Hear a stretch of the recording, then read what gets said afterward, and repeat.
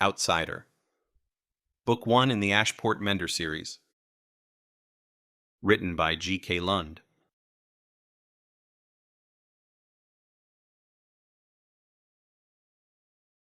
Part 1. Outsider. Chapter 1. The man across from me had a smug look despite the severity of his situation. Being questioned for murder didn't seem to worry him much. He didn't even want a lawyer. That didn't happen often, but when it did, you could count on the suspects being sure of themselves. Mr. Hensley was no exception. "You don't seem particularly upset by Ms. Stanton's murder, Mr. Hensley," said McCallan. Seated to my left, my partner gave the same outward expression as myself. Calm, neutral, factual. "Oh, I'm very upset." "Who wouldn't be?" Hensley said, equally calm. He looked well-to-do. Expensive clothes, blonde hair slicked back, even a tan, despite autumn falling upon us. The only thing was that he looked tired. McCallan and I thought this was due to his partying, and then taking his girlfriend's life 2 nights ago, and then continuing partying. He himself claimed it was due to a few nights of poor sleep. He could be telling the truth, of course, and I could be the king of the moon. "So, to sum up," McCallan continued, "you and Ms. Stanton went to a club 2 nights ago. Afterward, you claim that you split up and went to your separate homes, and that's the last you saw of her?" "That's right." Hensley nodded, smiling. "So you didn't follow her to her home and then stab her, letting her bleed out in what must have been considerable pain?" I asked. "No, why would I do that?" he asked, attempting a confused look. "We have witnesses saying they saw you arguing at the club," McCallan said. "It wouldn't be the first time a lover's spat has gotten out of hand." "Well, detectives," Hensley shrugged and smiled on. "What can I say? I didn't do it. I walked home and then went to sleep. I didn't sleep well, probably because I had a couple of drinks and wasn't feeling that well anyway. And that's it." "That's it, is it?" McCallan flipped through the papers in front of him and extracted one of the photos, which he showed to Hensley. The man's eyes widened a bit in surprise, but he did not recoil. Instead, his interest peaked. The photo showed part of the crime scene, Anne Stanton's lifeless body, positioned in a halfway fetal position, like she'd tried to curl up in her final moments, soaked in her own blood. She had been stabbed 8 times in the abdomen and chest before being left to die. She'd been Hensley's girlfriend for about 6 months, and there he sat, barely reacting to the sight of her murdered body. "You know," Hensley said, his voice steady, "don't you need proof to arrest someone for a crime?" "He did it," I said, with absolute conviction as I slumped down into my chair, my feet hitting the desk's leg and making coffee from McCallan's cup spill out on his desk. "I know, Nate. Keep those giraffe legs in check, though," he said, grabbing tissues and soaking up the brown liquid. "We need to find the knife." I sighed. We had searched Anne Stanton's apartment, the streets between her place and Hensley's house, but we had found nothing. "He could have gotten rid of it anywhere by now," I said, loosening my tie a little. McCallan nodded and threw the wet tissue in the trash before resuming his work on the computer. According to the coroner, Stanton had been stabbed with a serrated knife, and as it happened, a bread knife was missing from her kitchen. We knew she had let her killer in. There were no signs of a break-in. That indicated she knew him. What with her being seen arguing with her boyfriend a couple of hours before her death, and said boyfriend's lack of reaction to her death, it was quite obvious. There was even a string of texts between them that showed a controlling behavior from him, starting about a month into their relationship. We needed actual physical evidence connecting him to the murder, though. His prints and DNA would be all over her apartment. There was a natural explanation for that. No, we needed the murder weapon. Without it, we had no case against Hensley. McCallan leaned back in his chair after a while. "He acted in affect," he said slowly, looking at nothing in particular. "Yeah," I said, "this wasn't a masterfully planned kill. Expensive shirt and blazer do not a mastermind make." McCallan nodded. "No, I think he's overconfident. And conceited. No regret in that one." He closed his eyes a moment and then frowned in exasperation, the corners of his mouth shifting down. And yet, we can't find the damn knife. If we had the dogs, I said, there was bound to be blood on the knife. But as it was, ours was not a big town and our police force not the largest. We had to make do, which is why I was so torn with what we were about to be ordered to do. "McAllen? Hansen?" Chief Mulligan's sharp voice reached us before she did. "How'd it go?" She stopped by our desks so abruptly that Officer Routledge had to clumsily swing around her to avoid a collision. "No confession," McAllen said, sitting up straight, "but I'd bet my kid's college funds he did it." "Well, that won't help in court," Mulligan said, holding a stack of files, supporting it against our desks. She was dressed formally, in dark clothes, not her usual blue jeans and shirt, which likely meant she had some business to tend to shortly. "The weapon?" she prompted. We both shook our heads. "Maybe with the dogs," I began. "Yeah, but they're still looking for that missing boy in Ashdale. That takes precedence over us. Unfortunately, our victim is already dead." She was right, of course. There was nothing we could do for Ann Stanton now, except make sure her killer got locked up. Mulligan blew out a huff of air, a hint of mint falling around us. "So our options are to let him go, as we have nothing on him." "Which will give him time to hide even more evidence if he needs to," I said. She nodded, along with McAllen at this. "Yes. How long until you have to let him go?" 6 hours, McAllen said. Mulligan chewed her lower lip a moment, not in uncertainty. That wasn't her style. She clicked her tongue quickly and met McAllen's eyes. "I think you should bring Ms. Evans in on this interrogation." "Chief, no," I blurted. "We don't need to do that." Mulligan sighed, knowing very well my stance on that matter.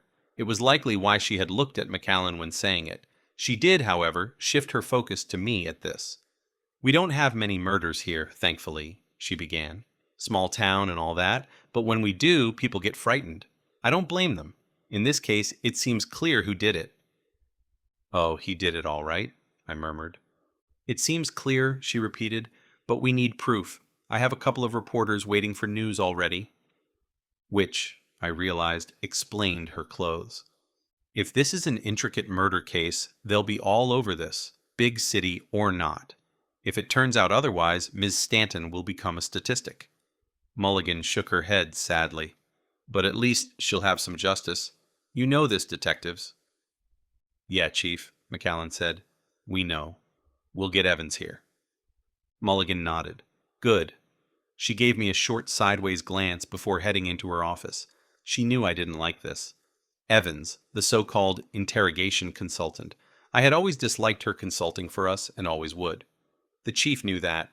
She didn't even seem overjoyed about this practice herself, but she went through with it anyway when necessary. "Give her a call, will you?"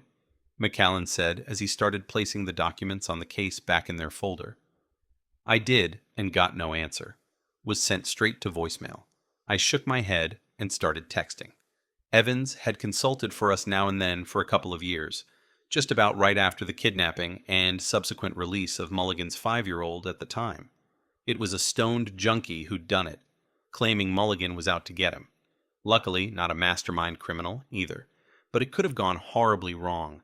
I had never been able to shake the feeling that Evans had something to do with that.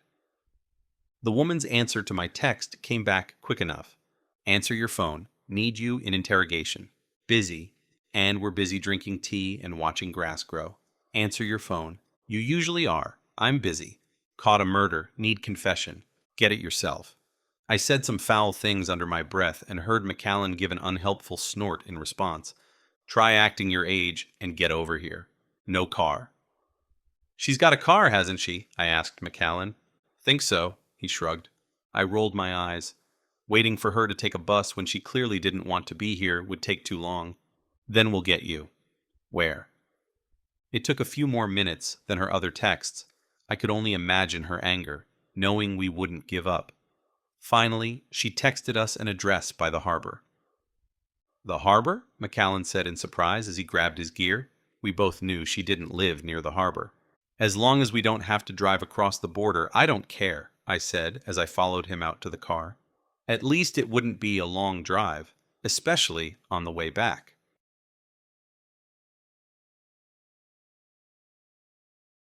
Chapter 2. That's Eddie Hayes, isn't it? McCallan said, not really needing an answer. I nodded, but we both knew he was right.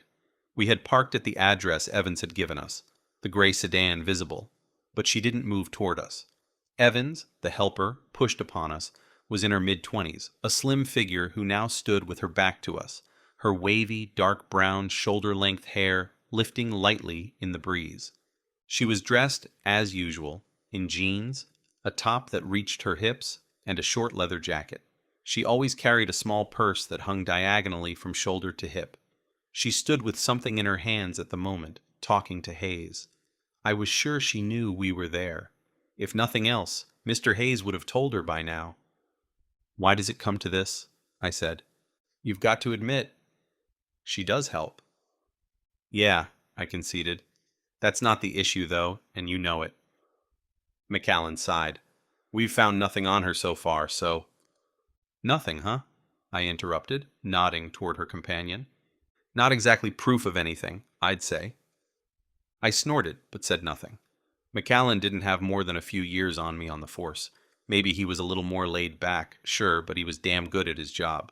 I took what he said seriously, even though I might not agree. Anyway, we now had 5.5 hours. I was not going to spend them watching a date unfold. I honked the horn, taking pleasure in seeing them both jump at the loud interrupting sound. Evans turned, raised her arms to her sides, giving us a what the grimace. I raised my hands innocently above the steering wheel. She turned back to Hayes, said something, and then headed toward the car. She did not look happy as she approached, and slammed the door shut as she got in, scooting over to the middle seat, a bear claw in her mouth, so she had one hand free. She smiled at McCallan.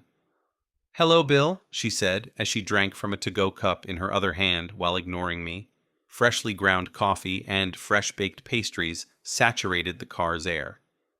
"Hello, Maggie," McCallan said. "Bill?" I mouthed at him as she maneuvered the coffee cup between her knees to better handle the pastry. He shrugged. "So," she said behind us, "what have you got? I said I was in the middle of something." "Yeah, about that," I began, turning a little to see her better. "Do you know that your boyfriend is suspected of identity theft and fraud?" She looked up from what I could only imagine was her breakfast. "What? Eddie?" McCallan nodded. She scoffed, rolling her big dark eyes at us. "He's not my boyfriend," she said. "I did have a thing with his brother a couple of months back, though," she volunteered. "Brother?" McCallan asked. We hadn't heard about a brother. "Mm-hmm," she nodded while chewing hastily. "Jacques. They're twins, actually. Identical. You have twins, don't you?" she added, looking at McCallan. "Yeah, 2 pair," he said, not without a hint of despair in his voice. McCallan and his wife Rosita had been blessed with 2 sets of twins with about a year in between. His sleep deprivation was still a running joke at the station. "You lucky poor thing," Evans said, breaking her bear claw in half and handing him one of the pieces, which he took with a smile. "You need some energy," she said, and then looked at me. "Mr. Tall and Surly over here probably needs an injection of sugar to be even near polite." "Well, we don't have time to wait for you to charm the other twin," I said, while McCallan scarfed down the bear claw. I took the file from him and found the same photo we had shown Hensley. I handed it to Evans, who took it reluctantly with her free hand. She had seen these before and she didn't like them. Unlike Hensley, she grimaced in both disgust and sadness before handing the photo back to me. "Okay," she said, her angry eyes meeting mine in the rearview mirror. "Count me in."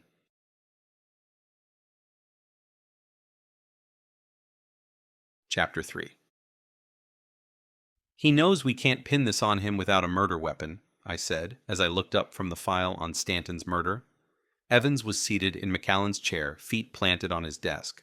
McCallan had gone to get Hensley from the holding cell while I caught Evans up to speed on the case. I glowered at her feet until she rolled her eyes like a juvenile and moved them to the floor and sat up. "Okay," she said, "so what about other things like blood and hair and whatnot?" I shook my head. "Nope. He was her boyfriend for about 6 months. He must have been in her apartment plenty of times during their relationship." She was with him that long? Mm-hmm. According to her friends, her social media statuses, texts. Can't have been the first time he laid a hand on her, Evans said. You're probably right. The way Anne Stanton had been killed was violent. There must have been a lot of rage that went into that act. She was stabbed multiple times, not something that would happen during their first ever argument. No, it looked more like something that had built up in the man over time. Evans was very likely right on that score. I closed the file and looked up again, seeing that she was now busy touching up her lipstick. I looked around, but no one in the station was paying her any heed. Not anymore. I had noticed that when we came in with her earlier as well. She greeted those she was on good terms with. The rest didn't really notice her anymore. She was becoming a known fixture, and I didn't like it. In the beginning, everyone had thought it odd that she was even there. She wasn't one of us, had no formal training whatsoever, at least not that we knew of, and had been brought in by the chief on what seemed like a whim. I had to admit that she got results, but the comfort of her presence with the others bothered me. Evans herself seemed utterly unfazed by where she was as she looked into a small pocket mirror. Today's color was bright red. She didn't wear much makeup, but she always wore lipstick. It was an oddity, considering how she didn't seem to care about getting all dolled up wearing colorless clothes, always blue, gray, brown, and black. Something wrong? She asked, as she noticed me looking at her. Actually, no, I said, and grabbed my phone as McAllen texted they were ready. I don't think this guy likes women very much. Some makeup might provoke that. As it turned out, I was right. Hensley was again seated and handcuffed to the table, McAllen waiting in the same chair as before. Evans walked in and took the other one while I remained standing, leaning against the wall behind them. As he watched her, a ripple of confusion crossed his face. He tried to rein himself in, but the uncertainty in him was evident. He was used to myself and McAllen by now, but this woman who was so clearly not a police officer made him a little hesitant. Her clothes were all wrong. Her smile didn't fit either. Oh yes, the smile. That is to say, smirk. If there was one thing that bothered me about her, and there really were so many things, it was the smirk. This half-smile combined with a look, a tiny narrowing of her eyes that told the world and everyone in it that she couldn't be touched, like she was above everything. I hated that. At the moment, though, I found it useful because it left the man in front of her in a befuddled state. He was not used to that sort of confronting attitude, and he couldn't deal with it the way he wanted to in here. Mr. Hensley, McAllen said, this is Ms. Evans. She's an interrogations consultant who works with us now and then. She'll be joining us today as we resume our interview from earlier this morning. Sure thing, Hensley said, forcing a smile back to his face. We all went through the ritual of stating our names and presence for the recorder and cameras. Hensley still refused a lawyer. He was pulling himself together now, though his eyes rested on Evans all the time. So, Mr. Hensley, she began when the formalities were done with, I hear you're suspected of doing unpleasant things to your girlfriend. He shrugged at this. So they keep claiming, and yet they have no proof. I don't think an interrogations expert is going to help with that. He actually leaned back a little, looking down his nose at her as he said this. There was only one thing I agreed with him on, an interrogations expert she was not. She was usually referred to as a consultant by the cops in the building. That could, after all, mean so many things. Her technique was not something she'd learned in law enforcement anywhere. No, I had figured out early on that she used the simple tricks that charlatans and scam artists all over the world use. Cold reading. She could pick up on subtle expressions and details that people gave without realizing. The same trick used, for example, to scam those who wanted to know that their loved and departed ones were all right. Those kinds of schemes were not okay with me. It's unbelievably cruel to do that to people. And yet, here we were doing exactly that. Although, I had to admit, my conscience wasn't too shattered in this situation. He didn't call me an expert, Evans said, but I do all right. Oh, I'm sure, sweetie. Her smirk came back at this. Even I thought it was justified at that comment. Did you kill her? She asked. bluntly. Of course not. I loved her. Evans sat relaxed in the chair, leaning back a little, her left hand resting on her thigh. I was standing a little to her left, behind her, so I could pay attention to this, as was Macallan where he sat. It was the system we used. As Hensley answered her, she slightly lifted 2 fingers, something Hensley couldn't see through the table. 2 fingers meant he was lying. 1 meant the truth was being told. Where were you 2 nights ago? At Harrigan's with Anne. 1 finger. Just the 2 of you? No friends with you? Hensley seemed somewhat impatient, having been asked these questions several times already. Just us. A date, you see. 1 finger. He always gave the same answer here. It was no wonder they were alone, though, since he had managed to alienate and isolate her from most of her friends. Was it fun? Evans continued. A ripple of uncertainty crossed his face at this. What? They didn't ask that. He pointed at Macallan and me. No, but I am. Was it fun? Sure. It was okay. Just okay? Yeah, it was okay. He answered while looking at Evans, trying to seem above it, but not quite concealing a look of disdain. I could see it by his flared nostrils and barely narrowed eyes. So no one made contact with you? What? There's something called surveillance cameras, Mr. Hensley, Macallan said. There were none in the club that had caught Hensley and Stanton, though he didn't need to know that right now. What we did have was witnesses. Did someone hit on Anne? Evans asked. Hensley drew a breath and nodded slowly. Yeah, some guy tried to hit on her when I was at the bar getting us drinks. So what? What kind of drinks? Why is that important? We need to see if your story matches with events as we know them or not, Macallan said. We had learned by now to go with whatever Evans asked. To read the suspects, she needed them to react. For them to react, she needed to ask questions we didn't always ask ourselves. Hensley looked silently at Macallan a moment, obviously not liking him taking Evans's side. Beers, he answered, and focused on Evans again. 1 finger. Doesn't take very long to get a couple of beers. Was the place packed? She added the last question to Macallan, who shook his head and then answered for the sake of the recorder. Doesn't take long at all, she concluded. How much could one guy really have said to your girlfriend? Hensley didn't answer this, and he did not look happy, despite his best efforts. You afraid she was going to go off with someone better than you? Evans asked, blunt as ever. I understood it under the circumstances. Problem was, she was usually like that. I mean, that's normal, Evans continued, seeing Hensley's eyes darken at the implied weakness of his manhood. You don't exactly strike me as an alpha male. Must have lost many girlfriends that way. No wonder you were afraid. Hensley scoffed. Screw you. I sent that guy packing. No way he was going to make a pass at her right in front of me. Yeah, but that's not the problem, though, huh? The problem was your girlfriend, all willing to cheat on you. I totally get it. I would too, if I were her.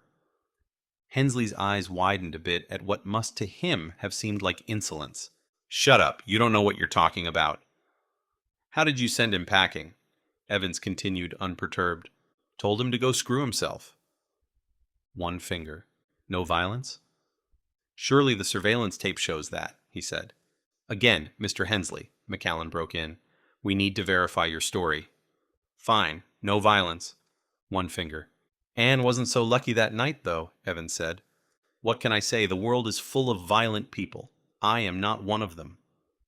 2 fingers. Did you argue after that guy made a pass at her? Of course not. Hensley shook his head vigorously. 2 fingers. So if we ask around, no one will testify to seeing you arguing, say, on the way home from the club? We didn't walk home together. 2 fingers. So Anne was hit on, you didn't like it, and then you went your separate ways? Yes. 2 fingers. You didn't go over to her place later that night to apologize? No, Hensley answered her. 1 finger. I could see what she was doing, checking different possibilities to see how he reacted. I caught myself staring intently at his smug and confused face, trying to catch what she could see. The smugness and confusion were there like they were lit up with neon signs. But the small reactions, the little expressions of unease, pleasure, uncomfortableness, malice, and so on. I simply couldn't see them.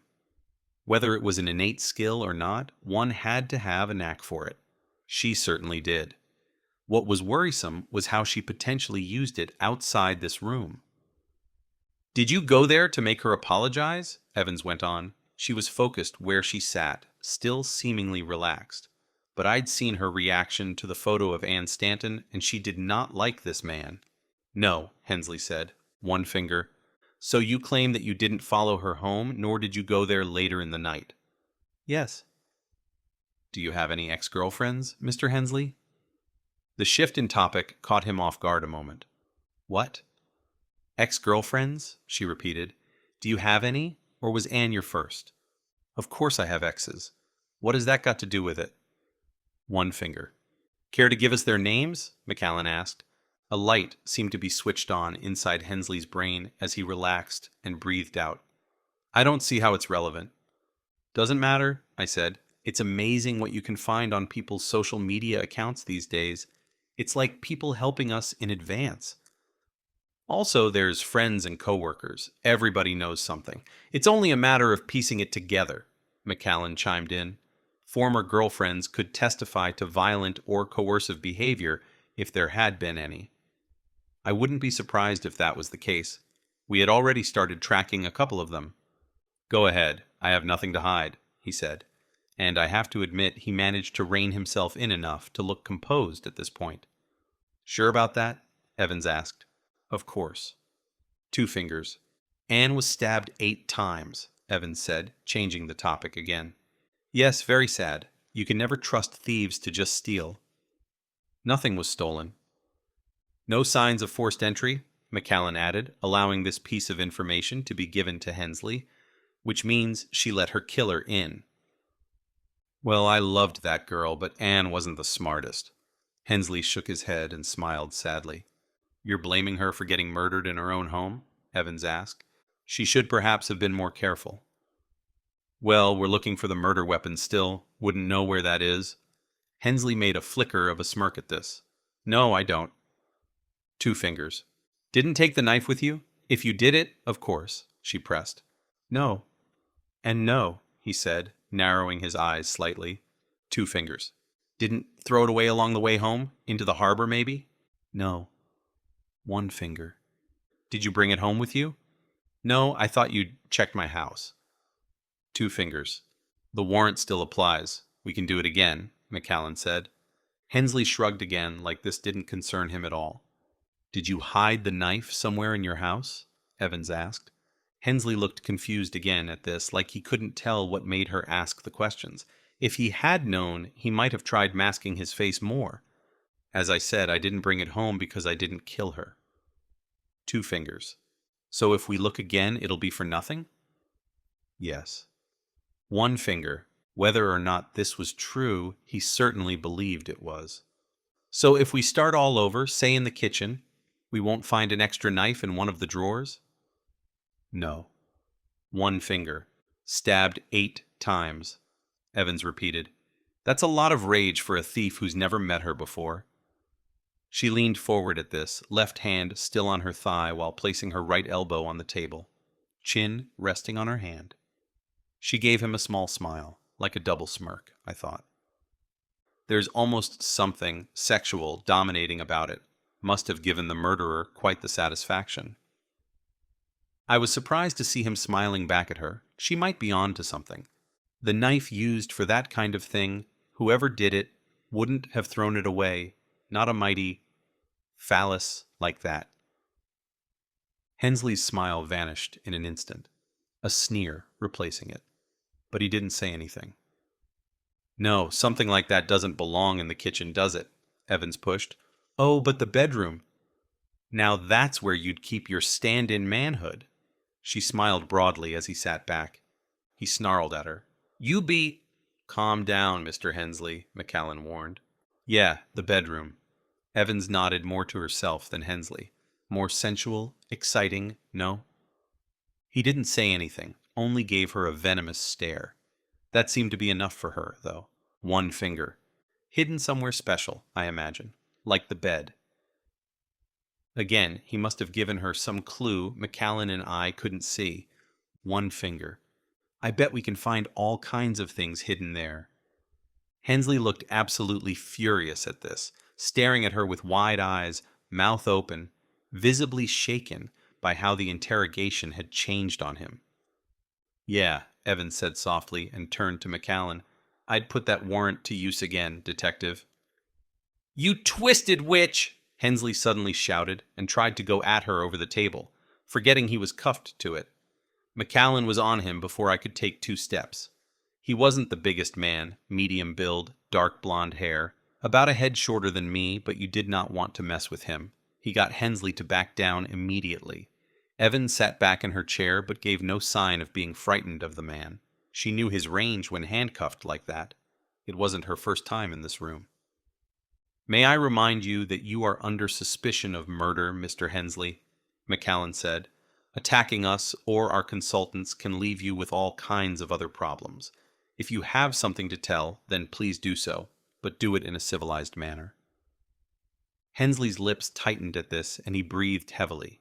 I didn't have a knack for cold reading, but his eyes were pure venom. If he'd been alone with Evans and not handcuffed, it was obvious what he would have wanted to do. However, from what we knew about her, she would have put up one hell of a fight. I think I got what I needed, she said, and looked up at me. I nodded, and walked her out of the room. As soon as the door closed behind us, she leaned against the nearest wall and sank down to the floor, leaning her head back and closing her eyes a moment. You okay? I asked.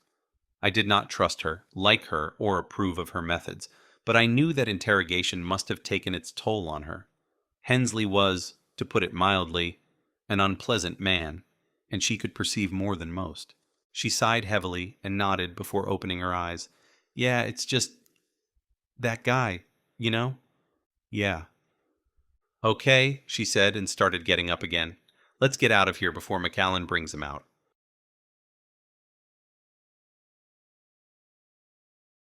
Chapter 4. I'm telling you, Evans said as we made our way toward the exit. Hensley liked what he did. We gathered that, McCallan said. Yeah, but he really liked it, she pressed on, worry in her voice, as in he wants to do it again. This guy won't stop now that he's begun. You need to stop him. Let's hope we find some evidence then, I began when Maureen at reception broke in as we passed by. Maggie, hun, you need to sign out before you leave. Oh, sorry, Maureen, Evans responded and headed over to the front desk. McCallan and I stopped to wait.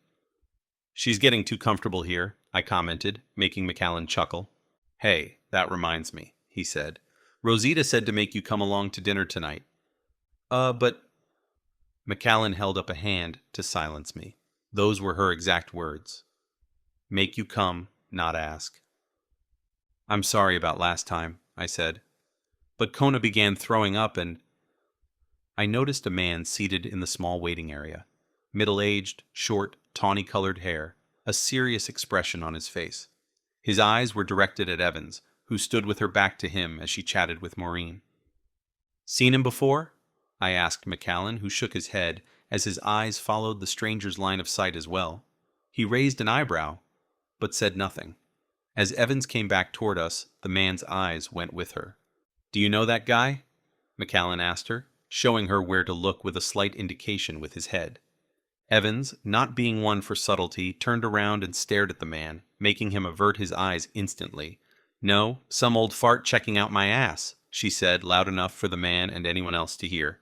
Okay, then. McCallan gave a cough. Let's go. As he led the way out, I thought I saw the tawny-haired man blush at Evans' comment. What I certainly did see was Evans looking back a moment, a look of confusion on her face. I gave a mental sigh and filed the information for future reference. The drive to Hensley's house was not a long one. He lived in a 2-story light green house about a 20-minute walk from the town center, and half-an-hour walk from Ann Stanton's apartment. This we had checked and double-checked. The house was not the largest in town, but more than enough for one person. Sweeney, the town's only crime tech, met us there, ready to help go through the house again. He was a year out of college, a skinny, dark-haired man with a happy disposition in general. I wondered how long it would last in that job. "Hello, Francis," Evans said as we joined him on the porch. "Oh, hiya, Maggie. I heard you'd been called in." He was checking something on his camera. "Let's hope we find something this time," he added, and lowered it, his tool bag hanging ready on his shoulder. "I hope so too," Evans said. "You filming?" I nodded as I got my phone from my jacket pocket and opened the application. In this respect, she'd come a long way since the beginning. It was odd how the chief didn't seem all that enthusiastic about using Evans, and odder still that Evans didn't seem to want to do it either. At first, she had not liked being filmed or recorded. Only once had she been required by the DA to appear in court, and with her blunt and rude behavior, that had not happened again. If the DA could avoid using her that way, all the better for everyone. Which was why everything was filmed, and there were always police officers with her who could testify instead. We headed into the house, Evans and Sweeney first, while McCallan and I followed. "Where should we start?" Sweeney asked. "Living room? Kitchen?" "No," Evans said while looking around. He had a reaction when I talked about the bedroom. He was trying very hard to seem like he didn't care. "Okay, his or the guest bedroom?" "Definitely his," she said, and followed Sweeney up the stairs. We walked through a somewhat untidy house, though that was due to the search earlier in the day, more than Hensley's housekeeping. We entered a spacious room, brightly lit by daylight permeating the windows on two of the walls. Things were somewhat in disarray here as well, the doors to a walk-in closet ajar. Taking up a lot of space was a king-size bed with a dark mahogany wood frame and headboard. It was covered with a beige bedspread and pillows that made Evans grimace, but she said nothing. "So, where do we begin?" Sweeney asked, setting down his bag, grabbing a pair of gloves. "The bed," Evans said, looking like she was trying to use X-ray vision on the thing. He just got more agitated when I asked about the bedroom. When the bed came up, he showed signs of panic. When he realized we wouldn't let it go, that's when he got angry. Angry wasn't quite a strong enough word. The man had looked like he could kill Evans right then and there. "Well, we searched this whole room yesterday, but found nothing anywhere, including the bed," Sweeney said. "We might not have been thorough enough," McCallan said. Evans nodded. "I'd start with the bed frame, look for hidden compartments. I don't think he's stupid enough to hide it in the mattress." Sweeney did as told, and the rest of us waited patiently as he began by taking photos, before going to work on the bed frame. He worked methodically, searching every crevice, starting at the foot of the bed. The rest of us stood still, watching and waiting as I filmed everything Sweeney did. I could see the agitation in Evans at this. She was so sure the murder weapon would be there, that the wait was a test of patience, of which she had a low amount. Still, I had to admit that she had never been wrong before. The minutes ticked away. Sweeney worked, checking any part of the bed thick enough to contain something, using his flashlight between wood and mattress to see properly. As he neared the left bedpost, I heard Evans draw breath. I knew she could get details the rest of us couldn't, at least not as quickly, but whether or not it was in the left or right bedpost would surely be too accurate. Sweeney knocked on the wood, being rewarded with no resonance. The thick wooden beam, about 3 feet high, seemed to interest him, though, and he walked around the bed to the right one. The bedposts were connected by the half-arch of the headboard. Sweeney went with the same approach on this one. He started knocking on the wood, moving up from the floor, until a hollow sound reached us all, and he stopped. He looked attentively at us a moment. "This doesn't sound right," he commented, and kept on knocking his way to the top, the same hollow sound reverberating the whole time. Sweeney shrugged. "Seems like this bedpost has been hollowed out." He felt around for an opening, but it didn't take long for his attention to be diverted to the top of the bedpost. The only decoration there was a carved-out orb like on the other side of the bed. Sweeney touched it, but nothing happened. He looked around the top a little more before turning to me. "You should come closer with your camera, detective. This isn't easy to see." I did as he asked and moved closer, zooming in on the bedpost as Sweeney pointed out what he'd seen to me. A thin line, a gap about an inch below the top of the bedpost. Sweeney proceeded to grab hold of the top and twist it. The wood must have swelled somewhat since the compartment had been made. It slid open with a dry squeak, revealing a compartment underneath the lid. Sweeney peered into the opening and sighed. He nodded to himself and grabbed his camera, shooting multiple pictures before starting to lift out what was in there. At this point, there was no surprise in me at seeing the blood-stained bread knife as it emerged. We'd been through things like this before when Evans helped out on a case.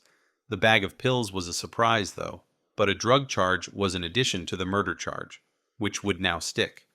That was the important part, and I felt relief at the sight of the evidence. "Do you guys need me anymore?" Evans said a little later, as the evidence had been bagged and tagged.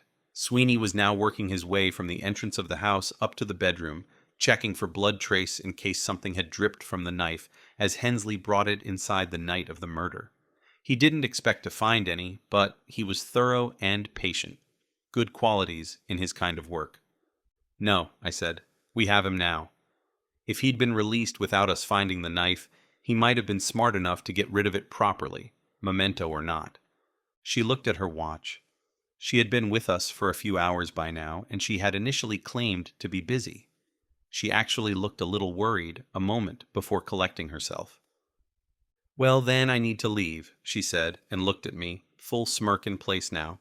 "I'm sure you won't miss me." "We'll get by," I answered dryly, as she headed out the door. "Thought she didn't have a car," McCallan mused as he joined me. "I guess the bus is good enough for getting away from us."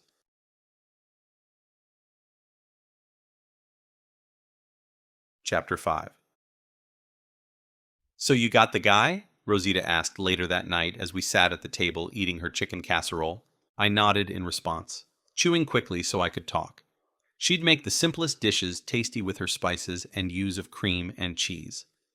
This rich casserole tasted of thyme, which mixed well with the oregano, and something I couldn't put my finger on. "Yeah, when we confronted him with the—" I stopped momentarily, seeing the 4 children looking at me. "The evidence?" I said, thinking this would be less harmful than blood-covered murder weapon. "He lawyered up," I added. "What's lawyering up?" little Sarah asked, her siblings nodding along as they too wondered about this. The 2 girls were, at 10, the eldest, but all 4 of them were no doubt siblings. They had the same features, among them their mother's dark eyes. The girls looked a little more like their father, and they had also inherited his temperament, while the boys took after their mother. Rosita was the more impulsive and adventurous of her and her husband, as he was more calm and grounded. I wondered sometimes if this had always been the case, or if it was a survival technique he had adopted after having 4 kids at a young age. He and Rosita were high school sweethearts, having married at 20, 2 years after the girls had come along, and then the boys a year after that. How the 2 of them had gotten any sleep in those first years was a mystery to everyone, including the 2 parents themselves. "And that's why everyone needs a lawyer," McCallan finished, the children looking like they were already tired of the answer to their own question. "May we be excused?" Lucas asked. At least I thought it was him and not Alex. The boys were identical, the girls fraternal. "We haven't gotten to dessert yet," Rosita said. 4 sets of eyes widened and brightened up at this. "What's for dessert?" Lucas and Anna said over each other. Rosita shrugged, looking at her husband. "Ask your father. He made it." "Ew!" all the children exclaimed, almost making me choke on a piece of chicken. "Can we play with Kona instead?" Anna asked. "I don't know," Rosita said. "You have to ask Nate about that." Which of course they did. All 4 at the same time. Kona, my golden retriever I'd brought with me, looked up from where she was lying on the floor, near a radiator, warm and snug. That wouldn't last long. She had a white coat and broad skull and forebody, as she was of European breed. I had gotten the dog from my sister some years ago when she'd married her husband, Doug, who was allergic to any furry animal. It had been hard for her giving up the dog, and initially I had wondered how to make it work with, well, my work. My schedule from time to time being as it was, taking care of a dog every day wasn't easy, not that I would ever compare it with raising 4 kids, but I had found a solution with a neighbor, Mrs. Gaines, a widow who liked Kona's company. So she looked after the dog when I wasn't at home, feeding her and walking her. When I was off duty, I looked after her myself, like now. I had brought her along, as I knew the McAllen house was a dog-friendly one. Sure, I said, as McAllen had told the kids to stop talking all at the same time, but be careful with her. Four heads nodded solemnly before they all left the table and headed for Kona, who sat up at this horde of small humans storming toward her. Are you sure it's okay? Rosita asked, giving them a worried look. Yeah, Kona likes people, and she's patient with kids. She's a horrible guard dog, though, I added, as I saw the dog now on her back getting her belly scratched by 8 small hands. I had brought the dog over before, of course, but not every time, as she got tired from the enthusiastic play with the kids. Anyway, Rosita said, leaning back in her chair, smiling. She was about McAllen's height, dark hair twisted into a bun, dressed in her work uniform still, white shirt and black skirt, her vest shed though. She worked as a receptionist at the Winter Star Hotel. I'm glad that man isn't out and about. Yeah, McAllen said. He's the sort of man that makes me hope the girls will never grow up and start dating. Don't even think about something like that happening to them, Rosita said, and crossed herself.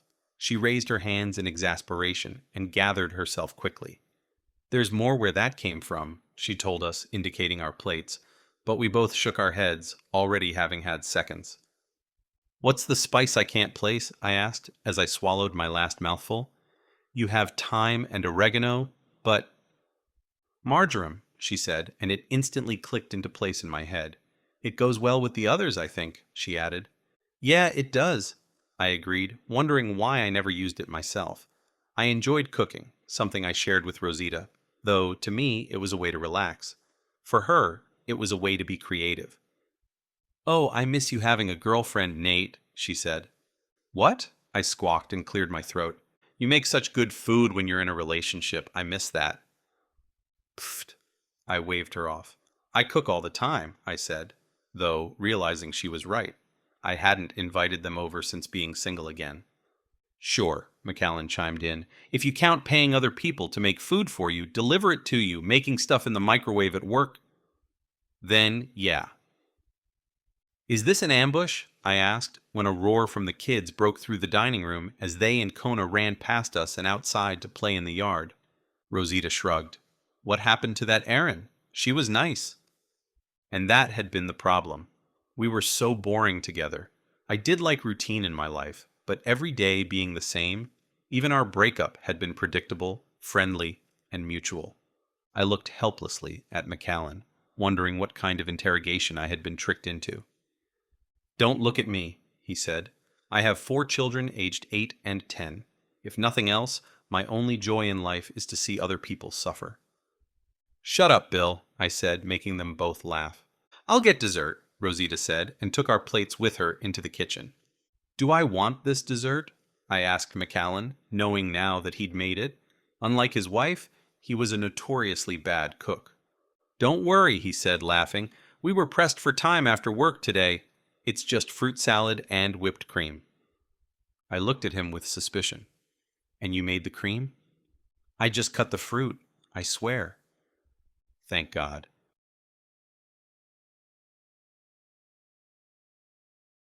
Chapter 6. I'm telling you, Misty is utterly shaken up about this, the old man, Mr. Withers, said. It was lunchtime the day after the dinner at the McAllen house, and my stomach was growling. We had been eating at Danny's and therefore been closest when someone had called the police because of an overheated argument between 2 neighbors. Oh, just shut up, you old fool, said Ms. Byers, the old man's neighbor, who was also likely 50 years his junior. She was sporting a 50s style with the obligatory pin-up tattooed on one arm and a big tiger on the other. Mr. Withers was her opposite in his brown cardigan that was buttoned up all the way, glasses hanging by a strap around his neck, his hair shock white. Don't call me a fool, Mr. Withers said indignantly. I know what you do to Misty. And Misty is your cat? McAllen said, notepad in hand, but not writing any of this down. Yes, Mr. Withers said. Black, except for 3 white spots on her chest. You can't miss her. He looked around, but said cat was nowhere to be seen. I shook my head and leaned on the brick wall next to me that separated a small grassy area from the street. Or the blue street. as everyone referred to it.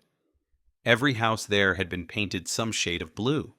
Rumor had it that it was due to the proximity to the water, but no one really knew why anymore. Everyone went with it so as not to cause an uproar from their neighbors. The building where Mr. Withers and Ms. Byers lived was a 4-story apartment building, painted a deep blue. "He doesn't need to see the damn cat," Ms. Byers snarled at the man. "Just because you don't like me doesn't mean you can call the cops."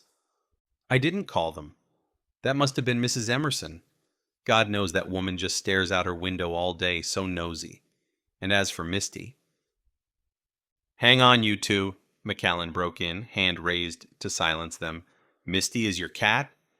"Yes," Mr. Withers said. "And you claim that Ms. Byers here is controlling the animal with her mind?"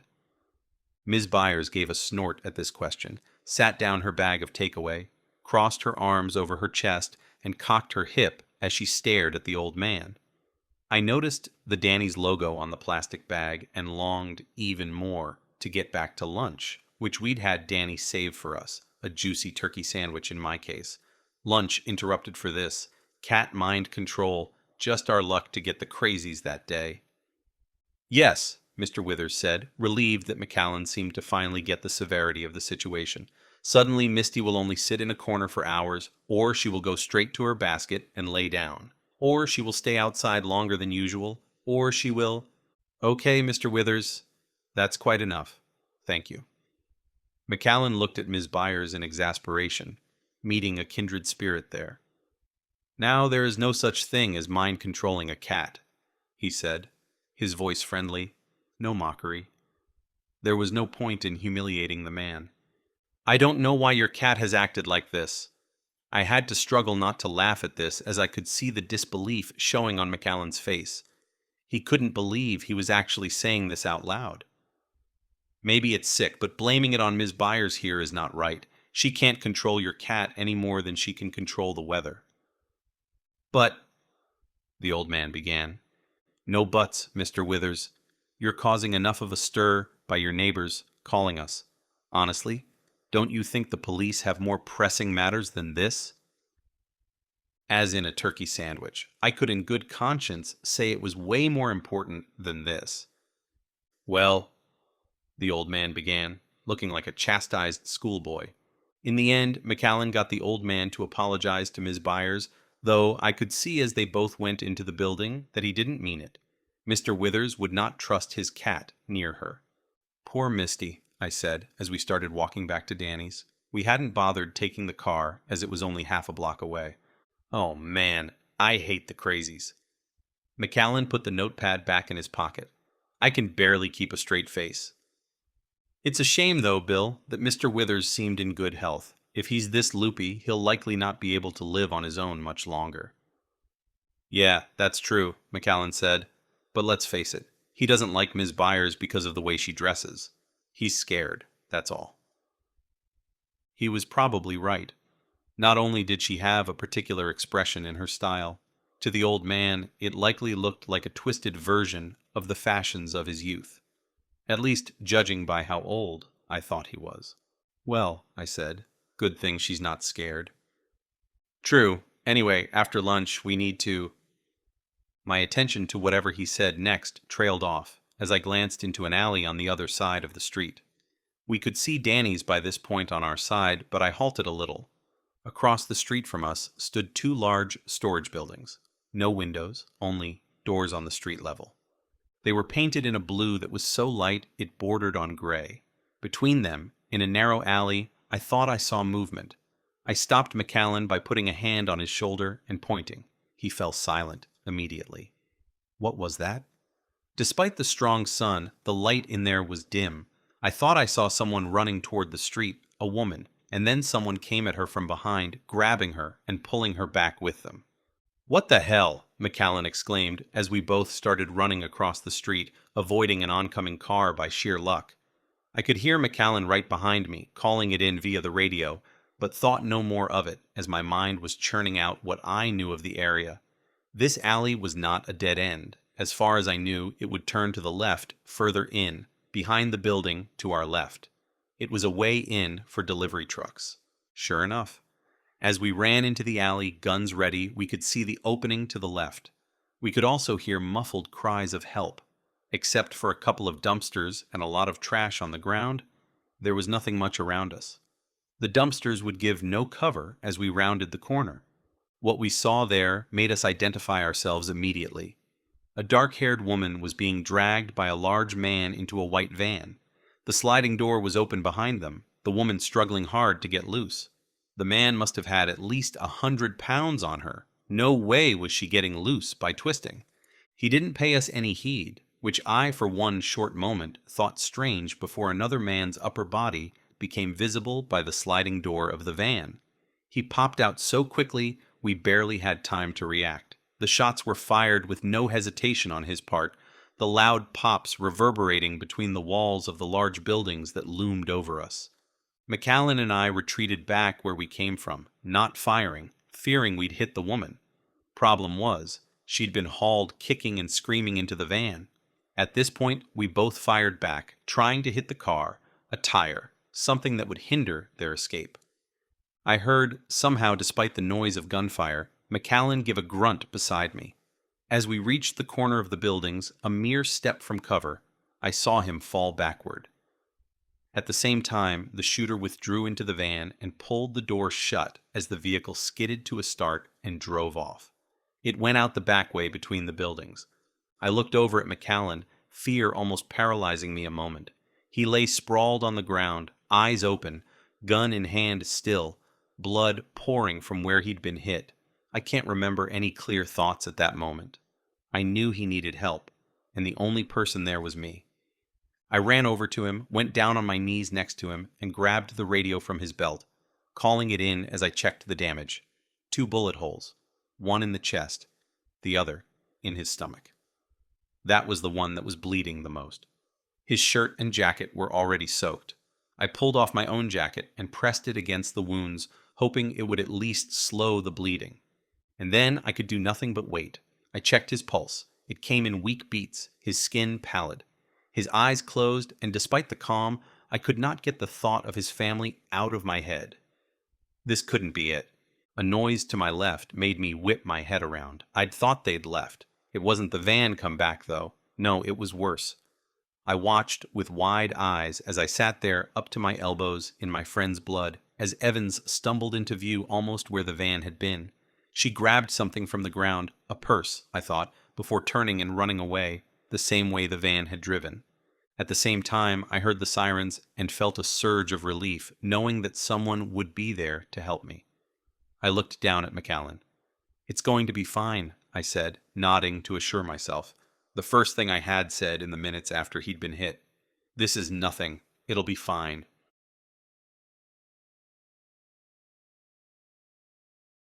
Chapter 7. The hours in the hospital ticked by so slow. The smell of disinfectant became unnoticeable in the same way you can't smell food in your home when you're making it. Hospital workers milled around in their never-ending errands. Cops, friends, and his family came and went.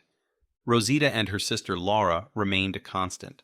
My clothes were still stained with blood, though I had somehow managed to wash my hands before they arrived. It was bad enough they saw me, and I was thankful all the kids weren't there. They were staying with Rosita's brother and his wife for the time being. So we sat waiting, staring at nothing, Laura sometimes getting coffee that we never really drank. The hospital didn't have the staff for this kind of thing. Sure, people got shot now and then, but the severity of McAllen's injuries was so bad, they had called in a surgeon from Ashdale. They had not dared to move him. All I could think of was the blood. I was surprised there was still any left in him by the time they got him to the hospital. Stomach wounds could be bad, and the blood had flowed, and the look of despair on Rosita's face as she'd come storming into the waiting area, like her world had crashed. It had, hadn't it? At some point, I gave a statement to Detective K, my voice coming out in a near monotone, trying to remember, to give them something to go on. I'd been offered to do it somewhere else, but declined. Rosita deserved to hear it all, as detailed as could be this time. It must have been downright awful to listen to. I knew she and McAllen discussed their jobs, but that was not the same as hearing how your husband got shot in an alley. And so the hours ticked by as we waited, every footstep making us look up, hoping for news. The sun set outside, the sounds in the hospital lessened. Even in there, some people, at least, went home at night. It was late when the doctor finally came, letting us know that McCallan had, in fact, pulled through, though only barely. Despite the blood loss from the stomach wound, it was the chest wound that had been the more serious. We were escorted to another room, where Rosita could go in, while Laura and I waited on some uncomfortable plastic chairs outside. At least he was out of surgery. That had to be good, I tried convincing myself. The door opened and the nurse left, leaving Rosita alone with her husband. Laura and I sat in silence. There was really nothing to talk about, nothing to do but wait. The door opened sometime later, Rosita standing there, looking tired and numb as she asked me to come in. I did as I was told, not sure I wanted to, not able to say no. I walked into the room, which was dimly lit compared to the hallway. McCallan lay in a bed, unconscious, tubes sticking out of him, a machine helping him breathe. His wounds were covered with large white bandages, which had yellowed from the rubbing alcohol, no doubt. It was odd, seeing something that looked like oversized band-aids covering such serious wounds. I knew they had to have been stitched up underneath, but it all looked so fragile. "I'm so sorry, Rosita," I said, my voice low as if trying not to wake the guy in a coma. She sat down in a chair placed next to the bed and took her husband's hand in hers. "I know you are, Nate, but you did what you could." The words hit me stronger than I had expected as I drew breath. I hadn't realized until now that I feared she might blame me. I did. I was the one who had noticed the woman being chased in that alley. But would we have simply walked on? No, of course not. Neither I nor McCallan would have done that. I knew that as I thought it through, looking at the scene in front of me, something I did not want to see.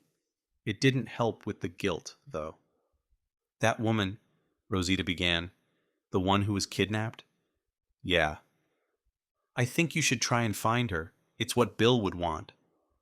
Her unspoken words hung in the room, so this wouldn't have been for nothing.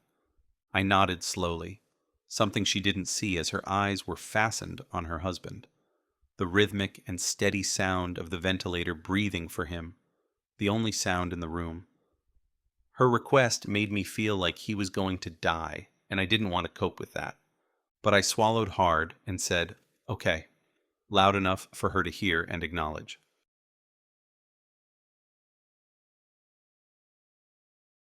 Chapter 8.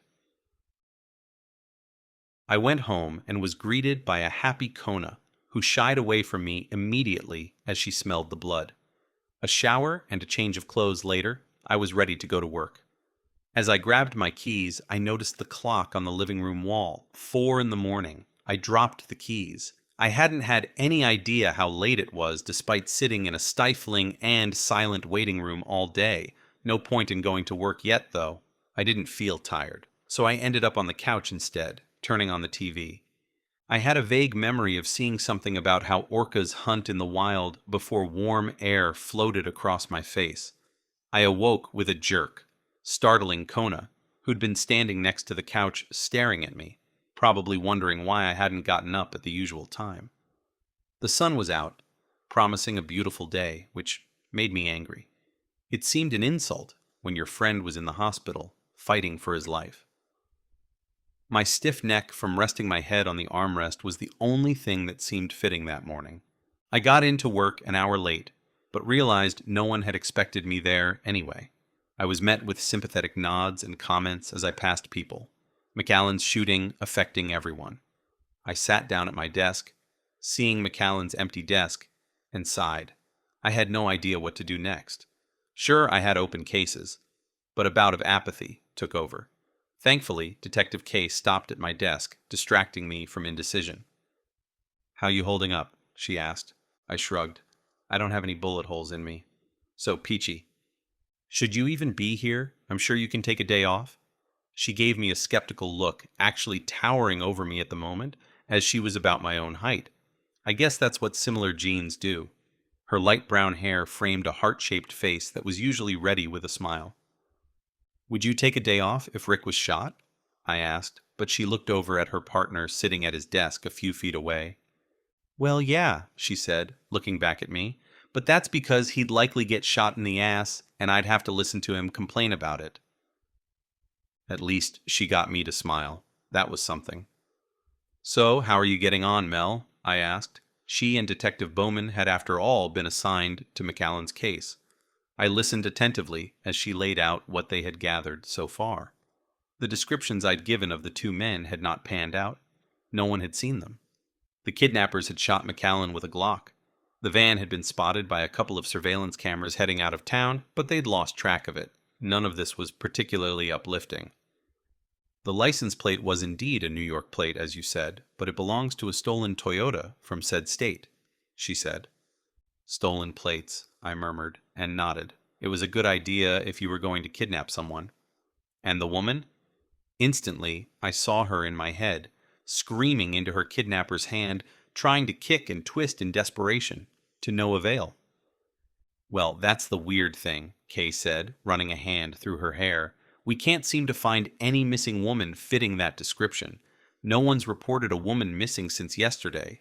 It's like no one knows who she is. She might have been passing through town and gotten unlucky, I said, but I didn't like the sound of this.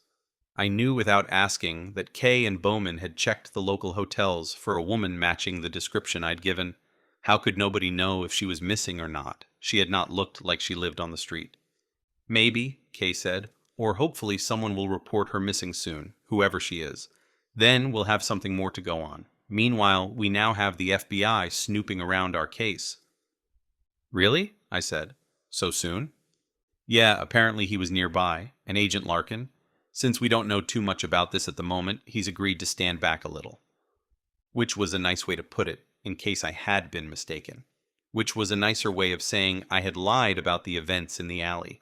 I didn't take it personally. I knew they had to check everything, especially since I was the only witness at the moment. But I knew these people. I knew they would investigate properly. That was all I could ask.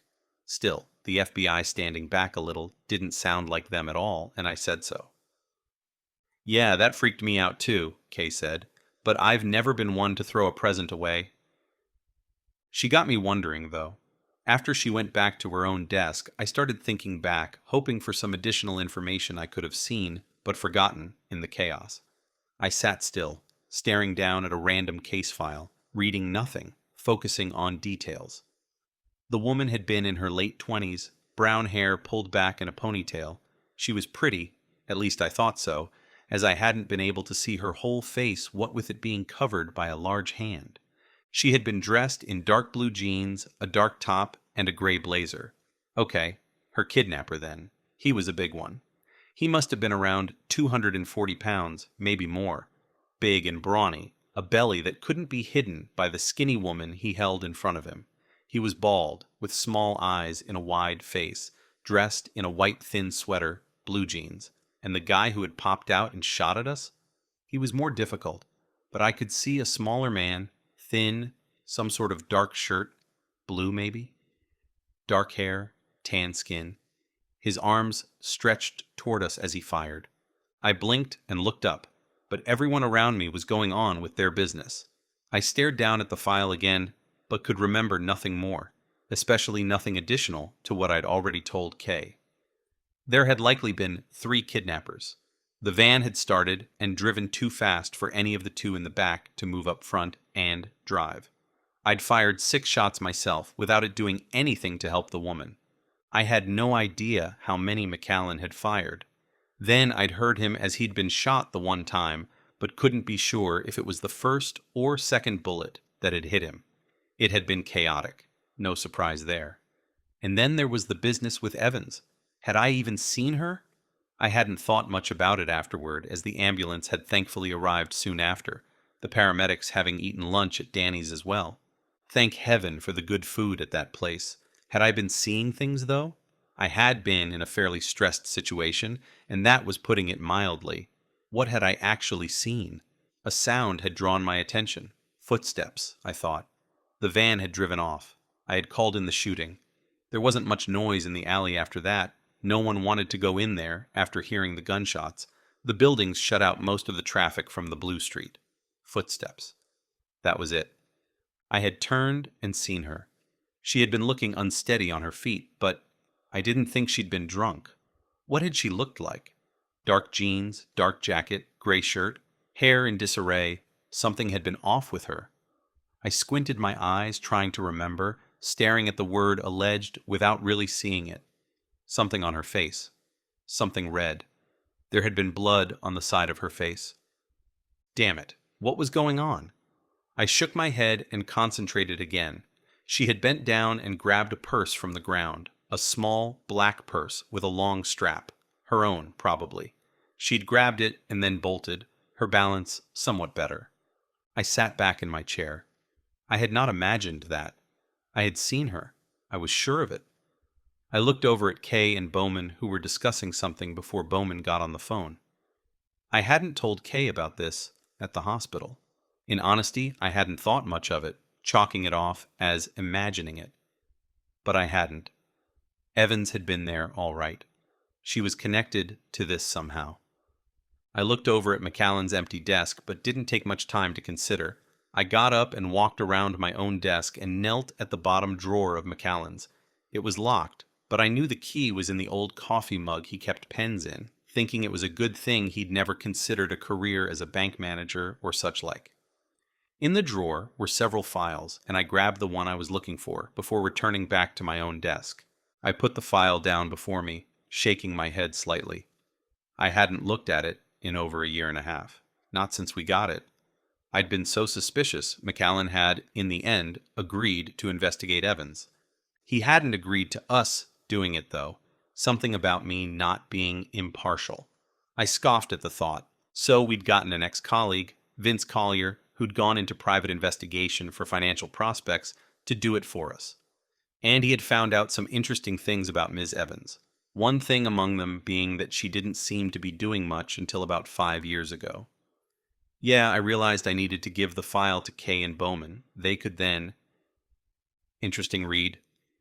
Startled, I turned and found the chief staring at me, eyebrow raised.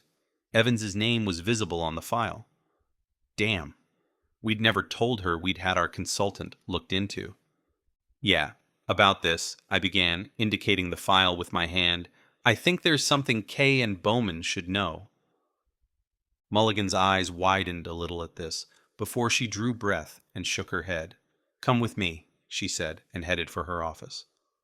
I followed, file in hand, and closed the door behind me as I entered. Glass walls, desk, and chairs, all of it professional.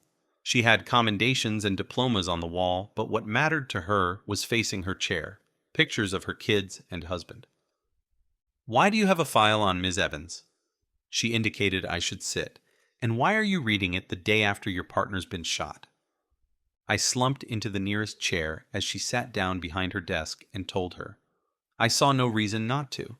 Evans had not gotten in the van, so we might get a hold of her. Get her to spill the information we needed. Mulligan listened in silence, leaning her head on her hand, 2 fingers by her temple, jaw on thumb. When I was done, she thought for a moment before straightening up. You're not taking this to Kay and Bowman, she said matter-of-factly. What? I blurted.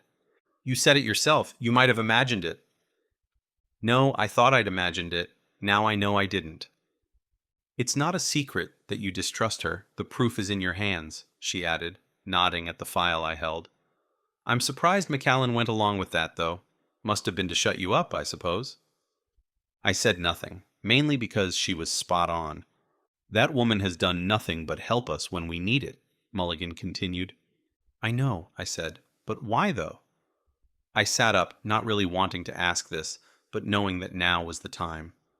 I'm sorry if this sounds indelicate, but does she have something on you, Chief? You mean, is she blackmailing me? I couldn't decipher her look, but nodded. No, she's not. I wanted to press her, but she was my boss. I was already on a thin line here. Mulligan drummed her fingers on her desk, staring at me a moment. Here's what we'll do, she finally said. I'll give you some leeway. Your partner's been shot after all. Leeway? You will not give that file or that information to Kay and Bowman. I opened my mouth at this. but she held up a hand to silence me. "No," she said, the order clear. "They will investigate using the information you have given them prior. You, on the other hand, will take a look at this. If it pans out, then come see me and we'll figure out what to do. If not, Ms. Evans will be left alone." I must have gaped as she told me to close my mouth. What was going on? The chief hiring Evans now and then was one thing, but this was downright protecting her. "Is there a problem?" Mulligan asked. "You finally get to investigate her, not for the first time, though," she said, her eyes on the file. "No," I said, shaking my head as I got up to leave. "No problem at all, Chief." Back at my desk, her words swirled around in my head. Something was wrong, and I couldn't shake the feeling she was being extorted in some way. Whatever it was Evans knew about her, it had to be bad. But Mulligan? I couldn't understand it. I pushed the thought away and went to work. No point in wasting time on questions I wouldn't get the answer to on my own. As I sat reading Evans's file, I was interrupted for a second time, though this time it was an unknown voice that stopped me from finishing a sentence. "Detective Hansen?" I turned to the man who'd walked up behind me and nodded. I knew before he'd introduced himself that this was the FBI agent Kay had mentioned.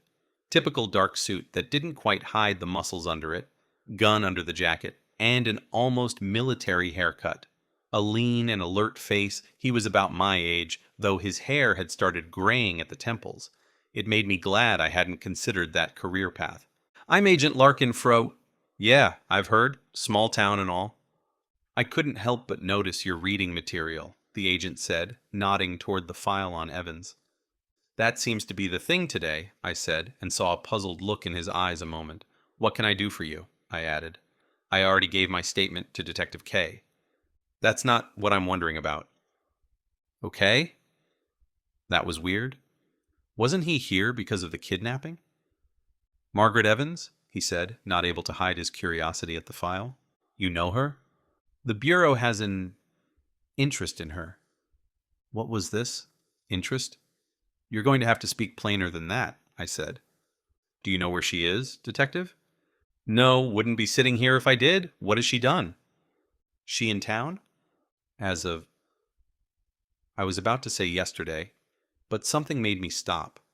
The weird way the conversation was going, I suppose. "2 days ago," I said instead. That could, after all, be checked and verified. Mulligan had not mentioned this guy when ordering me to investigate Evans, and I didn't think she'd want him involved. Hell, I didn't want him around. "Well, if you see her, give me a call, will you?" he said, and handed me a card with his contact information. "Sure thing," I said, refocusing on the file yet again as he walked over to Kay and Bowman. They didn't look overjoyed to see him, but talked politely enough.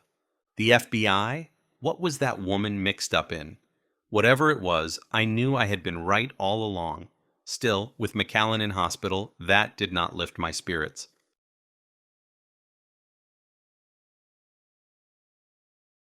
Chapter 9. After finishing with the file, I didn't quite know where to start. I could go to Evans's place, of course, but according to the information Collier had gathered on her, she didn't stay there often. So, with nothing better to go on, I headed back to the hospital where nothing had changed either. Eventually, I went to the crime scene late in the day. The alley looked the same, still shaded from the sun and quiet. There had been people watching yesterday, of course, drawn in by the sirens, paramedics, and cops milling around. The interest seemed to have died down today, though. As I walked in, I passed broken police tape, and further in, I could see the pool of dried blood where McAllen had been shot. Some of it had been dragged out on the ground by tires, by the look of the tracks, likely a delivery truck after they'd cleared the scene. I walked further in, where we had seen the van, scuff marks on the ground, not really a surprise either. I walked to where the van had been, a passage between the storage building and the apartment building next to it. It headed straight onto the blue street, but wasn't wide enough for a car or truck. That must have been where Evans had hidden. We hadn't seen her at all, not until I glimpsed her after the shooting. I went back and forth along the passage the van had driven, which I knew led to the street parallel to Blue Street. It revealed nothing. Not that I expected it. No cameras anywhere, like Kay had said. It made me wonder what was in the delivery trucks, though. I didn't have time to think more about it as I stood back by the pool of dried blood and noticed a familiar face out on the blue street. "What the?" I said, as I stared in utter disbelief at Evans walking on the sidewalk on the other side of the street. "No way!" I headed for the narrow passageway she must have used yesterday. Sure enough, as I reached the street, I saw that it was indeed Evans. She was walking away from Danny's, and it looked like she'd been in there as well, a takeaway bag in her hand. I hurriedly crossed the street, taking time to let a car pass without a near crash this time. She didn't notice me as I came up behind her, taking long strides to catch up. "Evans," I called out, seeing her stiffen immediately as she stopped and turned. She'd recognized my voice, knowing this wouldn't be good. As she turned around, though, any trace of surprise was gone from her face. She was smiling, but I could see the worry on her. "What a surprise," she said. "What can I do for you, detective?" She adjusted her grip on the bag as the plastic had started to rip. "We need to have a talk." "Okay, no problem. Let me just—" The bag flew toward me, hitting me square in the chest as she bolted. I took a step back in surprise as the food landed on the sidewalk and watched her run at full tilt. I called after her to stop, but it didn't do anything to persuade her. Nor did I fret much over it. I glanced down at the food, seeing a mix of dressing and tomato sauce from the boxes. My clothes had been spared that mess by the plastic. I grabbed the bag, thinking she must have torn at the handle even before she'd turned and threw it in the nearest bin. Then I turned and walked the opposite way. The thing about Blue Street is that it leads into Shore Street, which, in turn, leads down to the harbor. It doesn't cross the Blue Street at a 90-degree angle, though, but rather more diagonal, running in a sort of parallel to the Blue Street. Since she was running that way, she would have to make a left where the streets met. Easier to find a place to hide down by the harbor than keeping on running along either of the two streets the other way. So I walked back the opposite way until I stepped in between two houses that stood close together. A narrow passageway presented itself. Most people didn't know of it, as it looked like you were trespassing by going in there, what with garden plants and hedges concealing most of it. It wasn't the first time I'd been running after some perp in this area, needing the shortcut. Sure enough, as I reached the other side, I didn't have to wait long before hearing running footsteps coming my way. I waited, listened, and before she passed me, I stepped out onto the sidewalk and grabbed her arm, yanking her back and into the passageway. It made her stumble with the abrupt change in her speed and movements. "Hey, what the hell?" she exclaimed, raising her free hand ready to punch or hit. She was a millisecond away from attacking when recognition showed in her eyes and she stopped herself. "By all means," I said, not letting go of her arm. "Give me a reason to arrest you." "Are you all right, miss?" a female voice interrupted. I turned and saw an elderly woman staring at us, wondering if Evans was in danger. I couldn't blame the woman for thinking it if she'd seen her being pulled off the sidewalk like that. "Nothing to concern you, ma'am," I said, flashing my badge. "She's suspected of selling drugs to kids," I added, not really knowing where that lie came from. It did the trick, though. As she walked away, the old lady stared daggers at Evans, who returned the look immediately, instead of trying to deny what I said. She calmed down a little, though, catching her breath, which, by the way, wasn't that heavy. She could obviously run some distance with ease. As for the attack she'd scrapped, well, Collier's file suggested knowledge of some martial arts, although he hadn't pinpointed any particular style. Good to know in advance. "That was handy," she said, indicating my badge with her head. "Maybe I should get one of those." A comment made of pure bile threatened to pass my lips in response to that, but I clenched my teeth at the thought instead. "So what do you want?" she said. "Or are we going to stand here all day holding hands?" "I'm considering whether or not to cuff you," I said. "My partner was shot yesterday." She nodded at that, looking genuinely sad. That was expected, though. She got on well enough with McAllen, but that didn't mean she wasn't to blame. "Yeah," she said. "It was all over the paper. But why did you run?" I interrupted. She knew damn well where and when it had happened. She began, for once at a loss for words. "Yeah, I thought so," I said. "I saw you. Your partners left you in that alley, but I saw you." Wait, what partners? Don't bother. You think I had something to do with the shooting? She said, raising her voice. You know I do. I was the one smiling now. Why else did you run? She pulled her arm at that, but I didn't let go. I had no intention of chasing her through the streets if I could avoid it. Listen, she said, going for a reasonable voice now. There was no fear to see in her, there never was, but she could be intimidated somewhat if one pushed the right buttons. Okay, so I ran, but only because I knew you'd overreact. Overreact? That's what you do, isn't it? Getting all irritated and cranky because, I don't know, the world lives to see another day? I get cranky, I said, pointedly looking down at her, when people shoot at me. I get irritated when my friends are shot, and I get pissed off when I'm then told to do a separate investigation into the shooting because a suspect is watched over by my boss. Her eyes widened at that. Mulligan told you to do that? She asked, and I nodded in response. And I'm a suspect in this? She seemed honestly surprised this time, but she relaxed her arm and nodded at me. Okay, I'll cooperate, detective. It was my turn to be surprised this time.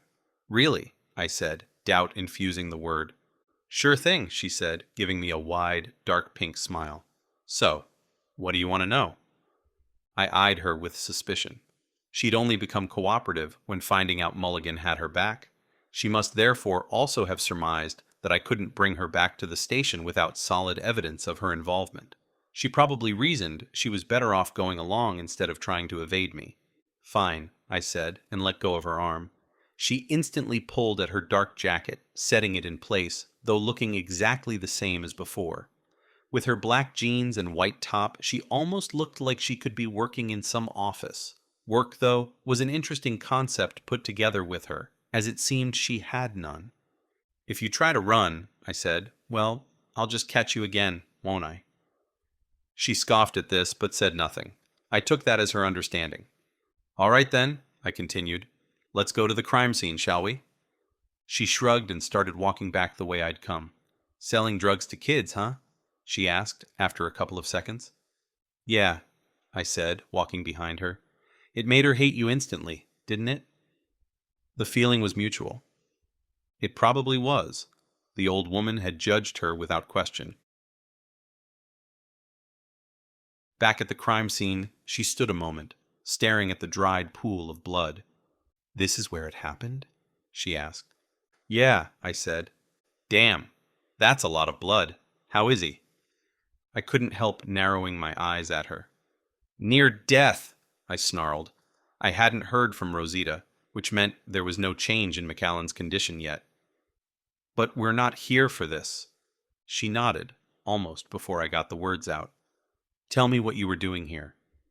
She walked backward a few steps before turning around and looking in the direction where the van had been. I was here to meet Andrea, she said. The woman who was kidnapped?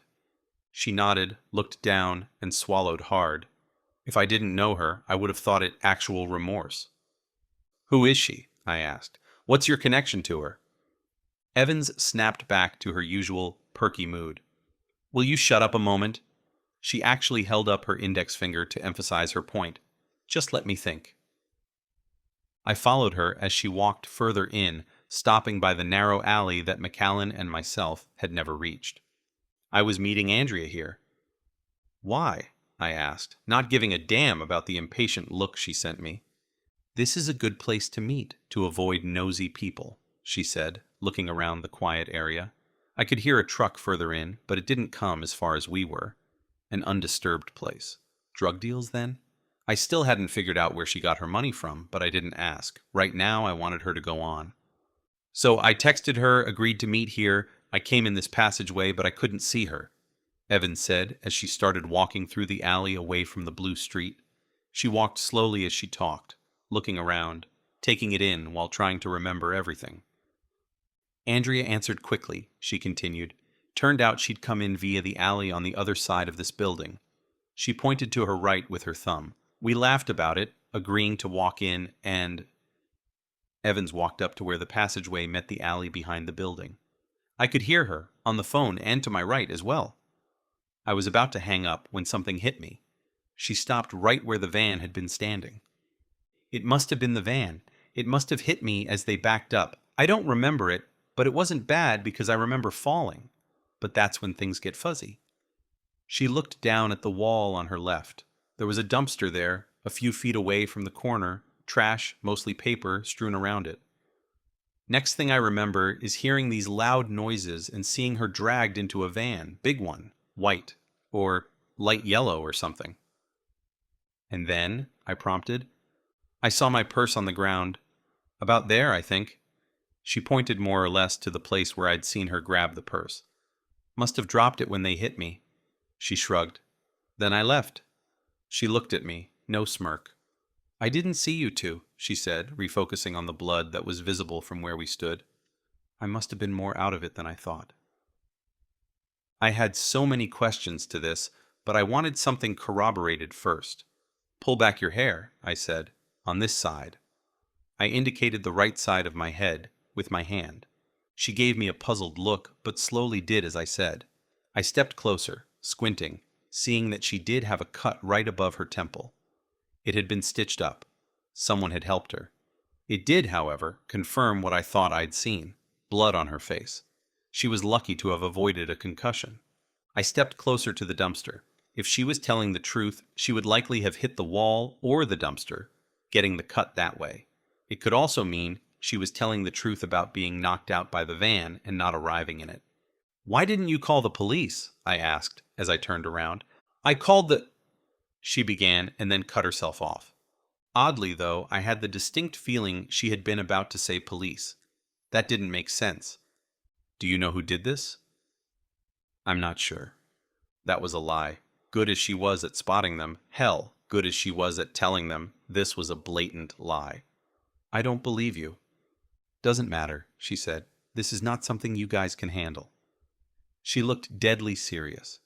I heard a little swishing sound then, as if someone had snapped their fingers. Her face turned to a grimace of surprise.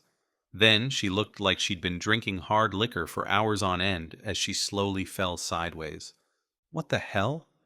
I stared dumbfounded as she hit the ground, hearing footsteps to my right.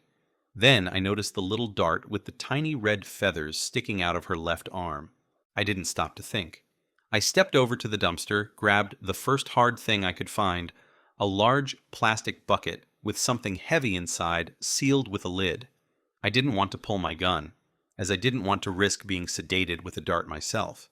Instead, I went to the wall on my right, thankfully hidden by the passageway. I heard the steps coming closer, only one person. I looked down at the dart on Evan's arm. What was this? Was there a Bond villain after her as well? Who the hell uses tranquilizer guns anyway?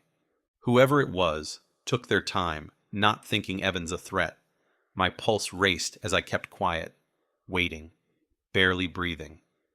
Then the steps manifested themselves as a figure became visible to my right.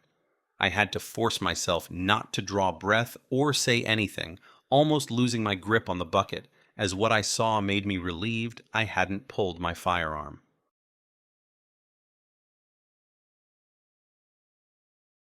Chapter 10. I sat in the car on the outskirts of town, engine off, lazily staring out the windscreen. The sky was dark, though with an oncoming orange light. I picked up my phone from the passenger seat as a text alert sounded. It was from Rosita. They had taken him off the ventilator. He was breathing on his own now, but he hadn't regained consciousness. Still, it had to be a good sign. I sighed thankfully and texted a reply.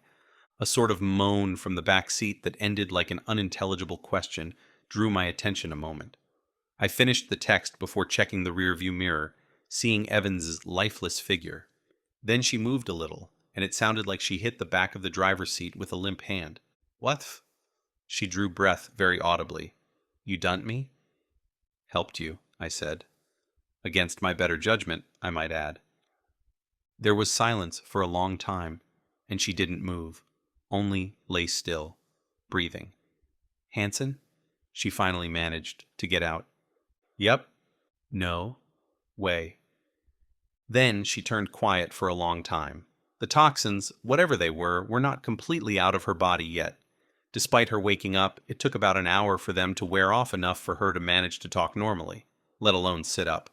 I have rarely been so caught up on the news, having nothing else to do but read them on my phone. It was still dark outside when she managed to get herself into a seated position, head hanging a little, looking like she'd been on a bender and now facing the hangover of the ages. "What happened?" she asked, eyes squinting at me in the mirror, her voice hoarse. "You don't remember?" She had to think about it, and it seemed difficult for her to gather her thoughts. She ran her hands through her hair, smoothing it from the tangled state it had been in. "We were talking," she said, "in the alley." "That's it?" "Yeah, it's just black." "You were shot with this," I said, handing her the dart. She took it carefully, looking at it with curiosity. "A dart?" "Mm-hmm. With a potent sedative. You've been out for hours." "Who the hell uses poisoned darts? What happened?" That was the question, wasn't it? "That's what I want to know," I said. "Why is the FBI after you?" Her widening, dark brown eyes met mine in the rearview mirror. "FBI?" I simply nodded. "The FBI did this?" There was fear in her voice now.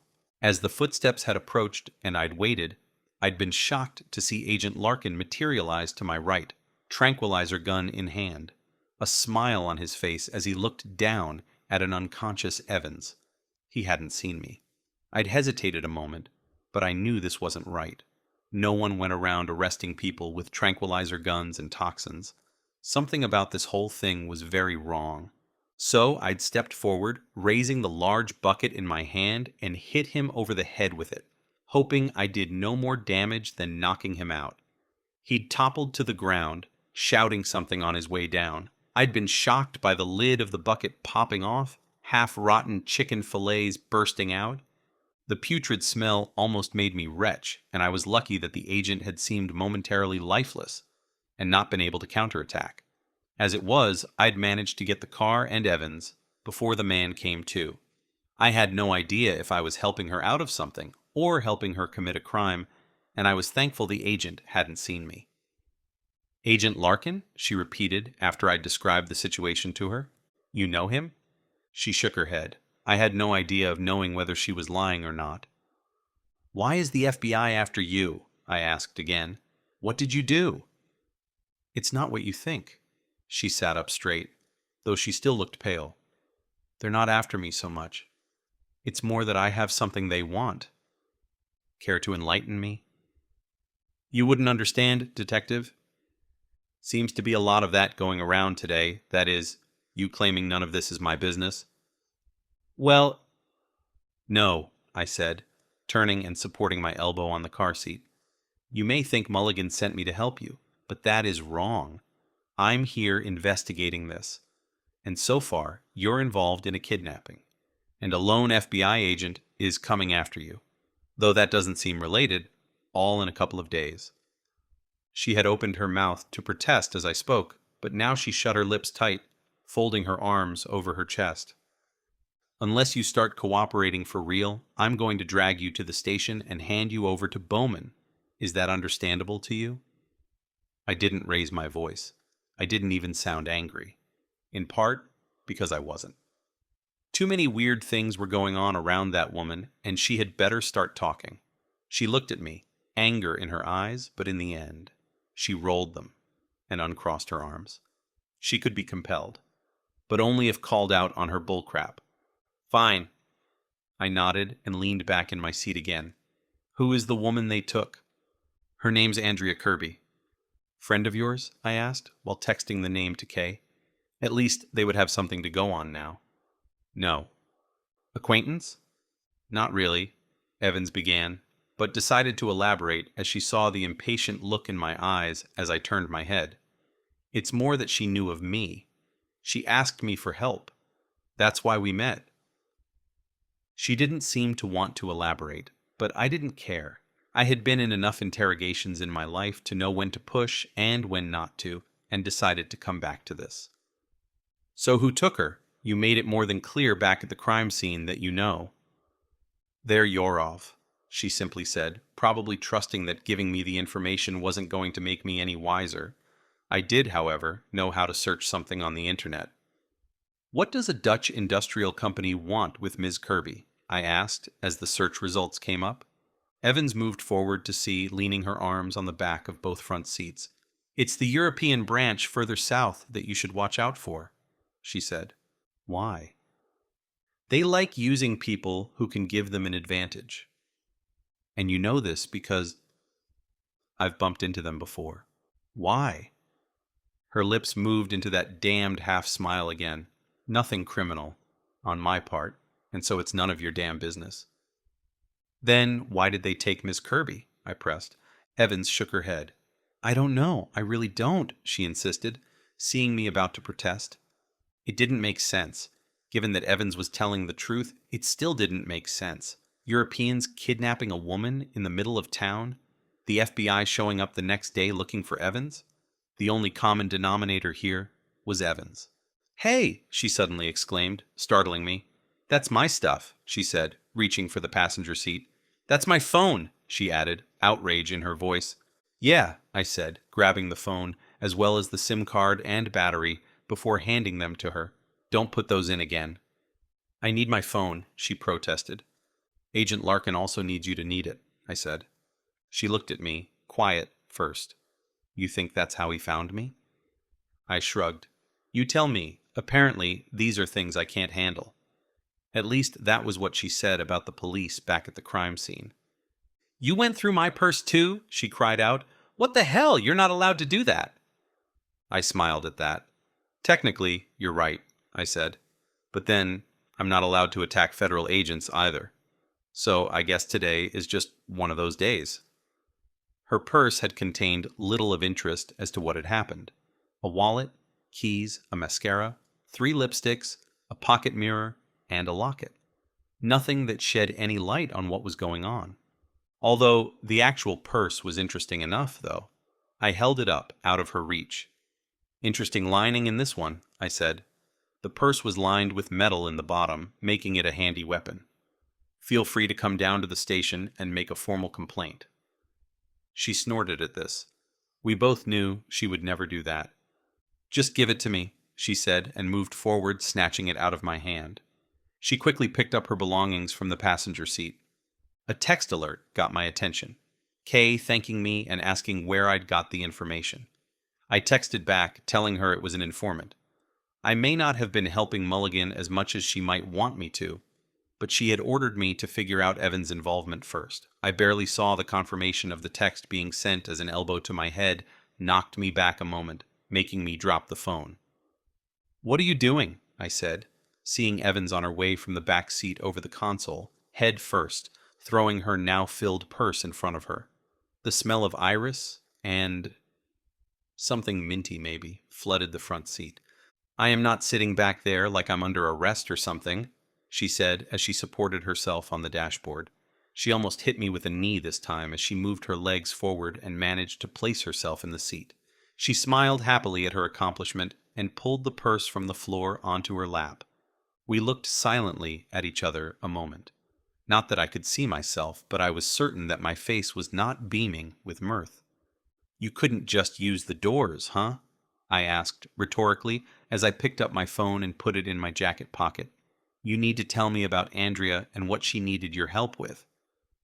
Evans brushed her hair behind her ears and looked down. She needed me to help her get something, she said, looking like she'd rather be anywhere but in this car at the moment. There was something she didn't want to tell me, or couldn't. And that was, I pressed. She knew I wouldn't let it go, and I was curious. Did this have something to do with how she made money? She had no income, no job, received no social security, and yet she spent money like anyone with a paycheck. The one thing Collier had not been able to figure out was where those funds came from. My money was on drugs, so when she pulled the locket out of the purse, I was, and I'm ashamed to say it, a little disappointed. She'd broken up with her boyfriend a week ago, Evans said, and the asshat had taken her purse. He wanted the money as some sort of petty revenge, I guess. She moved the silver locket around with her fingers, holding it lightly. I had looked at it earlier and thought nothing in particular about it. It had some ornamentation on the outside and a few dents as well. Inside was a pressed, deep red rose behind a thin glass plate.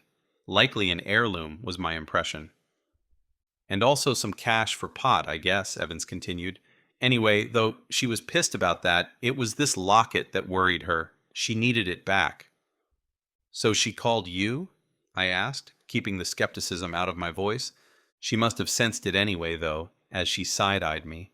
Yes, she did. I got it back for her. That's why we met in the alley. Why you? I pushed. That made her laugh, softly and exasperated. What? Should she have called you guys? Like you would have done anything? I sighed, and didn't say anything. I bet you saw this earlier and thought nothing much of it. But it is important to Andrea. Really important. But why did she call you for help? I asked again. Evans rolled her eyes at my persistence, and I narrowed mine at seeing it. It was so damn annoying. I'm known for being able to mend certain things, she said. Odd term. Like a private investigator? No, she grimaced. That's almost as bad as never mind. Uh-huh. That's all you need to know, she hurried to say. Except that I am trying to find her. You? Yes, me. I feel bad for what happened to her. Even if I didn't, I'd try and find her. How? She looked at me as she put the locket back in her purse. I know people. Yeah, I bet, but here's the thing. No, here's the thing, she said. You mentioned Detective Bowman, so my guess is that he and Kay are looking into the kidnapping and shooting, right? I nodded, slowly, wondering where she was going with this. And you've been told to find out what I'm doing and how I'm involved? Again, I could only nod. And I'm trying to find Andrea too, so the way I see it, we go about it my way. That's not going to work for me, I began. She was one of the suspects. I couldn't let her dictate terms. Fine, I don't mind running at the first opportunity.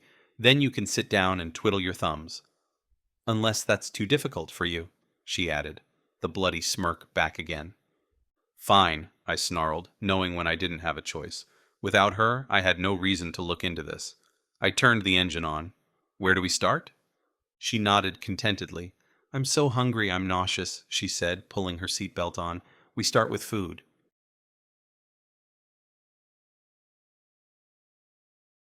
Chapter 11. Morning, Nate, said Josie, as I walked through the door at Danny's. It must have been the first time I'd walked in there 5 minutes after opening time, because there was not a soul to see besides the waitress. I'd never seen the place empty before. The diner had a hint of a 60s look, though they had gone with light colors that brightened up the place. The mandatory booths stood by the windows and along one of the walls, while bar stools stood in neat lines along the massive counter.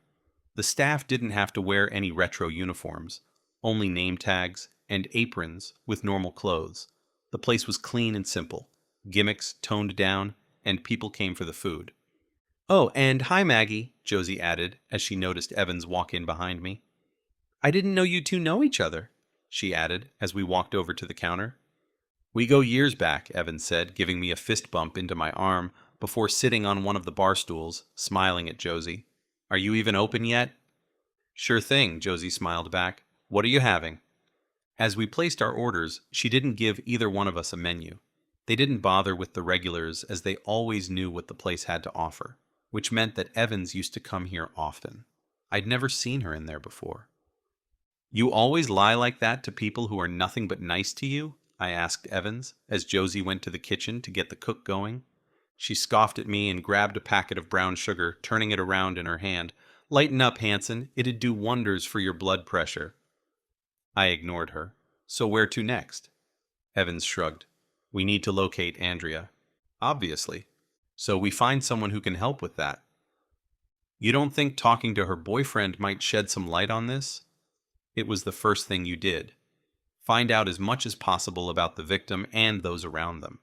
It was disturbing how many people got hurt by those they trusted. That idiot? Evans snorted. He didn't do this.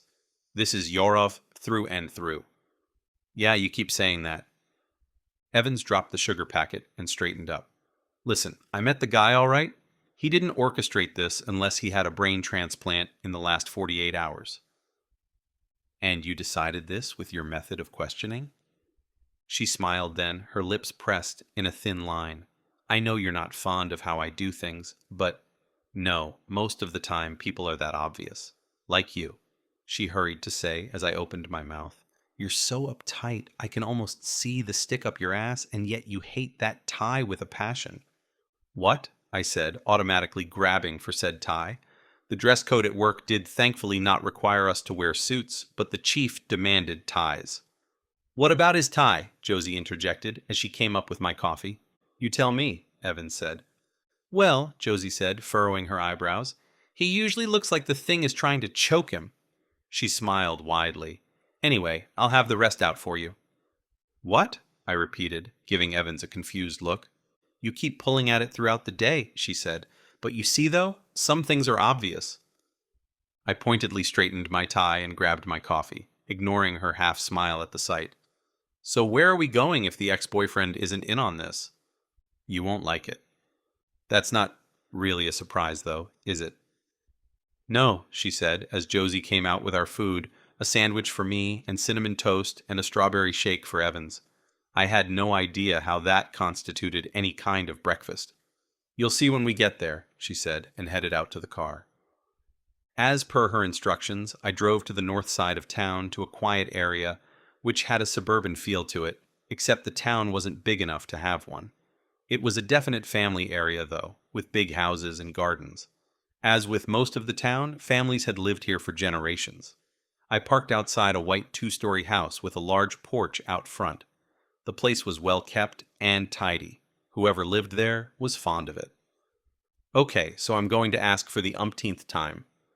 Who are we here to see? Evans, who'd eaten half her toast and discarded the rest of it for her milkshake, finished the drink and exhaled. A friend of mine lives here. If he can, he usually helps, but... She looked at me, serious and with some trepidation. She really didn't want me with her, but had found it better than being followed and investigated that way. Just don't share your opinions in there, okay? What opinions? Just be quiet and go with it. Can you do that? I assured her that I could, following her as she headed for the porch where she knocked on the door. Nothing happened. I looked around, seeing nothing of interest. It was still early.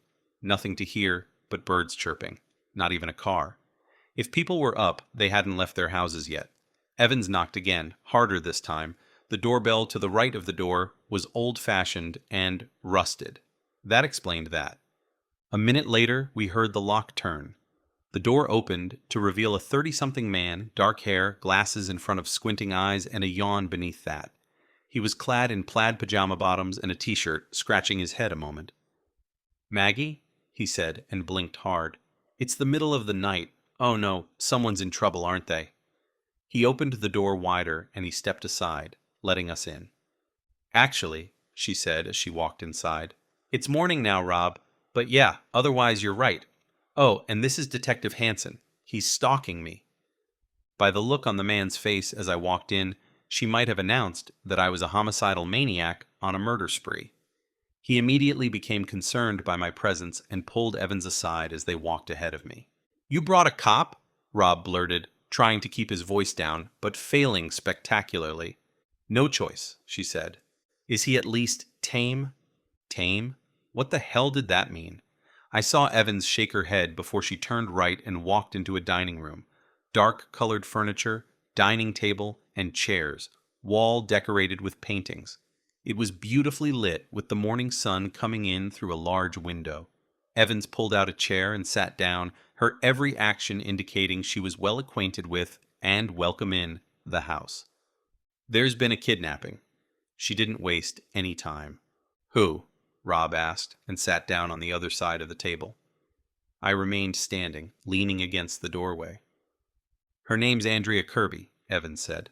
Kirby? Not local? Evans shook her head. Family's not been here more than a decade. Rob nodded while pressing the spot between his eyebrows. He'd been awoken abruptly, but whatever they were discussing, he had come around without question. Whether the woman was local or not didn't seem relevant to me. You know the drill, Rob said. I need something of hers.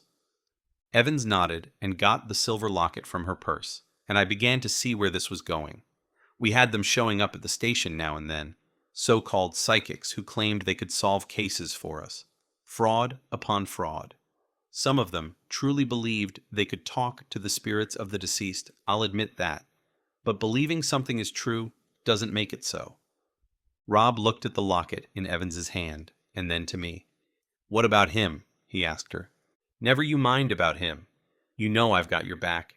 He doesn't believe this will work anyway. She was right about that. I opened my mouth to say so and got a look of warning from Evans. I crossed my arms and kept quiet.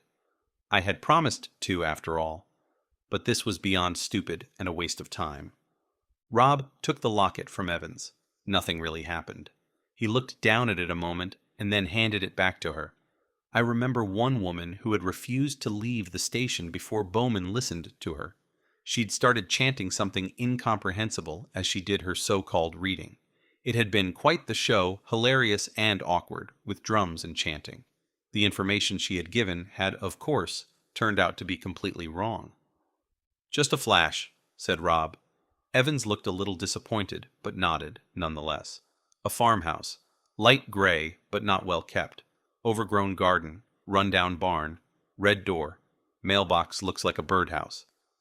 He drew breath and exhaled slowly. That's it, I'm afraid. That's more than we had, Evans said as she got up. No, it isn't, I blurted. Don't listen to him, Evans said as she got the locket back. Give my best to Joel. She bent down and kissed his cheek.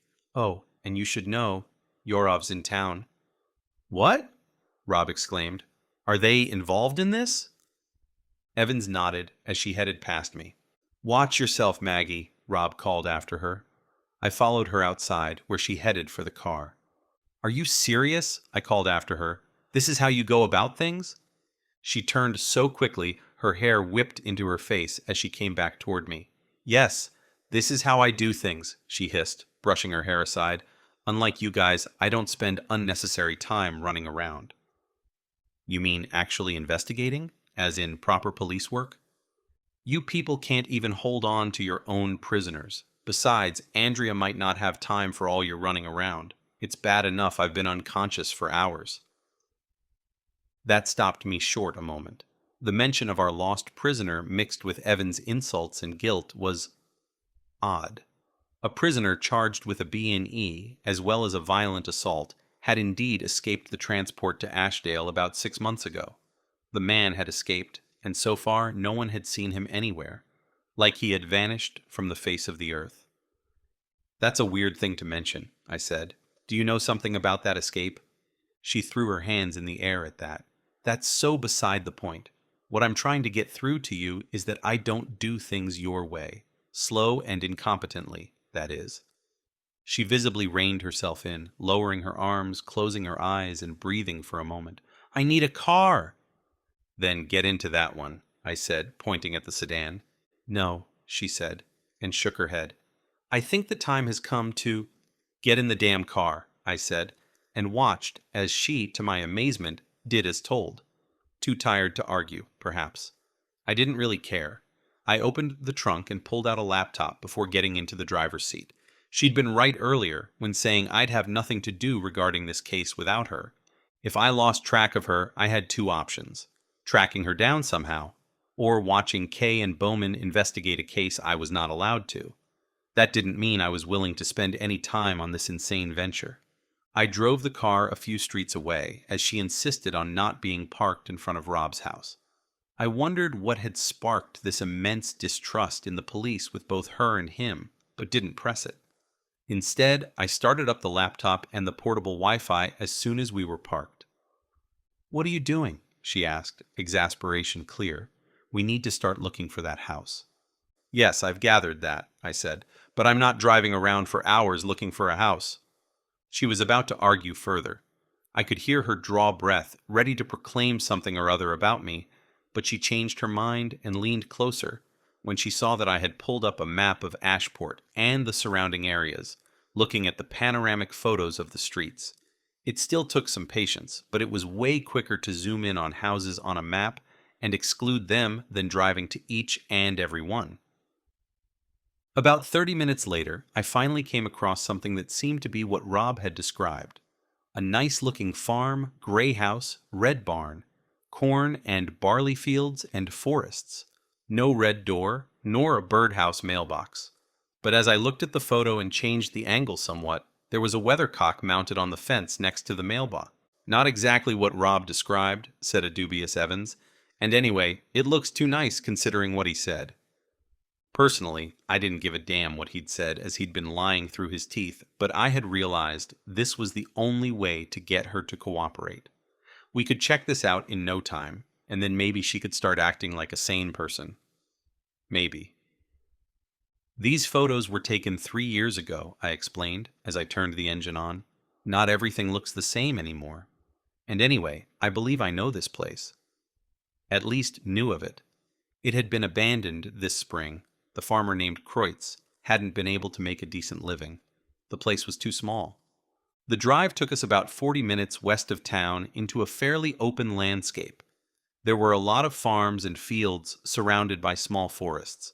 As we approached the farm in question, Evans sat up in the passenger's seat, staring holes at the place.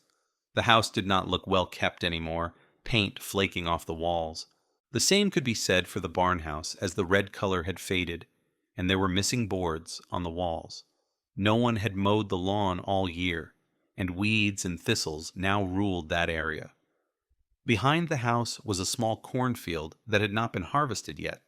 Maybe old Kreutz hadn't sold it? That was odd. It was still money. I slowed down as we neared the entrance to the property, but Evans insisted we shouldn't drive in. First, you want to go here, and now you don't, I muttered, but she paid me no attention while she stared out the window. The weathercock still stood on the fence right next to the mailbox, and on the ground stood a weather-beaten for sale sign. Why the weathercock stood so close to the ground and not on top of the barn was anyone's guess. Maybe old Kreutz had used the half-rusted thing as decoration instead. At least a little investigating prevented us from using hours looking for this place. I scanned ahead on the narrow dirt road for a place to turn the car around.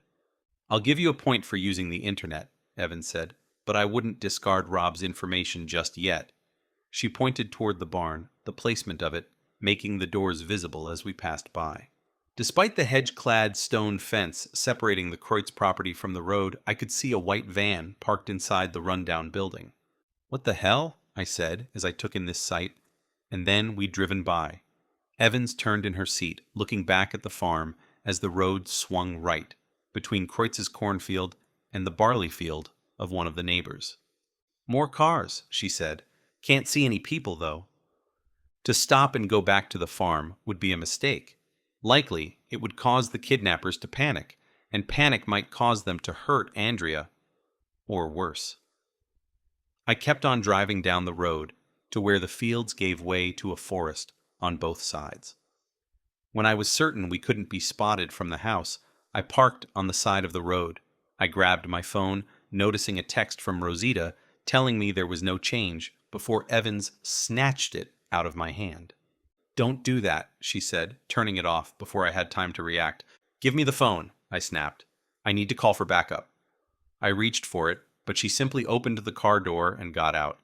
I scrambled out after her, but she'd already started walking into the forest. "Get back here," I called after her, managing to keep my voice down on account of the farm nearby. We could barely see it to our right with the thick forest around us. Evans kept moving, pulling her hair back and fastening it with an elastic band as she went. The underbrush tugged at my feet as I rushed to catch up. "Give me the phone," I hissed as I reached her. "You don't want to be using your phone now," she said, paying me little heed. Her eyes scanned the forest ground as she walked, but kept returning to the farm. "God damn it, Evans, will you listen? Give me the phone!" She stopped a second, then and gave me a bemused look. I didn't usually curse that much. "I don't want cops here." "Well, you got one?" I said, as a twig snapped under my shoe, not loud enough to be heard across the barley field. "And I'm getting several more to join us. You've got no idea what you're walking into." She shrugged.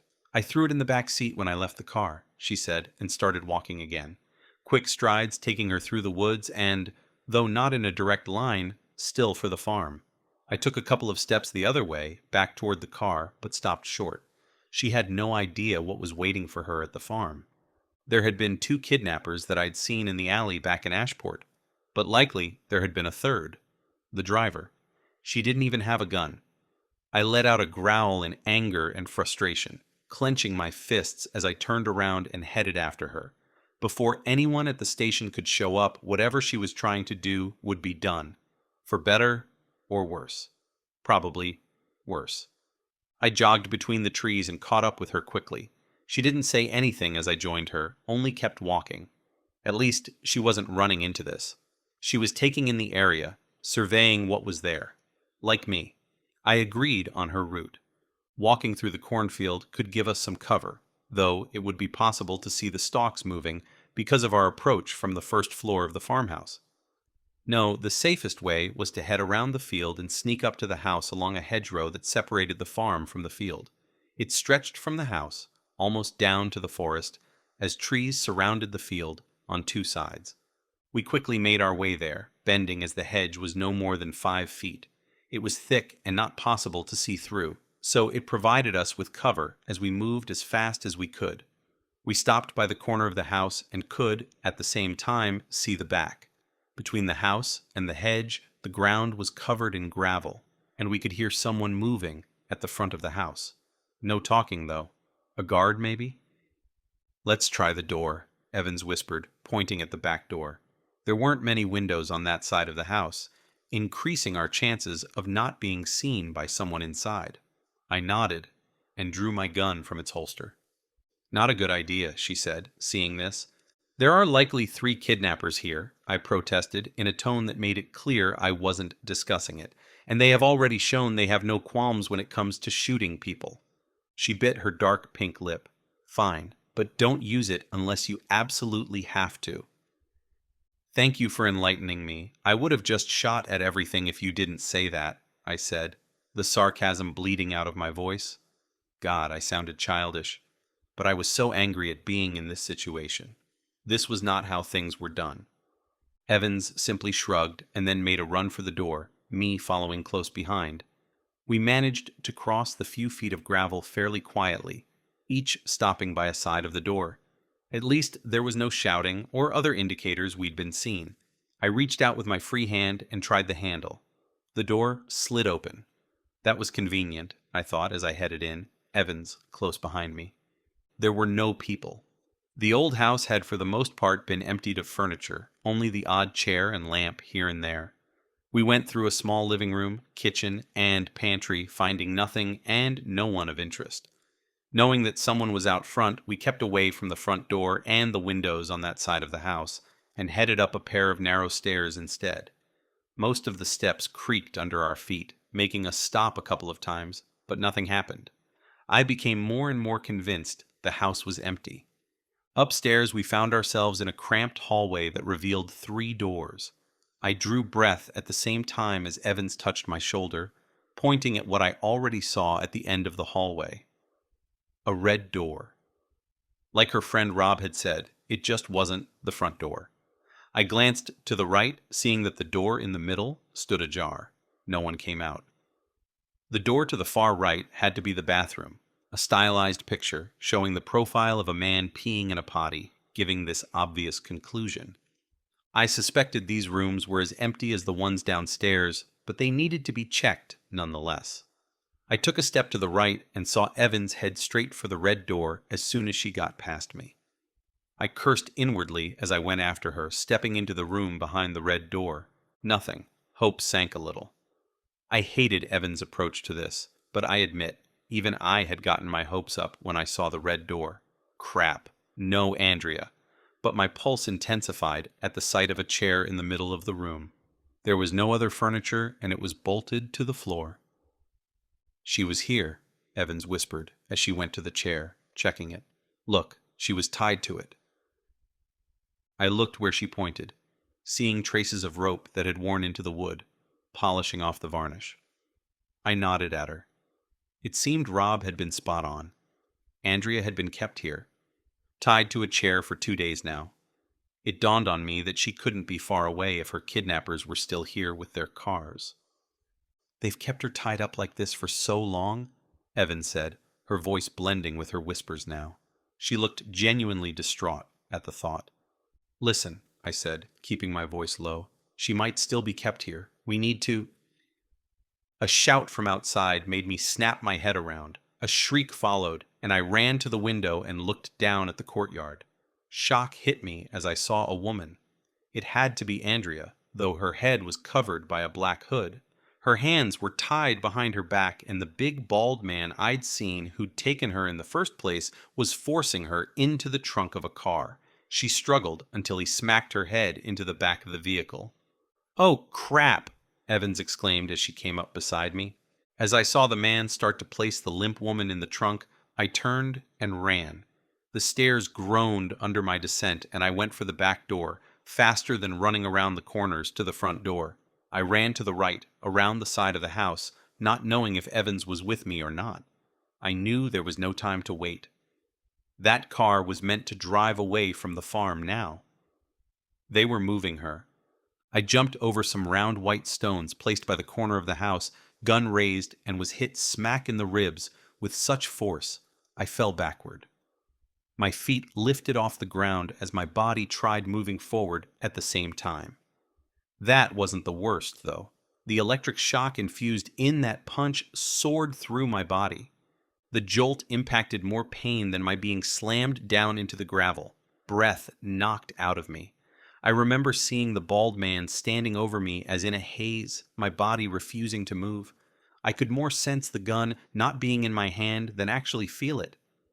No, what I felt were these currents of pain coursing through me, making me twitch, and in my helplessness, I heard the distinct sound of a car skidding on gravel and driving away. I had not been fast enough. The bald man bent toward me, hand outstretched, a nasty smile on his face.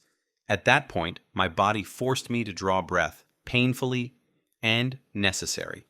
The man grabbed me by my shirt, lifting me off the ground, as a damn staff swung over me and hit the bastard in the face so hard I saw blood spurting from his nose and mouth.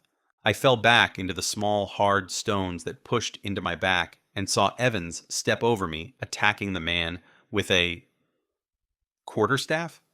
I tried getting to my feet, seeing that no, it was a bloody rake.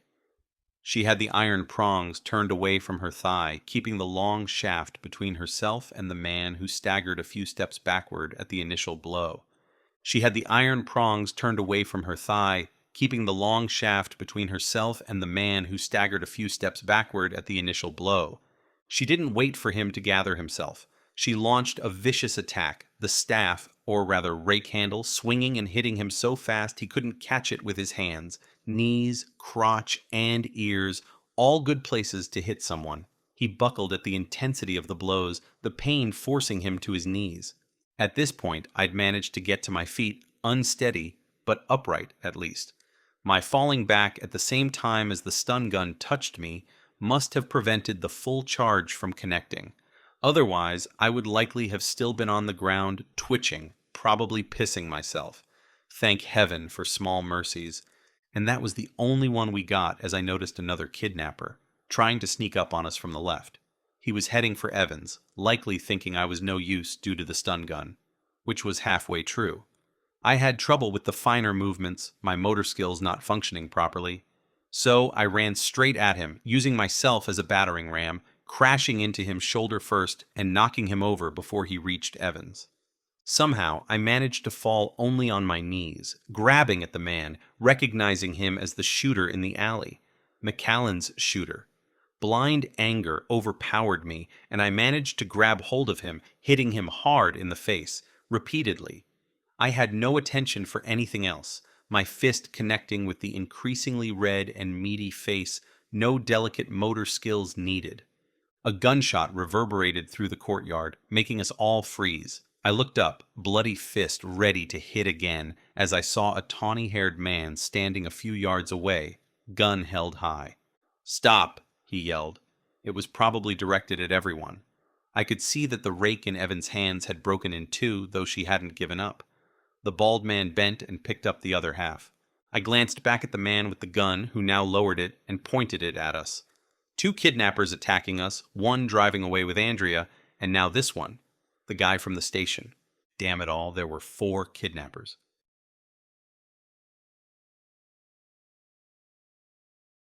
Chapter 12. The bald man pulled me by the collar of my jacket, and I could do nothing as my hands were zip-tied behind my back. Its effectiveness surprised me, as no one would ever describe me as small-scale. But the man had 80 pounds on me, likely more. He dragged me across the gravel and flung me onto a narrow patch of grass over by the stone fence. Then he went back for Evans, who was also being zip-tied by the man with the gun. The bald one dragged her toward me, the broken half of the rake in his hand. She gave a grunt as she landed on her side next to me, but the big man grabbed her shoulder, forcing her over on her stomach, raising the broken rake handle and smacking her over her ass with it. Not hard, as in revenge for her blows, no. He did it playfully, smiling. I saw her face, and I had never seen it like that. Pale, eyes wide, and nostrils flared, her lips pressed tightly in a thin line. She was ready to murder him. I didn't begrudge her that. She twisted strenuously over to her back, kicking out but hitting him only halfway on the outside of his thigh as he stepped back. The man only laughed and stepped closer again, to continue this. But a sharp voice from the man with the gun stopped him short. I had no idea what was said as I didn't understand the language. It sounded Eastern European. Maybe Evans was right about the Europeans. The bald man went back to the man with the gun, and we could hear them talking in low voices. No need, really, if we couldn't understand them anyway. "You okay?" I asked Evans as I moved to sit up. "Why are you asking me? You're the one who got electro-pummeled," she said, straining to sit up as well. "No, no, no, no," the bald man shouted. Seeing this, he moved toward us, raising his arms and moving his hands in a shooing motion like he wanted us to back up. The point was not lost on us, though. We lay back again, and he focused on the other man. I adjusted my position so I was half on my side, sparing the pain in my hands. "Seems your psychic friend Rob was right," I said. "Talk about accurate. I mean, what are the chances?" "Usually about 70-30, Evans said, eyeing me with suspicion. "And he's retrocognizant, by the way." "What?" "He sees the past, not the future." I shook my head at her words. Was she utterly delusional, or was she in on it? At this point, the shooter from the alley came into our view. Half his face looked like ground meat, and I found some satisfaction in that at least. Rage emanated from his narrowed eyes before he joined his fellow kidnappers. "Oh, he doesn't like you, Hansen," Evans said. The following discussion seemed to be about us. I didn't really like our prospects considering we were tied up. The name Margarita reached us, surprising Evans as her eyebrows shot up. It confirmed something I had suspected. "You don't think they're planning on getting tequila and lime, do you?" she asked. "Hasn't it occurred to you yet?" I said as a twitch of electricity jolted down my left arm, making me wince. "Hasn't what occurred to me yet?" "They weren't after Andrea in that alley, they were after you." They'd probably backed the car into that alley as they'd seen Evans go in there. But she had taken her time, waiting for Andrea. 2 women of the same build, in their 20s, dark hair. If they didn't know for sure what their victim looked like, then it was an easy mistake in the heat of the moment. And with you knocked to the ground, Andrea had been the first one they laid eyes on. Evans stared at me in disbelief, eyes wide. I could see in the sunlight that they weren't as dark as I thought. There was a soft, almost coppery tint to them. She swallowed hard and looked over at the 3 men. "Have they been after you before?" I asked. She was so sure of who they were. She nodded. "Some years back, but they're after many people, and so I really thought Andrea was their target." "Why are they after you?" I asked, but didn't get an answer as the 3 men separated, the bald man and the one with the gun disappearing to our left. Overgrown bushes obliterated our view toward the cars and barn. The kidnappers' feet crunched on the gravel. The last one shouted something after them, making a gesture with his hand, thumb straight up, index finger pointing straight ahead. "That means a bullet for me and a trunk for you," I said, looking around. Yeah, Evans said. We need to leave now. She looked behind her. The fence. The stone fence was about 2 feet wide and 4 feet high, but we had no other choice. As the shouting went on, we forced ourselves up, not being able to use our hands, which made quick movements difficult. I heard the tone of the man's voice change as he noticed us, but didn't look back. Instead, I threw a leg over the fence, shimmying forward and getting the other leg with me. We must have looked like idiots, trying to keep our balance while climbing over something so small and simple. Evans, who was a head shorter than me, stumbled onto a knee as she made it over, but recovered fast as she spoke our next destination to me. I thought she was mad at first, but knew she was right. The forest was too far away. We ran all out down the road, hearing the shouting behind us that suddenly turned into gunshots. Damn. That was not good. I thought at least 2 of them were shooting, bullets making the dirt explode around us as they hit the road. I heard Evans give a cry of shock, but she kept moving, running off the road and into the cornfield. I was 2 steps behind her, the corn stalks whipping into my face as I burst in after her. We both bent down, running madly forward, gunshots following us, though not the bullets this time. The kidnappers were still by the fence. We reached a track made some time ago by Kreutz's tractor, and we abruptly turned left, following the track a few yards before I told her to get down. She instantly did as I said, and we both left the track, crouching amidst the corn, giving us ample cover. We could hear the 3 men shouting, but couldn't look up to see if they followed. They would be able to see where we'd headed into the field, but by using the tractor tracks, they couldn't know for sure where we were now. We were both winded, trying to stay our breathing, to be able to hear and not be heard. One of the men shouted something, his voice loud and angry. Then they used the guns again, shot blindly into the field, trying to scare us up. We sat still, knowing it was death if we started running, at least for me. Probably worse for her. I startled as a bullet hit the ground in front of me, spraying bits of corn and dirt all around. Another whizzed past my head, and I bent lower. I heard Evans draw breath through clenched teeth, but other than that, she didn't make a sound. "You hit?" I whispered. "Only a scratch." A couple of more shots came further to our right, and then it stopped. We sat still. It might be a trick to lure us out. Zip-tied hands versus guns were not good odds. I saw Evans look up from the corner of my eye, head tilted, like she was listening to something. A sort of swishing sound reached me as well. It was more distinct than the soft sound of a weak breeze that moved the corn stalks in a soft, undulating motion around us. Footsteps to my left. I could hear one of them running. They were desperate now, looking blindly, needing luck to find us. Or we needed luck not to be found. With my hands tied behind my back, I had no way of checking the time, but we sat there for what felt like 10 minutes before we heard something new. Shouting again, but further off. Over at the farmhouse, I thought.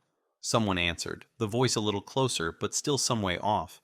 Then a car door slammed shut. And another one. The engine turned, and I heard them drive off. "Wrong direction," Evans whispered to me. The other car headed for town. I, having been slammed to the ground at that point, had not seen that. She was right. It sounded like they headed away from Ashport, not toward it. That was odd. "A trap?" I whispered back. She shrugged, and by silent agreement, we kept still.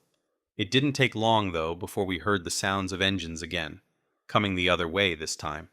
I risked looking up, barely poking my head through the corn stalks, and saw the black pickup I'd seen in the courtyard driving past the farmhouse toward Ashport, and then the gray sedan following close by. "What the hell?" I said with a level and measured voice despite my surprise. "My car." Evans popped her head up too, seeing both cars as they disappeared down the road, a cloud of dust rising behind them. Evans stood up then. I noticed blood on her right arm and her left thigh. "Were you hit?" I asked, and looked closer. She seemed fine. "They nicked me," she said, and I believed her. The bullets had scraped her skin. The surprise had probably stung worse than the near hits. Damn, I'd thought I had been lucky with the near misses. "Come on," she urged. We don't have much time. Time for what? I asked, following her, ignoring my stiff legs from the prolonged kneeling on the ground. Don't you think one of the neighbors will have called the cops because of all the gunshots? She was likely right. We didn't see any houses from the Kreutz farm, but I remembered from looking at the map earlier that there were several neighboring farms. They would know the farm was abandoned, and the gunshots would seem suspicious. I didn't see the problem, though, and said so. We need them here. Really? She said, turning toward me. And what kind of assumptions do you think they'll make when they find us here? Her tone was not level. She'd been calm and focused ever since getting out of the car. She'd actually been possible to work with, but now as the kidnappers had left with Andrea, her usual attitude was returning. She stepped back toward me. Standing there in the middle of the field, hands tied behind our backs, we must have looked like we were contemplating something profound. How did you get here? Why didn't you call for backup? Her damn smirk came back at that one. Why am I here? She continued.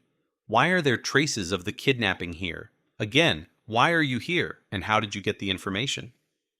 She stopped and looked at me with expectation. God damn it, she was right. Telling them a psychic sent us?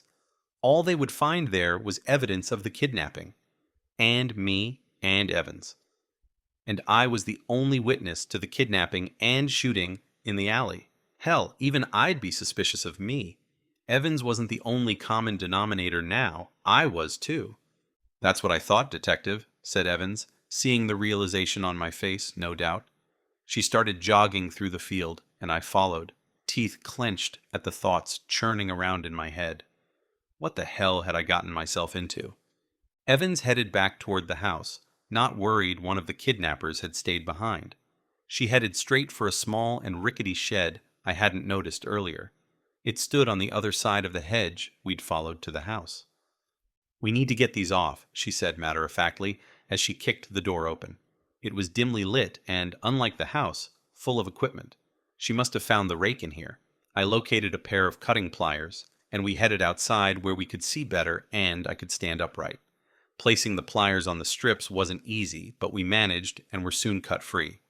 Evans, pliers in hand, bent down and picked up the cut plastic strips before heading for the courtyard. There she picked up the pieces of the rake. I saw the white van still parked in the barn. Of course they'd ditched it. All the cops were looking for it. Evans looked around and nodded toward the wall near the corner of the house. My gun lay on the ground, forgotten by everyone in the chaos. I picked it up, realizing the kidnappers now had everything except the weapon. The car, my badge, cuffs, my keys, wallet, phone. This was not good. Evans headed for the back of the house, toward the back door. I realized she was going back through our actions with methodic ease. She pulled at her sleeve and wiped the door handle. Did you touch anything else? I thought about it, but shook my head. I hadn't touched anything as we went through the house. Neither had she, it seemed, as she then turned and walked out toward the road. You're way too versed in this, I said. And why are you dragging all that crap along? Don't want the wrong people to find it, she said. The police, you mean? She didn't answer, but it was clear. The things she carried were full of prints. DNA. Things that could place us there. What had my life become after spending 24 hours with her? I was dangerously close to being connected to a kidnapping I had nothing to do with. I should have gone back for the phone. Then I'd have been ahead of the situation. Needless to say, I was in a bad mood as we began our long walk back to town. That, in turn, did not make her any more pleasant, and it was a silent and dreary affair. About 15 minutes after we'd left the farm, we heard the sirens approaching. Evans was right.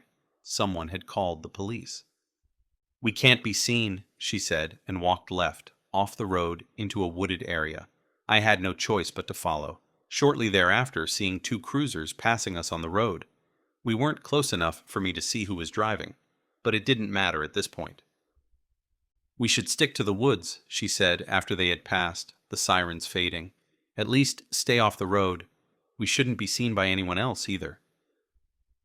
I said nothing, simply went along with her. About half an hour later, we saw a new police car, a beige sedan. That was Bowman and Kay. The officers on site must have realized what place they had come to. Shortly after them came a black sedan. No sirens, not even speeding. "That would be Agent Larkin," I said, mostly to myself, but Evans halted in her tracks a moment, worried about the guy. She should be if he was trying to kidnap her as well. She sure seemed to be popular for all the wrong reasons. Collier's file on her indicated she'd had another identity up until 5 years ago.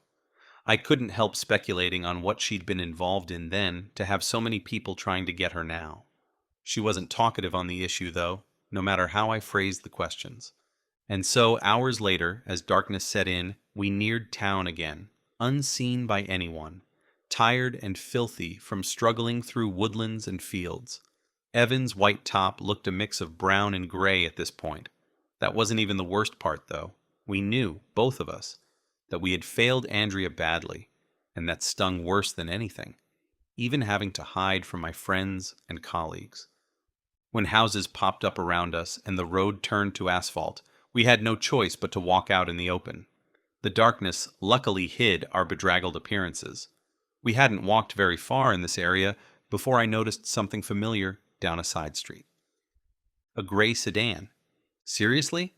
It seemed too good to be true. Like an unlocked back door in a house with a kidnapped woman. They must have seen us coming somehow, maybe when we drove by? "Let's go," Evans said at the sight, looking grateful even.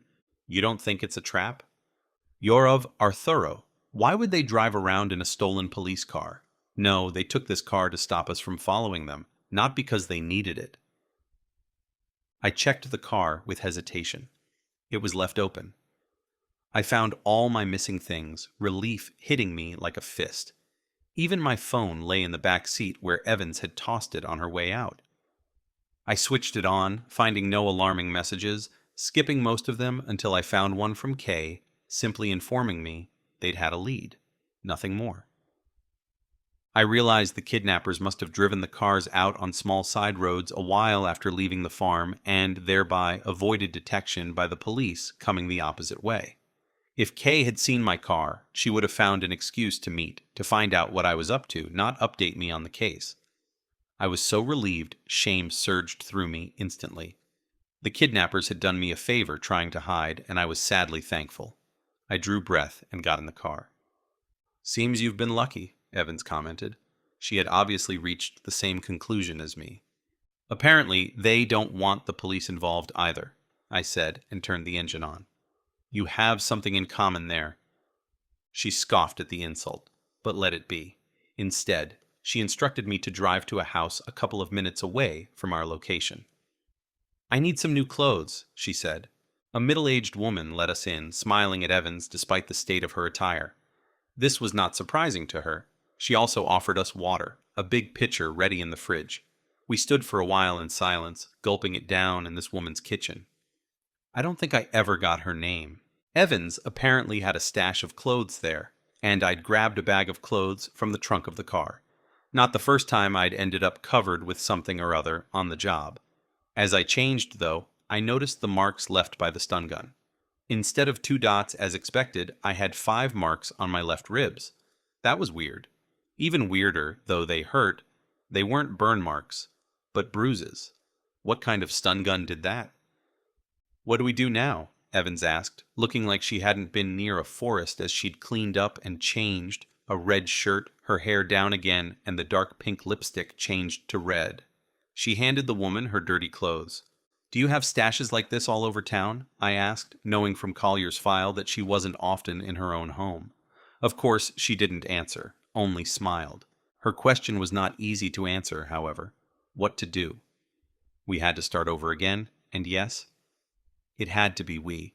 She was connected to this, and I had to see it through for Andrea's sake. They'd kept her seated, tied to a chair for 2 days. Had no qualms about hurting her. I'd seen that myself. And we had been too late. I wasn't going to let that happen again.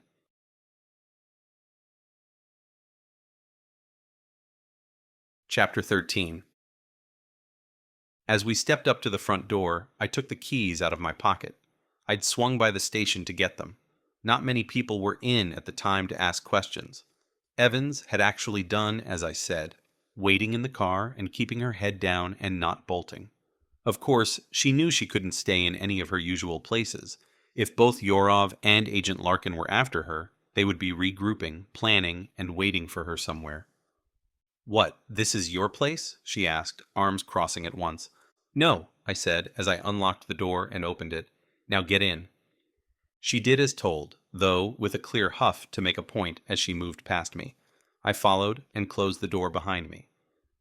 "So whose is it?" she asked as she found the light switch, flipping it on and looking around a now lit, small apartment. It was furnished, light colors, kitchen separated from the living room. No one lived there on a regular basis, as evidenced by the lack of personal things. No photos, no mail, no decorations. "It's a safe house we use now and then," I said. "Oh, I get it," she said, smirk back in place now. "You bring criminals here when they need protection, like when they agree to testify." And innocent witnesses, too, sometimes, but I didn't tell her that. "Yeah, you should feel at home, Evans," I said.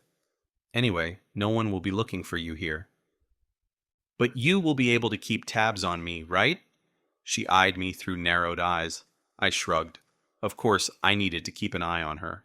Weird-ass crap seemed to happen around her all the time.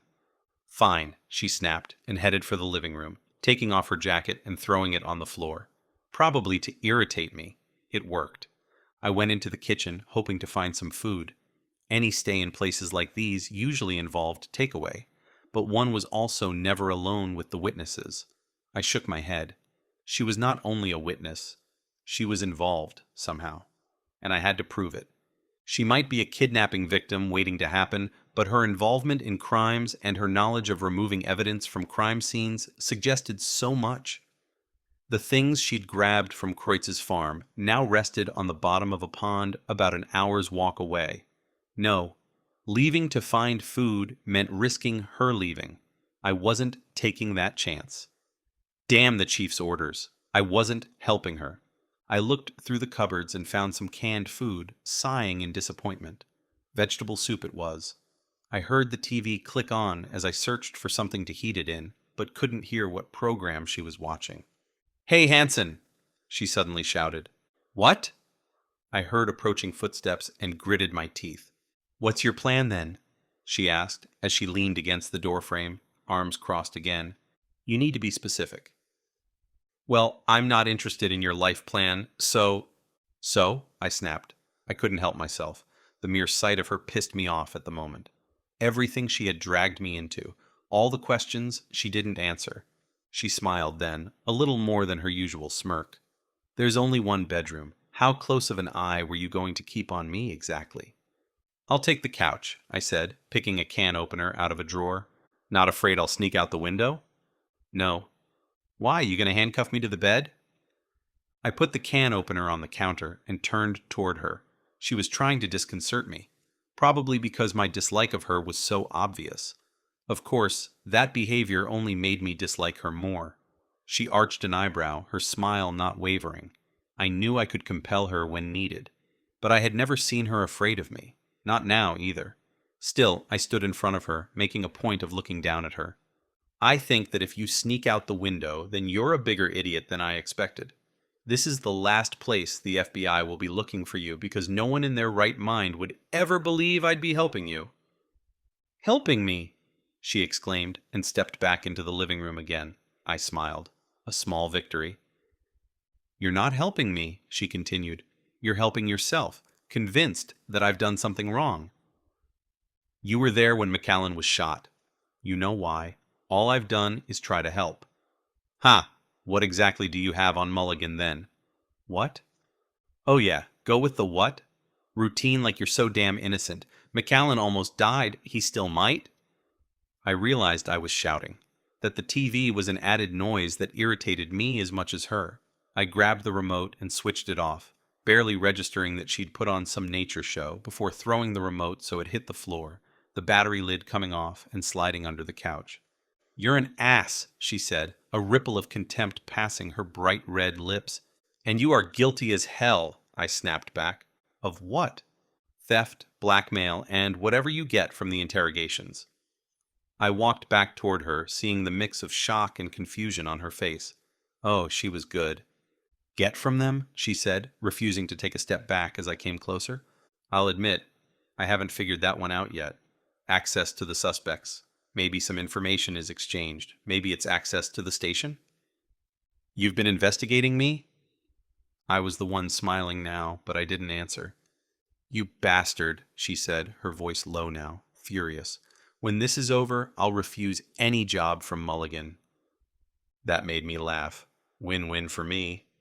She started raising her right arm then. I don't know if it was to hit me or flip me off, but I knew what she could do, had been on the alert since this argument began. I grabbed her arm and she stepped back toward the wall. I let go of her arm, my point made. Don't try anything like that, I added for good measure. She looked up at me, calm now. Her eyes didn't even look angry anymore. No, I had never been able to frighten her.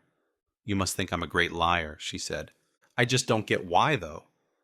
She shrugged and sighed deeply at the same time, the movements causing her chest to rise and lower slowly. At which point, I realized how close I was standing. I had leaned forward to get my point across, one arm against the wall for support. I could feel her breath against my neck. A part of me realized I had to step back, and yet I didn't.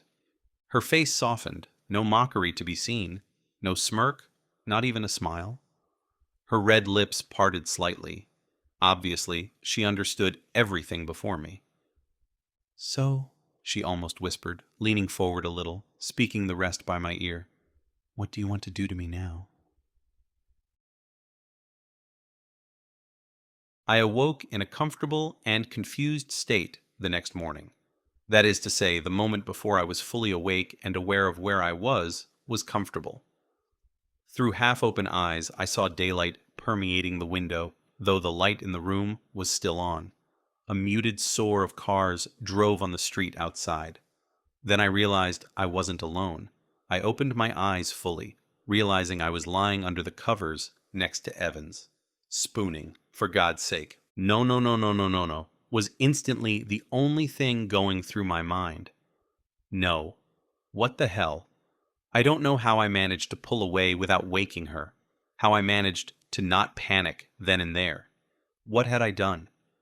Sleeping with a suspect? I became dizzy as the ramifications of this hit me, staggering into the bathroom. I closed the door without making a sound and leaned back against it, breathing heavily, trying to get my head straight. I stood like that a long time, restraining the impending panic, forcing myself not to think for a moment, only to calm my breathing. Why? I whispered to myself, and straightened up, walking a few steps forward, seeing myself naked in the mirror above the sink. Oh God. No, not with her. I grimaced, looking up at the ceiling, like there was any help to find there. In the end, a shower made me feel marginally better. At least it calmed me down from the shock awakening. I stood for a long time, hands on the wall as water poured over me. I had to wrap my head around this. You didn't sleep with suspects. What the hell? Yes, she was attractive, but I'd never even thought about something like this. And why her? I knew in my gut there was something off about her. Memories of the previous night came back like treacherous old friends. I had been stone cold sober. Of course, I remembered everything. The why dawned on me as well. It at least had to be part of it. I had been angry, no denying that. An anger only she could provoke. It never led anywhere. I shook my head, making water spray on the wall. One couldn't have everything.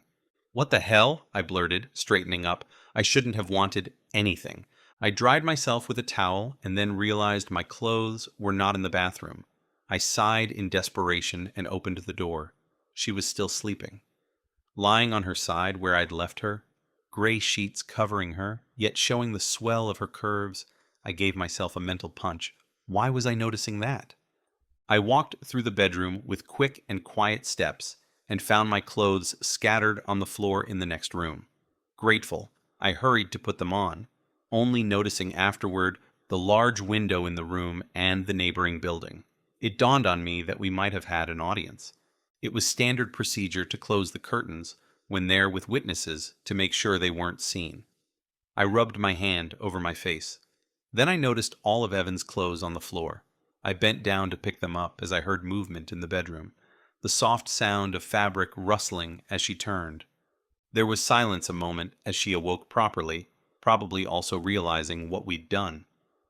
"Morning," she called through for me to hear as I stepped over to her jacket and picked that up as well, throwing it over my arm with the rest of it. I have to admit, for one moment I glanced at the front door, wanting nothing more than to bolt, not proud of it. But the thought of Andrea and McCallan made me see reason.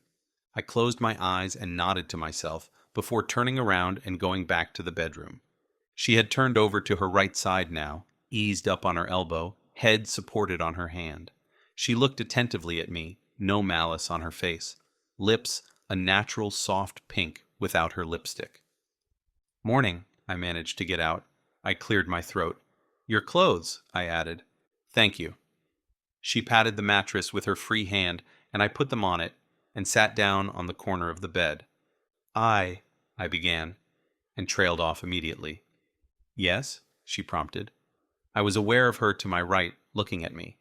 The lack of menace did not mean a lack of amusement, though. Still, I had messed up royally. "I need to apologize for last night. That shouldn't have happened." She didn't say anything, but I heard her shifting her position.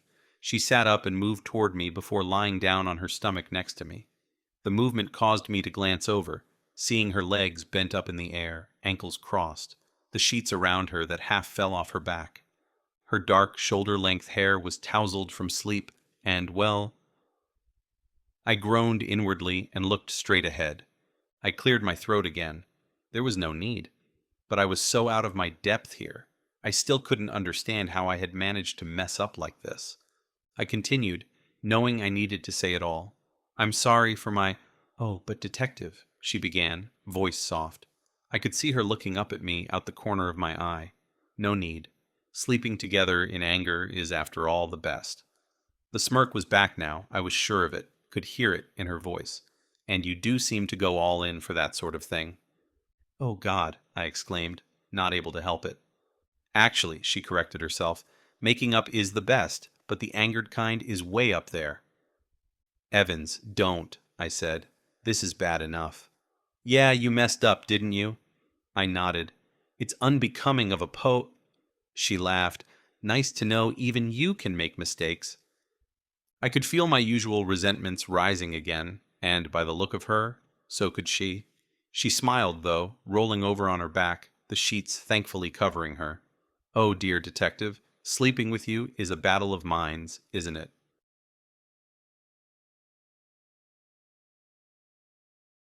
Chapter 14. The morning of mortification went on, awkward and austere. At least on my part. It was like a one-night stand where the one meant to leave stuck around. Only, in this particular case, that was the both of us. Like drunken anxiety without the alcohol. Oh, did I want a drink? Or three? I didn't care it was 9 a.m. Her footsteps sounded from the bedroom, and I didn't even flinch now. Simply sat on the couch, staring at the black TV screen. The initial shock was abating. I needed to suck it up and deal with it.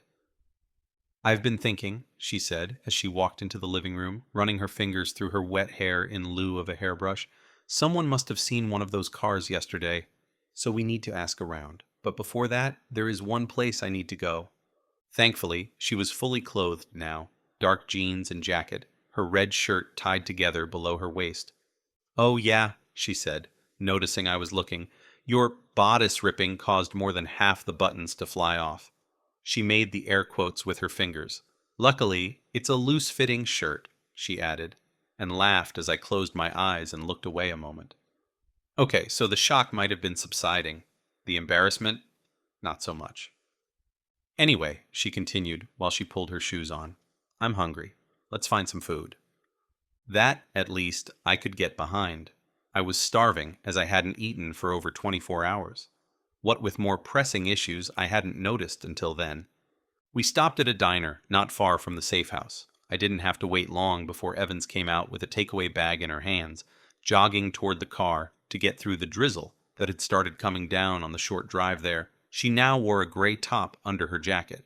She had a stash here as well, it seemed, and it explained why she told me to wait in the car. She didn't want me to know which of the staff kept clothes for her. She hadn't been kidding when she said she knew people. "I see you got your suspicious face back," Evans said as she got in, pulling the car door shut. "Know someone special in there?" I said, indicating her new piece of clothing. She smiled, deep red lipstick today. "Why are you so suspicious of me all the time?" she asked, and leaned closer, resting her arm on top of her seat. "It must be that I rub you the wrong way somehow. Or—" "Don't," I interjected, but to no avail.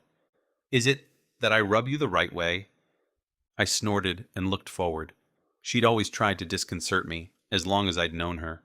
But now, there was so much fuel to put on the fire, and no one was to blame but myself. Suck it up. Thankfully, she didn't push it.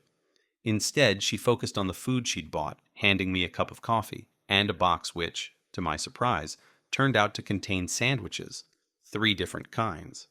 My stomach actually grumbled at the sight. I had expected pie, pastry. Hell, even cotton candy wouldn't have surprised me. For herself, she'd gotten pancakes, although some bacon had been mixed into the sweet dish. Yesterday's milkshake had been changed into a bottle of water. I turned the engine on.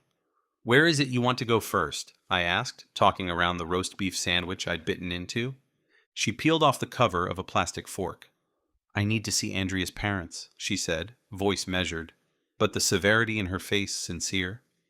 I nodded and followed her instructions. It dawned on me as we drove toward the town center that I wasn't surprised Evans knew them. After all, she seemed to know all kinds of people around town, including those who knew anything about the kidnapping. We parked in front of a reddish-brown townhouse a few blocks off Main Street.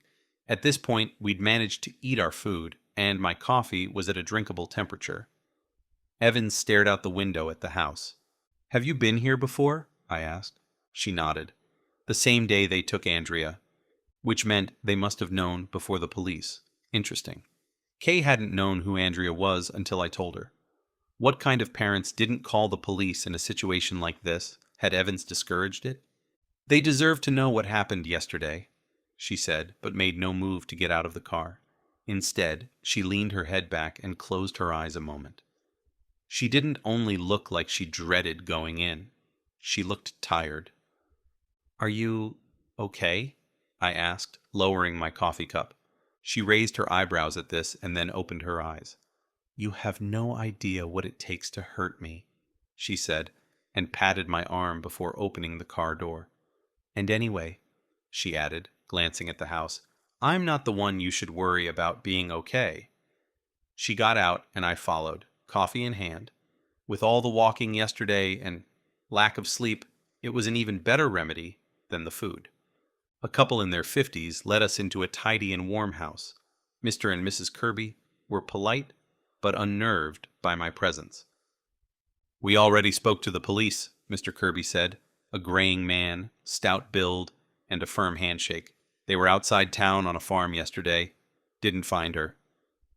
"He's not investigating the kidnapping exactly," Evans said as we were led into the den and sat down. "He's investigating me." The couple both asked her the same silent question. Eyes widened, brows lowered. She only shrugged, though. All I understood from this was that they distrusted the police as much as, well, apparently all the people Evans knew. They did, however, soon get over this as she told them of our discovery the day before. The pain in their eyes as they heard what their daughter had been through, was still going through, is not something I'd wish on anyone. I saw Mrs. Kirby, a frail-looking woman in a blue and white flowery dress, reach out to her husband. Their hands clung to each other, neither of them feeling the physical pain of it. We had not only failed Andrea, I realized, we had failed her parents as well. I set my coffee down on the table at that. It suddenly tasted like bile in my mouth. "You still have her locket?" Mrs. Kirby asked, as Evans had finished recounting what had happened at the Kreutz farm. Evans nodded and got it out of her purse, before handing it to her. She opened it and gave a sad smile at the sight of the rose. "It was part of my mother's bridal bouquet," she said, looking at me. "Must be very special to your daughter," I said. She nodded solemnly, tears running down her cheeks. She didn't seem to notice. It's a focal object. A what? I thought, but didn't ask. I could tell Evans was tense beside me. This was something she wanted to avoid talking about, and for once I agreed. I didn't want to push these two frightened and worried parents. There is something else I need to tell you, Evans continued after a few silent moments. It seems Andrea might have been taken by mistake. Mistake, Mr. Kirby said. But you said Yorov? Yes, Evans said. Apologies for interrupting. It is Yorov that's behind this. Of that, I'm sure. But we've come to realize it might have been me they were after. But you're passive, he said, confusion all around. Andrea's active. He looked questioningly at his wife. I thought... He caught himself and looked at me. Oh, wow. Was I the third wheel of this conversation? I can't explain it, Evans hurried to say, before I could ask anything. Active and passive what? All I can say is that I'm so sorry. This happened because of me, and I'm so sorry. Her voice actually broke a little, but she managed to keep it together. Mrs. Kirby stretched out a hand and took Evans in it, giving her a friendly squeeze. She was at the wrong place at the wrong time. That doesn't make it your fault, though. The woman gave a faint smile of comfort. It probably took all she had. You're a good and competent person, Maggie. All you do for us? You didn't do this? That settled it for me. No more running around following suspicious leads, no matter my presence at the farm, no matter how much I had screwed up last night. I would have to take any consequences and deal with them. The pain these two were going through, let alone what Andrea was going through, had to stop. I waited patiently for them to finish, said my goodbyes when the time came, and walked calmly to the car. Evans began giving me the directions to wherever it was she wanted to go, but I didn't give a damn. Instead, I went where I needed to go. Hey, I said take a right here, she said as I did the opposite and turned left on Birch Street. Hansen, what are you doing? We have somewhere else we need to go, I said, and stopped answering her questions after that. Tuned her out like a bad jazz song on the radio. I headed north, and it didn't take her long to catch on. Where are you going? She said, suspicion marking her voice. She was leaning an arm on the dashboard, trying to make eye contact with me. I kept a hard grip on the steering wheel, in case she tried to grab it. She looked around at the nice and well-kept houses, realization dawning. What are you going to do? She asked. Damn it, answer me. This isn't what we agreed, you bastard. A few minutes and lots of angry insults shouted at me later. I parked the car in front of Rob's house. What the hell, Hansen, she said, following me to the porch. Rob has nothing to do with this. Let's get out of here. I ignored her and pounded my fist on the door. He's probably not even home, she shouted, likely in hopes of him hearing her from the inside. He either didn't hear her or take the hint. The door opened slowly, and I smiled at her. It's Saturday morning, I said. Everyone's home. What's going on? Rob asked, sounding as confused as he looked at the sight of us. When I told him in no uncertain terms that he was coming with me to the station, he gasped and stepped back into the house. Evans pushed herself past me and led him further in, not to the dining room this time, but to a living room to the left. Evans, stop it, I yelled at her and followed. No more of this nonsense. He's coming with me. No, they both yelled and turned toward me. Evans stepped in front of him to protect him. He hasn't done anything wrong, she protested. He knew where the kidnappers were holding Andrea. That doesn't seem suspicious to you? You know how he got that information. I scoffed at the comment. They knew we were there, I said instead. He probably called them, saying we were on our way. What? Rob burst out. Maggie, I didn't do that. I know, she said, without turning toward him. She kept her eyes on me, and I remembered what she'd done to the bald man. No need to let this escalate to that point. He didn't call them, she argued. They must have noticed us when we drove by. He knew where they kept her, I repeated slowly, like she was a simpleton. Because he's retrocognizant. Rob's eyes widened at this. He seemed genuinely scared that this was spoken out loud in front of me. There's no such thing, I yelled, tired of the insanity. I didn't know what Rob got out of fooling her like this, dragging her into a crime that was meant to involve her as a victim. But that could be handled by Kay and Bowman. All I needed was to take them to the station so we could sort this out. Listen, I continued, you're coming with me to the station. Both of you, I added, in case it wasn't clear. We need to call Joel, Rob said to Evans, then refocused on me. He's my lawyer, our lawyer, he added, putting a hand on her shoulder. Fine, I said. You can do that from the station. Oh my God, he's like a broken record, Evans said, rolling her eyes. You're not doing this. He hasn't done anything wrong. Why did you have to bring him, Maggie? Rob said. Cops always do this. Do what? I said, but their eyes no longer focused on me. Maggie? A female voice said behind me. I didn't recognize it, but as I turned, I recognized the woman. Andrea. She was standing in the middle of the room, dressed like the day she was taken in the alley. A few rips in her blazer, though. Her hair was still in a ponytail, but loose strands of it hanging down around her face. She looked shocked, her eyes focused on Evans, uncertain and confused. Andrea, Evans said, shock in her voice, though her face was controlled. She kept her eyes on me, but stepped closer to the woman we'd been searching for. Are you really here? Andrea swallowed hard and looked around the room, then at us, before shaking her head. Are you all right? Evans asked as she stopped in front of her. Yes. How am I here? She asked. That was the same thing I wanted to know. Evans, for some reason, pulled the silver locket out of her purse. I got this for you, remember? Andrea put her hand over her mouth at the sight, tears streaming down her cheeks. Then she nodded. She drew breath a couple of times, visibly pulling herself together. They've been drugging me, keeping me in a chair. I've been out of it much of the time. Have they hurt you? Evans's tone was urgent. She looked intently at her. Andrea shook her head. Not like that, but yes, one of them is not kind. Okay, where are you now? Andrea looked around again. She seemed to be thinking. I'm not sure. They moved me. I'm chained to a floor now. In a way, it's better than the chair. I can stretch out. Okay, that's good. Wait, what? I said. Something was very wrong with this conversation.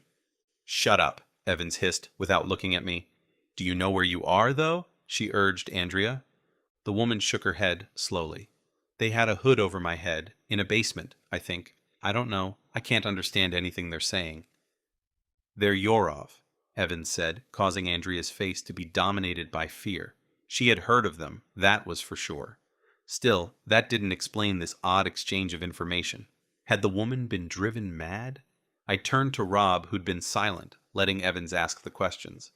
Do you have a basement? I asked, seeing his eyebrows almost hit the ceiling at the implication. It didn't affect me, though. It was no coincidence, this woman showing up in his house. I had been right all along. Will you stop with that? Evans snarled at me, barely looking in my direction now. She needs to tell us everything she knows so we can help her get away. Get away? She's right here, I protested. No, she isn't, Evans yelled, looking at me in full now and raising her arm before moving it toward Andrea. For a moment, I thought she was going to hit her in the back. And then I saw her hand pass through the other woman's rib cage like she was made of air. What the? I said, not caring that my mouth remained open. Oh no, Maggie, Andrea said, almost in a whisper. She started shaking, looking at something we couldn't see. Either that or the chandelier was scaring the crap out of her. What? Evans urged. Andrea looked back at her, terrified and desperate for help. They're coming. I don't know what to... And then she was gone. Simply vanished. I stared at the empty space next to Evans. What the hell was going on? I turned to Rob. What are you involved in? I barked at him. What kind of technology enabled this? I had no idea what he did for a living, though his husband was apparently a lawyer. But their house didn't suggest they were wealthy, only well off, and this would demand serious money. Don't start with that again, Evans broke in, stepping closer to me. Didn't you hear her? We need to help her. Yes, so let's start with the one guy who seems to be connected, the guy who seems to know where she is. Evans glanced at Rob a second. There was worry in both faces now, no more irritation at my insistence. "You're not going to let this go, are you?" she said, her voice level and measured. She looked down a moment, quite unlike her. "Of course not," I said, trying for a friendlier tone. "How can I? You heard her parents today." Evans nodded, inhaled sharply, and looked straight at me. "Their pain got to you?" I nodded. "Of course. I don't know what you're trying to do here, but you need to let us help." "You really mean that?" It was not a question.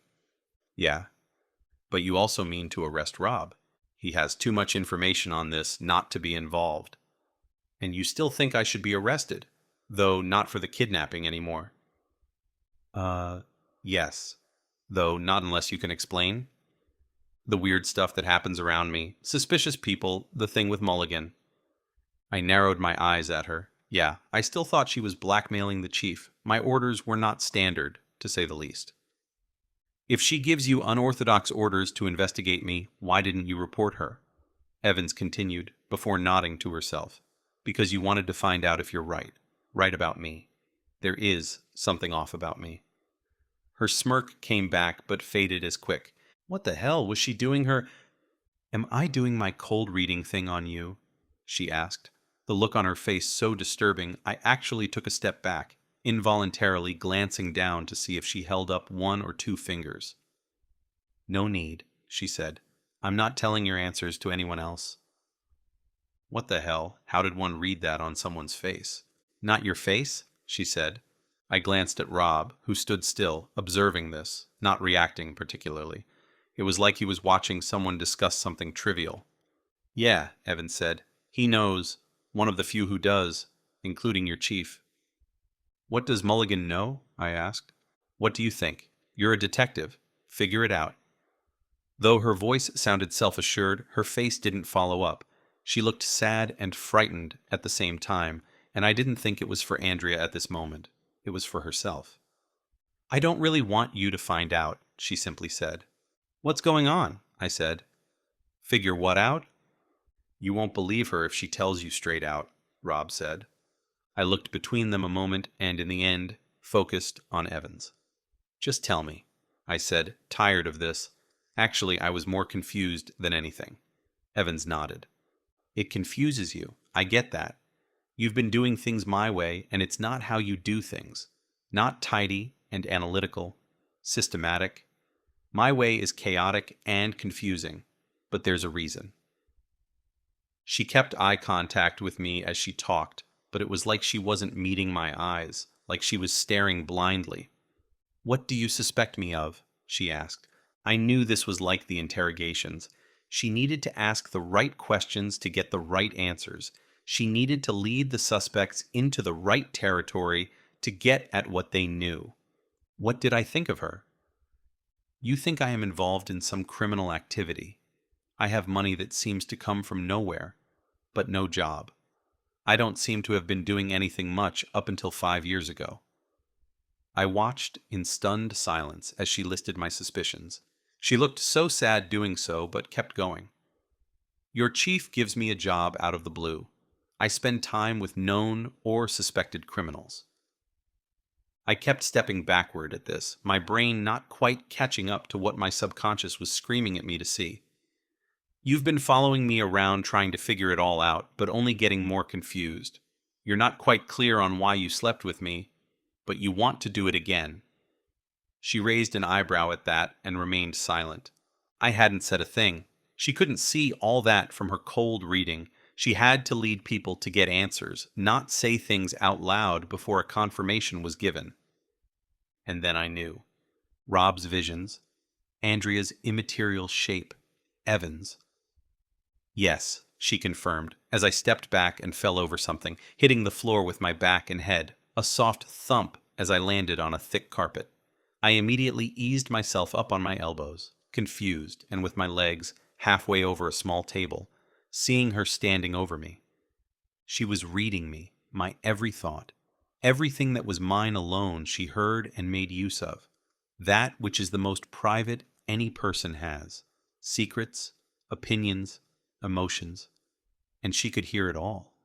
The ramifications hit me at once as I tried to not think, not to let her hear, and I knew it was futile. I saw fear on her face then, actual fear, and tears. I'd never seen that before. Not in her. She was right. I had no idea what it took to hurt her, but whatever it was in my head. It probably showed on my face as well, though with her, that was redundant.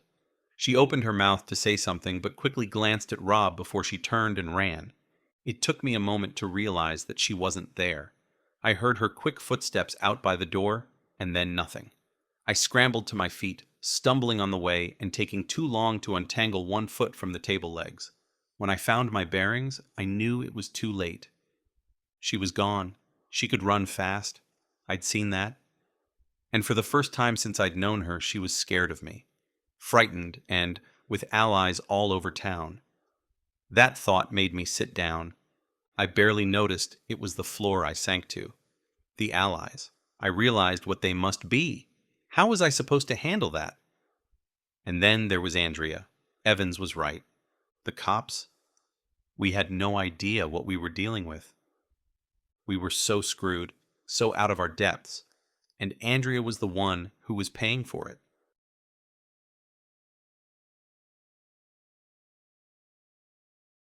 Part 2. Mender. Chapter 15. Two sets of eyes stared at me with restrained dismay. In a way, I felt like the suspects placed on the other side of the table in the interrogation room, the detectives asking questions and drawing their conclusions. Only, in this case, my interrogators were worse than the police. In my world, they were as close to the police as one could come, and at the moment they were not happy with me, both because I had done something wrong and because I had done something right, only to no avail in either case. "How long has it been since you slept, Maggie?" Gerard asked me, attempting to kill me with kindness. He was a big man in his 50s, heavy-muscled with broad shoulders and thick arms. His russet skin was his softest feature, as he otherwise had a weather-beaten face, graying beard, and balding head. A broad jaw and heavy features told of a long life lived and of a once handsome young man. "I don't know," I answered him and inhaled sharply, trying to think. 2 days, probably. 2 days since it all went awry, which was a nice way of telling myself I had messed up royally. "I'm betting a couple of days," Annalise chimed in, narrowing her eyes. "You look like it." She was not a woman of patience, Annalise, nor was she inclined to spend her time on bullcrap. Not in the least. Though one of my favorite people in my life, she could be tough to deal with. She had her own issues, though. I got that. She was about Gerard's age, thin, and more frail-looking, which pissed her off to no end. But she still had her beauty, despite fine lines on her face and the light gray haircut in a straight bob that reached just below her jaw. "So what?" I told her, trying to sit up on Gerard's soft couch. It made me sink down again. With them on each of their chairs facing me, the power show was all but decided. Andrea won't be saved by me sitting on my ass. The thought of the kidnapped woman who'd been tied to a chair for 2 days and now most likely chained in a dark basement made me draw breath again. While I was out gaining no information, her situation worsened, and it pained me to think of it. "She won't be saved by you exhausting yourself and making mistakes either," Annalise pointed out. It made me hate her a moment. Then I realized she was right. She always was. "No one has seen anything of the cars you described," Gerard said. "Nor has anyone seen any of the men you encountered on the farm where they kept her first." I nodded. I knew we were at a dead end. But I couldn't give up. I needed to help her. Bad things happened to the affiliates of our community. That was how it was. But you always did what you could to help. That was how we survived. That was how we stayed hidden. "Doesn't mean I should give up," I told them. "We're not saying that," he argued, "but you can't go on like this, and you're not alone." I knew that as well. Gerard had reached out to the community. There were so many on the lookout for anything that could help that me wandering around blind didn't add much. Not unless I happened to walk onto whatever hellhole they were keeping Andrea in. Fat chance. The time has come for you to step back and wait, he continued, his voice soft now, friendly. He knew how much this hurt me. Of course he did. When I had met him 5 years ago, my first impression of him had been that of a hard man. It still was, actually, but his ability was such a contrast to that. As an empath, he picked up emotions like a sponge, and unlike me, he couldn't turn his ability on and off. It made it difficult to lie in his presence, and it also made it downright impossible to tell him he didn't understand how you felt. He understood all too well. "Please don't make me do that," I said. No point in protesting loudly. "Only until we find something concrete. There are others that are in need of help." "What can possibly be worse than what happened to Andrea?" I said. Ashport wasn't the biggest place in the world. Though bad things happened often, a kidnapping was not commonplace. A kidnapping that had been meant for me, I might add. The men who had taken her belonged to a company called Yorov, and they had been after me before. They were the reason I had been taken from my childhood home, and now they had found me again, and taken Andrea by mistake. "I'm not saying worse," Gerard said, and rubbed a hand over his head. "But other things have happened." "You revealing our existence to a cop being one of them?" Annalise said. I cringed at the thought. I hadn't had a choice. I had tried so hard to keep Hansen in the dark about everything, but the problem with cops is they're like dogs with bones. They keep sticking their noses where they don't belong to find answers. And he'd gotten answers, all right. Get out of my head. "There was no choice," I said weakly. He was going to arrest Rob. What was I supposed to do? He'd already seen Andrea's mental projection. "Yes, I talked with Rob," Gerard said. "He backs up everything. If his seeming like a psychic had been all the cop had seen, that would have been okay. But as it is, we now have a cop in the know, running around town." Annalise broke him off. "You know how that usually goes." I nodded. Cops always did what Hansen had tried to do. He'd wanted to arrest Rob because to him there was no other reason for Rob knowing anything about Andrea than him being involved. It was why he had been so suspicious of me as well. He knew there was something not right. Cops usually did. That's why you stayed away from them. That was rule number 1. Get the hell out of my head. I shook my head a little, trying to think of something else. I'd had to reveal my own abilities to protect Rob. Of course I had. But in doing so, I'd done what I knew was a violation. I'd hated it. I never used my ability on anyone I knew, not even remotely. And I'd stood there hearing him screaming at me, not verbally, no, but the words might as well have been roared into my ear. "Get out of my head. Get the hell out of my head. Get out. Get out." Over and over again. And the look on his face. I felt shivers run through me. "I get why you did it," Gerard said. He'd likely picked up on my certainty that protecting a friend was the right thing to do despite the danger. "However, we've heard enough stories of cops becoming even more difficult to deal with when they know about us." "I know," I said. "It wasn't unheard of that they downright started hunting affiliates. There were even rumors of one such cop in Ashdale. No need for one of them here in Ashport as well. So you need to deal with this now before it escalates." I nodded and then looked at Gerard. The message was clear despite any sympathies he might have. His duty was to the whole community. He couldn't coddle me, nor did I want him to. He was the judge we'd all chosen to stand behind, and I mended things. That was how it was. So when he told me to do something, I had to. "In addition, there is something else I'd like you to look into," he said, making my heart sink even lower. More to do meant less time to spend on Andrea. Despite how many others were looking for her, I couldn't let it go. "We should tell her while she eats," Annalise said, a more sympathetic tone in her voice now. "No need," I said, though realizing that there might actually be some need. I had barely eaten in the last few days. Or slept. That was true. I had been looking for Andrea and hiding from Yorov, the FBI agent, and Detective Hansen all at once. Looking over my shoulder all the time was like a caffeine boost to me, but now, in the safety of Gerard's house, I felt the fatigue sneak up on me. "Come on," Annalise said, leading me to the kitchen where I saw a takeaway bag on the table. "I got you something spicy," she said as I opened it, the smell of chicken tikka masala rising up.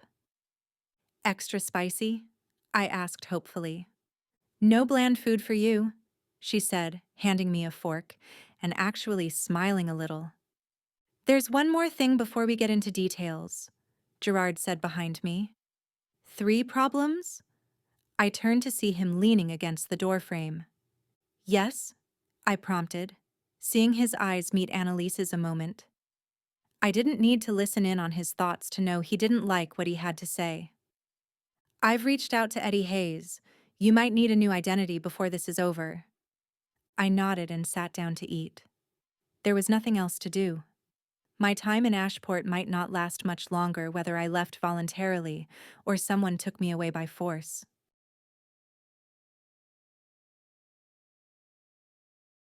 Chapter 16. Gary's auto shop looked worse than it was in the darkness. The large, deep green building could use a new coat of paint, sure, and maybe the yard could use fewer cars and junk, but all in all, it wasn't much worse than any other auto shop out there.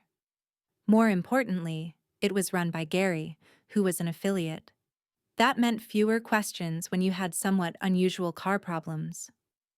"Evening, Maggie," he said as I walked in the door. The place was quiet this late, and Gary was putting away his ledger, having closed up the cash drawer for the night. "Hi, Gary. Car ready?" I asked him as he turned back to me. He was about my own height, dark graying hair, a friendly face, and with a perpetual case of motor oil under his fingernails. "It is," he said, "but I talked with Gerard yesterday. Seems you've got people after you these days." I sighed. Of course Gerard had talked to him. He seemed to have talked to a lot of people. That was how he'd found out what I'd been doing the last few days. "You said my car was ready," I protested. I had called Gary from Gerard's before coming and he'd told me it was done. Getting around town took too long on foot, and it had to be done by now. It had been in the shop for days. "It is, but Gerard's got a point. You'll be spotted if you drive that thing around." I knew the chances of that, but I was starting to not care. It hadn't been much of a problem when Hansen had driven me around, but that was not the case anymore.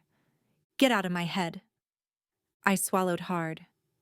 "Come on, Gary, what am I supposed to do?" He gave me a warm smile. "I said it was ready. God knows it's not the first time you've come here with bullet holes in that thing." That was unfortunately true, and I was thankful we had an affiliate mechanic in town. Bullet holes were hard to explain away to both doctors and mechanics. People had tendencies to want to call the damn cops. "Anyway," Gary continued, "I won't leave you hanging. But I'm not giving you your own car either. Gerard's orders." I nodded, understanding. "So?" "I've got one you can borrow. Just please try to bring it back without bullet holes." "You know I'll try," I said, finding my wallet from my purse. We went through the usual bickering about payment. It was something I didn't like much. A lot of people wanted me to get things for free on account of helping for free, but that was not how things worked. I could claim small favors from people, but that was it, all to avoid any extortion or misuse of power. These rules had evolved for centuries. Affiliates were no less greedy than regular people. Gary having waited for me after closing time and lending me a car was more than enough. "Come on," he said when I'd finally been allowed to pay my bill. "I'll walk you out." He switched the lights off and locked up. I was more capable of taking care of myself than he was, and we both knew it, but I appreciated the sentiment nonetheless. "There it is," he said as he locked the gate. I turned to see what he nodded toward and stood staring a moment. A small Volkswagen Beetle was parked by the curb. The damn thing even looked cute in the darkness, despite it being hard to see details. "You're lending me a car that looks like it's on a continuing smiling spree?" Gary chuckled behind me. "No one will be looking for you in that thing." I sighed. "You're right about that." I gave in. A car was a car. I said goodbye to Gary and went and got into the little thing, throwing my purse into the passenger seat. While adjusting the driver's seat, Gary started his truck and drove off. I was about to put the key he'd given me in the ignition when a movement inside the fence surrounding the auto shop caught my attention. What the hell? We'd been the last ones to leave that place, hadn't we? I sat still, straining my eyes to see in the darkness. And yes, there was definitely movement among the cars in the yard. Not a cat or any other animal. This was an intruder on 2 feet. I considered calling Gary a moment but decided against it. I didn't want to risk anything happening to him. Cursing under my breath, I opened the car door. No light went on in the coupe to reveal my presence, and I sent a silent thanks to Gary for knowing exactly what I needed in a car. I slid out and ended in a crouch on the road, then looked around a moment, like I had on the way into the auto shop. No suspicious cars around. No people. Gary's was placed in a quiet area. Not many residential houses, but close enough to town that he'd have enough clients. I heard nothing out of the ordinary, only traffic further away, and the muted soar of the Greenlight River on the other side of the auto shop. I leaned back against the Beetle and zipped up my jacket so my white shirt wouldn't reveal my presence in the dark. Then I moved around the car and further down the metal fence that surrounded the lot. Gary had locked the gate, but there was another way in. It wasn't my first time dealing with problems there. I had no idea if I had come over a robbery or something else this time, but Gary was an affiliate and I had to check it out. Just because he wasn't there at the moment did not mean something bad couldn't happen to him at a later time. I found the opening in the fence that I was looking for. It was well hidden, but unfortunately by the ground, forcing me to roll under it, the metal trying to stop me all the way. I heard nothing when on the inside and moved closer to where I had seen the figure, my eyes as adjusted to the dark as they could be by now. There was no light source either to help me or weaken my adjusted eyes. Not a damn sound gave away anything. I moved with silent steps between the cars. There were a couple of trucks and bikes in the mix as well, but nothing that revealed anything. The lack of sound or visual movements did not make me give up, though. I knew better than that. Likely the person, or persons here, were in the middle of something. Or they knew I was there too. I moved carefully, hiding behind vehicles. A sound in front of me made me stop abruptly. Someone moved a few feet ahead of me, scuffing along the ground, barely audible because I was so close. I realized I didn't have my purse with me. The metal lining would have been a helpful comfort now. As it was, I felt around the ground, finding nothing more helpful than a rock and gripping it tight. I moved forward, ready to strike. A screeching wail met me as I stepped forward, a fat cat protesting sharply at my sneaking up on it. My pulse in my ears, I stopped and lowered the rock. Damn cat. Relief hit me at the same time as anger, the real danger forgotten for a split second. A hand clamped down on my shoulder, forcing me around as the muzzle of a gun found its place under my chin. I was slammed into the truck behind me as a man placed his arm on my chest, pinning me back. I had never seen him before, but the suit told me everything. This had to be the FBI agent assigned to Andrea's case, Agent Larkin. "Ms. Evans," he said, "nice to finally meet you." The smug smile on his face was visible even in the dark night. I didn't have time for niceties, though. I knew I had no time on my side. If this man got me, I would be taken out of town. I had to find Andrea. I noticed two things about the gun to my head. It was not the tranquilizer gun he'd tried to take me out with last time, and his finger was not on the trigger but resting beside it. He didn't want me dead. That was his mistake. I opened my mouth as if I was about to say something, distracting him a millisecond, enough for me to raise my hands and slam my fists into his ears. The gun did not go off as he jerked backward, stumbling to his knees, eyes closed as he grunted in pain. I didn't stick around to see if he was okay. I ran for the nearest building, which was the office, finding the door closed, my brain in overdrive, forgetting to think. Gary had locked the damn door. I had been standing next to him, watching it. I forced myself to calm down, hearing Agent Larkin moaning in pain where I'd left him. I had a second to think. Get inside, find a weapon, hide. I couldn't simply attack this guy. Everything I did to him could get me arrested. It would only be an excuse for him. I moved around the corner, finding a window that wasn't closed properly. I'd have to have a talk with Gary about security. I scrambled into his office, hoping the agent would think I'd run away. I landed on the floor as inelegantly as possible, head first, legs up against the wall. I got up and closed the window, moving through the office in the dark, which was thicker in there. I found nothing that would help me and moved into the next room where I'd met Gary mere minutes earlier. I systematically searched the place, calming my breath by sheer will as I worked. A scraping sound caught my attention, making me stop everything. I listened intently. Was I not alone in the building either? It came again, this low but distinct sound. The realization made me turn toward the front door. Someone was picking the lock. I drew breath hard. Damn, the man did not give up easy. I looked around helplessly. If he used a flashlight, he would see me at once. No use hiding by the door. That was the first place I'd look if I was the one coming in. I went toward the desk that sort of functioned as a reception, hiding behind a thin partition next to it that halfway divided the large room. Hell, no weapon against an angry agent with a gun.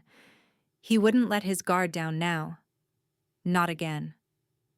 The lock clicked and the door slid open. No flashlight, but the room became, not lighter but grayer perhaps. A small nuance, really, making shapes more visible.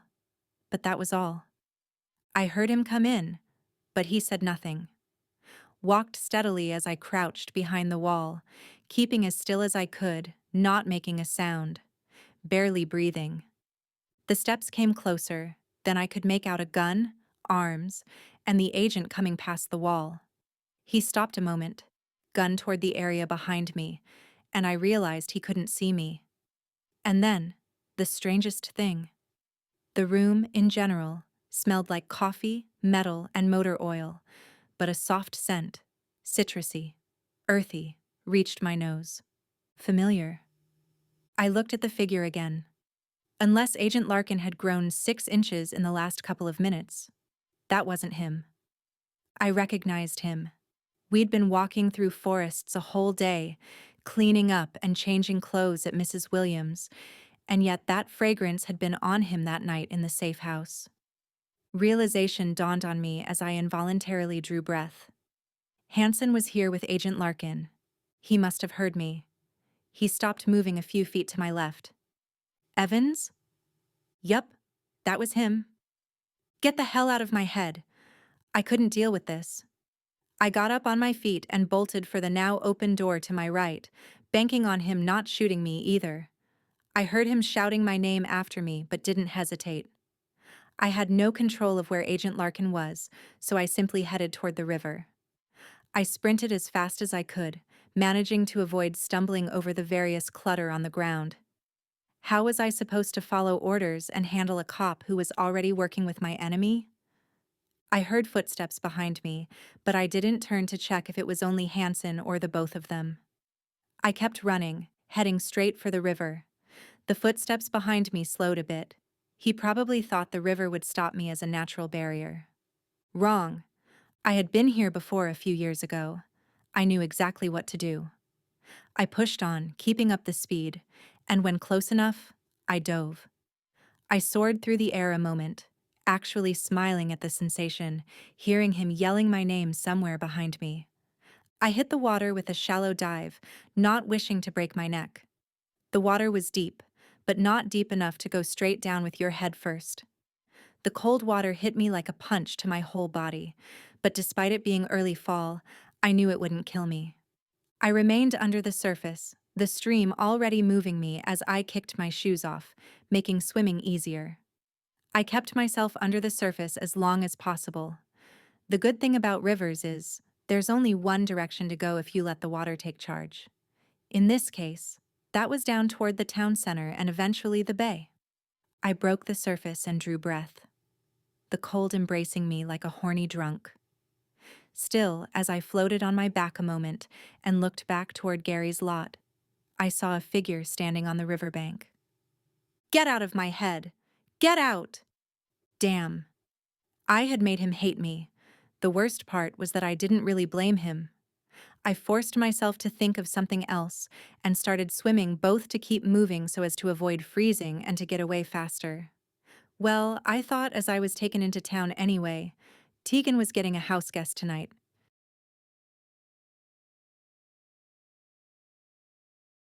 Chapter 17. I awoke in dry clothes, feeling warm and comfortable the next morning, a crunching sound being the culprit in disturbing my slumber. I looked up, eyes heavy with sleep, and saw Tegan at the kitchen counter staring at me with a no-good smile on her lips, happily chewing cereal. "You had a spicy dream," she proclaimed, and had another spoonful. "What?" I stuttered, grasping for a dream that was out of my reach as consciousness claimed my attention. "Dude," she said, pointing at me with her spoon, "you totally had a spicy dream." "Stop saying that," I mumbled, starting to realize what she was implying. I rubbed my eyes a moment, also realizing Gerard and Annalise had been right. I'd slept heavily the night through, and the food last night had done me good. Despite feeling like I could sleep the whole day, I actually felt better than yesterday. "So?" Tegan pressed as I sat up on her couch, blankets all around me. "Who is it about?" "Gary," I said, glad she'd asked. That meant I hadn't mentioned names in my dream. Tegan snorted. "Fine, don't tell me. Anyway, what do you think?" She indicated her hair, which was bright red. I was sure it had been its usual black last night. "You did that now? How long have I been asleep?" "It's almost noon. You've been sleeping like a rock, until the end there." She gave a knowing smirk at that. "Yes, thank you," I said, and looked at her hair again. The red was too bright to be natural, but with the curls and waves of her bangs it looked stylish, as it always did with her. She had a light blue dress on, slim waist and big skirts. Eye makeup heavy and lipstick bright red. "You're unusually dolled up today," I said. She shrugged. "I have a date after work, and I have a later shift. No time to go home in between." Lucky her. I had apparently dreamed of the guy who'd been chasing me with a gun. Way to look out for warning signs, Margaret. I sighed and got up from the couch, joining her in the kitchen corner of her apartment. "It looks nice," I said. "It's very you." She smiled happily, knowing I meant it, despite us looking like complete opposites every day. Diving into rivers and the likes didn't make it easy to wear anything especially pretty. "Anyway," she began, "there's cereal, or you can help yourself to anything you like." I suddenly felt a lump in my throat. Tegan was one of my true friends in Ashport, and the thought of having to leave her as well got at me a moment. She was the kind of friend who would let you in without question. Standing at her door, no shoes and dripping wet. She'd even bought a bigger couch a couple of years back, stating that I'd better have space to stretch out. She was an affiliate, and we'd gotten to know each other that way. Her apartment was a place I could go, not only because she owed me a favor and I kept a stash of clothes there, which I did, of course, but that was beside the point. No, we'd become friends and liked each other's company. "Are you all right, Maggie?" she asked, picking up on my hesitation. I swallowed hard again and nodded assuredly. "Yeah, just tired." I wanted to tell her everything. She knew about Andrea and Yorov, of course. By now I figured every affiliate in town did. But she didn't know the rest, and I didn't want to worry her. I wanted her to enjoy her day. Her worrying wouldn't help me anyway. "So, what's on your agenda today?" she asked, handing me a bowl and spoon. "Gerard's got me checking out a guy who has fallen into some kind of coma," I said, the disinterest unhidden in my voice. If he was in a coma, he could wait. And what could I do about it anyway? "Really?" she said, seeming more interested than I had expected. "What?" She shrugged. "It might be nothing, but Dr. Morris has an affiliate patient in some weird state at the hospice." "What kind of state?" I asked, suddenly a little interested despite myself. Tegan worked as a nurse at the Ashport hospice. When affiliates got hurt and needed a doctor that wouldn't involve the police, we didn't go to the hospital. We went to the hospice where we had an affiliate doctor working. If she had a patient now, it meant there was something about him the police were not supposed to know about. "Not sure," Tegan answered. She didn't work exclusively with Dr. Morris, and she was only called in to help if the doctor needed assistance. But it seems to be some sort of permanent non-responsive state. I made a note of that. It might be worth checking into. First, however, I had to do as Gerard had said.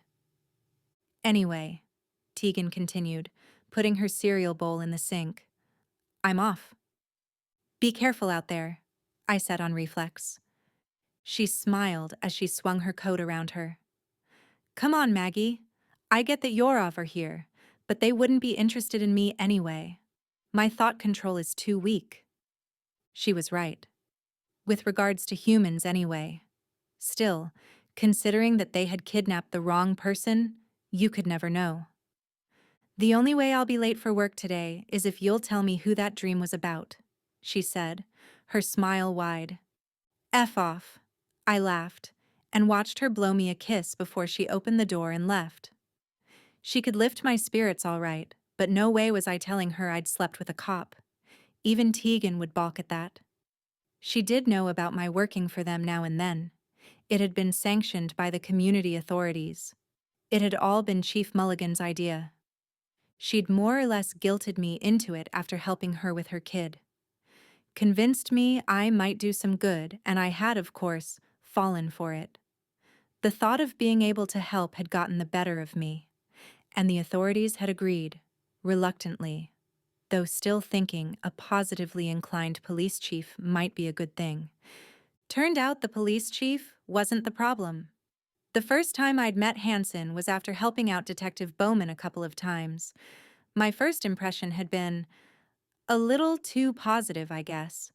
He was a looker, that one, with the tall, fairly dark, and quite handsome thing going for him. Light brown hair, bone structure to kill for. Yup, I'd been suckered in until he'd opened his mouth, making it clear he didn't like me being called in to help out when an interrogation was going nowhere. I wasn't a cop, and he had never liked my method. Not that he'd known the truth, of course. I knew he'd thought I did cold reading. Not a bad guess, actually. But the truth, it was not. His dislike had made me resent him. I had enjoyed making him uncomfortable as he retained his professionalism all the time. So when he'd lost it, yelling accusations at me at the police safe house a few nights ago, I'd been truly surprised when he'd gotten too close, his breathing changing, pupils dilating. All clear-cut signs. Old habit had made me egg him on, and I'd been astonished when he didn't back down, which in turn had made me refuse to do so as well. The night had been intense and fiery, interspersed with resentment and an odd sense of antagonism. Yet, there had been moments of consideration and intimacy as well. A clink as my spoon fell down into the bowl startled me back to the present. What the hell was wrong with me? I had serious problems, and the guy who hated my guts wasn't even at the top of the list. Focus, Margaret, I told myself, forcing down some cereal, not enjoying the boring taste, but knowing I needed some fuel. I knew what I had to do: keep my head down, do what the community demanded, and in return, hope they found even a semblance of a clue as to Andrea's whereabouts. Easy peasy, right?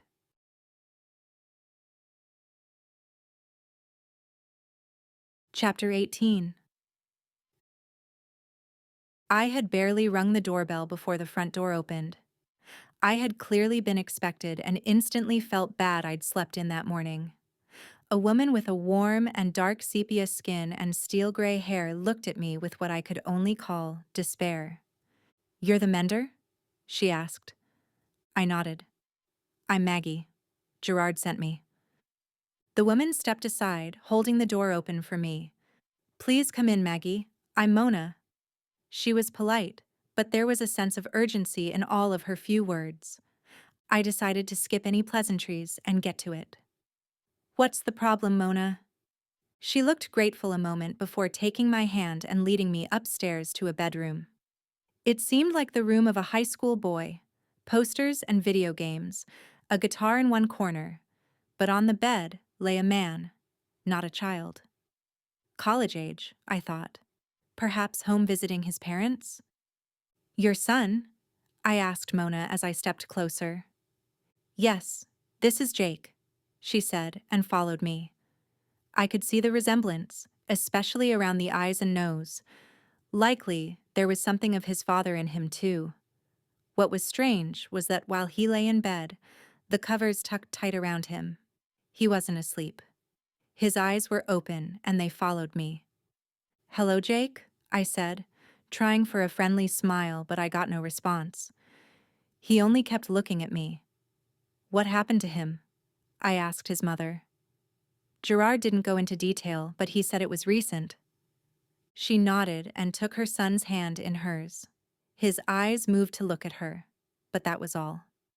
"2 days ago, his father and I went out for dinner and Jake was out with friends. All I know is he came home before us, and we found him like this in the living room downstairs." "Any sign of a break-in?" "The front door was wide open, but otherwise, no, nothing was stolen." I looked at Jake. He seemed conscious but unable to speak or move, like a horrible nightmare come true. I sat down next to him on the bed, seeing his eyes turn back to me. "Can you communicate in any way, Jake?" I asked. He blinked once and I looked at his mother for clarification. "He's in there," she began, saying the words more to herself than me, I expected.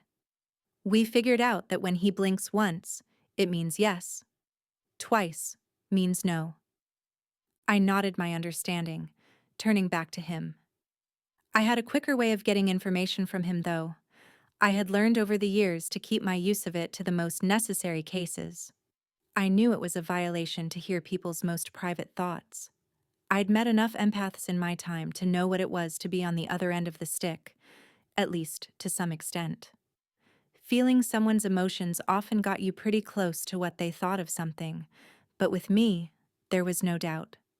I could hear it word for word. I could hear what was not meant for me or anyone but those who were thinking the thoughts. Get the hell out of my head.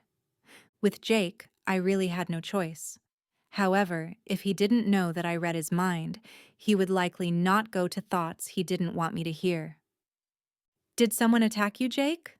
I asked, trying to lead his attention to the reason I was there, to what I wanted to listen in on. I barely noticed his blinking once as I looked into his eyes, concentrating on hearing him. It's hard to describe how it works. I could turn it on and off at will, but the mechanism itself, well, it's like when you decide to focus on a sound, or when you consciously tell your arm to move. It required me to maintain eye contact. That is to say, I have to see the person's eyes. People call them the mirror to the soul, but to me, They're like the loudspeakers of the conscious brain. When I had that and decided to listen in, people's voices would come to me like a radio had been turned on. But as I looked at Jake, there was nothing. Like he'd been switched off. That had never happened before. "Can you pick up something?" Mona asked me, looking hopeful. Yeah, that was the thing. Except for Gerard, Annalise, Rob, Tegan, and Chief Mulligan, and Hansen, no one knew of my true ability. It usually made people uncomfortable and downright afraid, and unless I trusted them and vice versa, I didn't tell anyone. It was generally believed in the community that I was an empath. They were much more tolerated as well as common, and as close to the truth as I could get. Unfortunately not, I answered Mona. It's like he's closed off on the inside as well. I sighed and went ahead. We had to do this the old-fashioned way and ask yes and no questions. Is Jake an affiliate?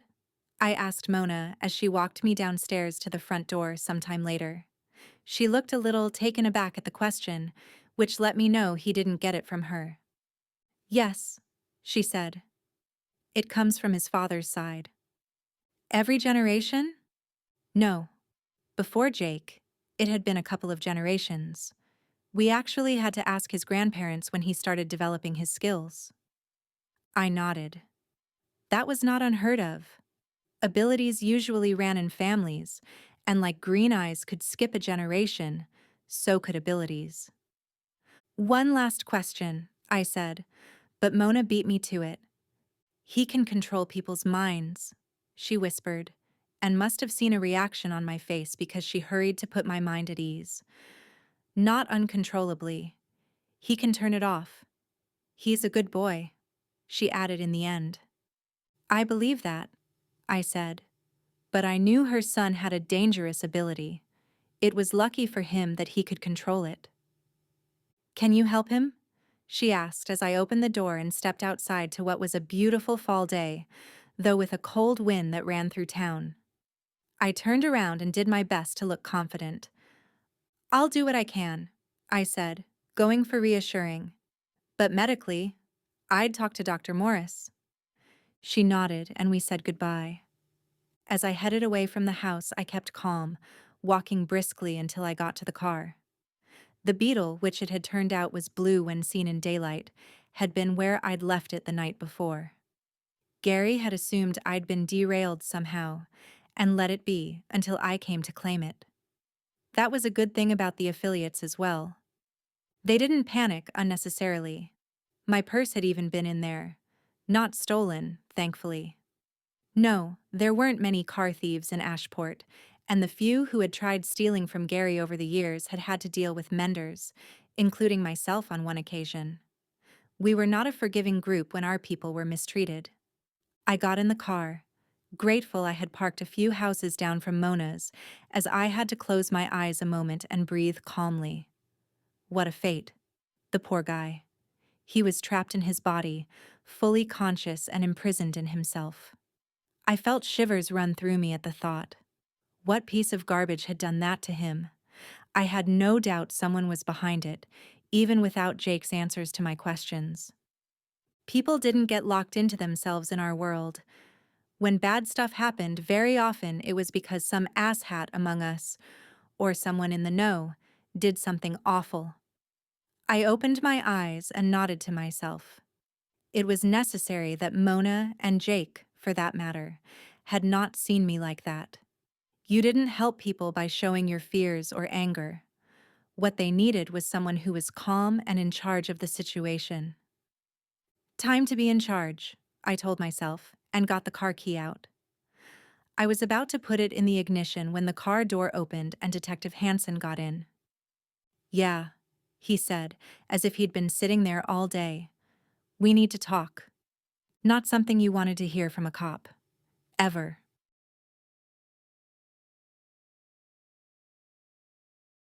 Chapter 19. I stared in disbelief a moment before getting my bearings. I grabbed for the door, trying to get it open. If he was there, that damn Agent Larkin wouldn't be far behind. Turned out Hansen was quicker than me.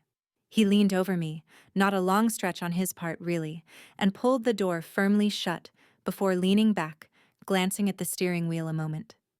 He looked like he wondered why his head hadn't been smashed into it. What can I say? Sometimes I'm just that nice. At least when someone can arrest me. I looked around in worry at the thought. The guy who'd actually put a gun to my head was nowhere to be seen. The street was empty save for an old couple walking their dog. "Who are you looking for?" Hansen asked, seeing my unease. "Where's your new partner?" I asked, realizing I had dropped the key. I struggled to get hold of it between my feet. "Who?" Confusion held his words. I closed my fingers around the car key and felt an urgency in getting away before the man got there. "Agent Larkin," I said as I straightened up, key triumphantly in my hand. "What?" "Spare me," I said as I turned the engine on. "You were both trying to arrest me yesterday at the auto shop." "That was Larkin?" he exclaimed. "I thought it was one of the kidnappers."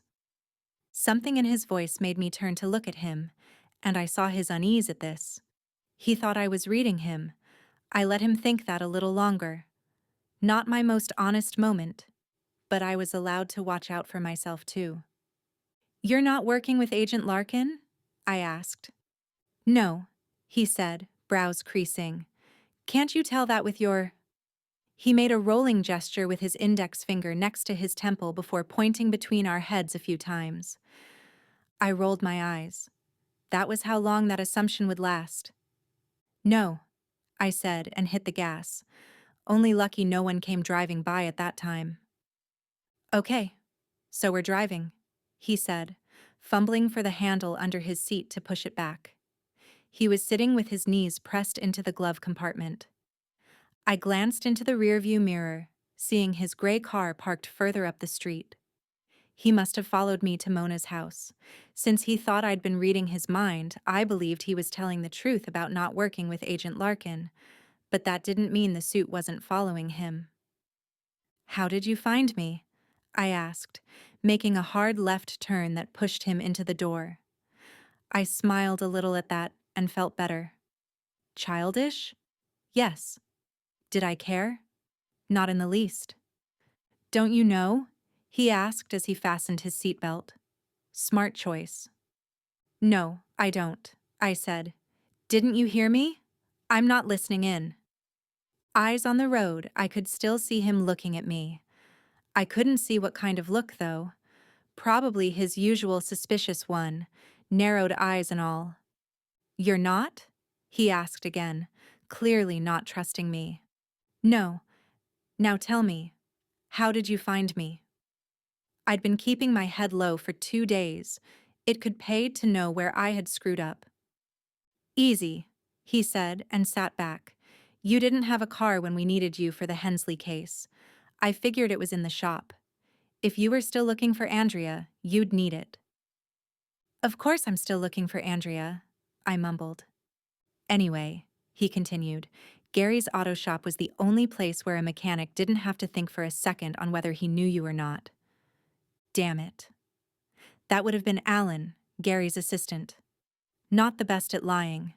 After that, it had only been a matter of staking out the place. Hansen was right. It had been easy. Stupid me. "Then I suspect you saw me entering the place again?" I asked. "Yeah, if you mean breaking in. Saw someone moving around inside the fence, too." "I wouldn't be so smug about calling other people out on breaking into places. That lock didn't pick itself," I said, and was instantly ignored. I did, however, see how he had found me again today. He'd known what car I was driving. "So, what were you doing at that woman's house?" he asked after a moment of awkward silence. "Does it have something to do with Andrea?" "Your colleagues not finding her?" I asked. "No, not a trace, in fact. Do you think they've moved her out of town?" "I hope not. That would explain no one seeing even a hint of them in the area. If you're right and they're after me, I have to hope they're still here." "So what does that woman have to do with it?" he pressed. "Not a damn thing." What? I'm working on something else. I could feel him staring daggers at me more than see it. I knew one thing for sure without reading his mind. He was as invested as I in finding Andrea, especially after our failed attempt at the farm. Me doing other things did not fit with that. You're doing other things? Listen, I have to do as I'm told, just like you, by the way, or was it not your boss who ordered you to investigate me? I've been told to look into something else, and that's that. By who? What? Who's telling you to do things? I sighed and made a new left turn, nice and easy this time. My boss. And that is... I smiled at that, and then remembered my other order. I had to deal with this cop. Make sure he didn't start hunting us. That meant not concealing everything all the time. I bit my lower lip a moment, considering it. Listen, I said finally. I have to do this. There are others that need help, and while I wait for any news on Andrea, I have to deal with this. So you're still looking? Not me personally. Not now. But others like you? I took my eyes off the road a moment and looked at him in astonishment. There's a whole bunch of you, isn't there? He asked, though it wasn't really a question. You, Rob, even Andrea. All the places you keep clothes stashed. How many are there? I shrugged. I don't really know. And that was the truth. We don't keep records. It's safest that way. Keeps people like you at bay. He snorted at that, but let it be as well. Then he noticed where we were, as we were driving up to a large white stone building with 6 floors and a beautiful garden out front. Ashport Hospice? He said. I simply nodded and drove the car to the back of the building. I wasn't going to the front door to conduct my business. There were 3 doors on that side, and I parked near one almost at the corner of the house, dumpsters close by. No cameras, Hansen commented as he got out and looked around. There wouldn't be for this particular area. We made sure they were regularly broken when someone tried to fix them. Nice little town like Ashport? Nothing ever happened here. That's why the cameras weren't a priority either. So, he began as he followed me to the door. I rummaged through my purse for the burner phone Gerard had given me. What with Larkin tracking my regular phone, I needed something else. I texted Dr. Morris. You're not listening in, as you put it? I stopped typing a moment and looked at him. I couldn't quite decipher the look he gave me, but my guess was that of worry and trying not to think of anything at all at the same time. That never worked. To be fair, he had gotten into my car thinking I did it all the time, and I knew how he hated it. I had to admit, that took some guts. He was in on my secret now, so the least I could do was to be honest. No, I can do it at will, but I never do it to people I know. I never do it to anyone without a damn good reason. The interrogations is a very good reason, I think. He nodded. I had talked to some seriously twisted people when helping the cops. There had to be exceptions. I finished my short text and hit send. Listen, I added. I know it's a violation. I've had to learn that the hard way. I know you don't trust me, but in this case, you have to. Or you cannot give a crap about Andrea. If you're sticking around, you'll have to trust that I don't listen in. Ever. The only reason I did it at Rob's was to convince you we weren't lying. I'm sorry I had to do that. Really, I am. But I had to protect Rob. He considered a moment and then nodded. Okay. Really? I don't think I've ever heard you apologize for anything before, so I guess you mean it. I scoffed at him.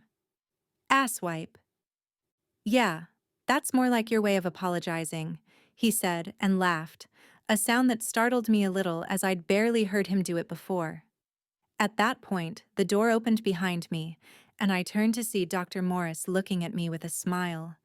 Then she noticed Hansen, and the smile vanished. Maggie, what the hell? She said. Hello to you too, Dr. Morris. I said, and walked up the few steps to the door. You brought a cop? Are you insane? She said, gray eyes narrowed. She was a short woman, mid-50s, slim and energetic. No more than yesterday, I smiled at her. Maggie, what have you done? She hissed the words at me, clearly not wanting him to hear, but really wanting to yell at me at the same time. She stood behind the door, refusing to open it more than she already had. I looked back at Hansen, who waited patiently at the foot of the stairs. His badge was visible on his belt. He needed to stop with that. Nothing that isn't sanctioned, I told her as I turned back to her. He knows too much already. Gerard wants to make sure he doesn't turn on us. Her mouth turned into a thin line as she considered this. I could lose my license, she whispered. No, you won't, I assured her. Not because of him. So he knows? He's learning, but yeah. She inhaled sharply and opened the door, letting us in, though she stepped in front of Hansen as he came up the stairs, extending her hand. He took it with a bemused look on his face. He might not have heard what we said, but he could probably guess. Nice to meet you, Detective, she said as they shook hands. I'm Dr. Morris, and I have the ability to speed up cell deterioration. I sucked in air through my teeth. Affiliates didn't go around announcing their abilities, especially to outsiders. This was a threat. She could do as she said. Hansen's eyebrows went up a bit at this, but he did not jerk his hand back. Instead, he put his other hand over hers. Nice to meet you, Doctor, he said calmly. Since I'm not decomposing yet, I guess you're giving me a chance. Oh my God. I looked in stunned silence as the doctor laughed and nodded approvingly. I like this one, she said over her shoulder to me. Quick on the uptake. An odd sense of relief flooded through me, and it took me a moment to realize I felt pride for his quick handling of her. I shook my head, reminding myself he didn't trust me and that he despised what I could do. Get out! Get the hell out of my head! I shivered a moment, glad they were busy chatting and not noticing. I guess you're here for my patient, the doctor said a moment later. I nodded, not mentioning where I'd gotten the information, though I was sure she knew it was Tegan. Hansen didn't need to know everything. We followed her up a flight of stairs and into a small room that looked like any hospital room, except this wasn't a regular hospital. On the bed lay a young man, motionless and still, except for his eyes. Exactly like Jake.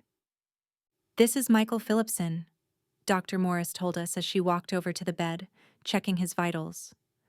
I sent his parents out to get some food. I'm waiting here with him. This is Maggie, Michael, she told the kid. She's a Mender. You've heard of them, right? I walked closer, seeing the boy's eyes following me. He was younger than Jake, probably still in high school. I knew of his family. The Phillipsons had lived in Ashport for generations, several of them having abilities that made them affiliates. Even many of those without were seen as affiliates. Their abilities tended to differ, though, as many affiliates had married into the family over the years. Hello, Michael, I said as I stood next to him. I've been talking to someone with the same problem as you today. I looked at Dr. Morris and she nodded. Likely, Mona had called her the minute I left the house. That was good. I went on, getting him to respond with the same blinking Jake had to resort to. However, having gone through it once before, it didn't take that long this time. Were you attacked by a masked man who hit you before this happened to you? And did he render you unable to speak before he did this? I asked. Getting those details simply by yes and no questions had led to some unrelated queries for Jake, but we'd gotten there in the end. Michael blinked once. I almost thought I saw relief in his eyes as well. I nodded and looked at the doctor. Same thing that happened to Jake. It can't be a coincidence. What exactly is this? Hansen interrupted. I'd forgotten he was in the room a moment. Dr. Morris tipped her head to the side, looking at the boy. If I didn't know better, I'd say it's locked-in syndrome, but... So it has a name, I said. Yeah, but that's not contagious, though, is it? Hansen asked. Apparently, he had heard of it. You keep talking about another case. No, it's usually caused by brain damage, poison, stroke, things like that, Dr. Morris explained. Which is why I don't think that's really what this is. Not when it concerns affiliates and two healthy young men. Someone's doing this to them, I clarified. Do you know what Michael's affiliation is? I asked Dr. Morris, hoping her parents had told her. Luckily, she nodded. Yes, Michael here can compel people's bodies to do his bidding. I smacked my tongue. Another dangerous ability. If he'd been free from his own body prison, he could have forced my body to walk straight out the window and fall to my death. My brain might have protested all it wanted and all to no avail. I hoped his parents had instilled good morals in the kid. Jake can control people's thoughts, I said. There seemed to be a pattern here. Wait, that's a thing? Hansen blurted, instantly holding his hands up when we looked at him. Never mind. Pretend I'm not here. The Phillipsons have a long history here, I continued.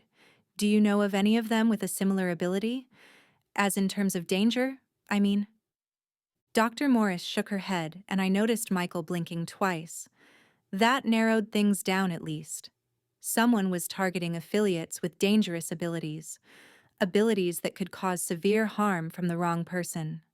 From what I'd seen so far, though, the victims were normal people. Normal people locked inside themselves. That had to stop, I decided, as I truly understood why Gerard had made me look into this despite everything else going on.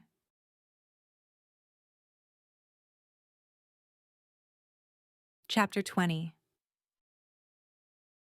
A mender, huh? Some sort of fixer? Hansen said as we got back in the car. He made me think of a clown car as he climbed in, his long limbs not really suited for the beetle. With the seat further back, though, he seemed to sit comfortably when first inside. Dressed in dark jeans, blue shirt, and a black jacket, he looked more laid back than he actually was. The badge and the dark blue tie said otherwise, though the tie being loosened around his neck made me smile. Not the kind of types you guys are used to dealing with, I said. I don't sell anything or remove anyone. I merely try to help. How many of you are there? Only me at the moment, I answered, suddenly missing Freddie very much. He'd been the mender in town before I showed up to share the job, up until the damn cops arrested him. I didn't say anything about that, though. The less Hansen knew when it came to Freddie, the better. We had, after all, sprung him from the prison transport. But I did miss having another mender around. Sometimes being more than one person was a good thing. Though the affiliates were an effective support system, sometimes you simply needed help from someone with the right skill set. Normally, we could have dealt with each thing at this point. How many are there usually? Hansen continued. You know, you ask a lot of questions, I said as I drove away from the hospice. Well, you're finally answering some of them. There were limits, though. But I had tried keeping everything under wraps, and that didn't work with this guy. Maybe he couldn't help himself because of what he did for a living. The fact that he'd picked up on something about me meant he was good at noticing things, too. It wasn't like I had a sign on my forehead announcing my affiliation. The fact he'd been investigating me, though, that had caught me off guard. Mostly because I knew that would have involved McAllen, and I couldn't believe he'd be bothered enough to do that. Still, that reminded me of the shooting. How is Detective McAllen? I asked carefully, knowing it was a sore point as I had been at the scene when it happened. Not good, Hansen said. He woke up yesterday, but something went wrong and they had to operate again. Blood clot. I'm sorry to hear that, I said. I meant it. I liked McAllen. He'd always treated me fairly despite whatever misgivings the asshat next to me had. Said asshat kept silent a little while as we drove through town, heading back the way we'd come only an hour earlier. In the end, though, curiosity got the better of him. Why didn't you come to us when you found out a cop had been shot in the same place Andrea had been kidnapped? I stopped at a stop sign, checking for traffic before driving again. The same reason none of us ever do, I said. I had left the alley in a haze of confusion after being hit by the van. I hadn't heard about the shooting of McAllen until later. Since no one had come for me by then, I figured I hadn't been seen. You would have thought I had something to do with it. Hell, you did believe that, I explained. That's why we stay out of your way. You lot always misunderstand and throw out accusations first. At least now he knew I was the intended victim, not someone who was to blame for McAllen's injuries. Yeah, everyone you know looks at me like I come spreading the bubonic plague or something. I shrugged. You kind of do. It didn't take long before we were back at Mona's house, the street as peaceful as earlier. No Agent Larkin in sight, only people out walking or raking what leaves had started falling in their yards. Picture perfect. Nothing to suggest the poor man inside the house, who couldn't move his fingers even if his life depended on it. And why are we back here? Hansen asked as we walked up to the front door. Because I have a bad feeling about this, I said. And put that away, I added, pointing at his badge. Can't do that, he said. I'm supposed to. I don't give a crap. Put it away. It upsets people. He sighed. Point made, but at least did as I said, putting the thing in his pocket as Mona opened the door. Did you find out anything? She asked before I could open my mouth. Didn't even care that I had brought a complete stranger to her doorstep. Maybe, I said. I won't take up your time, Mona, but I asked the wrong question when I was here earlier. Okay, she said. No idea where I was going with this, but trusting me nonetheless. Fire away. I shouldn't only have asked you about Jake's affiliation. I should have asked if there's anyone else in your family with the same or a similar one. Her eyes widened at this. Dr. Morris told me on the phone there was another boy with the same affliction. Do you think someone targeted them? Seemed Hansen wasn't the only one sharp on the uptake today. Might be, yeah, I said. It was too much of a coincidence. According to Dr. Morris, Michael had been attacked yesterday, Jake the day before. I wouldn't be surprised if it happened again. So, are there more in your family? She nodded and swallowed hard. My nephew Will. He's related to my husband's side of the family. And his affiliation is? Exactly the same as Jake's.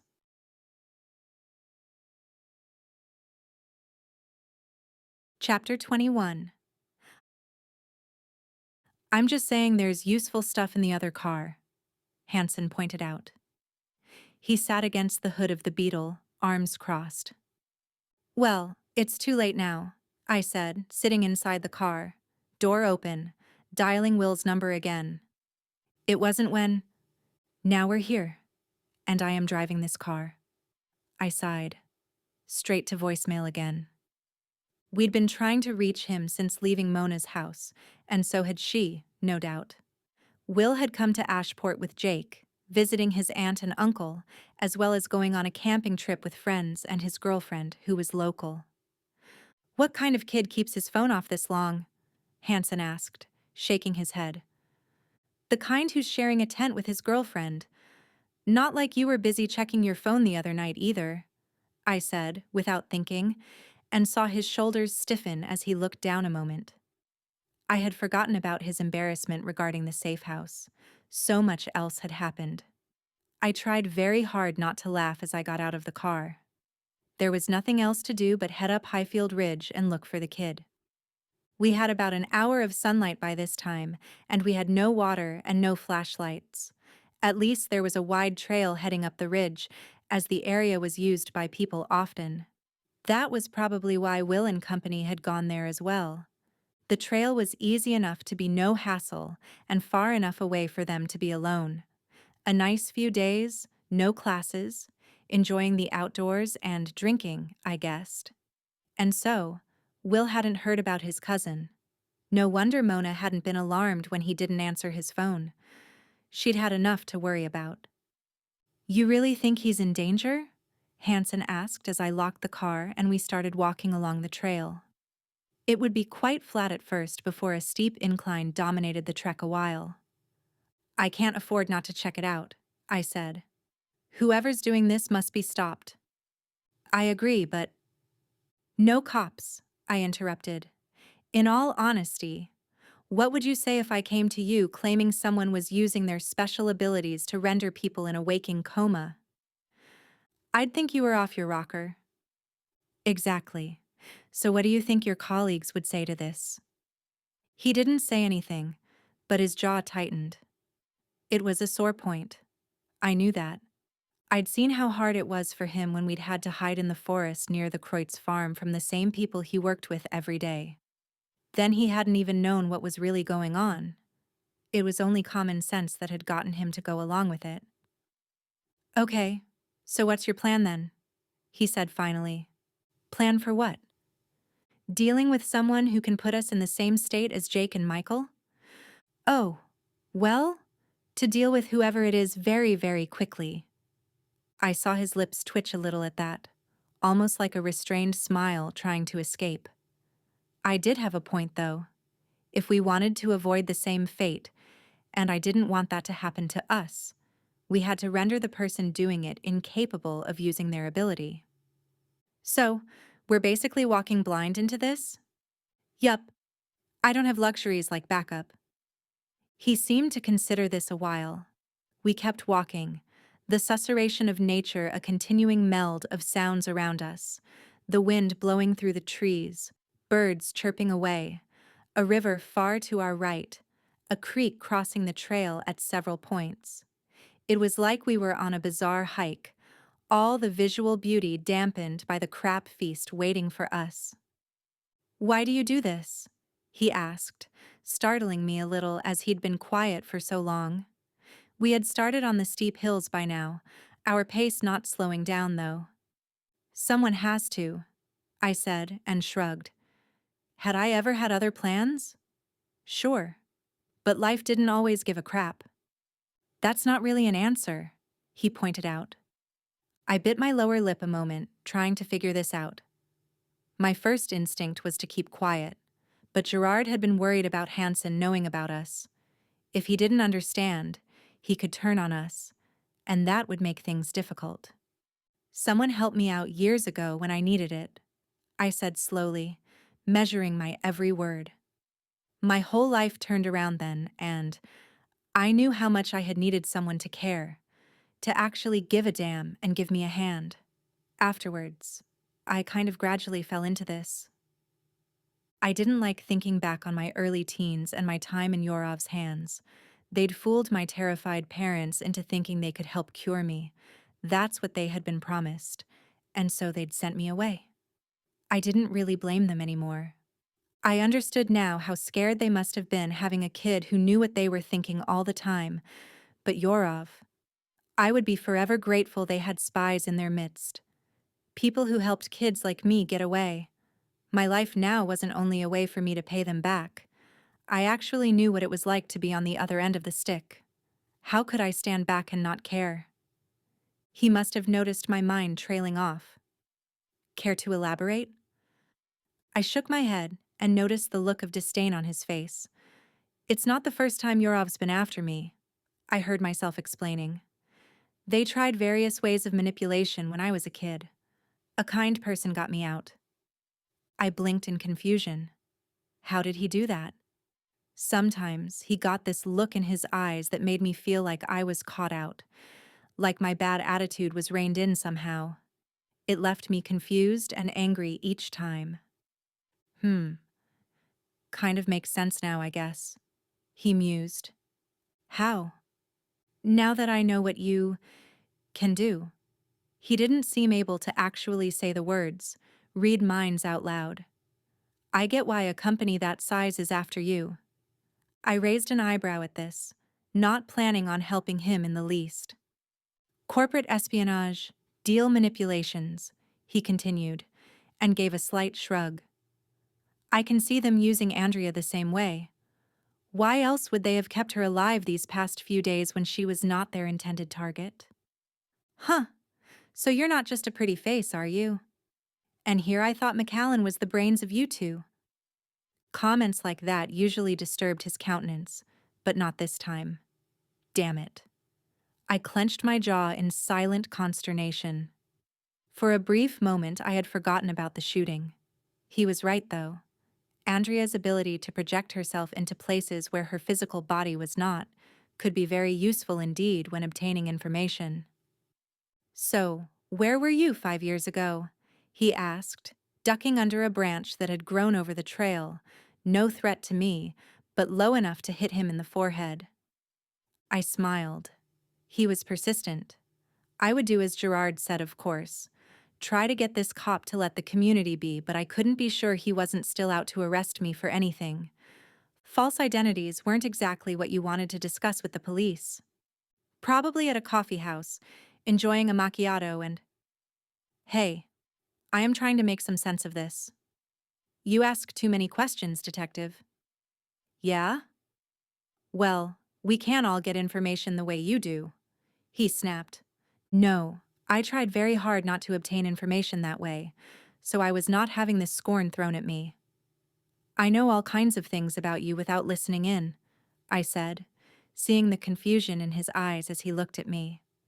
I've seen you naked, remember? Damn it, Evans, he exclaimed, averting his eyes, making me smile wider.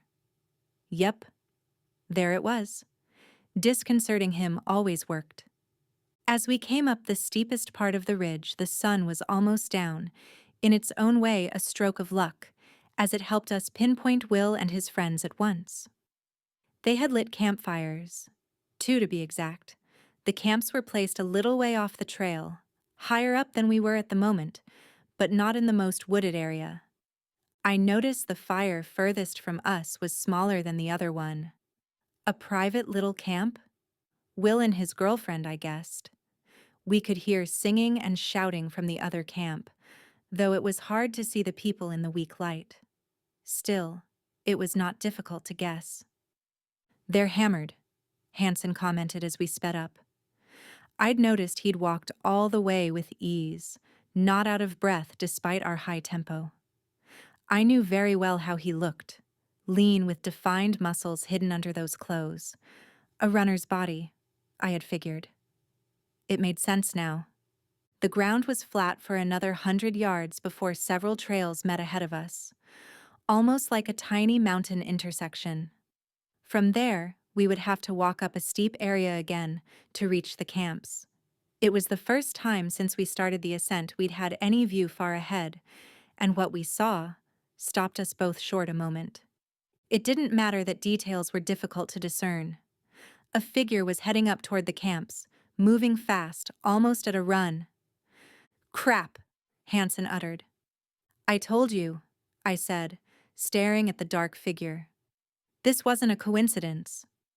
I barely got the words out before Hansen ran forward.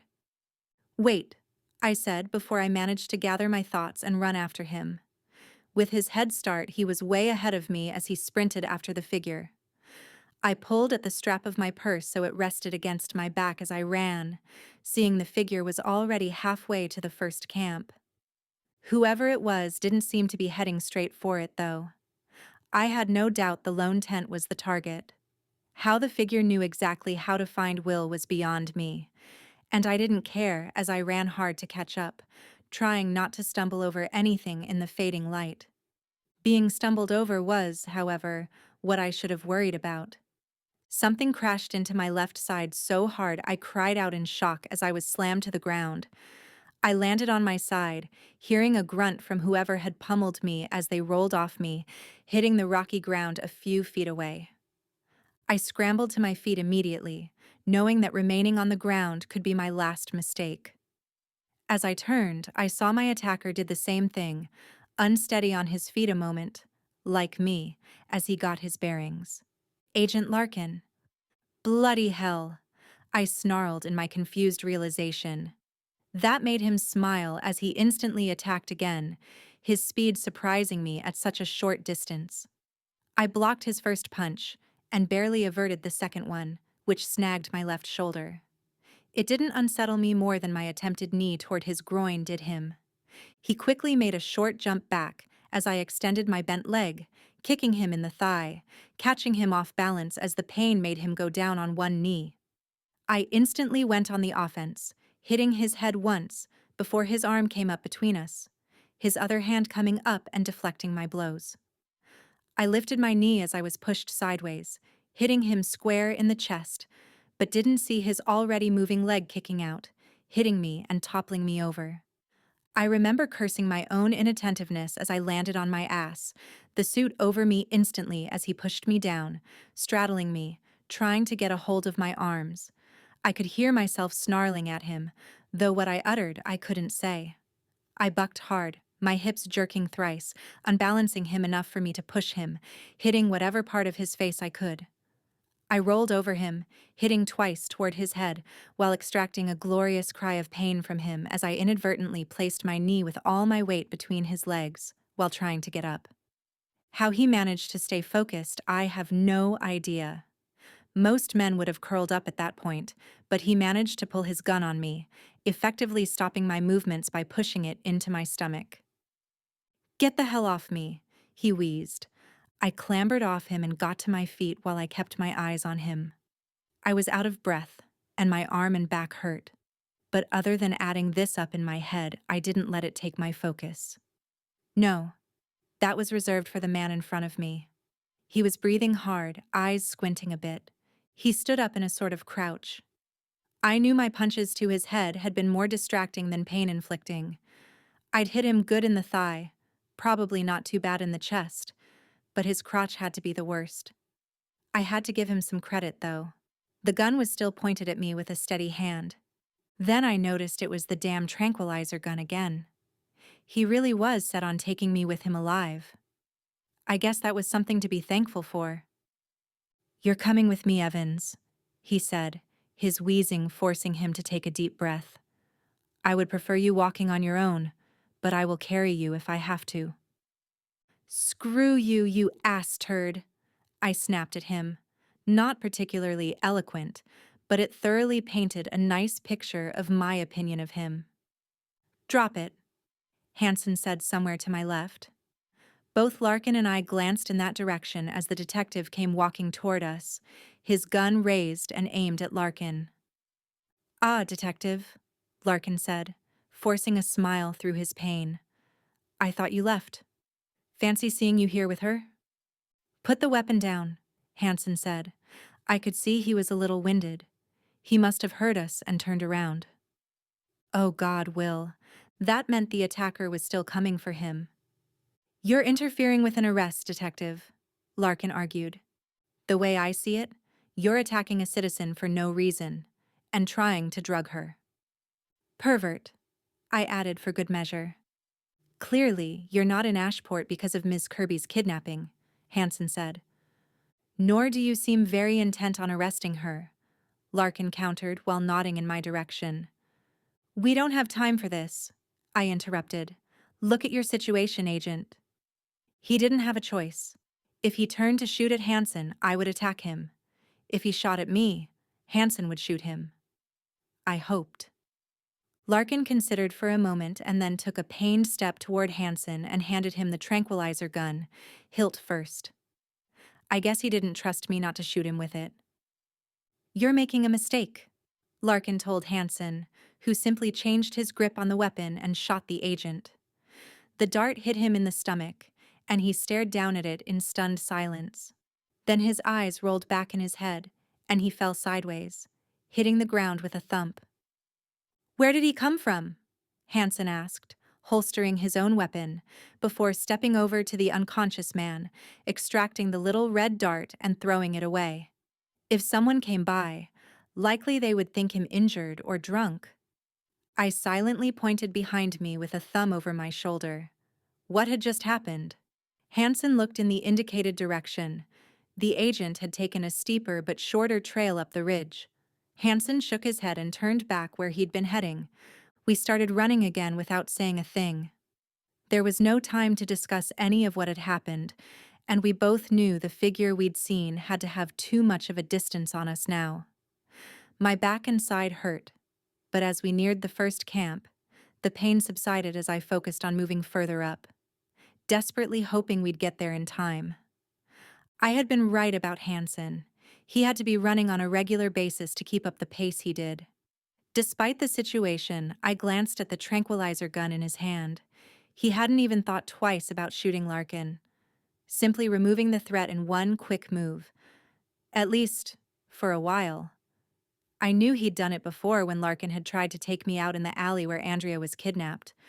But from what Hansen had told me at the time, he had not been seen then. The noise from the first camp reached its peak as we ran by unseen, hidden by darkness. They were quite audible, with their singing, laughter, and loud talking. If there ever was a scream, we didn't hear it. The smallest camp lay about 200 yards above the other one, and I knew before we reached it that we were too late. The attacker had been too far ahead of us. A small fire was lit outside a tent. It hadn't been tended to in a while and would soon be dying down. A light source in the tent revealed the silhouette of a person sitting in there. There was no sound. Hansen reached it a second before me, ripping the unzipped flap to the side as I stopped beside him. An apathetic face met us before a scream erupted. A young naked woman sitting on her knees suddenly backed away at our intrusion. She grabbed at a sleeping bag, covering herself as her scream died on her lips, terror making her stop moving. I held up my hands, palms out, about to say something comforting, as I noticed the young man who lay still next to her. Will. It had to be him. He didn't move. Did not react to our being there other than looking at us with a familiar blank stare.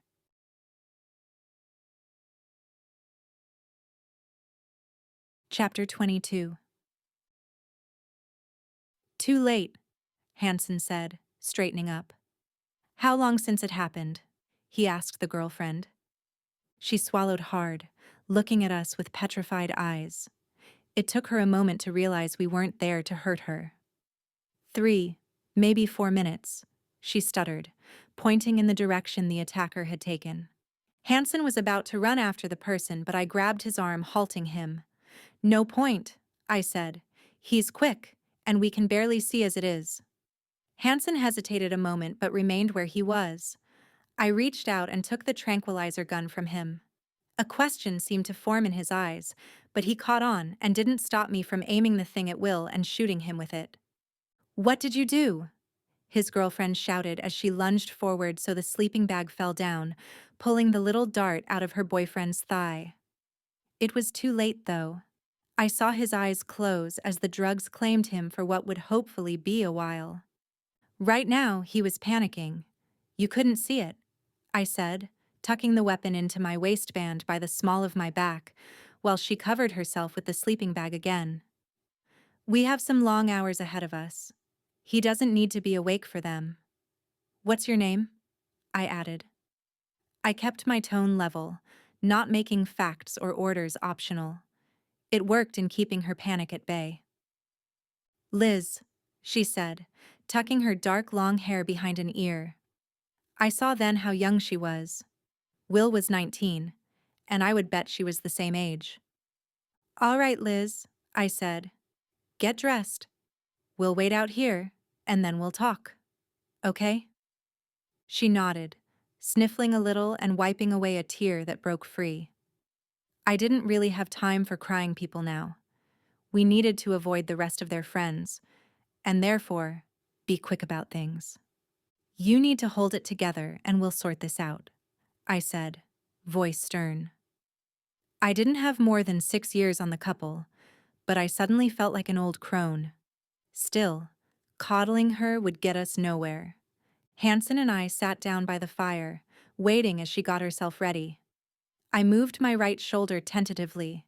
It still stung from landing on the ground when Larkin threw himself at me, but all in all, I felt fine. Physically, that was. We had been too late. First Andrea, and now this, Hansen said, his voice low. He was thinking along the same lines as me. The thought of the lifeless kid in the tent next to us was intolerable. He was trapped in a living nightmare now. The drugs only staved off the inevitable. He would wake up and realize his predicament soon enough. I drew my knees up, leaned my elbows on them, and ran my hands through my hair. "Can't catch a damn break," I mumbled and grit my teeth. "You're not comatose, are you?" Hansen said, surprising me. I looked up to see him putting a couple of logs on the fire. "Might as well be," I said. "You should take your own advice, not just dole it out." "Yeah," I sighed and looked around. He was right. The camp further down was still in high spirits. They were loud and hadn't heard Liz's scream, which was worrying, but also a blessing for us. We didn't need non-affiliates asking questions about this. Behind us, I saw a cooler and pulled it closer. The night was far from over, and I had no reservations in helping myself to some food. "So, we're stealing now as well?" Hansen asked as he noticed what I was doing. "That, or asking permission after the fact," I said, opening the container before I became disappointed. "What the hell kind of trail mix is this?" I pulled out a bag of cut vegetables, carrots, celery, and some sort of turnip. Boring. "Food's food," Hansen said, taking the bag and opening it. Apparently, he'd changed his mind. I found some water as well. That was a relief after our trip up the ridge. We ate in silence while I stared down at the other camp. I suspected the real food was down there. Liz took her time, and I realized I might have to rush her. There wasn't only Will. There was also an unconscious agent lying further down from us. What if one of the kids in the other camp wandered off and found him? We needed to be long gone if that happened. That did remind me of something, though. "How did Larkin know where I was?" I asked Hansen. That. He bit down on a piece of turnip and got his phone out of his pocket. "I guess he's tracking me now," he said as he took the turnip out again. He turned the phone off and removed the battery and SIM card. "The auto shop, do you think?" He nodded. Must have seen me. I knew there was something off about him. "Oh, that hurts," I taunted. "Those are your special words for me." I couldn't help smiling, and I saw him tense up, whether because of my comment or smirk, I didn't know. In that moment, though, Liz finally came out of the tent, dressed in jeans and a thick sweater. It shouldn't have taken that long to get those clothes on. "Please, for the love of God, tell me you're an affiliate," I said, before she could ask us anything. She'd been there when it happened, so I couldn't leave her there. But non-affiliates usually took some time when understanding what was going on. I had to give Hansen some credit, though. When first presented with evidence, he'd grasped the situation quick enough. But he had so many follow-up questions. It had to be an occupational hazard. Liz, to my relief, nodded. In turn, she looked relieved as well. Up until that point, she had probably thought we'd happened to come by their tent. I shouldn't have been too surprised. Affiliates often found other affiliates as partners. It made life easier. Liz and Will might even have bonded because of it. "Okay," I said. "My name is Maggie, and this is, Nate." Using his first name felt weird, but given the situation, formality was not what would make her trust us. "Oh," she said. "I've heard of you. From Freddie. You know, before he—" "That's nice," I interrupted, giving her the slightest shake of my head. She did luckily take the hint despite looking confused. Unfortunately, I noticed Hansen watching me at this. Although he didn't say anything, I could practically hear the cogwheels turning around in his head. I went on with what we were now to do, pretending nothing had happened. I told Liz to sit down a moment, noticing she didn't even raise an eyebrow at our raiding their cooler. I told her what had happened, noting that she was holding any attempt at crying or panicking back now. Good. It made me like her. What she could tell was unfortunately very little. She and Will had been taken by surprise when a masked man had entered their tent, going for Will, who'd instantly slumped down. Liz, at first, thought he had fainted, realizing soon afterward as their attacker ran away that her boyfriend was awake but unable to move or talk. What differed from the other attacks was the lack of violence. Both Jake and Michael had been assaulted first, but Will and Liz had obviously been in the middle of sleeping together during the altercation. This had rendered Will distracted and confused, no doubt, when the attacker came in. "Why is that important?" Hansen asked when I lay this information out for them, noticing Liz blush at my directness. "I think it means he needs eye contact when doing his thing. If his victims run away, or worse, counterattack, remember they are quite capable of doing harm, then he'll not be able to do this to them." "He did turn Will's face toward him," Liz confirmed.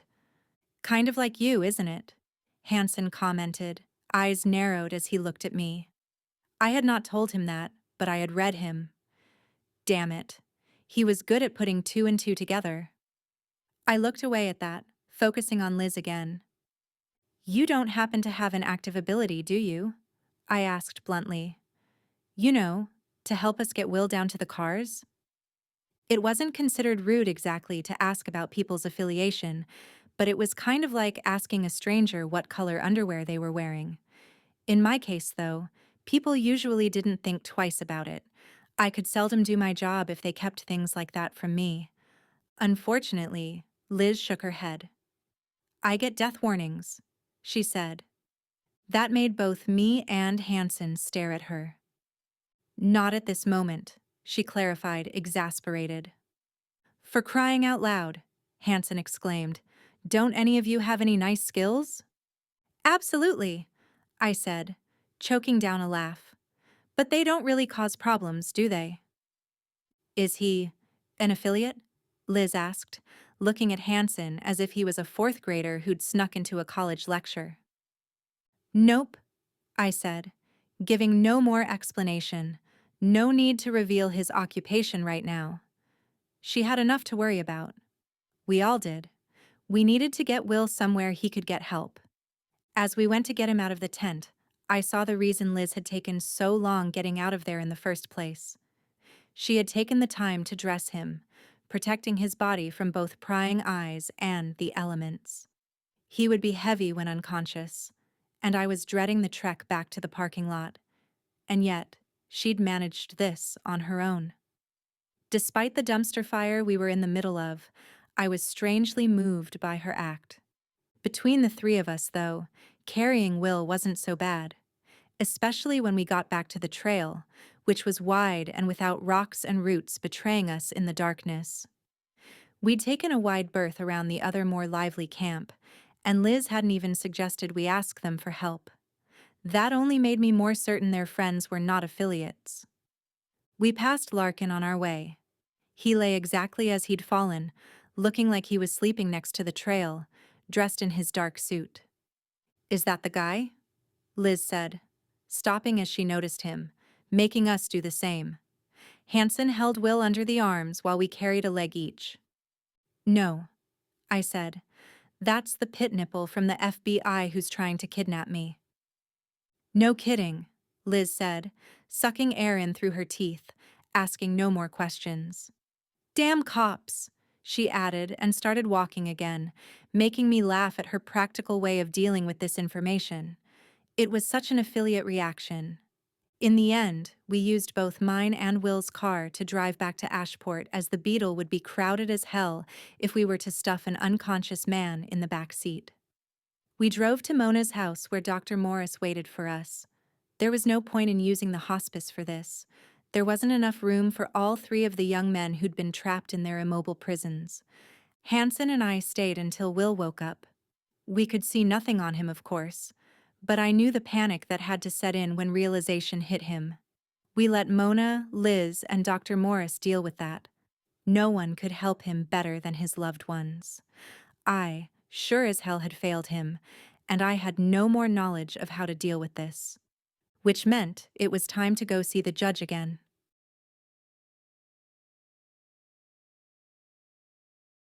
Chapter 23. Gerard watched us with a look in his eyes so dark that I couldn't think of any situation where it would be a good thing.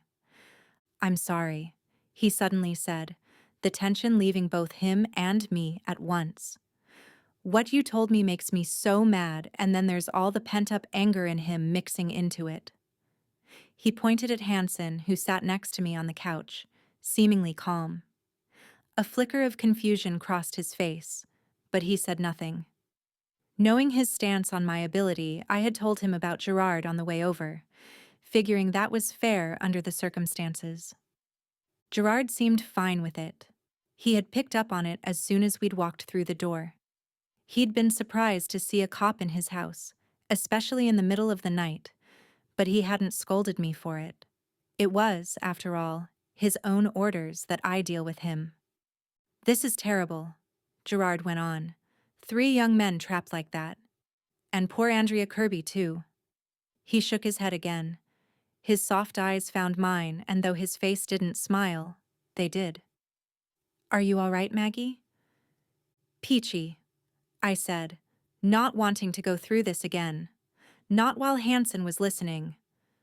"You're not good at taking care of yourself when you get this invested." Yes. Can we deal with your empathy thing later?" He smiled and nodded. "At least I tried. What do you need?" "I think this guy is targeting affiliates with dangerous abilities," I said. "It's not really a guess anymore, is it?" Hansen interjected. 3 cases kind of proves it, don't you think?" "Fine. This guy is targeting them," I said, and turned back to Gerard. "Are there more affiliates like these 3? I could think of several in town with potentially dangerous abilities, but no one who could pose such a threat. Affiliates with thought control were, for example, never allowed to hold positions of authority in the communities. One could never quite trust how they got there. It had happened in the past." "I can think of a few," Gerard said, "but it's the middle of the work week and they're in Ashdale." I sighed. Much as I hated it, I needed bait if we were going to get a chance at this guy again. "I would check with Annalise if I were you," Gerard continued. "No one knows as much about our affiliates as her." This was the problem with not having a register documenting people and their affiliations. The problem did, however, not outweigh the risk of such a thing ending up in the wrong hands. He was right. Annalise was born and raised here. If anyone would know something, it would be her. "But I'd hold off until morning," Gerard said. He was also right about that. It was tempting to disturb her, given the urgency, but I let the thought go. I didn't want to cause her additional pain. We could wait a few hours. "Why?" Hansen asked. "Because she needs her sleep, that's why," I said, making it clear there was no discussing this. Her condition was painful to us all, but nothing compared to what it did to Annalise herself. Thankfully, Hansen didn't press the matter. He would find out later anyway. I noticed Gerard tapping his thick thigh with his hand, a signal that I was allowed to listen in. I looked at him and focused on what was under the surface. How is he progressing? I could hear him as clear as if he'd been using his voice, but the little echoes and breaths in normal speech were not there. Instead, I could hear several words underneath talking over each other, vying for attention or trying to stay hidden. I focused on the conscious thoughts, though. They were easier. I could, of course, not answer Gerard the same way, but my feelings of exasperation were enough as they flooded into him. The corners of his mouth went up a fraction. "I understand he is seeing some of the worst of us, but is he a threat, do you think?" I wasn't sure yet. I didn't think he would be. At least, not to everyone. Confusion and uncertainty dominated my mindset, and I could not see how I expressed that very clearly.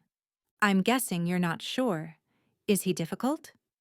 "Are you two seriously having a discussion together with your thoughts and feelings?" Hansen interrupted our seemingly silent pause. His voice was pure disbelief. I couldn't help but roll my eyes. Dr. Morris was right. He was quick on the uptake, a little too much maybe. To answer your question, I told Gerard, he likes things done in a certain way. I also talk about people to their faces, Hansen said. But that's neither here nor there with you guys, it seems. And speaking of which, what are you? I glanced at him. He seemed almost relaxed, seated on the too soft couch, making even him sink down and look smaller than he was. Between wishes for coffee, sleep, and his slippers, I heard Gerard wonder how I hadn't told him this yet. I broke our connection. We're only people, I said. Like the rest of you. Hansen snorted at this. Not quite. We're not a separate species, Gerard chimed in, but we have something extra, to put it like that. How is that? Gerard and I looked at each other. No one really knew the answer to this. It's hereditary, runs in families, and manifests in different ways and strengths. Since when? Hansen pressed, focused on the big man. He wasn't used to getting answers this readily. Hell, even I hadn't expected that from Gerard. But he had a whole community to protect. Right now, he was trying the friendly approach. Different approaches would have to come later if necessary. Since always, we think. How is that even possible? How does no one know about this? But you do know about us. Psychics, healers, mediums, and the like. Most of them are frauds, not all, but most. Those who are real are often disliked by their communities. Exposure puts everyone at risk. How so? You seem to have some advantages. Gerard shrugged, his bathrobe tightening over his shoulders. He was sitting in his nightclothes as we had woken him up. For something like what we were dealing with, that wasn't an issue, though. Not with him. A few, perhaps, but there are less of us. I don't know why.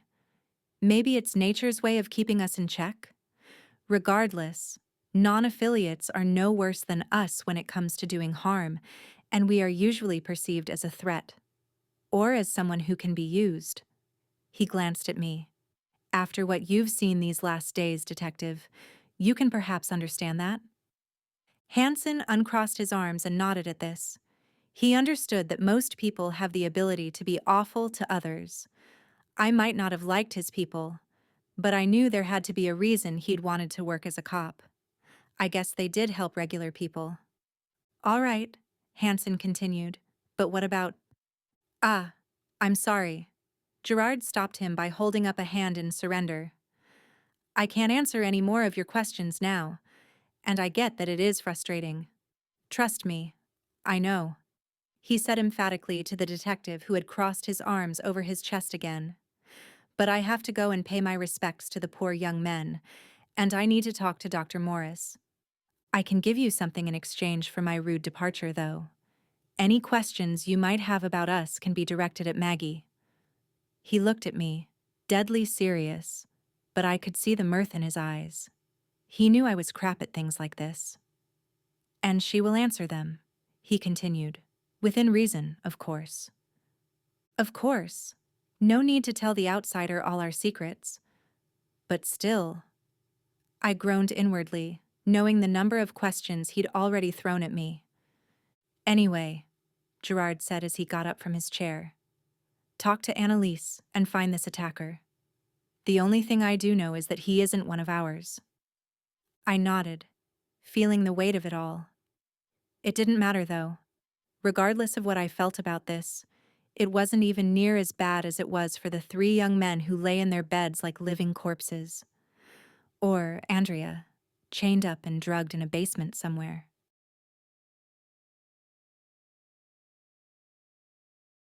Chapter 24. I'm not convinced this is a good idea, Hansen said, sounding, well, like himself when it came to anything I said or did, really.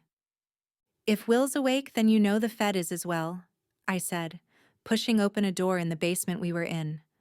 He might be trying to find us, but he'll never think I've gone here. And you're off. They might be watching the place. But would you expect me to come back? There was a pause behind me, but I heard his footsteps following. I would now, he said after a little while. I scoffed at him but said nothing. We walked through a small parking garage, used by the residents in the building above us. I opened another door, never locked for some reason, and we entered another similar garage, though this one belonged to the building next door.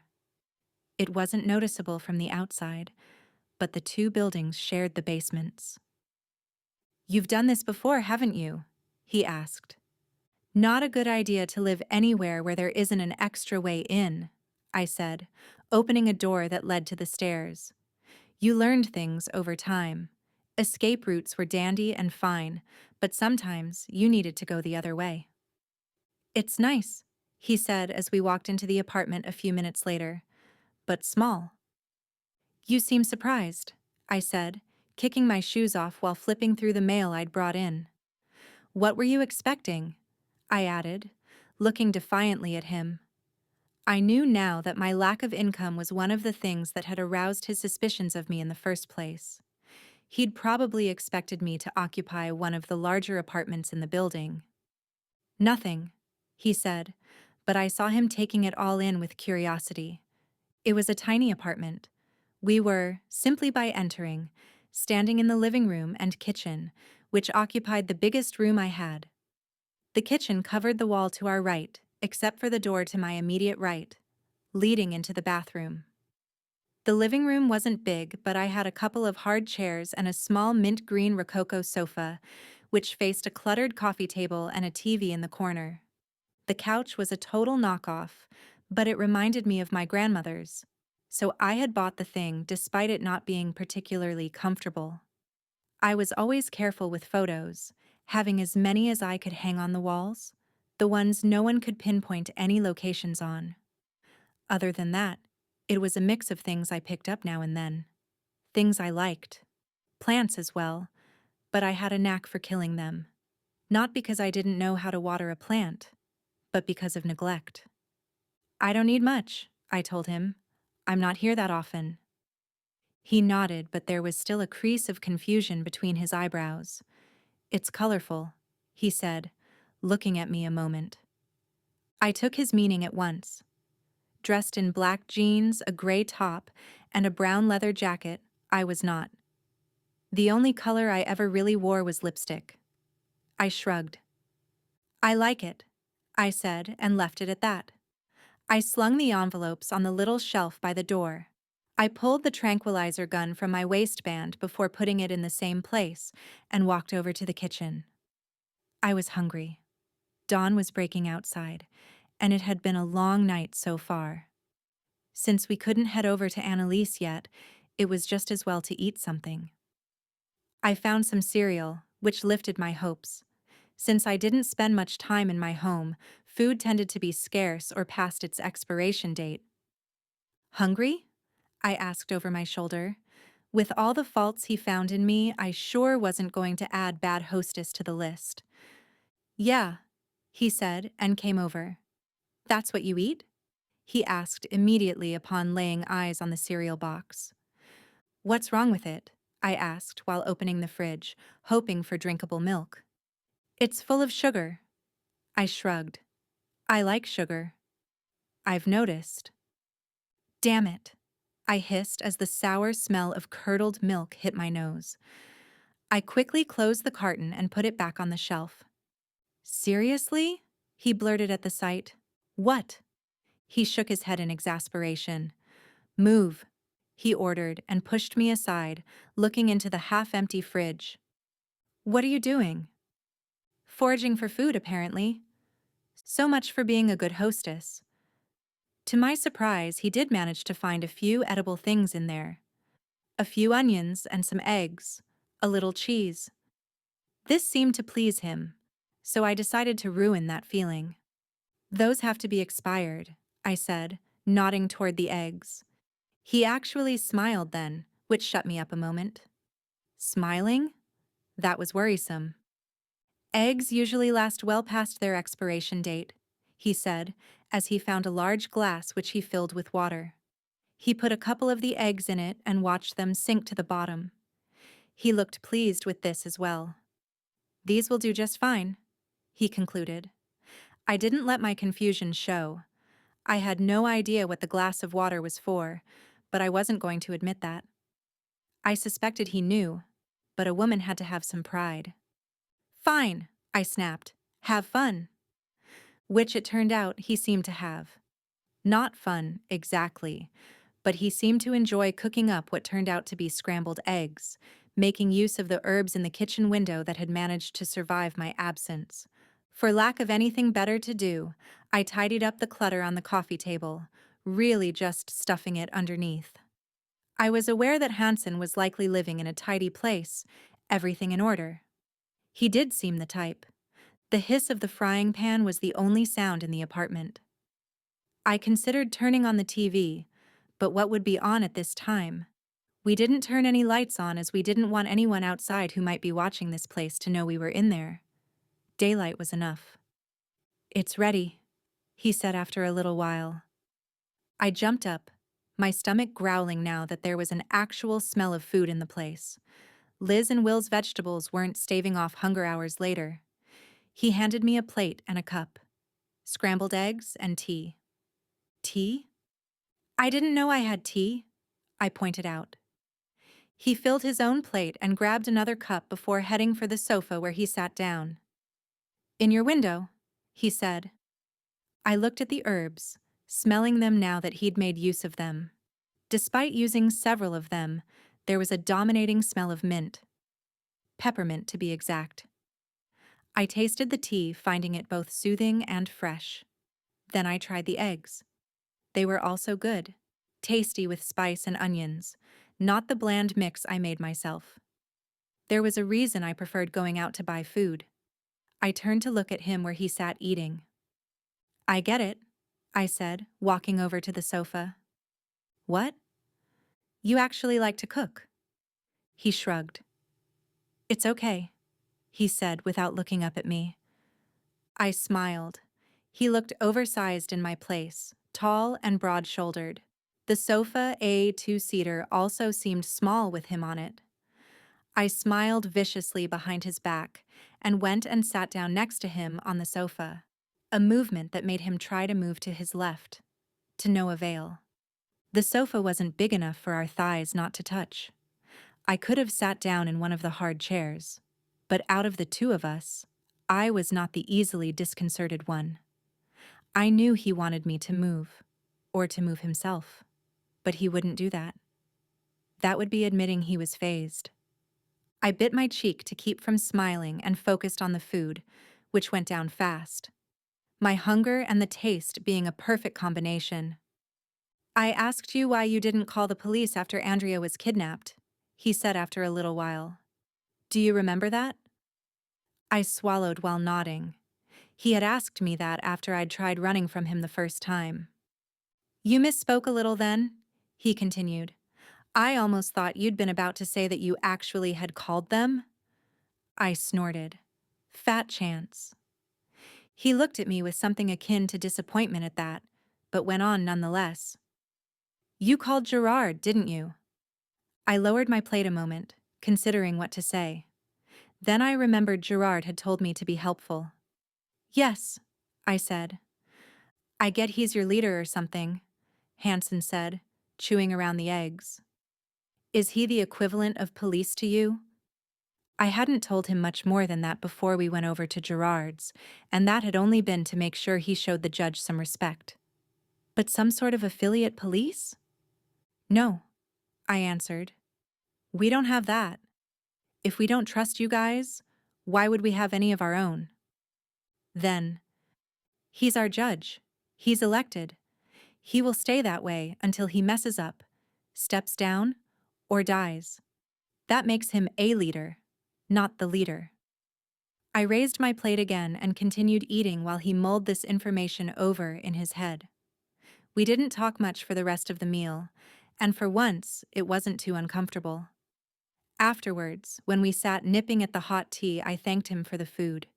He looked at me with obvious skepticism. "What? I can't be thankful now?" I smiled behind my teacup. You don't cook much food, do you? He said instead, not buying my being polite, or trying to be at least. What gave you that idea, Sherlock? I mean, you're one of those people who only cook because you need nutrition. Tell me, do you make anything? I shook my head. No time in my life to sit still long enough. It's like some meditation for you? I asked him, shifting my position a little, noting his eyes looking down at our thighs touching. I knew what he was trying desperately hard not to think about. He'd eased up on me a little after discovering the world I lived in, after realizing he had been wrong. That didn't mean he was happy with the new truths, though. He shrugged. It's relaxing, I guess. I put my cup down on the table as he drained his.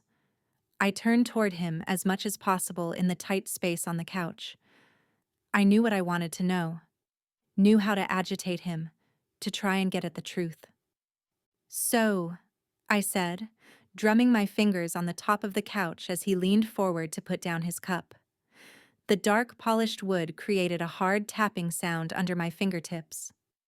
What is it about me that makes you hate me so much, only to turn around and want me in your bed the next moment?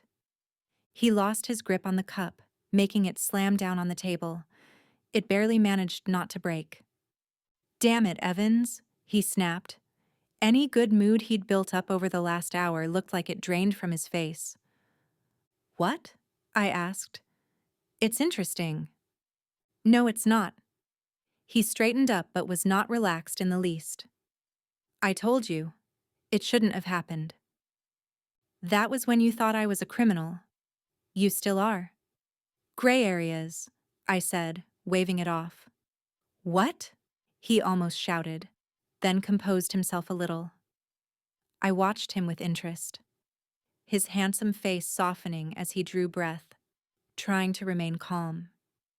It shouldn't have happened at all. I'm sorry. Really, I am. I looked at him with curiosity, not responding straight away. He really was trying to apologize, like he'd done the morning after our night in the safe house.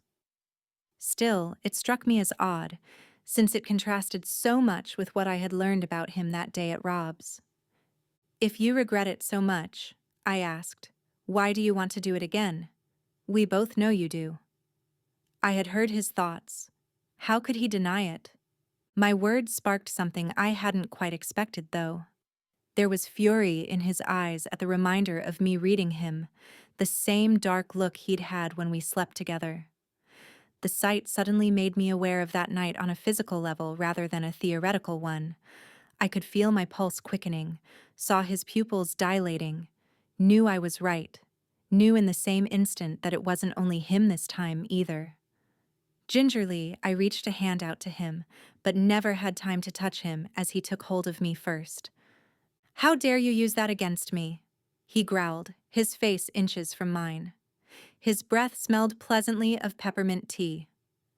You might be able to read minds, but that doesn't mean you understand everything you hear. No, it doesn't, I said. It's not your mind telling me this. It's your body.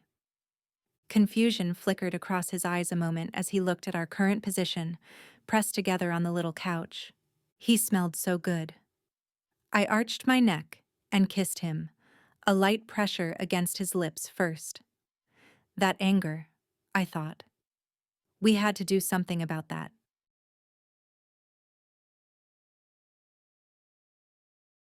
Chapter 25. We really do have that meeting. I straightened up, ready to leave the bed, when on a whim, I kissed him, tentatively. This slow and gentle slide with his answering lips. Tender and gentle. Not like the intense kisses we'd shared so far. This close, and with the daylight coming in from the window, I could see his light blue eyes had gray flecks. I couldn't decipher the look in his eyes when I pulled back, and I didn't stay to figure it out. Where you going? He asked as I headed for the door. Shower. Cuffs? Yeah? Hey. I smiled as I headed for the bathroom, not hearing whatever else he shouted. The cuffs had been my idea as I'd sprung them on him after snatching them from his jacket. I took a quick shower and found some clean clothes. I was tired, not only from the morning's activities, but from not sleeping all night. As I came back to the living room, I stopped as I noticed the plates and cups from the meal he'd made. Evans, key. I looked toward the open bedroom door and nodded, then realized he couldn't see me. Yeah, I said, grabbing the plates and cups, moving them to the sink. No point in placing them in the dishwasher as it was full of clean crockery from the last time I'd been home. This isn't funny, he shouted. Key. The key. I mumbled and grabbed his jacket. I hadn't thought about the key when snatching the cuffs, and my hands fumbled through the pockets, a surge of relief hitting me as I found it. I went back to the bedroom, where he still sat on the bed. No choice there, really. I stopped a moment, taking him in. He looked strong and vulnerable at the same time, trapped, yet energetic and forceful. Oh dear, I thought at the sight. I'm starting to feel all kinds of things for him. That could not be good, especially since he didn't think like that. He was actually looking at me with worry in his eyes, brows slightly creased. Why are you just standing there? Confusion hit me a moment before I remembered the key in my hand. Oh yeah, this, I said. Yeah, come on then. I nodded, took a step forward, and then stopped myself. So, Annalise, she's not the easiest of people. Fine, he said. Let me get dressed and we'll go. He'd noticed I was ready to leave. I could see he was tense, not trusting me. I wanted him to, but I couldn't blame him. Yeah, I said, letting the word hang there. Don't you dare leave me here, he warned, his eyes widening at the thought. Of course not, I said, forcing a smile. I'd never do that. I stepped forward and quickly placed the key in his hand before turning and leaving the room. I heard him calling for me to wait, but grabbed my purse, scribbled something on a note, and headed for the front door before he could free himself and catch up.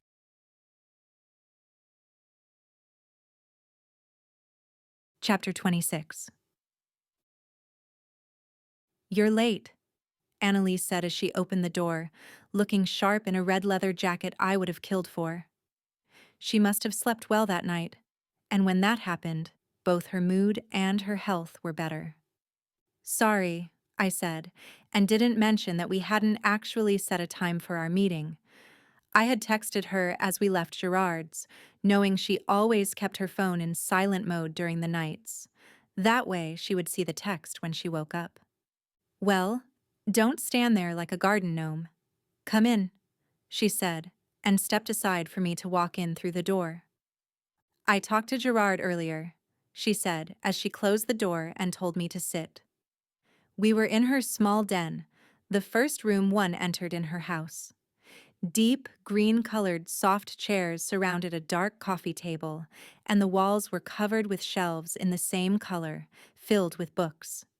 She had been a college professor in Ashdale before her illness had made her decide to retire to make the most of the time she had left.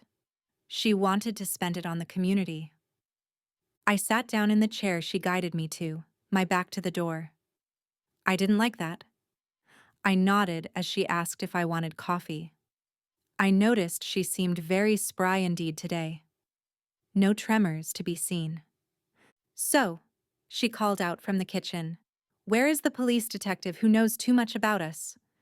Clearly, she didn't agree wholeheartedly with Gerard's approach in dealing with him. He's around somewhere, I said, guessing he was on his way. With him not having a phone he could use at this point, I had left him Annalise's address. I needed to talk to her about something without him there. He was likely pissed, though. I would be.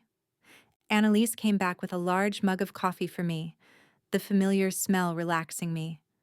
Quick as she'd been, she must have made it before I showed up. I understand you have questions for me, she said, and sat down on the table facing me.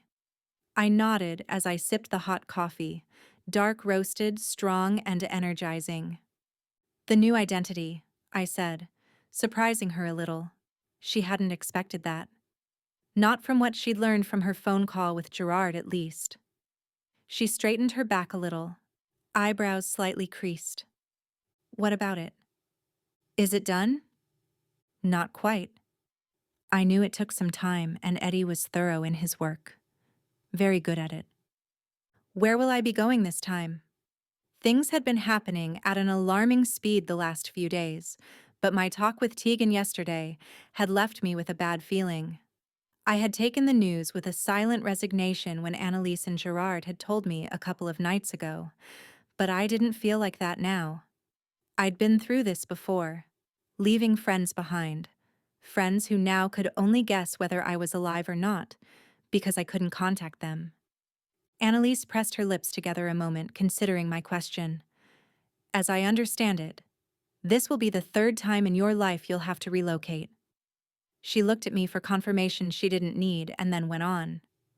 Last time, because the FBI started hassling you, wanting to use you.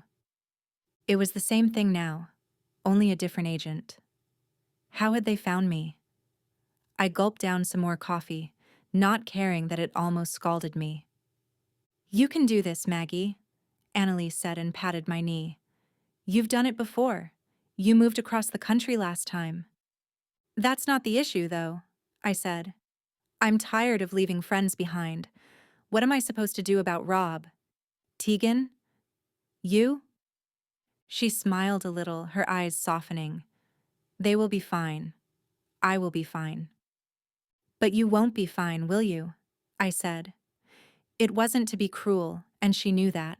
Her nervous system would continue to break down. There was nothing to be done about that. My health will decline whether you are here or not, Maggie. Do you think you getting caught by either Yoroff or this agent will help me? No, but that's not the point. I am so tired of them, in a sense, running my life. She nodded and then sighed. I get that. You are, of course, free to do as you wish, to go where you choose. I'd only come to Ashport 5 years ago because the last judge I'd worked for knew Gerard. It had made it easier to settle here, continuing working as a mender. It usually took years to establish yourself as someone people could trust. I've never met or heard of anyone else with the same ability as yours, Annalise continued. I suspect that is because people like you are either taken and controlled, or simply killed. What was there to say to that? She was likely right. It was at least what certain people had tried with me throughout the years. I drained the mug and sat there, keeping it between my hands, feeling the last of the heat retained by the porcelain. Let me know when Eddie's ready, I said after a while, but I'm not leaving until I'm done with my work here. I could not leave before Andrea and the 3 young men were safe. I didn't have it in me to walk away. I also knew this likely meant one or the other of my enemies catching me. It was a chance I'd have to take, though. That's understandable, Annalise said. I expected that. She probably didn't like it, but she knew I wouldn't be persuaded otherwise either. I won't like seeing you go, kid, she added, but I'll be glad to know you're safe. I shrugged. For a couple of years, maybe, I began as we heard someone pounding on the door. Excellent timing, I thought. The detective must have gotten himself into a cab. Is that the cop? Annalise asked as she got up. She didn't look happy. I suppose so, I said, leaning forward and putting the now cold coffee mug on the table. I didn't get up or turn around for their awkward, and frankly speaking, a little hostile meeting. She didn't like him on principle, and he was pissed. I saw that after a few moments when he came into the room, eyes narrowed and looking at me. Yeah, he wasn't too happy about me leaving him behind. Maybe a little miffed about the handcuffs, too. I simply shrugged and pointed at the coffee mug. Needed some coffee? I said as a way of explanation. Since you've given my name and address, Annalise said as she came over, I hope that means he's tame. Nope, I scoffed and shook my head. That's when I noticed her eyes widening in shock. I was up and standing before Hansen managed to finish his sentence. Wait, that's what Rob asked when... I heard myself shouting, no. But Annalise didn't even flinch. She turned toward Hansen and raised her hand a little before flinging him against the wall.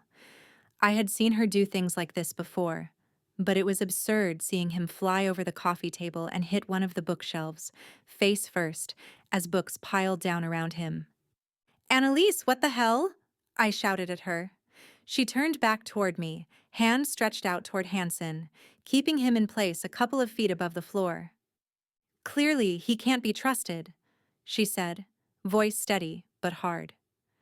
And you bring him here? You guys told me not to do this, she chided. Will you let me the hell down? Hansen shouted. Annalise simply made a little flick of her hand and he was turned around, his back crashing into the bookshelf, a few more books dropping to the floor. I could see his face turning red. He was having trouble breathing. There was little I could do. One step and she would do the same to me, no matter us being friends. She'd dealt with cops in her youth, and as far as I knew, she didn't have particularly good memories. Annalise, I said, trying for reason.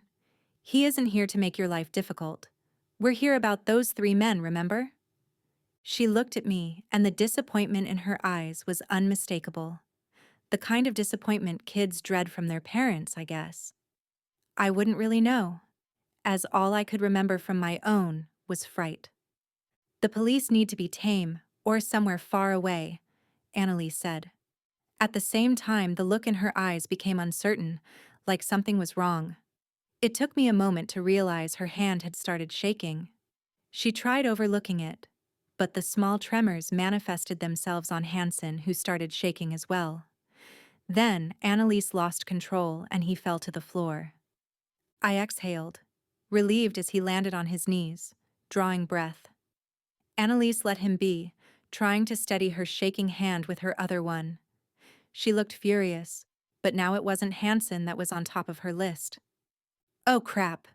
Hansen coughed. He turned around, slumping down on his back, only his bent knees showing over the table. I silently and gently took Annalise's arm and guided her over to the chair I'd been sitting in. Now I get it, Hansen wheezed from the floor. The active versus passive thing. Annalise looked at me with scorn again. Weren't you supposed to tell him these things? Haven't had the time, I said, taking her shaking hand in mine. He seems to figure these things out himself anyway. Hansen put his elbow on the table before he eased himself up a moment later. And I bet you used to be a mender, he said, while looking at Annalise before blinking hard several times, trying to focus properly. She had not gone easy on him. How do you know? Annalise asked.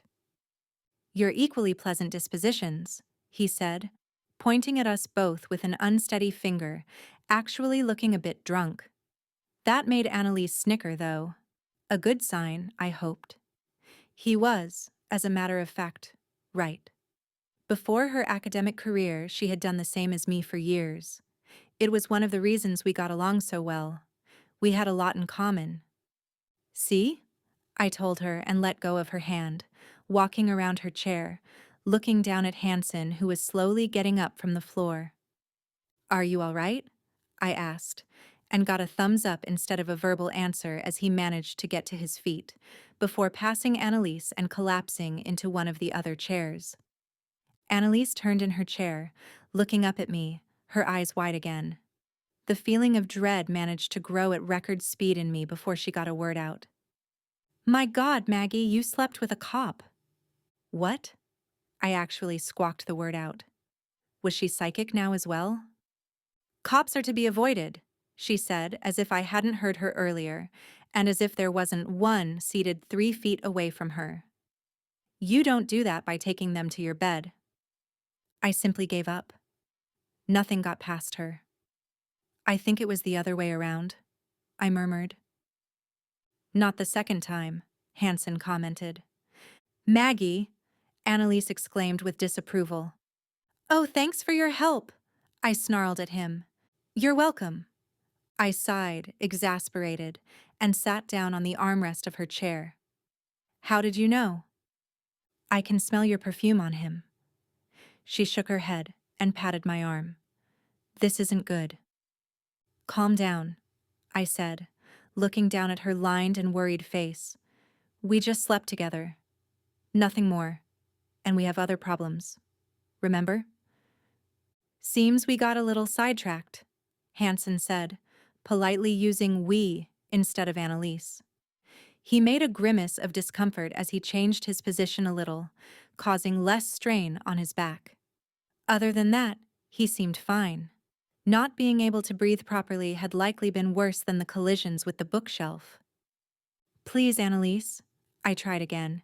There are 3 young men trapped inside their bodies. I have no idea how to help them, even if we do find their attacker. And you think that this person will do this again? She asked. 3 victims is not a coincidence. Hansen chimed in. If there are more like them, I wouldn't be surprised if they're in danger. She gave him a stern look, but considered what he said nonetheless. Are you saying you need someone to be bait? She asked and looked up at me again. There was something in her voice that told me her help on this depended on what my answer to that was. Something more important than the 3 men and their current situation. I'm not going to deny that. This attacker goes after affiliates with very dangerous abilities. If you know about someone in town that fits into that category, they're going to be targeted whether or not I need them as bait. She didn't say anything at first. She knew I was right, of course, but there was something holding her back.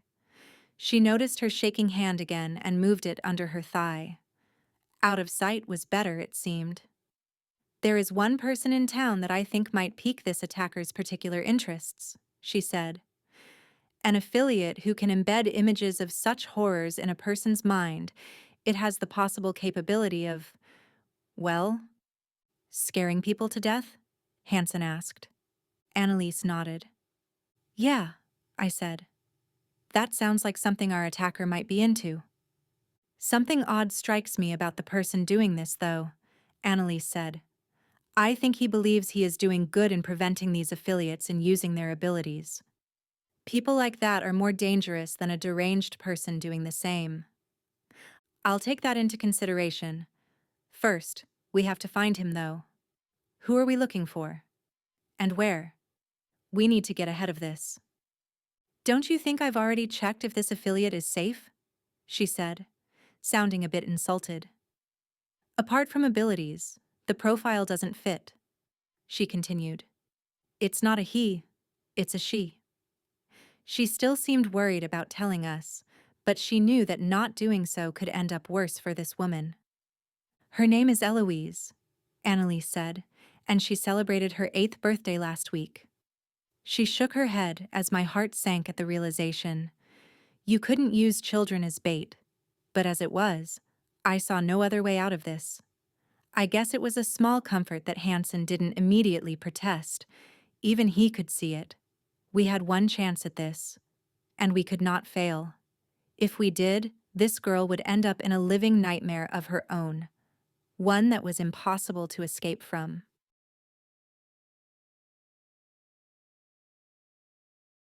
Chapter 27. You know, there's actually a bigger chance of us being noticed than the attacker trying something here. Hansen looked at his phone, now dead to the world. He put it back in his pocket with the battery and SIM card still taken out. Smart choice. My guess was that Larkin wasn't too happy with either of us. I looked back at the gated school. High fences, lots of children and grown-ups outside in the schoolyard, as it was recess at the moment. No way would the attacker be crazy enough to try taking a child from there. So, you're agreeing with Annalise? I asked, despite doing so myself. There really was no point in sitting around until the kids' school day was over. Sure, she's a peachy lady. I snorted at that, and then saw who I was looking for. That's her, isn't it? I said, pointing at a little girl who was engrossed in a game of tag with several other children. Dressed in purple pants and a yellow sweater, her light-colored pigtails didn't exactly scream dream monster. Hansen looked at the photo of the girl that Annalise had printed for us and nodded. That's her. Doesn't look like a killing machine, though. Not at this age. No, I said and started the car. That usually depends on how these kids are raised and treated in life. Since Hansen didn't have stashes of clothes around town like me, and his car with extra gear was still parked near Mona's house, I followed his instructions and drove to his place. It was closer than Mona's. He lived in an apartment building about 10 minutes from the town center. A nice area, but pretty much every area in Ashport was nice. That didn't tell me much. I have to admit to curiosity as he unlocked and opened the door. But a bark and a flurry of white fur caught me off guard as two paws landed on my shoulders. I looked straight into a sharp-toothed canine mouth that kept barking in joy as I staggered back a bit, trying not to fall on my ass. "No, Kona!" Hansen yelled. "Down!" The dog did as told and let me go, her front paws now on the floor as she backed into the apartment. I followed and bent down to greet her better, seeing her happy movements, tail wagging at high speed. "Hello, girl," I said, guessing on account of her name. "You're beautiful, aren't you?" She really was. Bigger than what I was used to from that breed. Her fur almost exclusively white, though with some hint of a golden tone. I swear, if someone ever breaks in here, she'll give them a guided tour of the place. Hansen shook his head at the dog that was licking my face while I scratched her behind her ears. "Maybe you should have trained her different," I said, glad he hadn't. "The dog clearly liked people." "I didn't," he said. "She was delivered fully altruistic." He scratched her head absent-mindedly. "Well, good for you, Kona. If this guy had trained you from a puppy, you would have been a total bitch, wouldn't you?" "Yes, you would." Kona gave a short bark at that. I laughed and saw him stare down at me, eyebrows raised a little before shaking his head. "Okay then," he said. "Give me a second. Don't steal my dog, and there's probably food." He headed further into the apartment. I sat with the dog a couple of minutes. She calmed down after a while and enjoyed being petted. "I'm so tempted to steal you," I said to her, "but I think your owner would catch on as to who did it." Kona double barked at that. "Yep," I agreed. "Not as stupid as he looks." I looked around then and sat on the floor for a moment. What I had expected was something off-white, neat and orderly, almost like a hospital. But the home I was in actually had colors in it. Light colors on the walls, yes, but blended with hardwood floors and mostly differing tones of blue. It gave off a pleasant atmosphere. Not as many knickknacks as I had. It was tidy, of course. If it hadn't been, I would have been shocked. With Kona by my side, I walked on into the next room, which was the kitchen. It was dominated by a big-ass kitchen island, bar stools placed on one side. White walls in there, but the stone counters and backsplashes dominated the room. They had a deep gray color with lighter veins. It was all neatly put together, and I stared in surprise before remembering that cooking was this meditative thing for him. Of course, he would live somewhere with a large kitchen. With nothing better to do, I opened the fridge and saw what put my own to shame. "Probably food?" I mumbled. It was fully stocked, making me a little ashamed that mine had only contained expired milk and a few ingredients for scrambled eggs, along with other things that might soon walk away on their own. I was hungry, but felt more like an intruder than anything. I had a glass of orange juice, enjoying the strong flavor, while Kona kept me company. I noticed that both her food and drinking bowl were filled. Her owner had not been the one doing that these last 24 hours. In fact, a happy, healthy dog like Kona was one that was walked, fed, and talked to on a regular basis. I caught myself wondering who did that for him. Wondering if it was a girlfriend, then reminding myself that was none of my business. It would be weird, though. My treacherous mind kept on musing. He really wasn't the type to be sleeping around with others if he was in a relationship. Although, you could never truly tell with anyone. "Come on, Margaret," I mumbled to myself. I had told Annalise there was nothing to worry about. There wasn't. No one on this planet was without some curiosity. Perfectly natural. All in all, it took him about 15 minutes to shower, shave, and dress. Apparently, he was nothing if not effective. As he came into the kitchen, Kona forgot all about the new person in the room and ran around the island to greet her owner. "No jumping," Hansen told her, and I could hear the pitter-patter of her paws moving on the floor as she couldn't stand still, but at least remained on all fours. "Good girl," he said. "Why didn't you become a chef or something?" I asked. "Isn't that what they say? The happiest people are the ones who have their hobbies as their jobs?" "What?" he said in response, straightening up. Then he scoffed at the thought. "Too stressful," he said and added, "Let's go," before leaving the kitchen. I scrambled off the counter stool and walked after him. "That would be too stressful? You work for the police." "Yep," he said, Kona running back and forth between him and the door. Apparently, she knew her owner was leaving. I caught up as he found some shoes and a gray jacket and suddenly felt like I'd been caught in his orbit in some way. God, he smelled good. Whatever scent he used blended well with what I guessed was soap and shampoo. "Come on," he told me while telling Kona to stay where she was. I mumbled, "Okay," enjoying passing him in the doorway, and then came to my senses. What the hell? I felt like I was following the Pied Piper there for a moment, wondering who that made me. A rat to be killed or someone never to be seen again? What was going on? It's not like I was stupid. Obviously, I was attracted to the guy, but this was getting ridiculous. Luckily, he was oblivious as he kept asking questions about the community as we drove back into the town center. At this point, I realized I kept glancing over at him in the passenger seat, annoyed at all he demanded to know and yet wanting to stop the car and climb on top of him. Seriously, like some stupid teenager. This was not something that happened to me.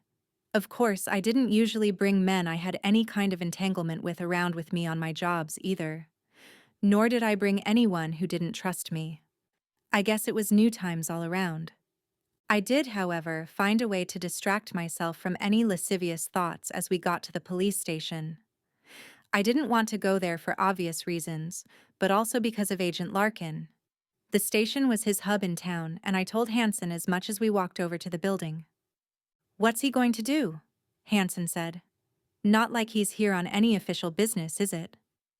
"Doesn't mean he can't cause problems," I argued. "No, but—" He trailed off and stared over at the police parking spaces. There was the gray sedan he and McAllen used, parked. Last I had seen of it was outside Mona's house. Hansen shook his head and got his phone out, reassembling it as he walked. "And that is a good idea?" I pressed. I couldn't see the black car the FBI agent used, but alerting him to where we were was perhaps not the best way to go. "It's fine," Hansen said after I asked, while he seemed to be reading text messages that had come in during the phone's little hiatus. At this point, I noticed a familiar face heading down the steps in front of the large brick building that constituted the station house. Eddie Hayes was as usual dressed in scruffy clothes, but his hair was unusually slicked back and tidy. For a moment, it reminded me of his brother. As Eddie saw me, he changed his direction, heading over toward us. I suddenly felt Hansen's hand close around my elbow, texts all but forgotten at the moment. It was the kind of possessive gesture only men are stupid enough to think of doing, although I expect there wasn't much thinking involved. I looked at my elbow in surprise, and he jerked his hand back as if he hadn't realized what he was doing. "What now?" I thought, and then realized as Eddie came closer that he looked more like his brother than usual. Hansen probably hadn't recognized the usually shabby and scraggly-looking guy, but why would that bother him? It took a moment for my brain to click into place. I had told them about Jacques, hadn't I? When McAllen and Hansen came to get me at the harbor. It had only been a few days, but it seemed so long ago. "Hey, Maggie," Eddie said, looking with uncertainty in Hansen's direction, but nodding politely enough. "Made an effort today, Eddie?" I said, smiling. The two brothers were, despite their stunning and similar looks, very different, with Eddie not caring much about how he came off to others. At least, not usually, it turned out. He shrugged. "Officer Leland wanted a chat," he said. "Thought a little charm wasn't to be wasted on her." He gave a dazzling smile. Hansen scoffed at the comment but said nothing. "Anyway," Eddie said, a short glance in the detective's direction, but he made no move to step away. "I've got a message for you." Eddie continued on, though I knew those words were for show, knew what he wanted to tell me about, and whatever message it was from him. "One day," he said. I nodded my understanding and actually felt my shoulders sag a little. "And what was that about?" Hansen asked as Eddie went on his way. "Nothing that requires me to answer you," I said and headed up the stairs. "Keep your questions general, detective." "Sure," he said as he followed me. "Are were animals and ghosts real?" His tone was sarcastic. No answer expected or wanted, for that matter. "Not really," I said. "And there are surprisingly few ghosts about. When people die, they seem to move on." Hansen stopped with his hand on the door and looked at me like he didn't know whether to take me seriously or not. "Come on," I said, and pushed open the door. "Wait, what kind of answer is not really?" I never got to tell him as a smiling Maureen greeted us in what was an unusually empty reception area. "Oh, Nate, there you are," she said. "Wait a sec." She almost ducked behind her large desk, coming up with a stack of papers. "Need you to sign these. And you," she said, and turned to me, her dark curls swinging around her plump and friendly face. "Need to sign in." I did as told, realizing she thought I was there to help with an interview, as usual. "How's Bill?" she asked Hansen as he went through whatever papers they were and signed them. "Better," he said, surprising me a little. This must have been what the texts were about. "Seems to be over the worst, but keeps going in and out of unconsciousness." "That's good," she said with genuine relief in her voice. They were a small police department and everyone knew each other. "Rosita and the kids?" "She's kept the kids away for the worst of it," he said, finishing the last of the papers and handing them back. "Thanks," she said, and then looked a little surprised. "That was unusually complaint-free from you," she said, as she put the papers down behind her desk again. "If I didn't know any better, I'd say you got—" She stopped herself way too late, her cheeks turning red immediately as Hansen stared at her with those damn narrowed eyes. I couldn't help myself as I started laughing at the sight. Yep, his being disconcerted was the best distraction from my own problems. "Stop that," he told me, which didn't help in the least. I actually doubled over a moment before straightening up and seeing Maureen's shocked face as realization dawned on her. "You two," she said, pointing a finger back and forth between us. "Oh, for crying out loud!" Hansen exclaimed and walked away from us. "Twice," I said, holding up an equal amount of fingers, simply to piss him off. "It worked like a charm." "Evans," he yelled back at me as Maureen broke into a smile as well. "Gotta go," I said to her. "That's how he flirts." Her laughter followed me into the station as I ran to catch up with him. He went straight to his desk and told me to sit down. I did, sitting down in one of the chairs next to his and McCallan's desks as Hansen logged onto his computer. "Will you stop that?" he said, without looking at me. I sat with my hand over my mouth, shoulders shaking as I tried my best to suppress the laughter. "I'm sorry," I said. "No, you're not." I shook my head. He was right. The smile was wiped from my face a few moments later, though, as he found what he was looking for and turned the computer screen in my direction for me to see. "Freddie," his picture unmistakable, as part of the file the police had on him, still marked as a fugitive. I was suddenly aware of Hansen studying my face for any information he could obtain. My silence spoke volumes. He'd caught me completely off guard. "Why are you showing me this?" I asked. "You know why." "No. Can't say that I do." He didn't say anything a moment, only looked at me, eyes narrowed, brows creased. "You know," he said after a little while, "if there's one thing I've learned about you people during the last few days, it's that you watch out for each other." I shrugged, feeling I may as well have been in the interrogation room. Watch out for each other to an insane degree, I think. He sat back a little in his chair. "It struck me as odd at the time," he continued. "Mr. Miller seemed like a regular man. Some run-ins with a few of the officers now and then, but nothing on him really. And then he's caught for a B&E and for assaulting a woman in her home." He paused, giving me a chance to add something if I chose to, I supposed. I kept my mouth shut. And then this elaborate escape from the transport to Ashdale, just before they arrived in the city. I looked at him, trying to keep my face in check. That woman had not been assaulted by Freddie, but by her boyfriend, who had terrible problems controlling his ability. She'd never seen it coming. She'd actually thought it was Freddie, and he'd protected the guilty party who he'd managed to get help after that.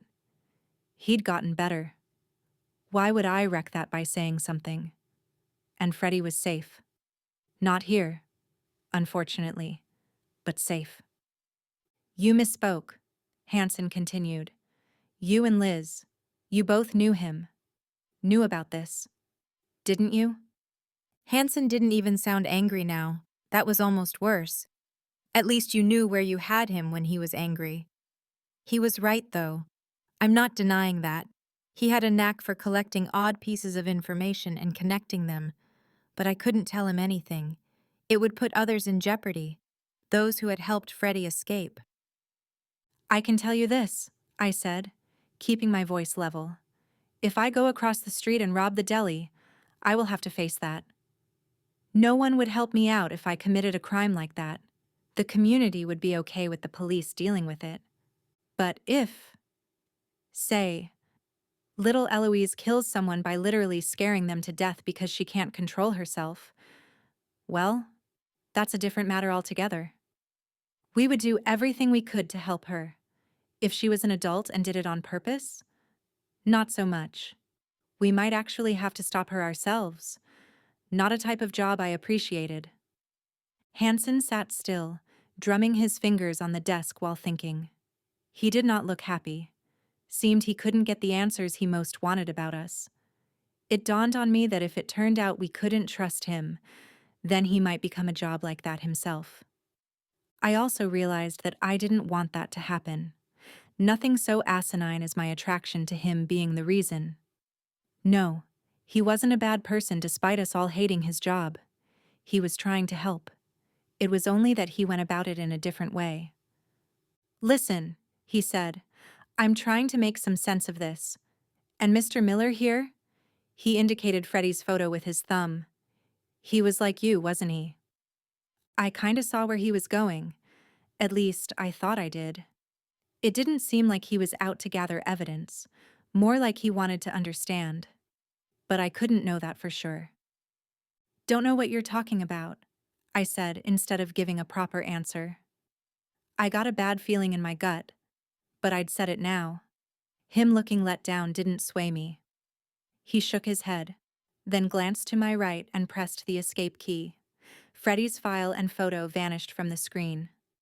I turned to see Chief Mulligan descending on us, her long, dark hair gathered in a tight bun at the nape of her neck, making her look more severe than she was. Still, the look on her face didn't exactly radiate daffodils and bunnies. "Good to see I'm not two detectives down," she said by way of greeting Hansen. "Routledge found your car parked in a random street last night. Oh, and no phone." She crossed her arms and looked expectantly at him. Apparently, they'd tried calling him.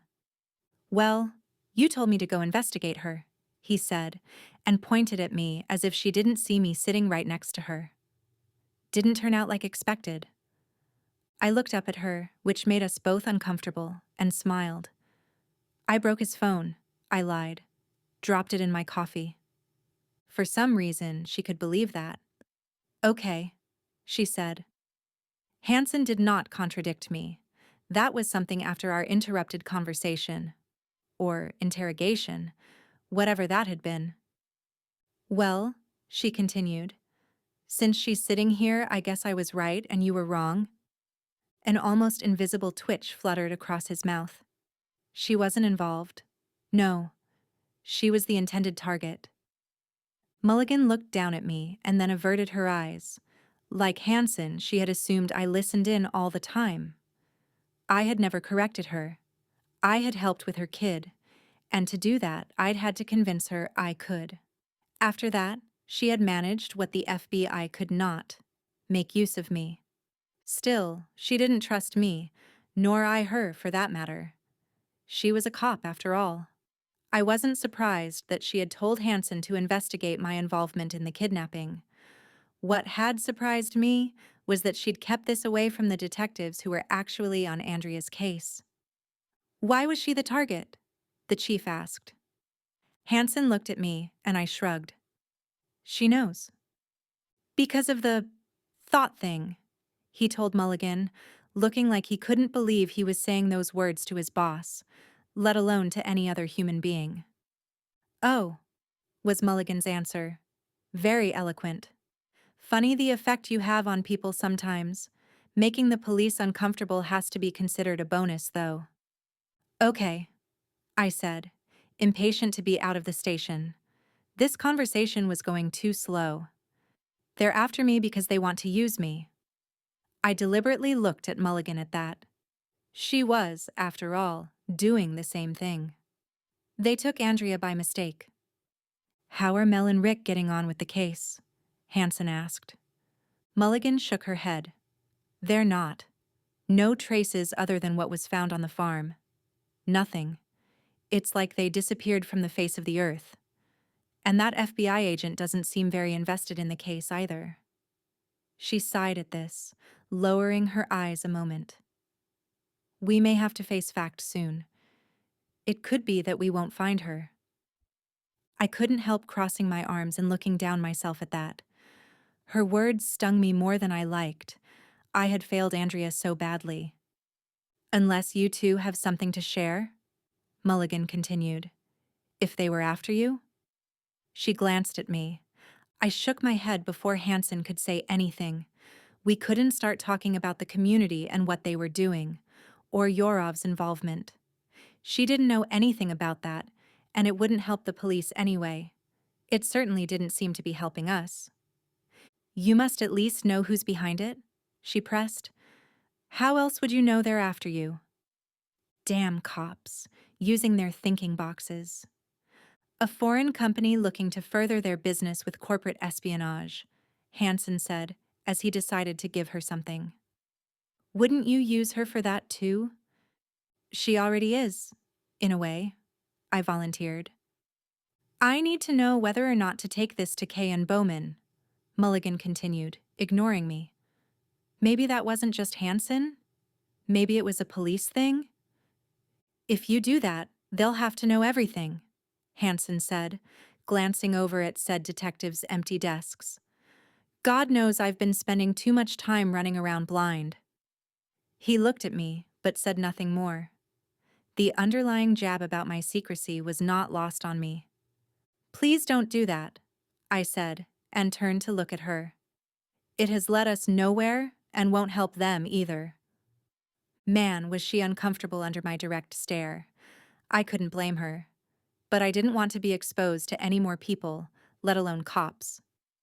Mulligan looked at me with clear skepticism, lips pursed sideways a little as she considered my plea. Finally, she turned to Hansen. What do you think? Apparently, I was not to have a say in this. I could try and run away, of course. I turned back in my seat. Let them live in ignorant bliss if you ask me, Hansen said to my utter surprise. He'd wanted to involve his colleagues the whole time. She's right. Knowing she's the intended target won't help them any, and they will want to know why. We can convince them easily enough, Mulligan said. That is, you can, she told me. Hansen suddenly tried hard not to smile. I bet you she's already thinking of escape routes out of here to avoid that. I didn't deny it. Only sat in silence, pondering how the hell Hansen had known that, while hearing the chief exhale. She couldn't force me to prove I could listen in. If I didn't cooperate, she would look like a fool. Worse, actually. She would seem like she'd lost her marbles. Not a good way to keep your job. At that point, I couldn't help but smile a little, noticing Hansen giving me a sideways stare. Only because he'd helped.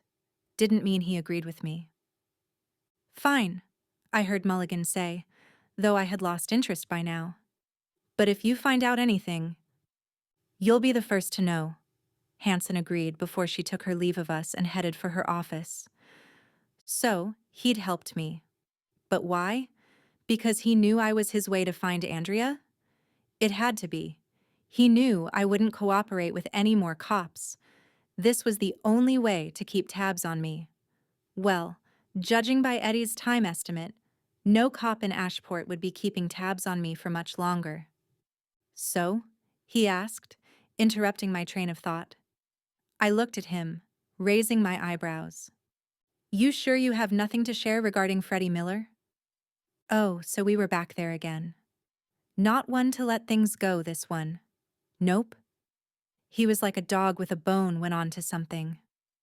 You might have given me a hand with Mulligan, I said, but that doesn't mean I'll start sharing information I didn't have before.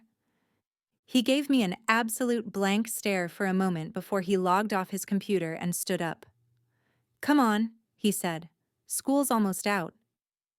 I practically jumped out of the chair, having momentarily forgotten the little girl we were supposed to look out for. Normally, that would have made me feel guilty, but my head was wrapped up in too many problems at that time, one of them showing its smug face a couple of seconds later.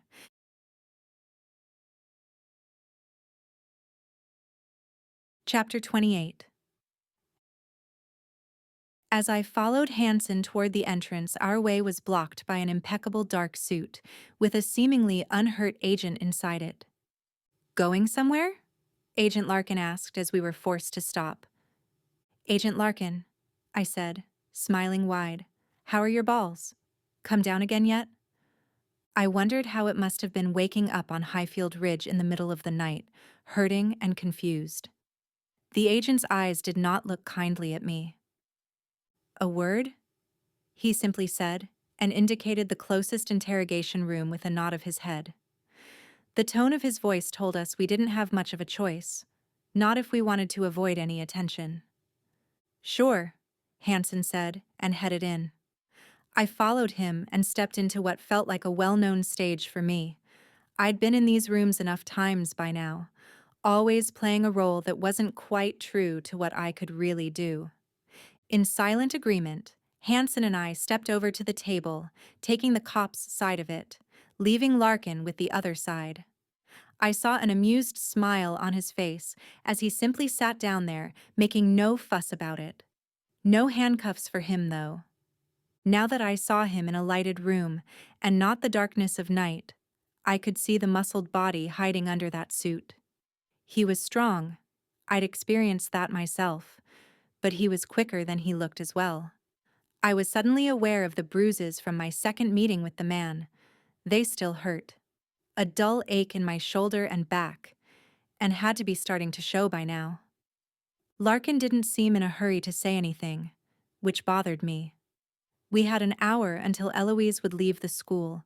The plan had been to be there well in advance of that. Now, of course, that might all go down the drain. Seems I was mistaken when I thought you were investigating her, Larkin finally said, looking at Hansen. No, you weren't, he answered. What did you find out then? She's not guilty of what I suspected, Hansen said, not looking at me. Interesting way of putting it, I thought. Larkin smiled a smile I didn't like. knowing and condescending. And what did he began, but I was tired of them both now. I'm right here, you know. Unless you want me to leave so you can speak for me? Larkin only smiled wider. You're as pleasant as your file indicated, Ms. Evans. Yes. Well, the last agent sent after me was also a stupid dumbass. I don't like those.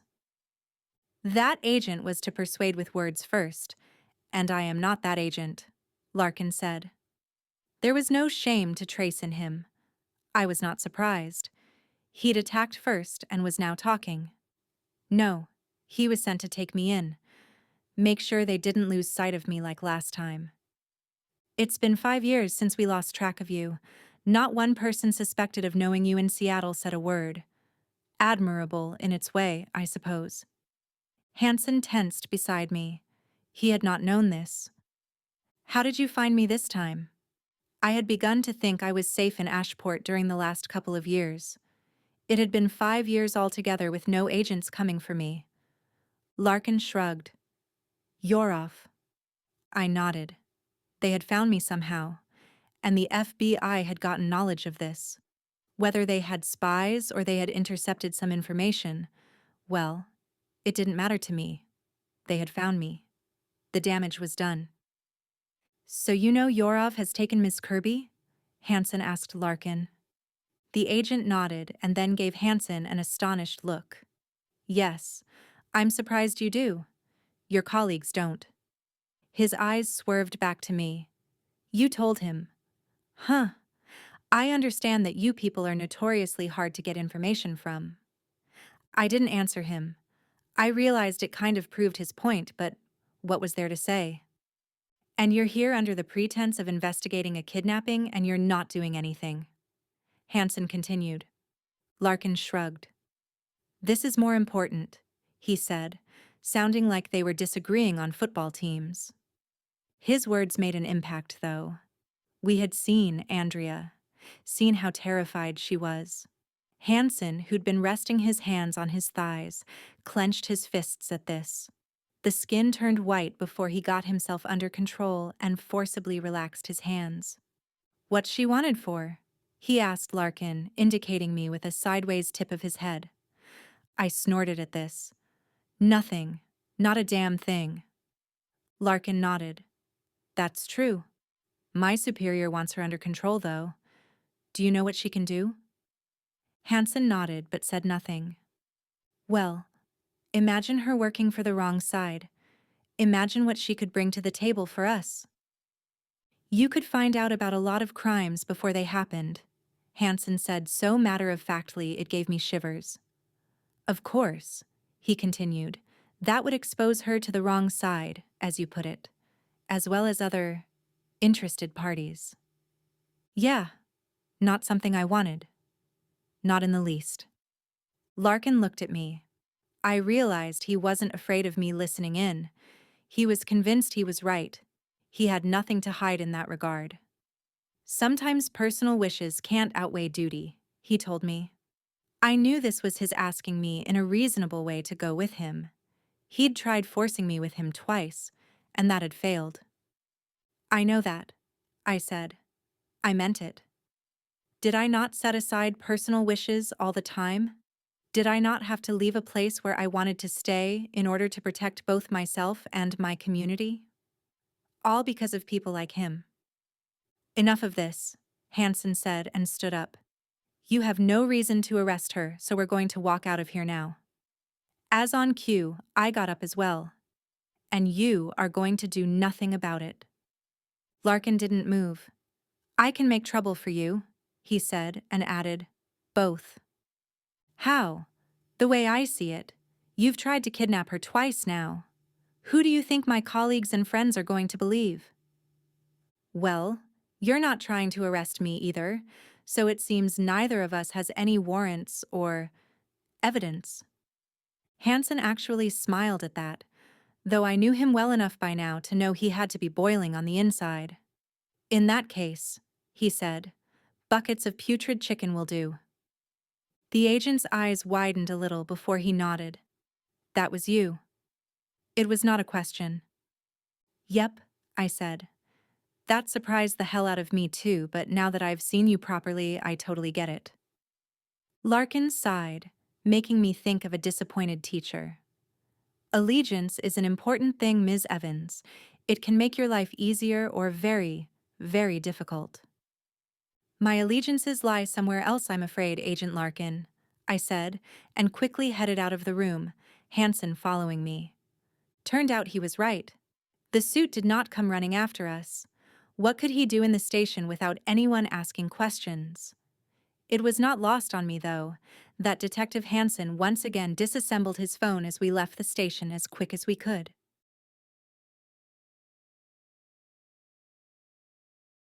Chapter 29. Seattle, huh? Hansen said as the kids were getting on the school buses. It was the first thing he had said since we left the police station. At that point, I would have welcomed awkward silence, but that had not been the case. No, he was angry, and it was directed at me. What can I say? I turned the car engine on. I like the ferries.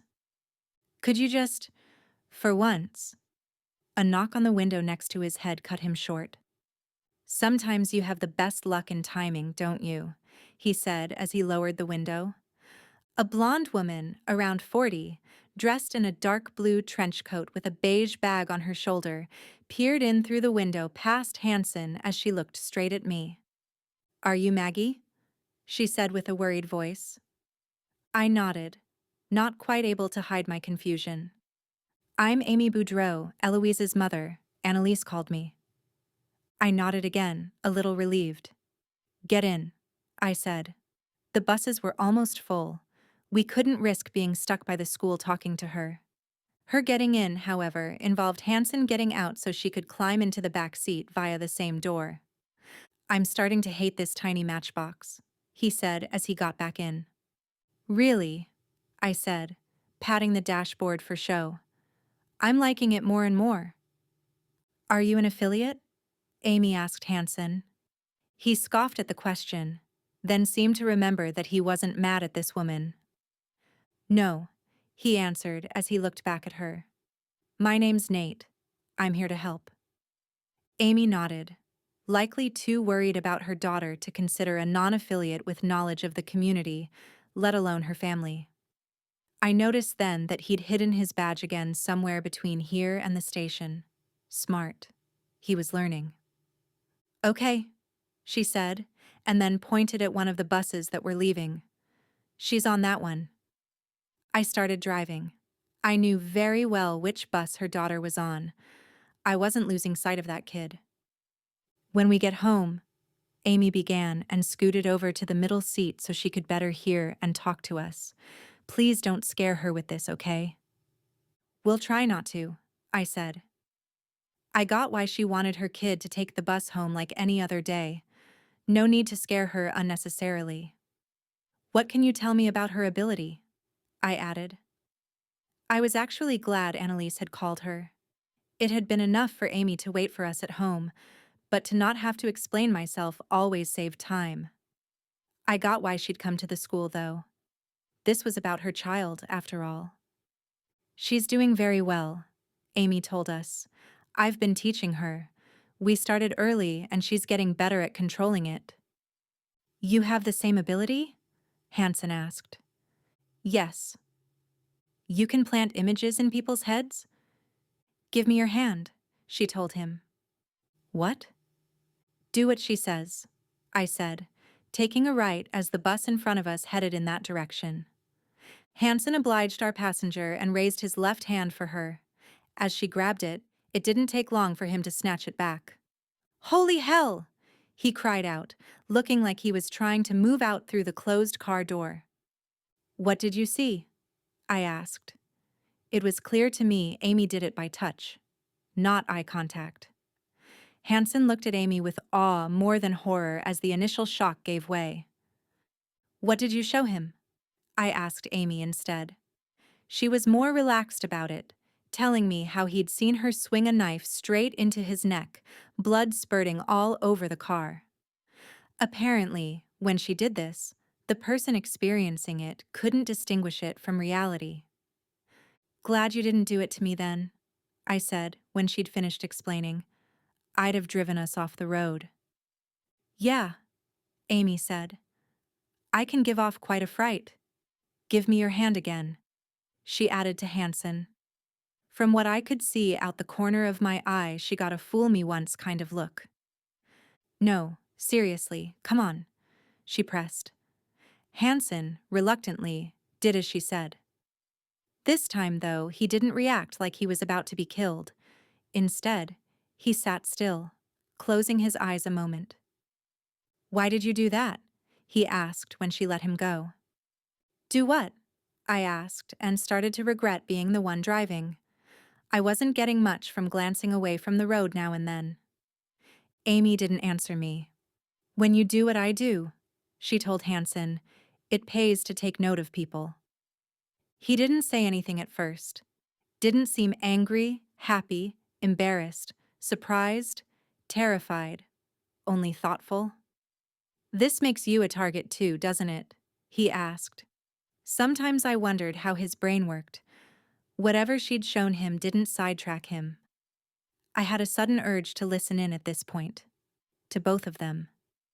Try to be a decent person, will you? I couldn't help scolding myself. It was a slippery slope if I started listening here and there. Soon the boundaries would become blurry. I knew that from experience. She's not a target, I said, stopping the car as the bus did the same further ahead. If that was the case, Annalise would have told me. I saw Amy nodding her agreement in the rearview mirror. That's true, she said. I've known Annalise for years. From what she told me, I'm not who this guy's after. But with what you can do? Hansen protested. I can only transfer images for 15 seconds? No more. That's certainly not enough to kill someone. Eloise, though, she can do it for a prolonged amount of time. How long? I asked. Amy sat back in the seat. Hours. Don't really know how long. She's never grown tired. That shut both me and Hansen up. This kid had the potential of torturing people if she so chose. No wonder her mother had started training her at a young age. We followed the school bus all the way to the Boudreau home, a nice little blue house on the outskirts of town. We watched as Eloise exited the bus and went into the house. After that, we parked in the driveway and entered ourselves. It was a nice house. Lovely, actually.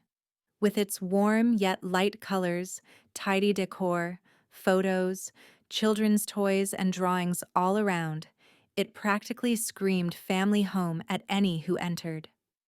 Eloise herself looked like the epitome of innocence up close. This smiling little girl with her pigtails that got a little shy as she noticed two strangers, as well as her mother in the house. Do you work with Mama?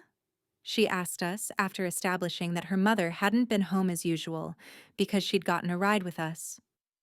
Yes, I lied, thinking that was a better explanation than the real reason for us being there. How many have you sold in the last month? Eloise asked, quite serious. It dawned on me I had no idea what Amy did for a living. Before I could make a fool of myself, though, she luckily stepped in.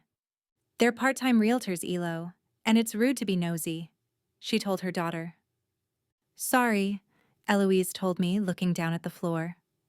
It's okay, kid, I said, getting distracted as Amy took her trench coat off. A definite baby bump made it clear Eloise would not be an only child for more than a few months. How far along are you? I asked moments later after Amy had told her daughter to stay where she could be seen. We followed her into the kitchen where she gave us the offer of waiting for dinner or heating up leftover Chinese food. Lack of sleep and little food in the last 24 hours made us go for the latter. I had no shame in accepting food and drink from affiliates I was helping. If I didn't, I would have starved ages ago. It was one of the few things I was allowed to accept in terms of favors.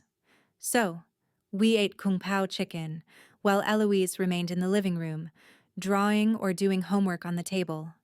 I couldn't quite tell. Her mother was 22 weeks along. Apparently, They'd never had more children because of Eloise's difficulties.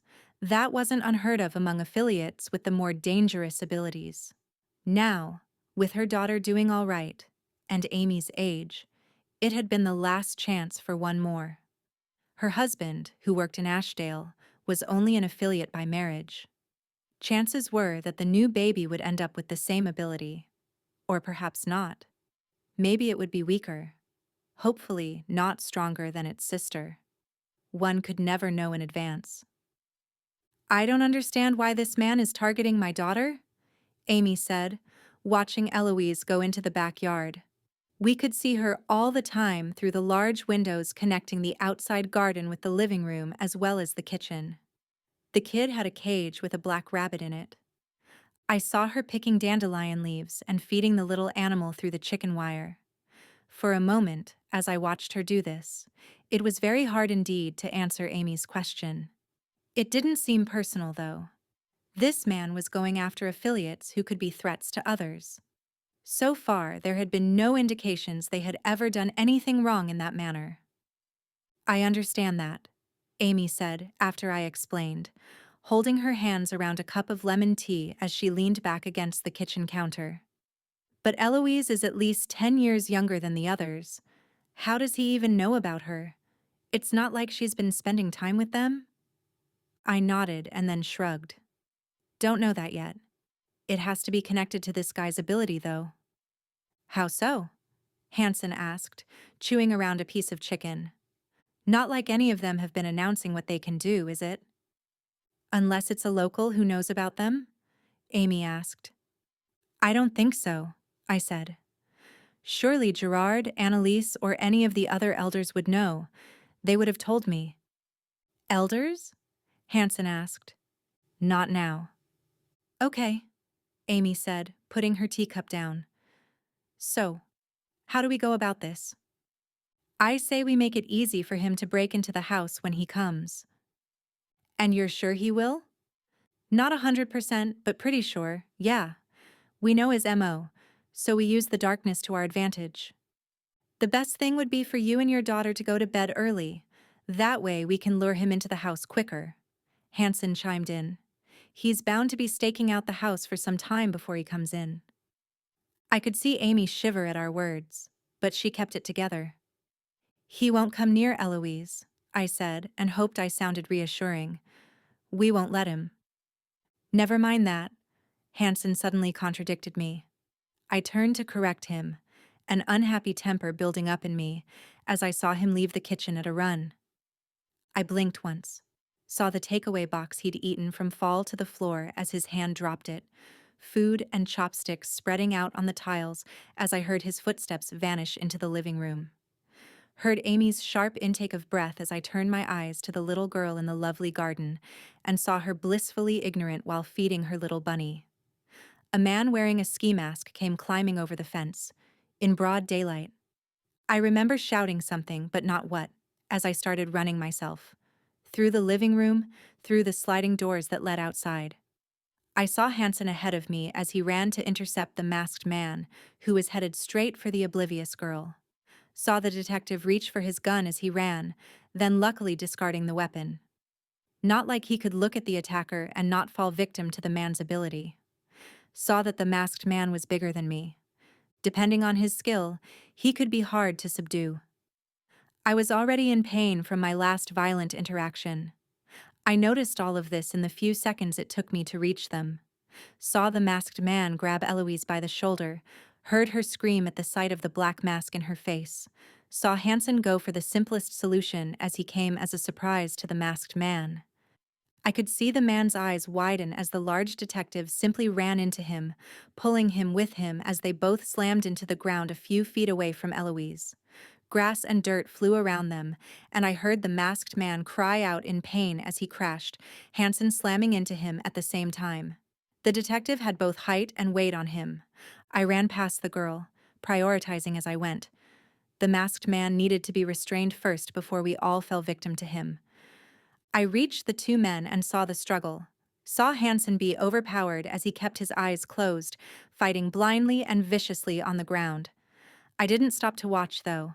As the masked man started getting to his knees, I ripped my jacket off and jumped onto his back. I threw it over his head and pulled it back, like I was reining in a horse. The man shouted something, but I couldn't understand. Didn't care, either. I clamped my legs around his waist and hung on for dear life as he started fighting me, trying to get hold of me. He managed to grab my hair, making me cry out in pain as he pulled at it. I didn't let go, though. Knew that if I did, he would be able to see. To entrap us all, if he wanted. I pulled hard on my jacket as he grabbed it with his free hand. It was pulled too tight for him to rip it off. I felt myself falling backward, taking him with me. He hit at my legs with desperation now, trying to get free from my hold on him. The subdued thumping noise seemed to reach me seconds after the blows. Damn, it hurt. I cried out in pain, but I couldn't let go, heard muffled words from inside my jacket. Breathing didn't come easy for him now. He tried rolling over to the side to lose me, but I managed to keep him put. Saw Hansen move toward us, eyes open now. He grabbed the man by his shirt collar and simply hit him in the face, fist clenched. The soft, sickening sound was dampened by my jacket and the ski mask. It took 3 strikes before the attacker slumped backward, pinning me to the ground. For a moment, I could only hear my own heightened breathing. My heart was pounding in my chest. "You can let him go," Hansen croaked. He'd been hit repeatedly in the upper body before I'd managed to intervene. I did as he said, and he pulled the man off me. I had no doubt he was unconscious. I'd felt his muscles relax, and I'd seen Hansen hit someone in the face before. One of the kidnappers at the farm. There were some advantages to being a pissed-off giant. I had actually been surprised the kidnapper had been walking afterward. Luckily, this guy wasn't. I got up on my knees and grabbed my jacket again, holding it in place, just in case. I turned toward Eloise and saw, to my utter relief, that the girl was awake, dandelion leaves still in her hand. Her mother held her arms around her while she stared at us with big eyes. So much for not scaring the kid. "You're not realtors," she decided as her mother hushed her. I managed a bleak smile before I told them to go into the house. They did as I said without question, and I scanned the garden, or more specifically, the fences. No faces and prying eyes, no neighbors watching. It was nice to have some luck, I thought darkly as I staggered to my feet, my legs hurting. "We need to get him inside before someone sees us," I said. I removed my jacket from his head then. Hansen bent down and pulled the ski mask off him as well. For a moment, we stared at him. Lying at our feet, unconscious and with a cracked lip and bleeding nose, lay a tawny-haired man we'd both seen before. "That's one of the kidnappers," Hansen said. There was no doubt in my mind that was the man who'd threatened us with a gun when we'd searched for Andrea at the Kreutz farm. The same man we'd seen in the police station a few days before that. What was this? I stared in continued disbelief as Hansen grabbed hold under the man's arms and began dragging him into the house. I noticed, as I followed, that the man's eyelids started fluttering. I moved to Hansen's side and pulled his gun from the holster under his jacket. Thankfully, he did not argue. He might have been a total newbie to this, but he clearly understood the threat this man posed. As the man's feet were dragged past the sliding doors, he started moving a little. I cocked the gun and let him feel the weapon pressed to the back of his head. He might have been dazed, but he got the message. Hansen let go of him and took over the weapon. I turned to see that Amy had sent Eloise into another room. Not only that, she came with a gray pillowcase and handed it to me without a word. I placed it over the tawny-haired man's head and tied it around his neck so that he could breathe, but it would be a hassle to get off fast. He wouldn't answer any of our questions. It wasn't a language barrier. He'd spoken in English at the farm, and he told us in no uncertain terms to get lost now. Nope. He didn't want to cooperate. "Maggie?" Amy said, a hand on my shoulder. "Does he need to be here?" I turned to her and saw she was about to break down. She'd kept it together this long for her kid, but with the attacker in her house, it was getting a bit too much. I understood. No, we did not need to be there. We needed to be somewhere else, I decided, and grabbed my phone, texting Dr. Morris. Maggie? I heard from under the pillowcase. I stopped texting and looked at the kneeling man. Maggie Evans? He repeated. What's it to you? I asked, though I knew very well he was part of the group who had kidnapped Andrea, who had wanted to kidnap me. This guy worked for Yorov. He didn't answer me, and I was beginning to lose my patience anyway. I was glad Hansen simply followed my lead in all of this. We got the man into the car, no small feat considering the tiny space in it. We were helped by the fact that the tawny-haired man didn't resist us. He knew there was a gun near him, despite it not being flaunted in the Boudreaux's driveway. If any neighbors saw us, we never noticed. Maybe Amy got some visitors after the fact, but she would have to handle that. No one called the police, at least, as we were not pulled over on our way to the hospice. Why there?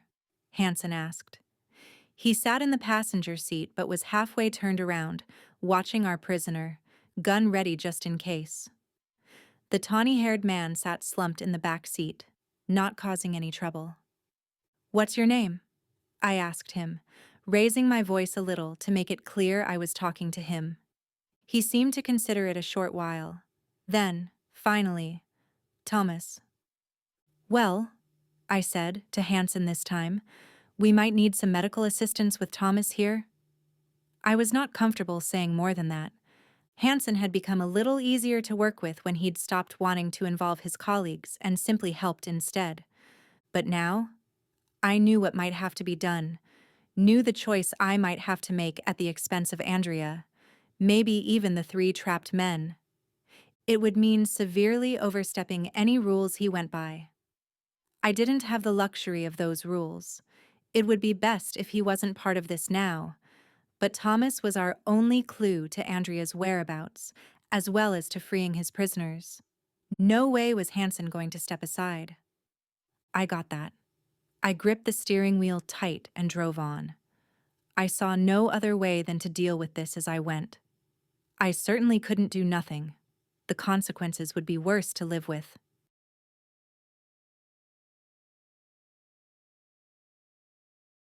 Chapter 30.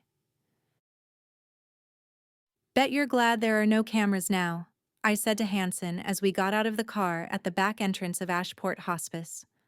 Dr. Morris stood on top of the stairs holding the door open for us. It took some time getting Thomas both out of the car and maneuvered up the few steps. He walked in blindness after all, bloody pillowcase covering his head. The blood had dried at this point.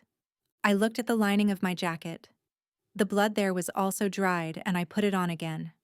This was not the time to be fussy. We all followed Dr. Morris up to the room where Michael Phillipson lay in the same bed as the day before. He lay a little on his side today, though, having been turned a little.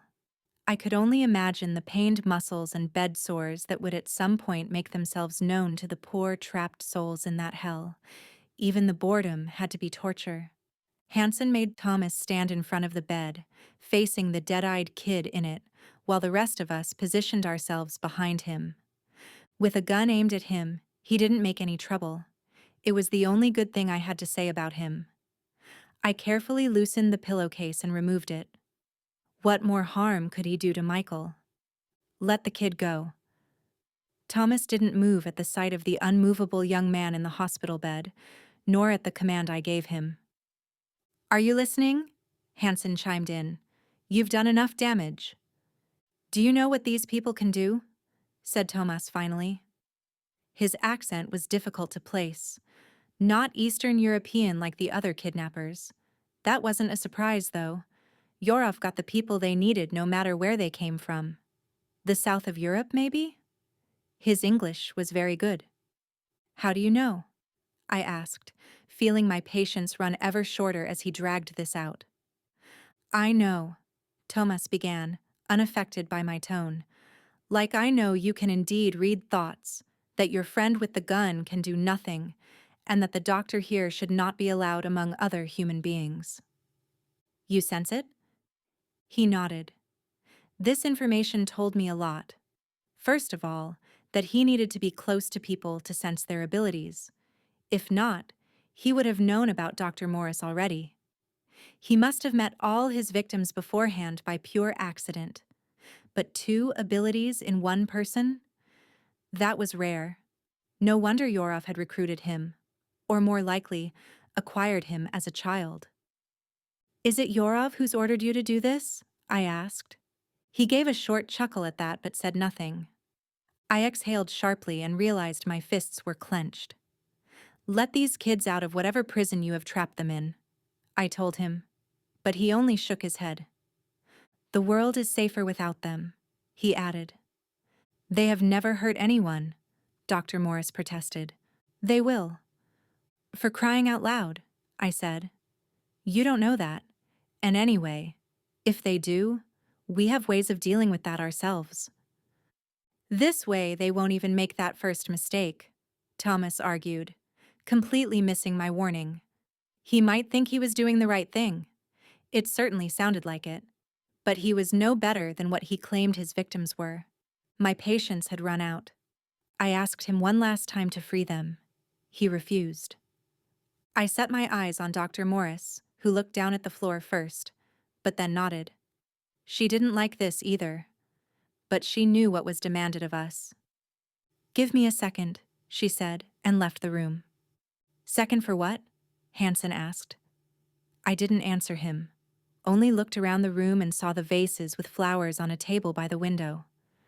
I grabbed a bouquet of various lilies, daisies, and greenery and pulled them out of the white vase, discarded them on the table where the water dripped down onto the floor. I stepped over to Thomas and simply clouted him over the ear, the porcelain breaking against his head as he grunted and fell to his knees. What the hell? Hansen exclaimed somewhere to my right. I didn't care. I glanced at Michael, who lay motionless, not even reacting to the noise, at least on the outside. No effing way was I going to let him lay there like that if I could help it. I pushed any thought of Andrea out of the way. This guy wasn't talking, but I might be able to help his 3 prisoners despite that. I hit him over the ear again, using my elbow this time. Thomas slumped over, trying to steady himself on his hands, broken porcelain cutting into his flesh, small droplets of blood mixing with the water on the floor. Dr. Morris came back into the room as I grabbed hold of tawny-colored hair, controlling where Thomas could turn his head and see. Dr. Morris sat a large basin of water in front of him on the floor, carefully avoiding his gaze, carefully avoiding mine as well. Torturing me won't help, Thomas wheezed as he tried to regain some momentum.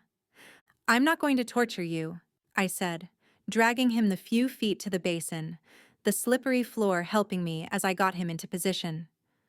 I'm going to kill you, I said, my voice level, the pure fact-based statement scaring me a little.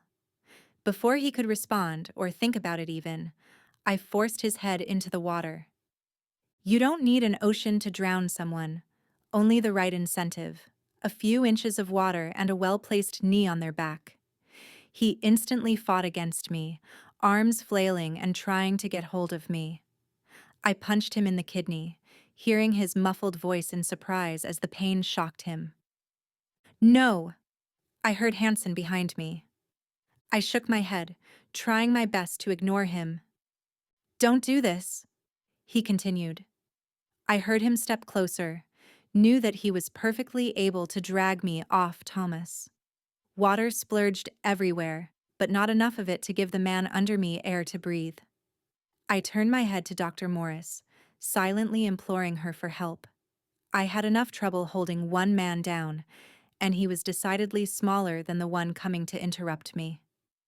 Stop, detective, she said, as she grabbed his hand and at the same time the beautiful bouquet I had laid on the table. Let her do her job, she commanded as she held the bouquet out. It withered and rotted in front of him. The flowers crumbled and fell between her fingers to the floor, landing as dirt. Let her do her job, so I, in return, can do mine. The threat was clear. If she had to choose between Hansen and her 3 helpless patients, well, there wasn't a choice. He remained where he was. I couldn't see his face, but I could hear him. "Please don't do this," he said, barely audible over the thrashing man under my knee. Panic had set in now. I turned my head away from both the doctor and Hansen. There was no doubt in my mind. I didn't think ahead. No what-ifs. That would only weaken my resolve. Yet a small part of me hoped I was right. Thomas's body started convulsing, thrashing under me. No thought of escape now. Only his lungs screaming for air, using his whole body as a mouthpiece. I held as hard as I could, my only advantage being on top of him, pressing him down, every second weakening him. Then he stopped moving. His body forced water down his lungs. I didn't let go, though. It could be a ruse. It felt like I held him there in silence for an eternity before Dr. Morris's voice broke through. "Maggie?" I jerked a little, then nodded. With my free hand, I checked his pulse, finding that little place under the ear. There was no throbbing to feel. I let him go then, got up on my feet and stepped back. I realized I was shaking, but I turned to the bed as I noticed Dr. Morris going for the lifeless body of Thomas, getting his face up from the water. I stared at Michael, who in turn stared right past me toward the door. My heart was pounding in my chest, overpowering any sound in the room. I gripped the side rail on the hospital bed, trying to calm the incessant thudding in my ear. The smell of disinfectant almost made me gag a moment. And I didn't dare look at Hansen. Could sense him standing there. But I kept my eyes on Michael. He stared straight ahead, eyes bland, and I thought I had seriously misjudged this. Thought that Tomas's hold on his prisoners would be broken if he died. It had happened before. I knew very well that the doctor might not be able to bring Thomas back. It didn't always work. And then, shaking and weak fingers found my hand.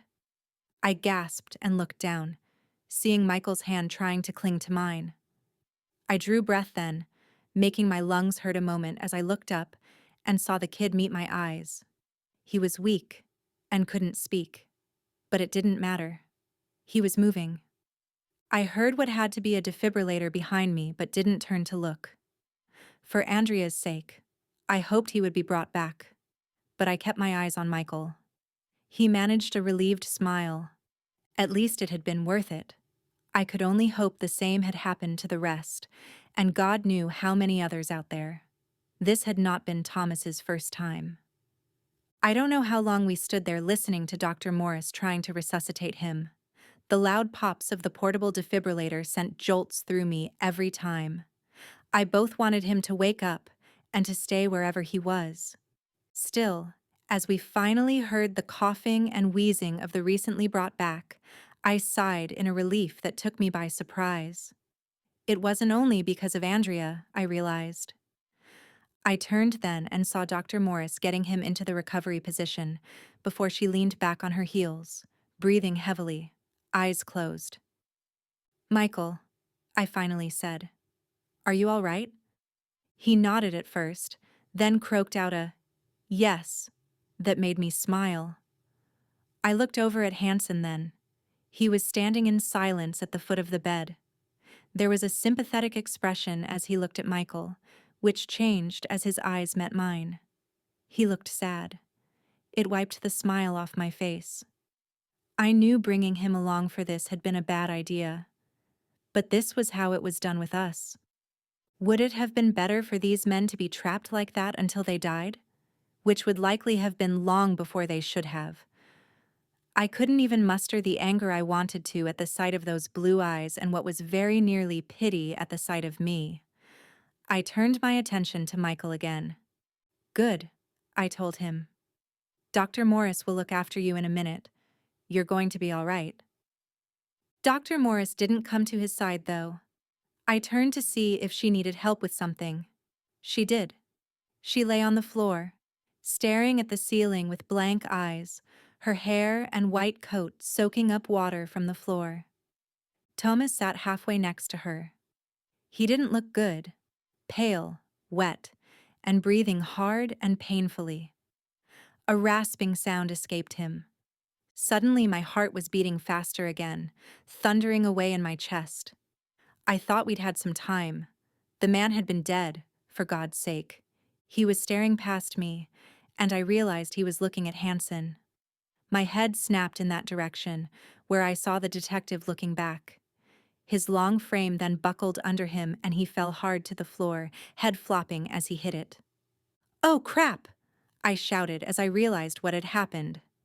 I ran over to Hansen, grabbed his head between my hands.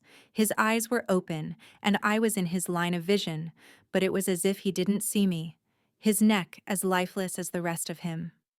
I gently let go of him. "They belong to me now," Thomas said behind me. There was no glee in his voice. It was a simple statement of fact. "Then I'll kill you again." "How many times do you think I'll come back?" he asked. "I only need you to die once," I said, as I ran a hand through Hansen's hair. He might not agree, but this was not up for negotiation. "And what about Miss Kirby?" Thomas asked, the words so casual it made me want to spit at him. "What about her?" "She might be useful to my employers, but I'll trade her for you." I sat still for a moment, glad I couldn't hear the protests that had to be flying around Hansen's head. This was not how you dealt with kidnappers. On any day, I'd agree with him.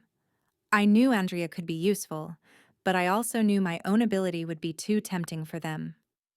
I heard Thomas grunt as he slowly got to his feet behind me. "I'll go with you on one condition," I said. I didn't move, only looked down at Hansen's face. He looked so non-caring at the moment, his expression utterly bland as he looked at me. It was so unlike him. "I'll free them," Thomas said. "No clarification needed. When I know you'll hold up your end." I nodded then, and got up from my knees, my legs still hurting from his punches earlier. I turned around and looked at him, bright blue eyes staring back at me. He didn't use his ability on me, though. He didn't need to, did he? I was trapped. "I'll need to see proof you'll hold up your end," I told him. He clutched one hand to his chest and winced in pain, but indicated the door nonetheless. "You will. You simply have to trust me." I sighed and started walking. I had to step over Dr. Morris and pass her dead stare a moment. I didn't trust him in the least. But he was right. I had no choice. And so, I walked through the door, escorted with an awkward and cold, wet hand clamped around my neck, as my now kidnapper led me down the stairs and away from any allies I had.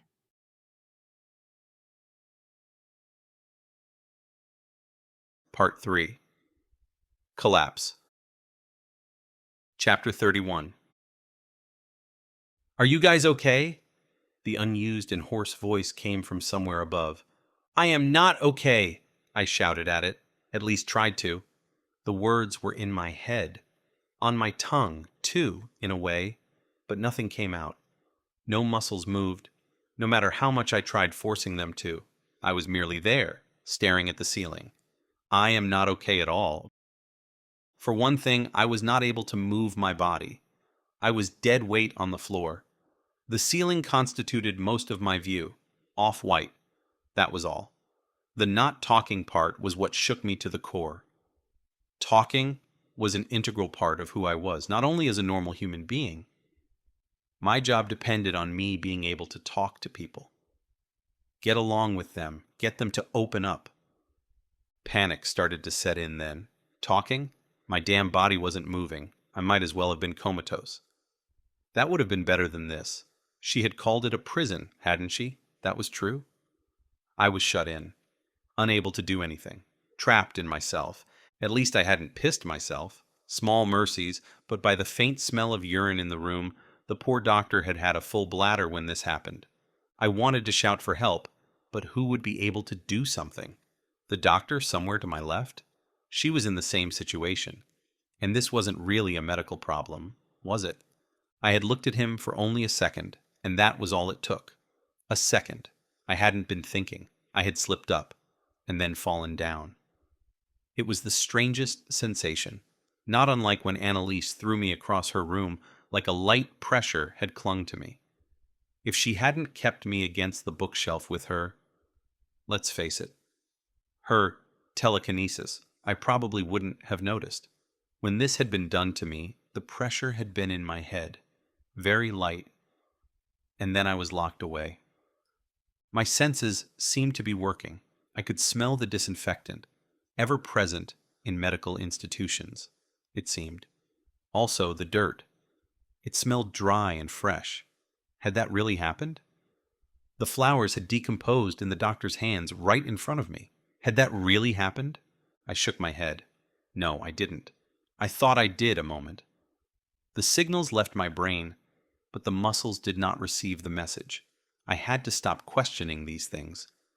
This world was, well, it was straight up crazy. But it was still happening.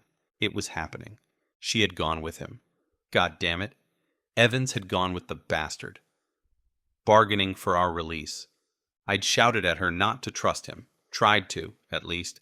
And she had looked so worried when she'd held my face between her hands. That in itself had been cause for concern. She wasn't one to bother hiding what she felt in every moment. Happiness, anger, exasperation, mischief, determination. But worry? I didn't think I had ever seen her like that. She shouldn't have gone with Thomas. He was one of the kidnappers, for crying out loud. They were after her. How could she go with him? Now they would have both Andrea and her. "Are you there, Dr. Morris?" The voice came again. The doctor couldn't answer him any more than I could. The Phillipson boy. At least Thomas had forgotten to give him the same treatment all over again. "Are you guys okay?" The question made me cry out, try to shout my anger, straining every bit of willpower I had. Nothing. My heart rate increased. At least that muscle kept on moving. Panic was setting in full now. I was trapped. Could feel the water on the floor reaching my left arm, soaking my jacket. The water she had drowned him in. I'd tried to stop her. I regretted it now. She'd been right, hadn't she? Damn it, it went against everything I believed, but she had been right. Why had the doctor had to resuscitate him? I needed out of here. I needed to move. I had to move. Move. Even my breathing was unchanging. Nothing but my heart moved faster. Why had I looked at him? No, I couldn't think like that. He'd done this to me and Dr. Morris, and it pissed me off. I clung to that. My heart slowing a bit as my anger calmed me down. It gave me focus. I heard rustling from the bed. The kid moving around up there. I heard him muttering, pulling at the sheets and likely the tubes sticking out of him. Ouch! Crap! He had been on intravenous fluids since Thomas had trapped him, like the other kids. How else could anyone survive this? By the sound of Michael, though, I figured he'd ripped the thing out. Sure enough, it didn't take too long before I could see the top of his head far to my left. He was looking down at us from the foot of the bed. "Oh my God!" he shouted. Well, sort of. His voice didn't quite agree on the volume, so it came out as a loud croak. "Are you guys hurt?" he asked. Such a stupid question. He seemed to arrive at that conclusion himself as well. "You can't answer," he told himself. "Okay," he continued, trying for an assured voice, but failing. The scared teenager was fighting for control. "I'm gonna find someone to help. Just give me a sec. Feels like a damn hangover." Then his head disappeared from my view. Didn't matter who he got.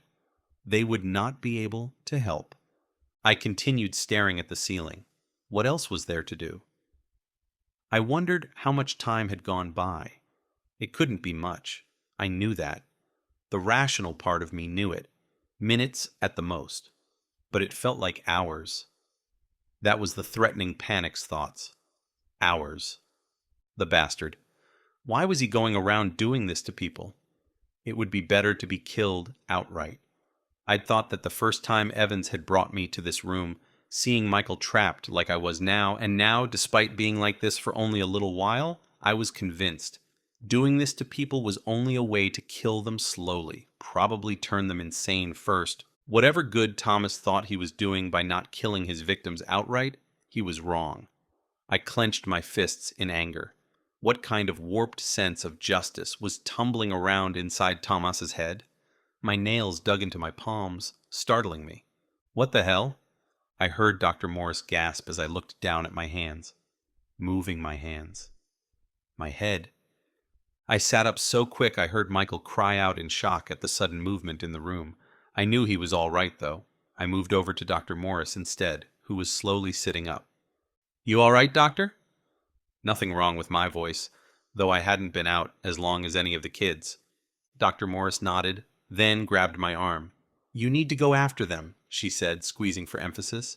You got this? I asked, as I got to my feet. I barely looked around the messy room, saw her nod before I ran out the door and headed down the stairs. Thomas had kept to his bargain with Evans, but she was still with him. He could do the same to her at any time. How close were they? Did he have to be close to let us go? He didn't need eye contact to reverse the condition. That had not been the case when Evans drowned him either. No, eye contact was only required when trapping people. I barged through the last door, jumping down the few steps of the stairs, and, to my amazement, saw Evan's blue Beetle where she'd parked it earlier. I stared at it a moment before I became aware of an engine. I ran past the Beetle and barely managed to get a glimpse of a clunker of a station wagon driving away from the hospice. That was them. I knew it as sure as I knew the sky was blue. Thomas had let us go, keeping to his agreement with her, but she was still trapped with him.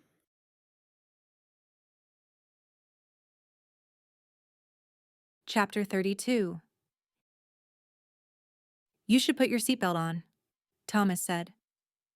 He spoke loudly to be heard over the rattling engine that made the whole car shake. I saw Hansen running past the Beetle before we drove around the large hospice building and turned onto the road. They were free from Thomas's bond. I exhaled in relief and turned around in the seat. Seatbelt? Odd thing to tell your prisoner. Though I knew they wanted me alive. I wasn't worth much dead. Couldn't do anything for them. That was me. A damn tool. Screw the seatbelt, I thought as the wreck we were in shook violently but kept going. Nope. Screw that. I grabbed the seatbelt and fastened it. Should you even be driving? I asked Thomas. He was still clutching at his chest. So far, he'd been beaten, drowned, and resuscitated all in a short time. A normal person would be lying down at this point. Since you're the one who just drowned me, he said, pausing to draw a deep breath, I don't really buy your concern for me. I'm not concerned for you. I'm concerned about the people you trap with that nasty ability of yours. The smell of old tobacco and the air freshener that hung from the rearview mirror was sickening. The little yellow tree dangled around, dancing to the car's uneven movements. I kept up my end, Thomas said. I let them go. I knew that was true. I had, after all, seen Hansen on his feet. Thomas had waited until he'd hot-wired the old rust bucket we were in now, before keeping up his end, making sure Hansen couldn't catch up. I wasn't even sure he would try to. He had not liked my actions in the hospice. I couldn't get the look of pity out of my head. It would have been better if he'd yelled at me, at least looked a little angry. That I would have understood. That I could have argued against. But pity? That was worse. I watched the streets of Ashport pass by. This nice little town, so clean and tidy. A perfect little tourist place by the coast. I shook my head. I actually did like it when things weren't as bad as this. Not like any other place was better or worse. Thomas drove not only out of town, but in a northeastern direction. Nothing much out there except farmland and coastland. Was that where they kept Andrea? Or was he tricking me? I would not have to wait long to find out. There were still a few houses around, though, as the grasslands and a few trees waited for us farther ahead. The car sputtered and protested against the speed Thomas was forcing on it. No wonder its owner had parked it behind the hospice. I wouldn't want to show off this thing either. Why do you entrap people like that in the first place? I asked him after a while. Too curious to keep quiet. There was something off about the whole thing. Yorov didn't operate like this. They simply got hold of those they wanted and let everyone else be. If someone posed a threat, they were outright killed. Entangling them in some elaborate physical trap? Not so much. Have you not been listening? He barked back at me, coughing severely and then calming down. They have horrible abilities. They are capable of such harm. So are you, you idiot, I protested, realizing immediately that calling my kidnapper an idiot might not be the best way to go. I don't cause harm, Ms. Evans. I stop it from happening, he said, making me stare at him in disbelief. Had he really said that? Those kids haven't done a thing. You tried to trap an 8-year-old girl. I was shouting at him. Couldn't help it. Sooner or later, they will hurt someone, Thomas insisted. There came a loud scraping sound from the car, but he ignored it and pressed on. I shook my head. He couldn't know that for sure. And anyway, you couldn't punish people for something they might do. You're doing this on your own, aren't you? I asked. I don't see how Yorov would condone or bother with this. He smiled a little at that. No, he agreed. The problem with Yorov is, they would likely make use of these people if they knew about them. You're doing this under their noses, I said. No need to ask. It was clear as day. They don't know you have 2 abilities, do they? That one I wasn't so sure about. More like 3, he said. I can sense people like you. He sounded like he didn't count himself as one of us. It was sad that he was wrong on that account. And I am also drawn to those I sense if I'm close enough. I nodded. It explained how he always found his victims. It also told me I was right about him working on his own. Maybe it was his way of working against Yorov even. If he could sense these potentially dangerous affiliates, it was likely his way of stopping them from ending up in the hands of his employers. A twisted way of doing good considering all the crap I figured Yorov made him do. That didn't excuse anything. He might think it was a kindness not to kill them, but what he was doing was killing them in such a slow way that it was pure torture. I realized I shouldn't have let Dr. Morris bring him back. He might think he was doing the right thing, but the truth was that he was the danger he was trying to keep from Yorov.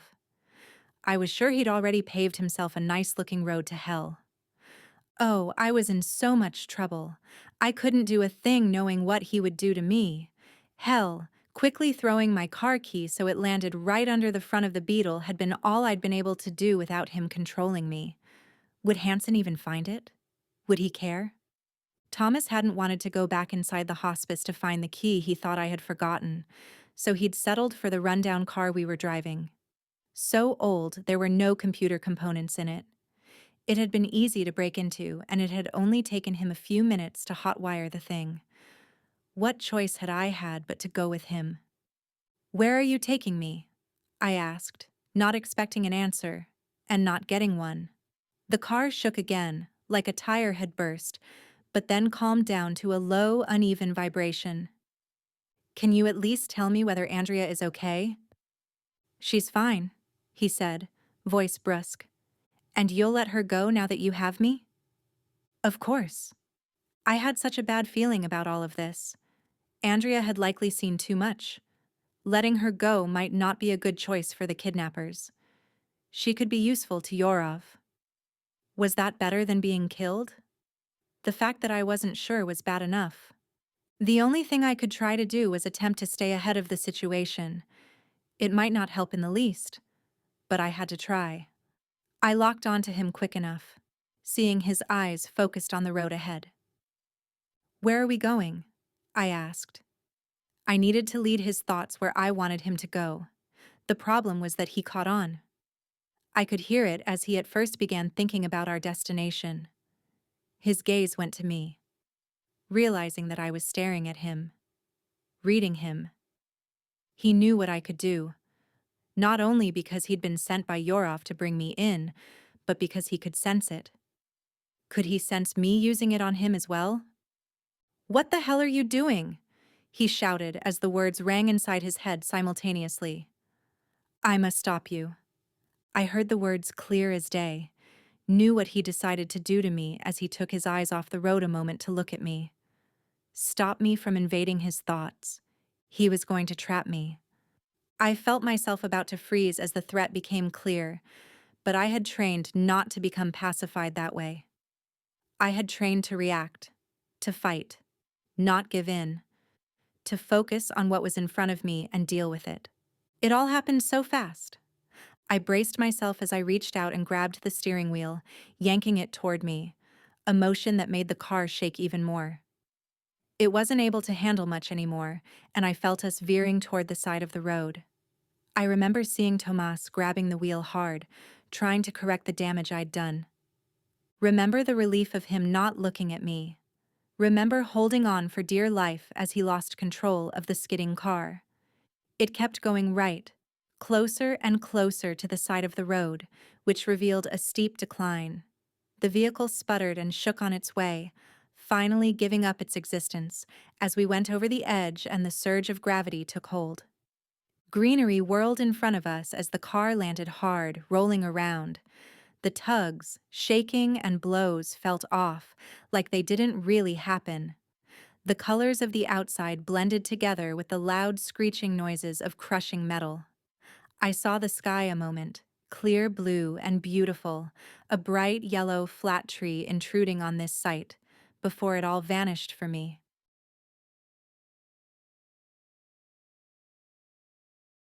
Chapter 33. Detective Hansen, I heard you were first on the scene. Mulligan's voice came from behind me somewhere, but I stayed where I was, up on the side of the road, looking down at the car wreck. It was about 35 feet to the flat area below me, not a long drop, and the slope leading down would help, but the car would have tipped around. Hell, I could see that on the dented and crushed metal. It was standing the right way now, but it had rolled around at least once. I was sure of that. It was odd how nice it looked there. We were right outside town, a grassy landscape surrounding us, a few big trees, view to the sea straight ahead from where I was standing. The car wreck, uniforms, and the coroner ruined that, though. "Are you all right?" Mulligan asked as she came to stand beside me. I nodded. "What are you doing here, Chief?" It wasn't unheard of that she attended crime scenes, but a car crash? That was a little mundane for her busy schedule. "Considering your unusual case," she said, pointedly not mentioning Evan's name, "I decided to check it out when I heard you were the one who called this in." "Checking up on me?" "Hell yes," she said. I knew she had been uncomfortable when she'd talked to me and Evans earlier that day. I suspected she might think that Evans read people all the time. So had I. Despite her assurances to the contrary, I still wasn't sure how she could resist. It had to be tempting. Mulligan showing up like this meant she wanted to know what was happening, even though she thought she might bump into Evans. "Care to fill me in?" she said, nodding at the scene in front of us. I glanced at her sideways, not sure how much to say. She knew a lot, but not everything. I decided to stick to the basics first. "Looks like an unfortunate accident, Chief. The car, if you can call it that, veered off the road right where we are standing, went down the slope, rolling around a few times, before it landed there." "'Cause?" Mulligan asked. She was standing with her arms crossed, bracing herself against the cold wind that came in from the sea. "Driver fell asleep? Had a seizure? Intoxicated?" I shrugged. "Won't know until later, but you can see the marks for yourself," I said, as I turned and pointed. Thomas had hit the brakes way too late to stop what had happened. He had lost control, and I could only guess why. He hadn't fallen asleep, that was for sure. No, something must have happened between him and Evans. Something bad enough that they crashed like this. "Okay," Mulligan said as she turned back. "So why are you here? And where is Miss Evans? Surely she is part of this. Why else would you be here now?" I sighed. What was I supposed to say? That she had literally killed the driver of the car not long ago? That she'd probably done it twice in the same day? "Chief," I began as they started lifting Tomas's body out of the car. "What did Evans do for you when your son was kidnapped?" I had to know now. It was the only way to figure out how much I could tell her. It made me feel like a fraud, hiding things. Sadly, there was some comfort in the fact that there might be two of us that would be doing that. "Listen, Nate," she said softly. I need to know. We've come to the point now where you need to tell me, because as insane as it sounds, that's the only way I can trust you." She looked at me a while. I didn't care, only waited while I watched Thomas being laid out on a stretcher, limp and pale. "Okay," she said, finally. "Well, it happened before you started working here. Detective Flores was working on the case. Oscar—" Her voice broke a little at the thought of her then 3-year-old. Oscar was taken from daycare. It had happened in an unattended moment only a few moments before Mulligan had come to pick him up. At first, it was thought that it was a coincidence. That was, until the chief and her husband had received a ransom note, hastily scribbled on the back of a flyer full of spelling mistakes and filth. The spelling hadn't been the biggest mistake, though. The chief's house had naturally been under surveillance, and the messenger had been caught as she tried to leave. As it turned out later, she was the kidnapper's girlfriend, and, like him, she was a known user, sometimes dealer. The chief had arrested the boyfriend before on a couple of occasions, and in his twisted head he had figured she owed him for that. The natural solution in his drugged-out head was to take her child and demand payment for him. "I've seen some crazy stuff working this job, especially in Ashdale, but never have I been afraid like that," she said, as we watched the black body bag being zipped over Thomas's body. "The bastard was threatening someone more important to myself than me, someone I can't always control, you know?" I nodded. I didn't truly know, but I understood. Problem was, we didn't know who her boyfriend was or where he was. She hadn't been part of his life when I'd dealt with him before, and she wasn't talking. I was starting to see where this was going. The girlfriend had refused to say a word, protecting her piece of crap boyfriend, not realizing the danger the little boy was in with a drugged-up and angry criminal who thought the chief, and probably the world, owed him something. "I was at my wit's end," Mulligan continued, the cold wind all but forgotten now, though it tore at us where we stood. Flores couldn't get a damn word out of her. She refused to talk to us. Refused food and drink even. She looked at us like we were the damn criminals. "And then Evans turned up?" Mulligan nodded. "At my house one night. She had one thing in common with our prisoner at the time. She didn't want to be there either. Didn't want to talk to me at all." It had all happened fast. Evans had known that once she started saying she could help, Mulligan would call Flores, suspicious of this new person getting involved. She could have been involved in the kidnapping for all Mulligan knew. So Evans had listened in on the chief's thoughts almost immediately, recounting what she heard. Carl, the chief's husband, had come in and gotten the same treatment. It had left them stunned and confused until she had clarified how this could help them. "Bloody hell, that was creepy," Mulligan said, visibly getting shivers at the memory. "Having someone hear your thoughts, everything that is private to you." I only nodded again. I knew all too well how that felt.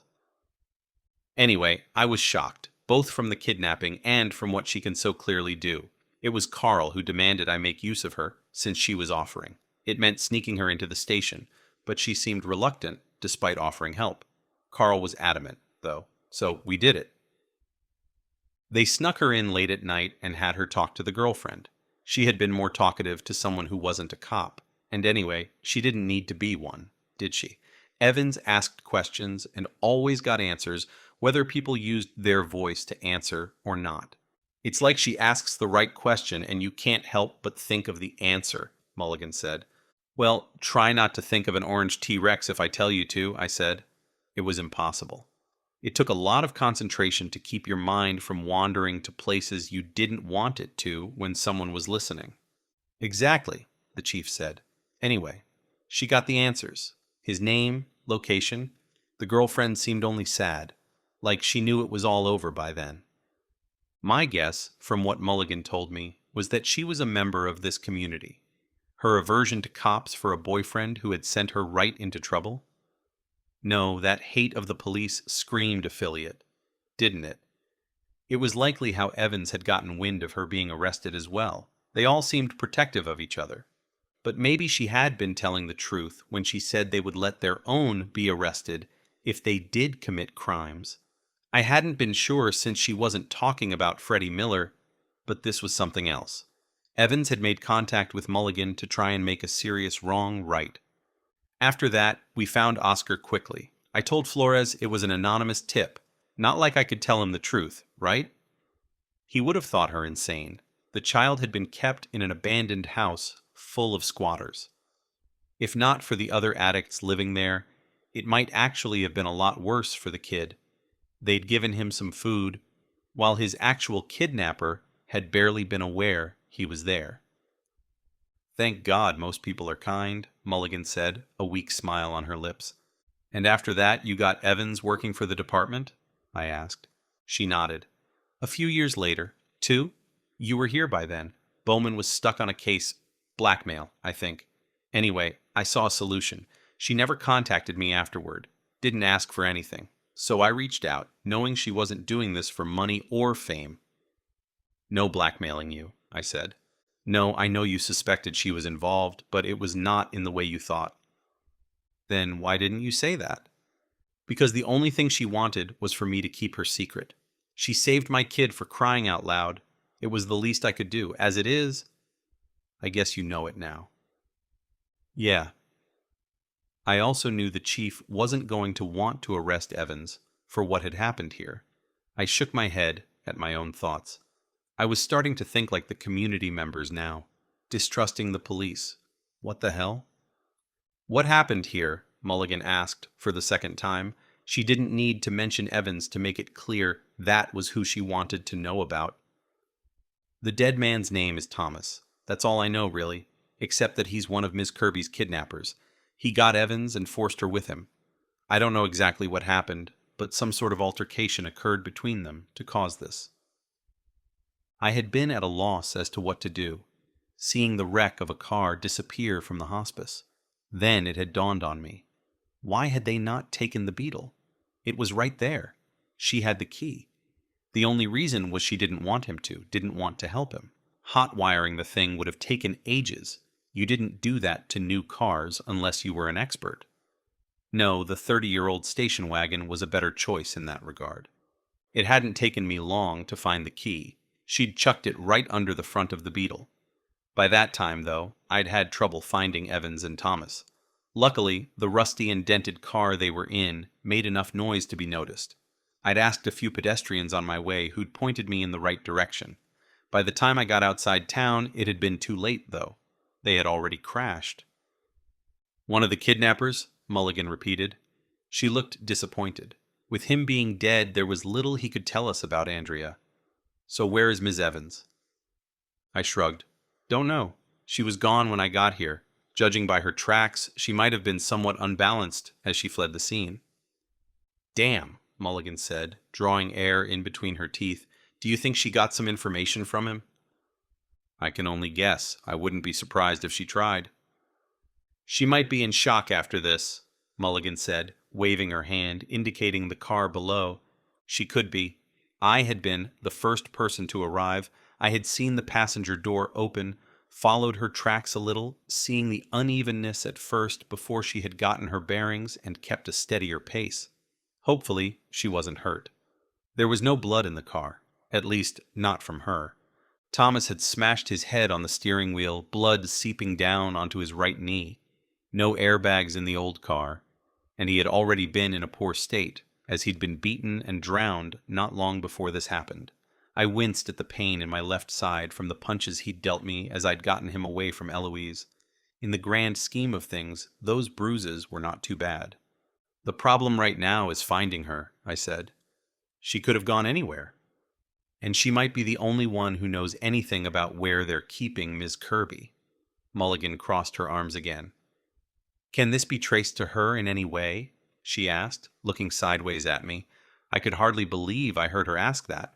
But I knew from what she'd told me about her kid and how Evans had helped that she was dead serious. I sighed. I had covered the tracks, wiped the car for prints on the passenger side before closing the door. Holy hell, this was becoming bad fast. I don't think so, I said finally, seeing my boss nod. Then you should try and find her. I'll take over here. Are you sure? The report might become tricky on this one. She smiled ruefully. I'm sure we can manage. Okay, I simply said. I had been wrong. Hiding things like this was bad enough, even if we were trying to help save someone.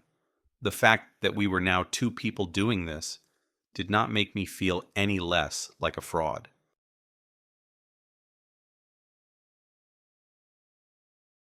Chapter 34. Time became a confusing concept for me as I moved as fast as I could on my shaky legs. It got better with each step, like my body wanted to move to avoid stiffening. Still, I had no idea I'd walk down toward the water until I heard it lapping in over the beach. The smell of salt water and seaweed was the next clue. I stopped then, standing unsteadily on the rocky beach, the cold wind making me shiver. Come on, Margaret. Focus. Get it together. I drew deep breaths for a while, getting my head back in the game, a head that hurt. Then I heard the sirens. Far behind me, it seemed. Car crash. Dead guy. Cops. No thanks. That got me going. I needed to get the hell away from there. As I looked ahead, though, I could see the outskirts of Ashport. The way before me was unfortunately a rocky shoreline interspersed with a few cleared-out beaches, ground covered in rocks. Peachy. I knew I needed a break. Couldn't outrun anyone right now. So, I sat down. More sirens. Crap. Then I noticed something familiar out on the water. I squinted my eyes to see more clearly, but yeah, out there, bobbing up and down in the low waves, was what had to be Alan's little fishing boat, and the lanky silhouette in it had to be him. Damn. I smiled as I fished my cell phone out of my pocket. I had to think a moment to remember his number. The sirens disturbed me and made me miss my own phone. As I called, I saw the silhouette bend down out there. That boded well. Hello? I heard the mechanic's voice as he picked up. Alan? Yeah? It's Maggie. Oh, hey, Maggie. I didn't realize you had a new numb listen, Alan. I need help. Look toward the shore. Can you see me? I got up slowly. My brain protested wildly by starting to thump inside my skull. Oh, yeah. That you? Yeah. I need help, Alan. Please. Sure thing. Hang on. And with that, he hung up. Slowly, I put the phone back in my pocket and sat down on the rocks again to wait. As I watched the little boat change course, I managed a little smile. Sometimes I bloody loved my community.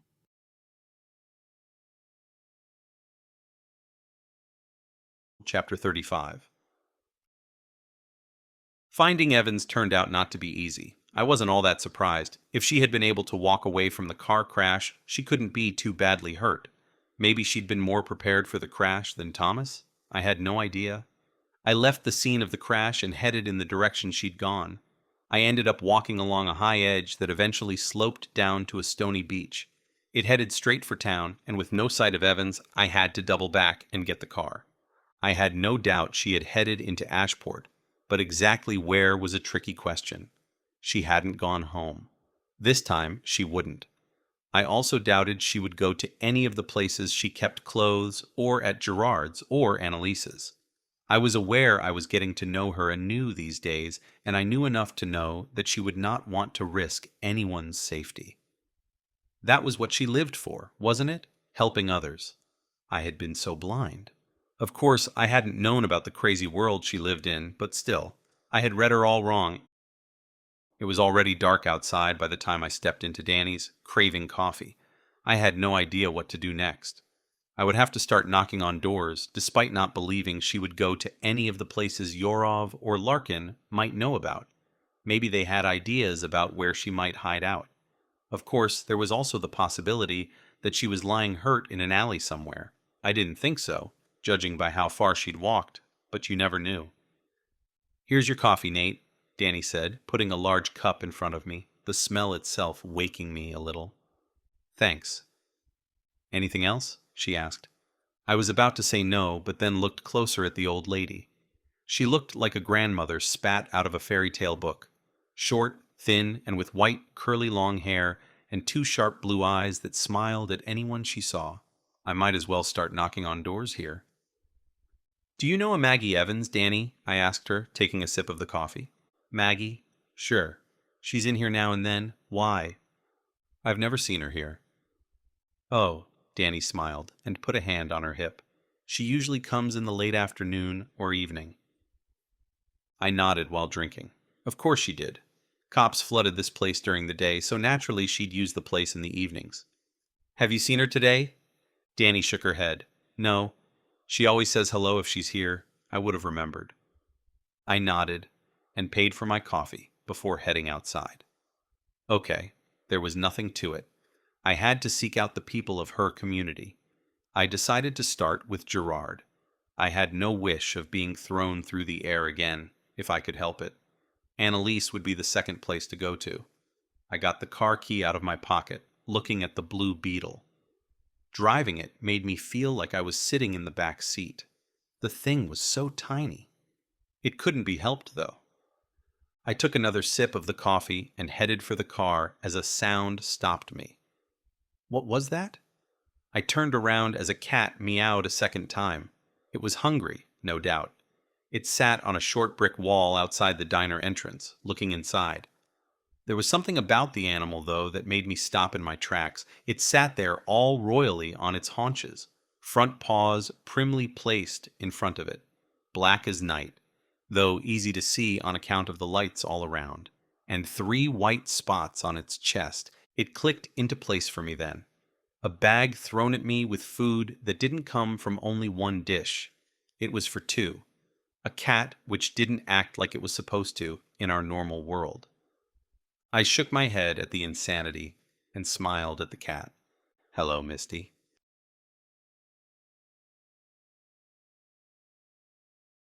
Chapter 36. There's blood on the inside of your jacket. Tegan lifted it from the back of one of her chairs. "Are you hurt, Maggie?" I looked up from where I was sitting on the couch, resting my forehead on my hands. I had to think about the question for a second. "No," I said, shaking my head, which I regretted immediately. "No more than you've already seen." She'd checked me over when Alan had brought me to her door a couple of hours ago. Besides bruises, scrapes, and an exhausting headache, I wasn't wounded. "Let me have a look," she commanded, completely disregarding what I had said. There really was nothing I was hiding, but before I could react, she was already pulling my t-shirt up, exposing and checking my lower back. As I had tried telling her, there wasn't a scratch. "You scared me there for a second." She let go of me. "Well, I don't know if this is any better, but that blood is not mine." "It's marginally better." Her bright red hair had fallen forward as she bent to check on me, and she pulled it back, fastening it with an elastic band. It was such a modern way to do your hair, it looked almost wrong on her. She was missing a bow or something. Her clothes were simple as well. Jeans and a black t-shirt with a big-ass skull and crossbones on it. I guessed there was no Instagramming today. She made some extra money that way. People liked her style. "Listen," she said, "I've checked you over. You don't seem like you're concussed, which is a good thing. I'd be happy if you went to see Dr. Morris, though." I didn't want to bother Dr. Morris now. I was sure she had enough to deal with after this day. I had told Tegan about Thomas, but not about the part in the hospice. "You have some scrapes and bruises, and I think you were knocked around a little bit. Seriously, when was the last time you slept?" I had to think about that too. The last time I'd slept? It had to have been almost a couple of days by now. No wonder I was feeling exhausted. And I had been knocked about. I'd been knocked out even. Waking up in that wreck of a car. Staring right at a dead Thomas.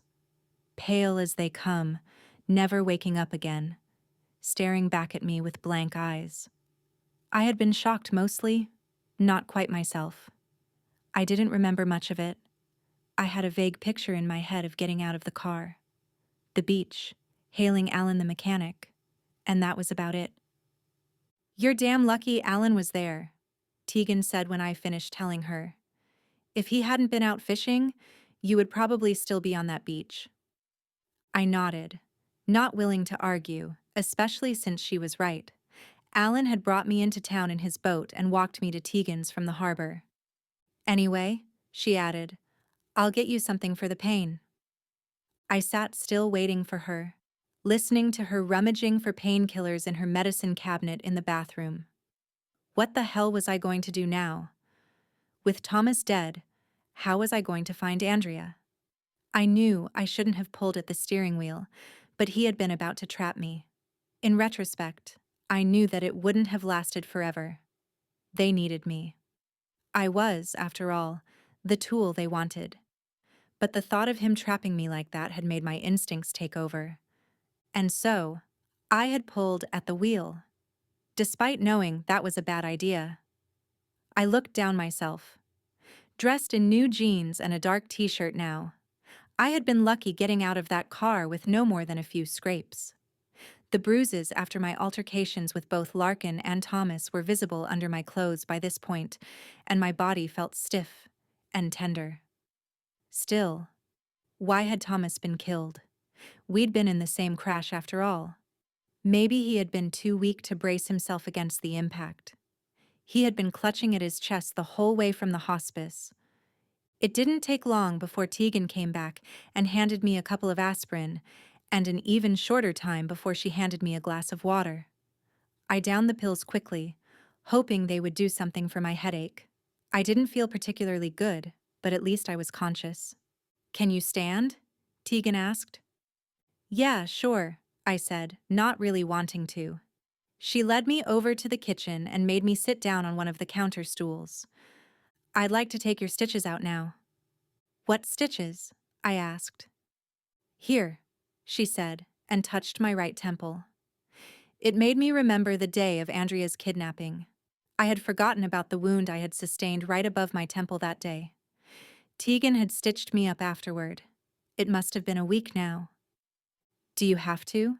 I asked, knowing I sounded like a child. "Yes," she said, inspecting the stitches, gently moving my hair so she could see. "It's healed nicely. It's time to take them out. And I want to do it before you disappear on me for a week or two." "Really?" "Yes, you wuss. Honestly, I've seen you with a stab wound, remember? And you're always so afraid of the stitches? It doesn't even hurt." Man, when you're tugging at my skin like that, well, it makes my skin crawl. She scoffed at me and made me lean toward the kitchen counter as the lights under her cabinets were the brightest in the apartment. Tired as I was, it was quite comfortable sitting there, resting my head on my arms. I saw her put on latex gloves and find her equipment. Much as I hated getting the stitches removed, I had to admit that having a nurse as a friend was quite handy for someone like me. Still, I winced as she started cutting and pulling at the threads. It was something about how unnatural it was with the thread going through my skin and then being pulled out like that. Never liked it. It didn't take her long, though, and soon the little black pieces of thread lay in front of my eyes on a piece of paper. "There," she said, sounding satisfied. "Good as new. Well, from your last injury, at least." "Come on, Tegan. Don't be so hard on me. I was kidnapped after all," I said, going for pouty lips. It didn't work. "Yeah, you were. That's the only reason I'm not being hard on you. Do you know what could have happened if Yorov had gotten a hold of you?" Her voice held despair.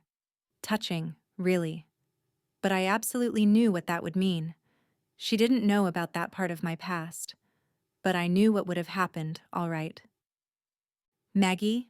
A familiar voice came from somewhere behind me. I turned around so quickly I actually got a little dizzy from the sudden movement. "Maggie, what are you doing?" "Take it easy," Tegan said as she tried to support me so I wouldn't fall off the counter stool. Then, she also noticed the third person in the room. Andrea. She looked awful. Her clothes were filthy, her hair in disarray. She'd lost her elastic band at some point. She looked so pale, with dark circles under her eyes. So thin as well. She was naturally slim, but the way she looked now, either they weren't feeding her, or she wasn't eating. "Andrea, are you okay?" I asked, knowing that the answer to that was no. But what the hell else were you supposed to ask people in this situation? "Maggie, something's wrong." "I know something's wrong," I said, "but I am trying to fix it." "No, I mean something is off about the men." "What do you mean off?" "They seem worried. I don't know why. I can't understand them." Oh, I had an inkling about what was worrying them. One of them was late in coming back to wherever the hell they were keeping her. This time, though, I wasn't going to waste any of the time Andrea could give me. "Listen, Andrea, can you tell me anything about where you are?" She looked so scared standing there by Tegan's coffee table, like a small child. She had no control of herself or where she was, or what the men would do. The last time she had shown herself to me, I'd been made to understand that they hadn't assaulted her. Thank God for that, but one of them was violent toward her.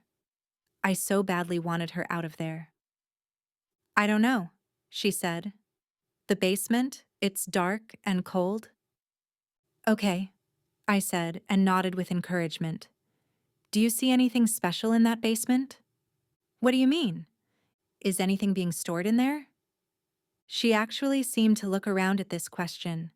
As far as I understood her mental projection, she could see what her physical body was seeing as well as be somewhere else as she projected her image. The limitation was that she needed something to lock onto, something she was familiar with, like her locket, which was currently in my purse. "Some old furniture in one corner," she answered me. "But that's it. There's a sink on one wall, but it's too far for me to reach." "Okay," I said. "That's good. That means you're likely in a house." "Does that help?" she asked. "Yes, of course it does," I said, lying through my teeth. I still had no idea where they were keeping her. So, whether it was a house, a garage, a warehouse, a damn boathouse, I had no idea. I glanced over at Tegan, who was staying silent for this. She knew how important it was, knew that this was the woman who was kidnapped, the one I was looking for. This was the reason I'd been in a car crash. That was the good thing about affiliates. They didn't make a fuss when things like this happened. "What can you tell me about what you hear?" I continued. "What I hear?" Her brows creased at the question. "When they're moving around upstairs. Scraping of chairs? Do you hear them driving a lot? Do you hear the weather? Do you hear the ocean?" "Yes," she said. She looked relieved that she could give me any kind of information, which made my heart ache. "I do hear the ocean. That is to say, I hear seagulls." "Good, Andrea," I said, squinting a little at the pain in my head. "Very good. Now, what about the kidnappers? Have they ever spoken to you in English?"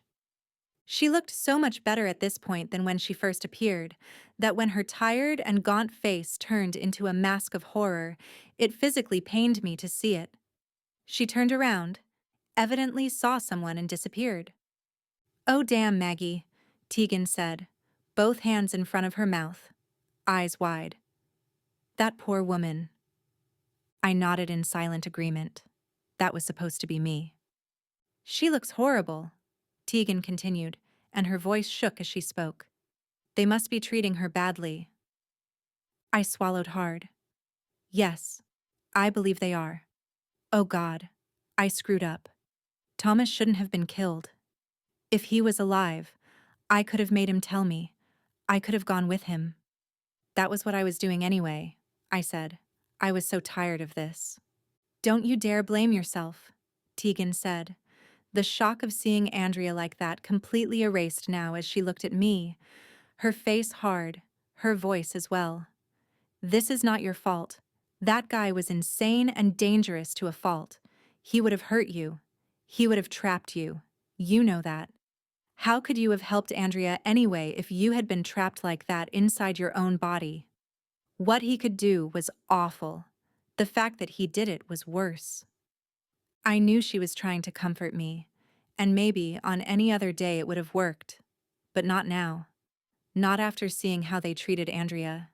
She was terrified, fatigue written all over her, and here I sat complaining about being exhausted and beaten. That was nothing compared to what had happened, was happening, to her. She was tough considering what was going on, but she lived a normal life. She wasn't prepared for things like this. I knew in my gut I would have fared better than her if it had been me, which is why it should have been me. Listen, I said, shoving thoughts like that away. I need to try and figure out where they're keeping her. Didn't you say you tried to read Thomas's mind? Yes, but it all happened so fast. It was all jumbled. And then he tried to trap me, and I barely remember anything after that. It's all a freaking chaos in my head. Okay, she said. I'm going to make you some food because you need some, you look like it. And we're going to go through this step by step together so you can remember exactly what was in his head. Do you hear me? I simply nodded. This was Nurse Tegan talking, stern and strict, knowing exactly what was needed.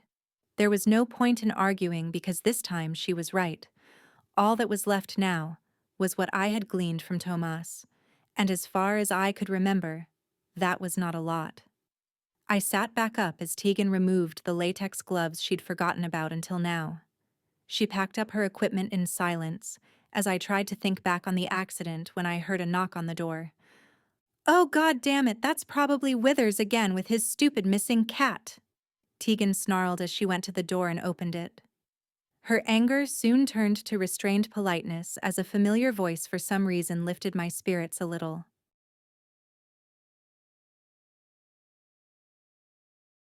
Chapter 37. Mr. Withers, I don't know where your cat is, Ms. Byers said as she swung the door open. Apparently, her neighbor had been on her about the animal again. She gave a puzzled look when she noticed I was not the old man next door and simply said, "Oh." I heard Mr. Withers close his door somewhere behind me. He was curious but didn't want to suffer this woman's wrath. "I remember you," she said to me, her brows creasing a bit, trying to recollect where she had seen me. "Detective McCallie, was it?" "McCallan," I corrected her, "though that's my partner. I'm Detective Hansen." "Okay, what can I help you with, Detective?" she asked, looking like she wanted to shut the door in my face, preferably with it hitting me square on the nose. Not like everybody in the world likes cops. You get used to it. But I was beginning to recognize this particular dislike. "If it's about that damn cat again, I have no idea where it is." I smiled widely to annoy her. "Who, Misty? She's fine. She's home with Mr. Withers now." "Then what—" "Oh, just let him in," came Evan's voice from somewhere to the right inside the apartment. I'd been right. It made perfect sense. Ms. Byers was even a nurse, if I remembered the information she'd given us correctly. It was obvious this was where Evans would go in a crisis. "What? Why?" Ms. Byers asked as she looked to her left, not even trying to sound polite now. "Just do it, Tegan," Evan said. She sounded tired and not willing to argue. That was weird. "He's been working on the same case." Ms. Byers looked at me with unhidden skepticism, but stepped aside and let me in. Her apartment did not reflect her personal style, though that was toned down at the moment. I looked to the right and saw Evans dragging herself up from the kitchen counter, trying to sit up properly on a high counter stool. She didn't seem hurt. Fatigue, maybe? "How the hell did you find me?" she asked, sounding like her usual pleasant self now. "Nice to see you too," I said, and sat down at the kitchen table without being invited to. I was tired and didn't care. The coffee had helped a little, but by this point it wouldn't last long. "I've been dealing with the aftermath of a car crash. Care to fill me in on that?" When she had to think about that a moment, I knew she had gone into lockdown mode. She didn't need her friend's subtle shake of the head to guide her there, either. It was generally difficult to get answers out of her, despite Gerard telling her to. This reminded me of my questions regarding Freddie Miller. She had gone quiet on the subject at once, refusing to say anything on the matter. "I don't think there's anything to say," she began, and I stopped her by raising a hand. She narrowed her eyes at the gesture, but did stop talking. "Listen," I said, "I saw you kill Thomas a few hours ago. Do you really think a car accident's what's going to get you in trouble?" Apparently, she had to think about that too. It seemed she fell back into her community's way of thinking about the police every time we were separated for 2 seconds. "How did you find me?" she asked, instead of answering me. "That's not If you answer that, I'll tell you." "Oh my God," Ms. Byers said, and rolled her eyes at this back and forth. "Fine," I said, hoping Evans would keep to her word. It had been easy once I could connect the dots through the knowledge of their world. According to Evans, there weren't that many of them in town. She had been buying food for 2 and heading in the direction of Ms. Byers' place the day after the shooting. And Mr. Withers had been speaking the truth, hadn't he? "No offense," Evans said when I finished speaking, "but you would make a hell of a stalker." I looked at her a moment. How am I not supposed to be offended by that? "I only tell that damn cat of his to piss off," Ms. Byers said. "It keeps following me." "What?" I said. "Tegan's not fond of animals," Evans explained, "but they're drawn to her." I blinked. "Wait, so the cat loves you even though you tell it to go away?" Ms. Byers still looked at me with skepticism in her eyes. She glanced at Evans a moment, looking for confirmation that I knew about everything, before answering. "Something like that," she said. "Seems her ability to control them turns the animals somewhat masochistic in nature," Evans added. "The cat keeps coming back after all." I shook my head and closed my eyes a moment. So many weird things were happening. I needed to focus on what was most important at the moment. The kidnapping. What happened in the car? She looked down a moment. "Okay, I know I screwed up, all right. But he looked at me. I heard him." "Maggie," Ms. Byers exclaimed, shocked that I knew about her thought-reading thing. "You heard what?" I pressed, getting Evans to continue. "You know," she said, "he was going to trap me. So I just reacted. I grabbed at the wheel.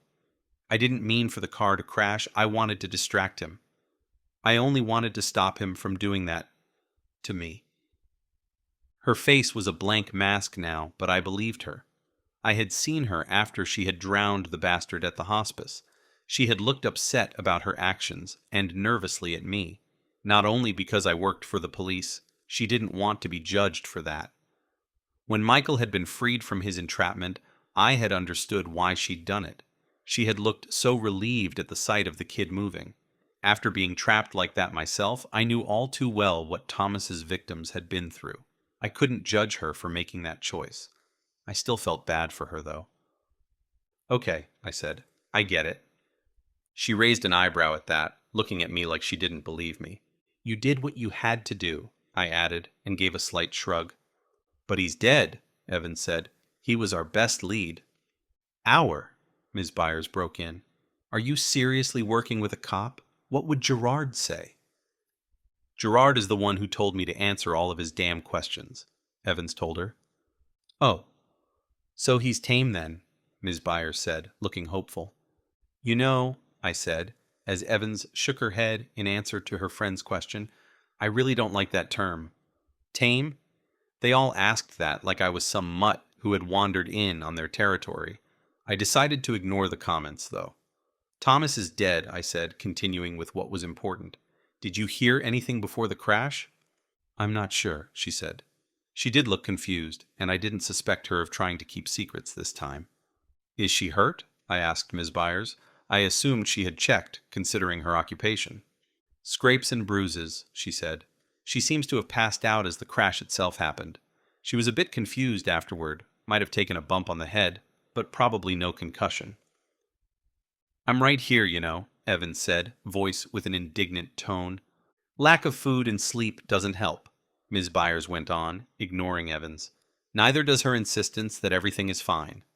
She gave Evans a hard stare and then began looking through her fridge to find some food. "If you ask me," she said, talking into the fridge, Working with the police is madness. But since you are, you should tell him about Andrea." "Did you see her again?" I asked, getting my hopes up as Evans nodded. At least she was alive. I listened to Evans' recount of the meeting, which had happened shortly before I arrived. Andrea was drawn to her locket. What had her parents called it? A focal object? Something that held deep meaning for her. It had been her grandmother's, something that could draw her to it. I felt insane for thinking these things. That wasn't important now, though, and I forced myself to stay in the situation. Wondering about it happening at all was a waste of time now. Evans kept talking, her voice steady, but she looked worried. Something about Andrea had been off. She had seemed to be in a worse state than the first time we saw her. I was not surprised. She had been in captivity for a week now, and from what we understood, she was being drugged most of the time, probably a measure by the kidnappers to keep her docile. The fewer problems she caused for them, the easier it was. In addition, they could keep her from doing whatever it was called when she showed up other places. No wonder they kept her in a basement. She couldn't give any proper information if she managed to contact anyone. "A house by a beach somewhere?" I asked as Evans finished. "That's all I found out from her," she said, as Ms. Byers placed some reheated pizza slices on the table. I was starting to realize that Evans' life mostly consisted of other people's leftovers. No wonder she kept buying exactly what she wanted when she made the decisions herself. "What about the dead guy's thoughts?" Ms. Byers asked as she grabbed a slice and sat down across the table from me. "I'm not sure," Evans said. She made a frown as she thought about it and then shook her head. "No, nothing helpful." She got off the counter stool, drawn to the smell of the pizza. "Are you sure?" I said, noting that she seemed to walk normally. No noticeable injury. She nodded as she bit into the slice. "What exactly did you hear?" I pressed. She sighed and lowered the slice. "There was so much going on. I didn't get a chance to listen properly." "But what did you hear?" I repeated. "Every detail may help," Ms. Byers joined in, much to my surprise. "You said so yourself to Andrea." "Fine," Evans said, forgetting her food a moment. "It was something about rent." "Rent?" I asked. She nodded and closed her eyes a moment, trying to recall whatever she had heard inside Tomas's mind. She looked oddly peaceful like that. Something about the landlady hopefully not being there, even though they had paid their rent. "They're renting the place where they are keeping the woman they kidnapped?" Ms. Byers asked. "That's risky." "Not necessarily," I said. "Do you rent this place?" Ms. Byers nodded. "And how often is your landlord here?" She shrugged. "Never. I pay my rent. Why would he come by?" "Exactly, but there are landlords that provide a more hands-on service, especially if their short-term tenants are considered guests. Do you have a computer?" "What for?" she asked, looking at me like I was an idiot. It didn't seem like she was afraid of me snooping around on it. She didn't see the use for it. "To see if we can figure this out," I began to clarify. "Why don't you just go see—" She broke herself off and looked at Evans. She might have meant to say Rob's name or someone else with similar abilities. At least, that was my guess. "Why spend time on that if we can figure this out ourselves?" I said. Evans waved her hand in a gesture of concession. "He likes the internet," she said, and continued eating her food.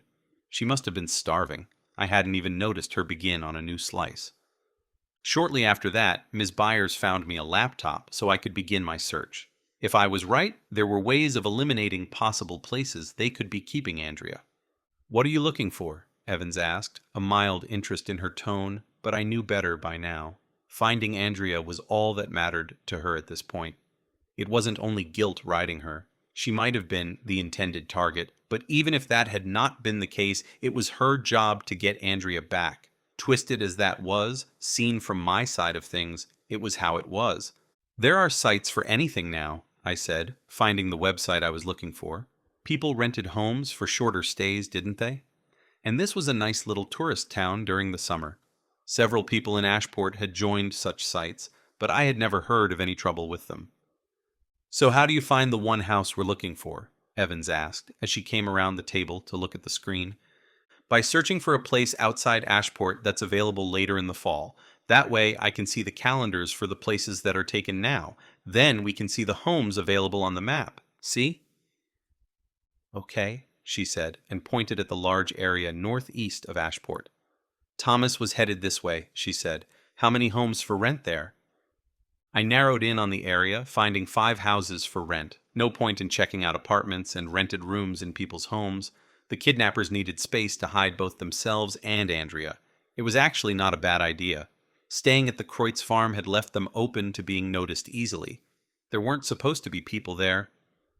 But a rented home? The landlord would know, the neighbors as well. And so they would likely not bat an eyelid at there being people in the house. Evans listened carefully as I relayed this theory. She nodded, for once a bit more cooperative.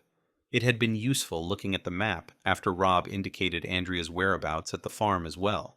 Evans was more patient this time around. So we have 5 places that are rented out, she said. We need to eliminate the right ones somehow. We need to look at them, I said, and clicked on each one. 3 of them were small, 1-story, 1-bedroom cabins by the coast. Excellent for vacationing couples. Hardly suitable for 4 kidnappers and their prisoner. Evans was standing so close I could smell her perfume. Seemed she had not only clothes, but that stashed around town as well. I had begun to see why. Just today, she'd been in a fight, drowned a man, and been in a car crash. Her life wasn't ordinary in the least. Yet, she seemed to do her best to enjoy it between all the crap that happened around her. That was perhaps not fair. It didn't happen solely around her, but round all the people like her. And she was the one dealing with it. It dawned on me that it had to have been a blow to lose Freddie Miller, the only other person like her. I think we can eliminate that one as well, she said as we looked at a sizable house on the laptop. Why? It's too far from the water. The owner might claim it's a 2-minute walk to the beach, but my guess is 10 minutes. Ah, the seagulls. Yeah, not impossible to hear the little flying bastards, but I would bet on the other house. It was right on the water. I clicked back to the page we'd looked at before the last one. A large 2-story house, a mix of brick and wooden walls, plenty of rooms for the kidnappers, and likely a crappy basement for Andrea. It's rented out for another week, I said as I nodded my agreement. They didn't know how long they would be here after they botched their attempt at kidnapping you. Lucky me, Evans said, her voice almost a whisper. Anyway, I continued, not wanting to talk about the day of the shooting of my partner, we have to go check this out. We? She asked as she looked down at me. Sure, I said, not really managing a comforting smile. Bill's in the hospital, and no one at work is going to help me with this, or believe any of it. She pressed her lips together a moment at that, but then nodded. Okay, she said. Oh, for crying out loud, Ms. Byers blurted on the other side of the table. Seriously, Maggie? You're sleeping with this guy? I noticed a pressure leaving my shoulder as Evans let go and moved aside 1 step. I hadn't even realized she had been that close. Oh, come on, Tegan, she said. I was in a car crash, remember? It gave me all kinds of passes a moment ago. That was then, Ms. Byers said, as if she was talking about something that had happened 10 years ago. Nothing that irritated me then involved the police. How does everyone notice? I asked, my voice low, not expecting an answer.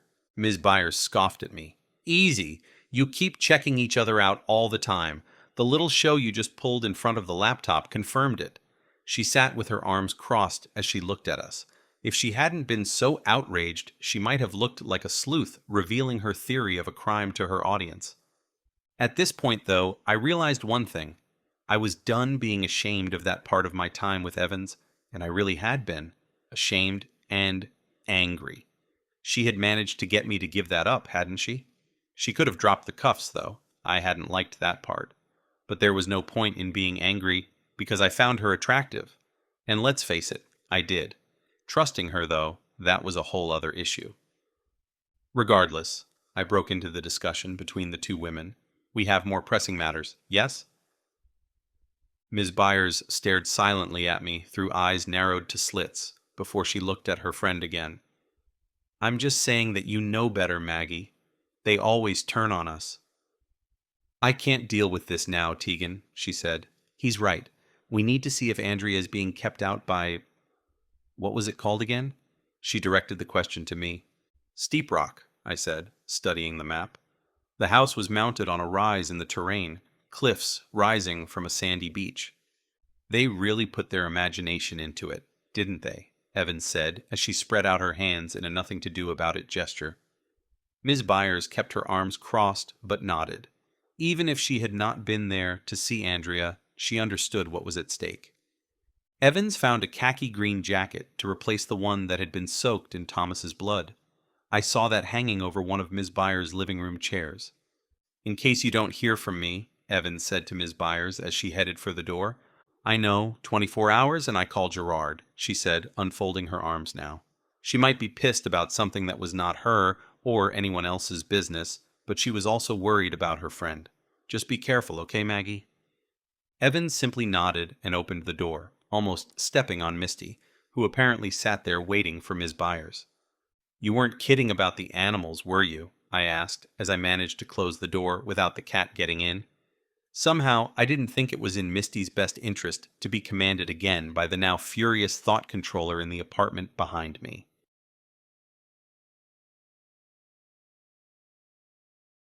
Chapter 38. Stop the car. Hansen sat up and placed a hand on the dashboard, straining to see what was ahead of us. It was a car, visible in the darkness because the emergency blinkers were on. The front door on the driver's side was open, while something lay on the road in front of the car. Odd. What are you doing? Hansen asked. Slow down. I did and stopped the Beetle behind the other car. Nothing moved ahead of us. No cars coming, no one moving around on foot. Granted, it was late and the middle of a work week, but still. I turned toward Hansen. Listen, this— He was already on his way out of the car. I rolled my eyes and opened the car door. Don't you think it's odd? I told him. 2 car accidents on the same road? On the same day? He halted a moment and looked at me with surprise. Not like the first one was a normal accident.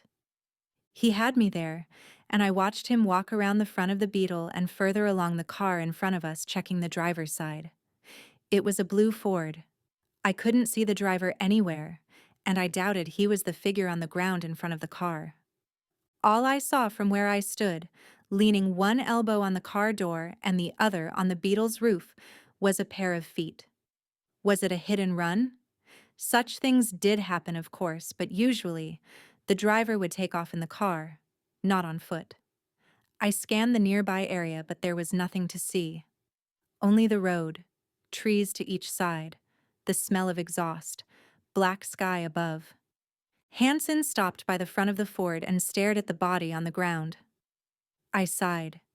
If he wasn't leaping into action, there was likely nothing to be done for the person. It had to look bad, I guessed, for him to see that the person was dead without needing to check. Hansen turned back toward me. Can you kill the engines? He shouted. I nodded, sat back in, and turned off the Beetle's engine. The only sound left was the Ford.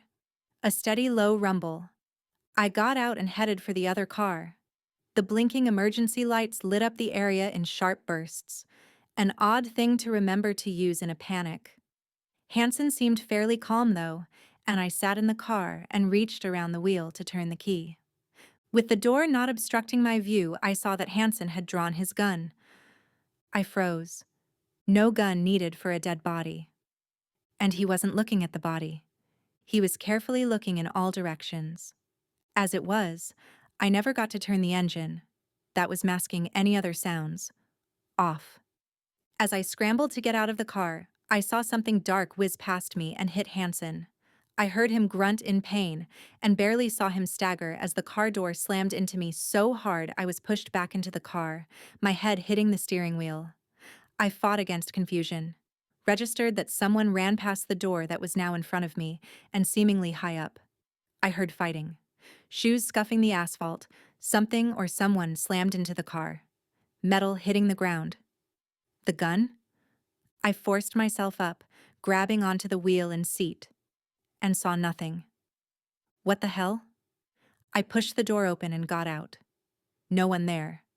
I shut the door to make sure the thing wouldn't be used against me again. Behind me, the beetle stood untouched. Whoever the attacker was, and I had an idea. He'd come up from behind when Hansen had been looking in the other direction. Carefully, I made my way to the front of the Ford, looking around to be sure. The sight that met me was not what I expected. Hansen on the ground. He lay on his stomach, feet near me, head nearest the side of the road. One arm pointing forward, the other straight to the side like he was making some weird attempt at semaphore signing. There was a small trickle of blood from behind his right ear. And next to him, the victim of a supposed car accident. Lifeless, sprawled on the ground. Nice-looking jeans and shirt, purple sneakers, pale, slick skin. I understood why Hansen had become suspicious. Dead wasn't exactly the word for an unliving thing, but it had done the trick. A mannequin placed in front of the Ford to fool us. Not for long. Just enough. Damn. "Where are you, you nasty piece of soot?" I mumbled as I looked around. No way was I going to let him sneak up on me now. Slow, and without lowering my eyes, I bent down to check Hansen's pulse. At least he had one. Steady and strong. That was good. Then I noticed something sticking out from under his right shoulder. Cylindric. Dark. I grabbed it and pulled it free from under him. Fairly heavy considering it was half an inch thick and about 8 inches long. It was clad in soft rubber, but I was sure there was metal inside. A nifty club for throwing and knocking someone out. Or at least, inhibit them. Hansen had been hit, but not knocked out from the thing. I forced myself to draw breath. Where was the damn agent? I was halfway crouching, but had a clear view all around. He had no advantage now. No element of surprise. I'd fought him before. He was good, strong, and quick. I didn't want to deal with him now. We were sure we knew where Andrea was. We needed to get to her. The problem was getting Hansen into the beetle. That would take some effort on my part now, and as soon as I took my attention away from my surroundings, the suit would attack. I realized then that the damn engine was still running. I couldn't hear any approaching car. Couldn't see any headlights either. Could only rely on seeing the bastard approach. Rabbits will stop and listen when they sense a predator is near. Their sense of hearing such a handy tool. The lucky little things even have eyes on the side of their heads. Something I could have used at that point. I knew very well who was the rabbit and who was the fox in this game. I was so screwed. I clenched my hand around the club. This wouldn't do. Andrea needed me. I could wait there in the dark for the suit. Likely, he expected that. Or I could do what he didn't expect. Run. Leave the road and see if he could be lured out that way. I glanced down at Hansen. Larkin didn't seem like the murderous type.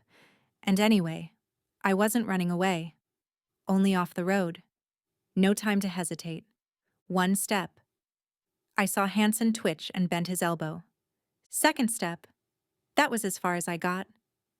My foot wouldn't move, caught on to something, and the rest of me kept moving forward. The asphalt kiss knocked the air out of me as I hit the ground, not managing to break the fall in any way. I turned over on my back more by instinct than strength. Panic threatened to set in when I realized I didn't have any control. My breathing came back when I focused on not losing my senses, though my head didn't cooperate. It hurt. A movement to my left, the pressure on my foot disappeared. And there, under the car, 2 big eyes locked on me. Yellow as they appeared only when the emergency blinker made them visible. "No," I mumbled, the words leaving me in a slow haze. "No, don't do this. She needs me. Andrea needs help." The eyes came closer and closer, the sight bizarre and dooming. I turned my head and saw Hansen's eyelids flutter before they opened. Lifeless confusion met me as I headed into the darkness he was leaving. What followed was blurry and heartbreaking. I remember opening my eyes and staring into the face of the mannequin. Her basic features were there, but the lack of eyes and mouth had me baffled as to what creature this could be. I knew I was supposed to be looking at another face. I couldn't remember which one at that point. I heard noises, car doors slamming, an engine being turned on. The blinking lights vanished. Hands on me, hard, unyielding, dragging me a little, turning me. My hands pulled behind me, the club taken from my hand. Dark. Then halfway lifted as well as dragged. My legs were not responding. My shoes scraped against the road. Dark. Hitting something soft startled me. I blinked hard. Car seats in front of me. A door slamming close by. Words were spoken over again. No, not words. A word. A name. Mine. Evans. Hime, I uttered. It took me a moment to realize it didn't sound anything like yes. Then there was movement. I realized then the car was moving. Wake up, you idiot, I told myself. I forced myself to sit up. I was in the back seat of the Ford, my upper body tipped over, head in the middle seat. I managed to get myself into a seated position and saw Hansen seated next to me, hands behind his back. So were mine, held together with a plastic strip. Right in front of me, I saw the back of Agent Larkin's head. He drove fast, with no regard for us. There was a reason for that, of course. I sat right behind him and considered an attack. I couldn't use my hands, but I could do enough with a leg to stop the man. Hansen must have realized what I was thinking. I saw him give a slight shake of his head. We were going too fast. This wasn't the rust bucket Thomas had driven. If we crashed at this speed, we were likely not going to make it out alive. That was probably Larkin's plan. A sharp right turn made me slam into the door and sent Hansen sliding into my other side. The car skidded as Larkin forced it onto a narrow gravel road. It would take us back to town faster, though this shortcut wreaked havoc on any car at this speed. I knew now how the agent had managed to stop us on our way to Steep Rock. He could not have known in advance where we were going. That thought worried me a great deal. Did the man memorize maps? He'd used a shortcut to intercept us when he attacked on Highfield Ridge as well. Anticipation had to be his specialty. Where are you taking us? I asked the agent as Hansen moved back to the other side. The car kept bouncing on the uneven road and made it hard to sit still. Larkin didn't answer me, but I met his eyes in the rearview mirror. A completely bland expression. I sat back a little.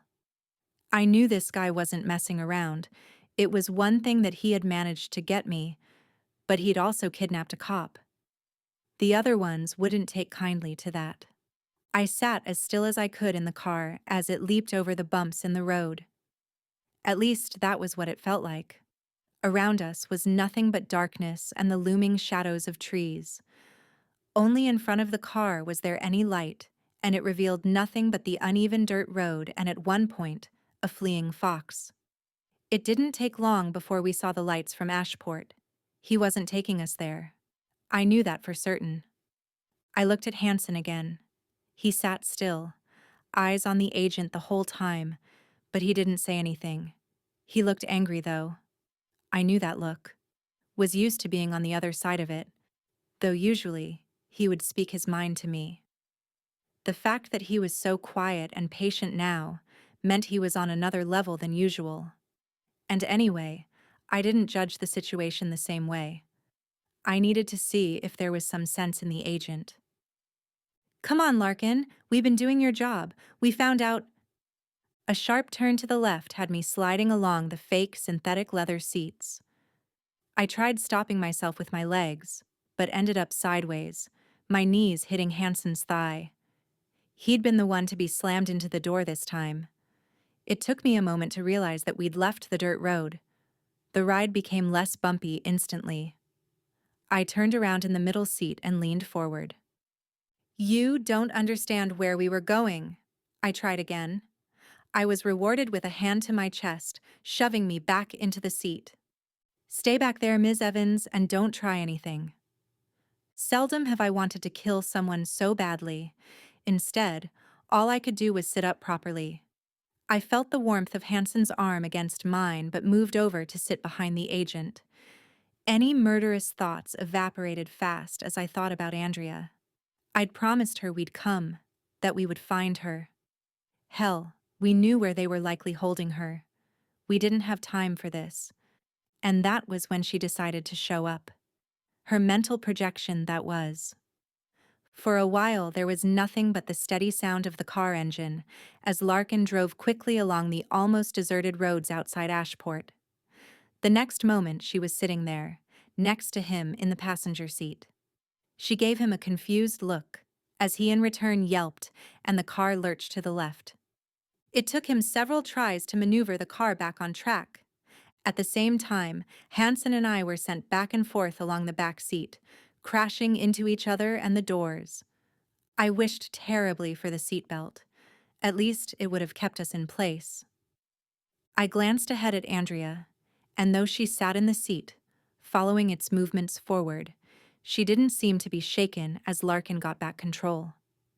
He hit the brakes hard, sending me and Hansen forward. If not for the fact that we had been expecting everything by this point, we would have crashed into the car seats faces first. As it was, we both braced ourselves with our legs. "Andrea," I gasped, not waiting for Larkin to catch his bearings.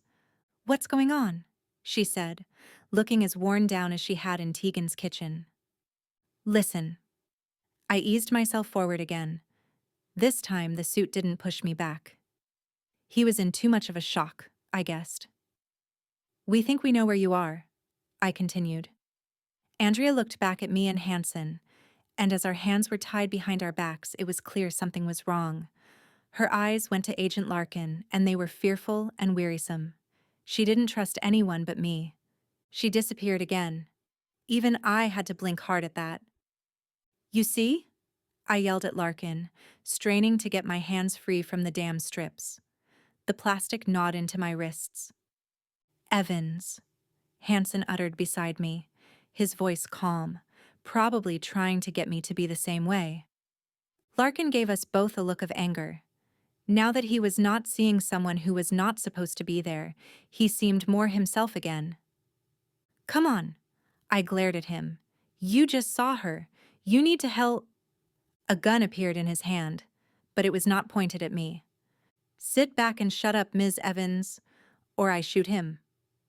A clear and simple threat. The detective himself stared down the barrel with no apparent surprise. He was assessing and waiting.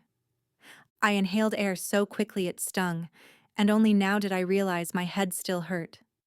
I slowly sat back as Larkin drove on in the opposite direction of Steep Rock, away from Ashport.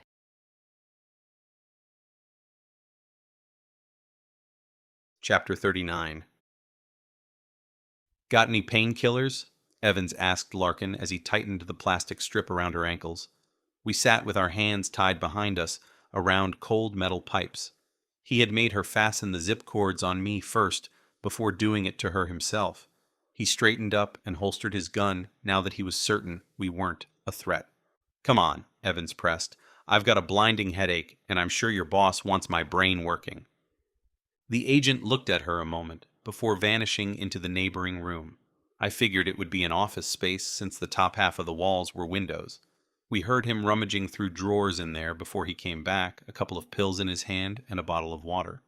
Evans didn't seem to care what they were. She swallowed them with the water as he held the bottle for her. She downed the whole thing and then sat back looking a little better, simply from the water. Larkin threw the bottle into the nearest corner before retreating to the office, calling someone on his cell. My guess was his boss. "Can you hear what they're talking about?" I asked Evans. "Not unless I can see him clearly, and anyway, I would only be able to hear him." So much for that, then. It probably wouldn't help us anyway. We were still unable to get out of this. Knowing what Larkin said on the phone was not going to improve our situation. "We don't have time for this. We need to get to Andrea," Evans said. She moved around as much as she could, trying to twist out of the zip ties. Unless you can magic us out of this, we're stuck, I said. The plastic strip around my wrists was tight with just enough slack to not stop the blood flow. Yeah, I think you've seriously misconstrued what I can do, she said, and stopped fighting the plastic. What the hell is wrong with that guy? He's supposed to be here to investigate Andrea's kidnapping. That's a cover. I think he's more hitman than investigator. He must have joined the Bureau for a reason, though, she argued. She did not seem to believe her own words. It doesn't matter. We're not leaving this place until he lets us. That was a devastating truth. We could try something when he moved us to the car, or in the car. But now, like this, we didn't have a chance. And by Evan's exasperated sigh, it was clear she knew that. Plus, the way he drove, trying something in the car was a risky move. There was also little chance of being found by anyone. I was certain we were in an old auto shop, but someone had at one point started remodeling the inside of the building. There were fresh painted white walls, a couple of open walls with wires and pipes exposed. No furniture except some shelves, no equipment. It all spoke of a new use for the place. The dust and cobwebs told me the remodeling was put on hold, though. There was also a lack of smell of fresh paint. No one would be coming in here in the morning. I wanted to shout at Larkin, get him to see what was at stake. The agent was so blind. Instead, I breathed out and moved a little to my right so I could lean against the wall instead of the pipe. Why are you so damn calm? Evans looked at me through narrowed eyes. I shrugged. I didn't feel calm in the least. She was right about us not having the time for this. Andrea didn't have the time. She'd been in the car only a few seconds, but from what I saw, she needed help badly. I'm just waiting for the right time, I said, lowering my voice in case Larkin was listening. He'd gone silent in the office, and the door was open. Evans said nothing for a moment, but then nodded. You know we need to do something when he moves us? Best chance is between here and the car, I agreed. Once inside the vehicle, I suspected we'd be subjected to the same drive as before, or he'd drug us to keep us docile for a while. We were not far from Ashport at the moment, but closer to Ashdale. For some reason, the agent had decided not to drive further tonight. Whatever plans he was laying, he was making them here. He will not be taking us both out there at the same time, I continued. That would mean less control on his part. I'll do it, Evans said.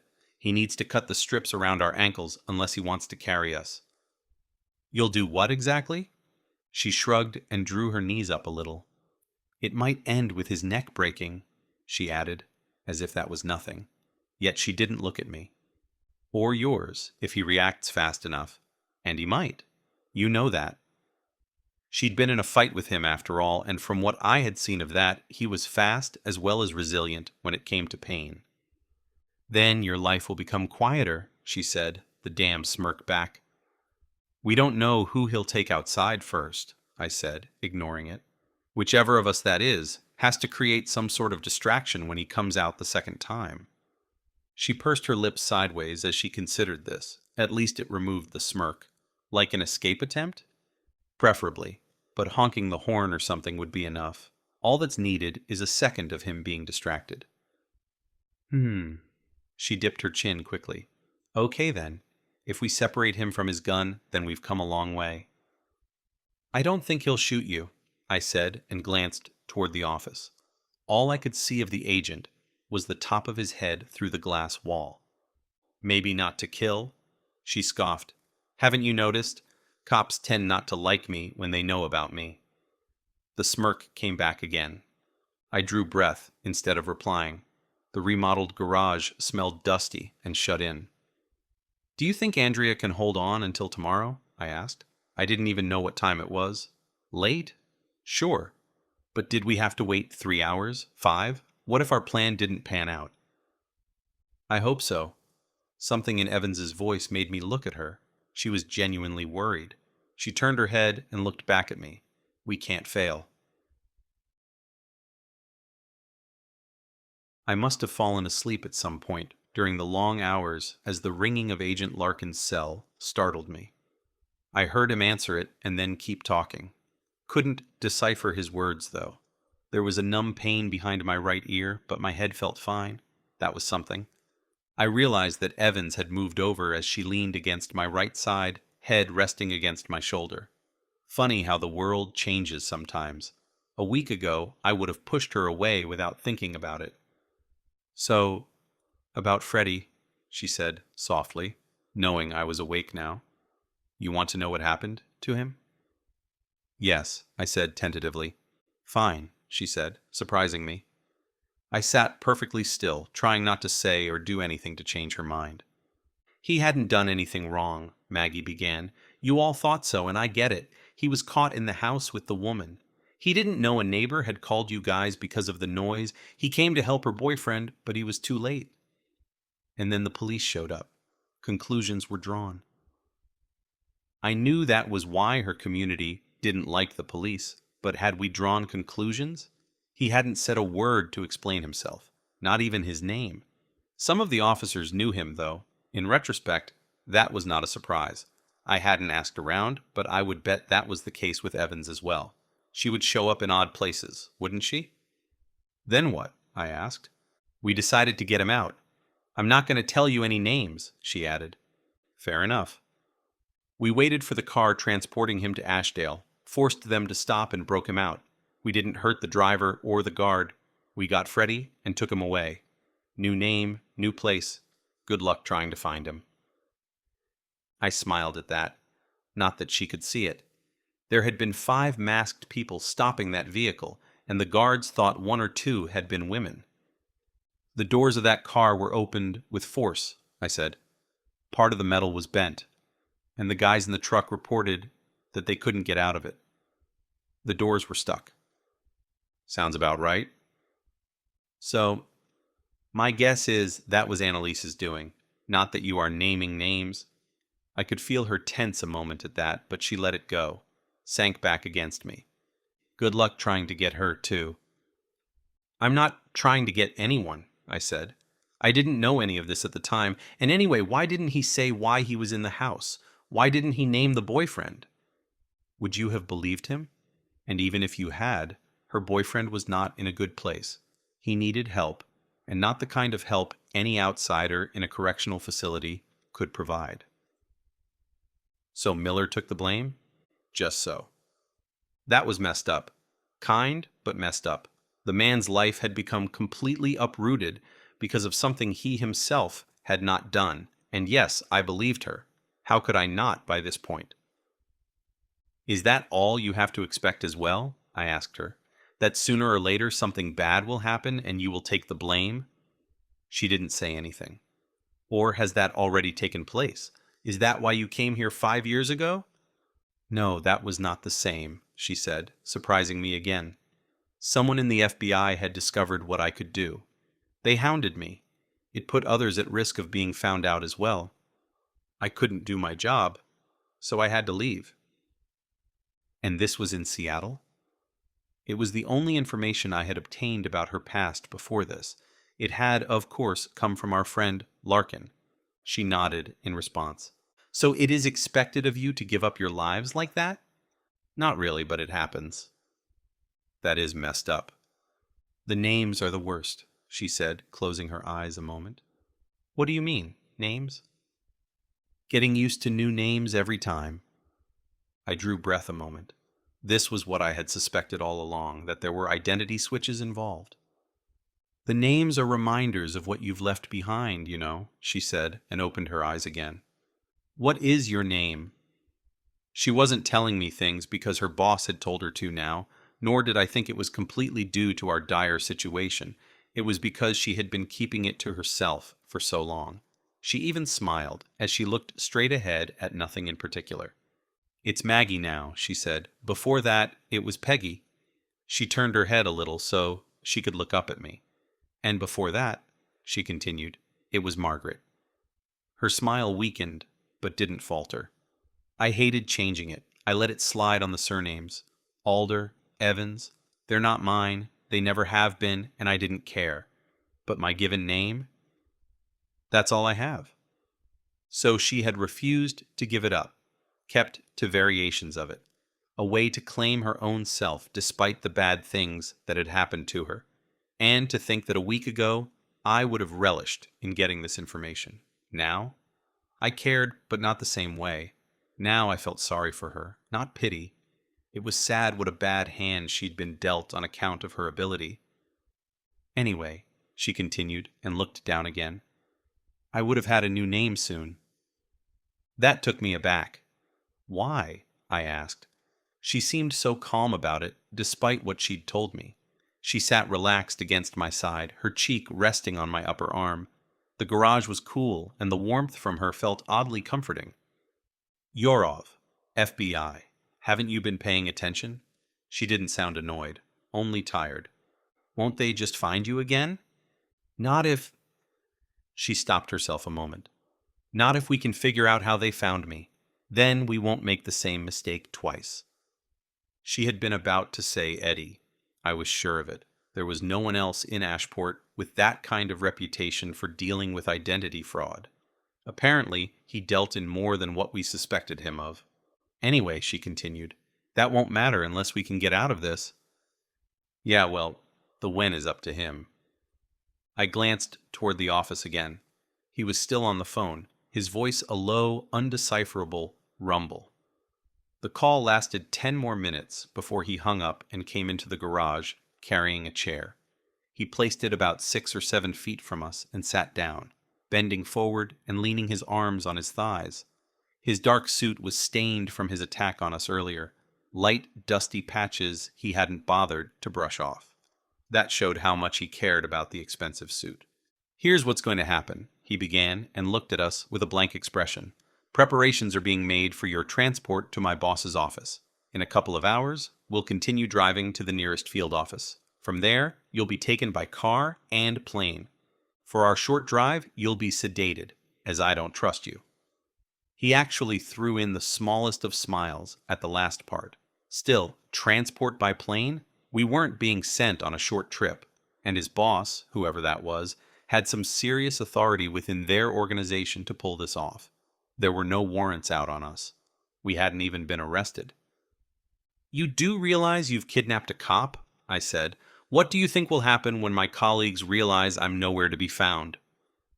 The agent did not seem the least bit concerned about this. We have ways of calming such situations down. Besides, detective, you've been mixed up in a lot of non-legal happenings in the last few days, haven't you? If need be, I'm sure we can rustle up some charges. Why did you bring him anyway? Evans asked. Are you enjoying the kidnapping thing so much you just added more people to your plan? Even with my mind tumbling from the implied blackmail, I saw she had a point. Larkin could simply have left me on the roadside and only taken Evans.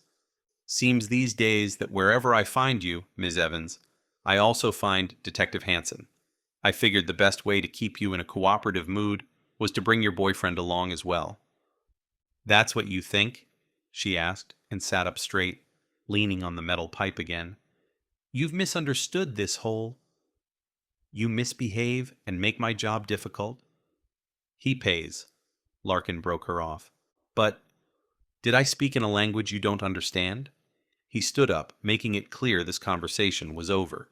Evans opened her mouth to say something but kept quiet. The look on the agent's face did not speak of false threats. As he grabbed the chair to take it with him, I noticed movement in the office. I leaned to my left to see better and inhaled sharply. Andrea? What? Evans said beside me. Andrea, I repeated and raised my voice to make her hear me. She stood inside the office, though I could only see her from her shoulders up. She looked around in confusion until my shout got her attention. If she came where her focal object was, I figured Evan's purse with Andrea's locket was in the office. Larkin must have taken our stuff with him. She turned and saw us and then ran right through the door. I had, after all, seen Evans's hand pass right through her when she first appeared at Rob's house. Oh, Andrea, Evans said, relief on her face. Larkin, on the other hand, drew his gun and aimed it at her, telling her to stop. She did, even attempted to raise her hands, and then seemed to remember his gun couldn't hurt her. She ran past him, toward us. The look on his face as his arm passed through her when he attempted to hold her back was likely what mine must have been the first time I saw it. He seemed utterly shocked. Odd, considering he knew about Evans and Yorov. Maybe he didn't know much about the rest of them, or care. "Maggie, they're leaving," Andrea said as she stopped in front of us. "Something bad is happening." Then she actually looked at us and realized we were tied up. She glanced back at Agent Larkin. "What's going on? What kind of trouble are you in?" "Listen, Andrea," Evans said, her voice calm and as comforting as she could muster. "One of your kidnappers is dead. That's what has them all riled up. I don't know if they know, but him being missing must have them in a panic by now. It's the guy with the tawny hair. I killed him." Andrea looked shocked at this blunt admission of such an action, but nodded her understanding of the situation. It probably explained a few things for her. She looked ragged and tired in addition to being panicked. "What's going on here?" She looked between the three of us, not comprehending fully. "That's the guy who's supposed to be investigating your kidnapping," I said, venom in my voice, despite trying to control myself. "He's kidnapped us instead." "What?" she said, and looked at Larkin, who still seemed to be in shock at this apparition. "Andrea," Evans drew her attention back with a command in her voice that was not to be overlooked. "You need to hang on, okay? You have to." "Oh, God," Andrea mumbled, as her attention was drawn to something we couldn't see. "No, go away." She backed up a couple of steps, but then didn't seem to be able to move anymore. There had to be a wall behind her on her end. With us, she had nothing but empty space. "Go away!" she screamed, as she ducked her head and seemed to hit at someone. "Stop it! Stop! No!" Her head whipped toward us, her eyes on me, utterly surprised, before she vanished. "No!" Evans shouted. Fury rode her now as she managed to get herself in a standing position despite her restraints. "Screw you, Larkin. This is your fault. You have to let us go get her." Her sudden shimmying up along the pipe seemed to bring the agent back to the situation. He raised his gun again, aimed at Evans. When he realized she wasn't loose, but still tied securely to the pipe, he lowered it somewhat. "Sit down, Ms. Evans." "Sit down? Are you insane? Did you not see her? She needs us. You're supposed to investigate her kidnapping, you ass." "Did you not hear what I said earlier?" he simply replied, and aimed the gun at me instead. It barely registered in my mind. Andrea's face, shocked, eyes wide with surprise and fear. "It's your job to investigate her kidnapping, and here you are committing one yourself." My voice was strangely calm. Maybe I was in some form of shock myself. What was wrong with this guy? "Will you two—" "If you help me with this, I will go willingly," Evans said, making me look at her.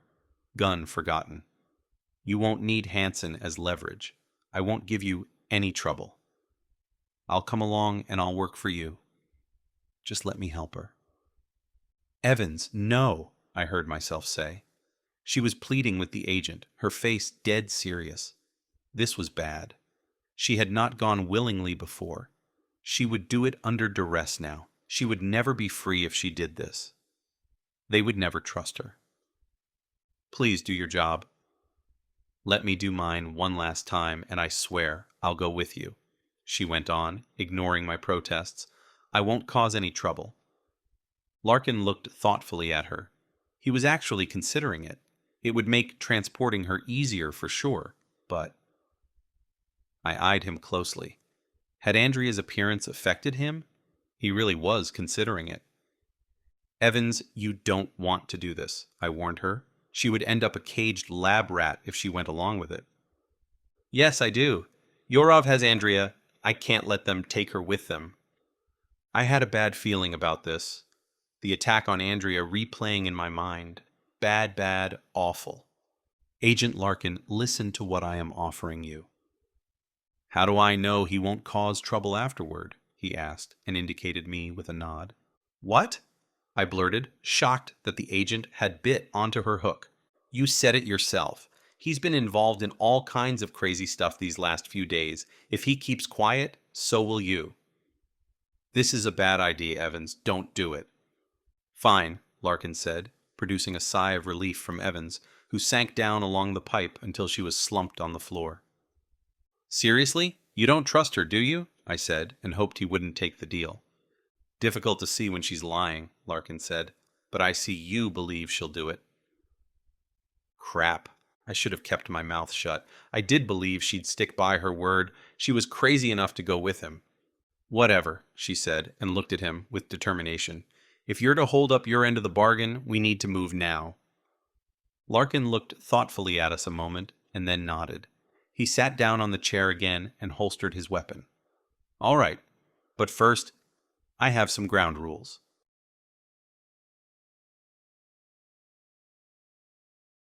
Chapter 40.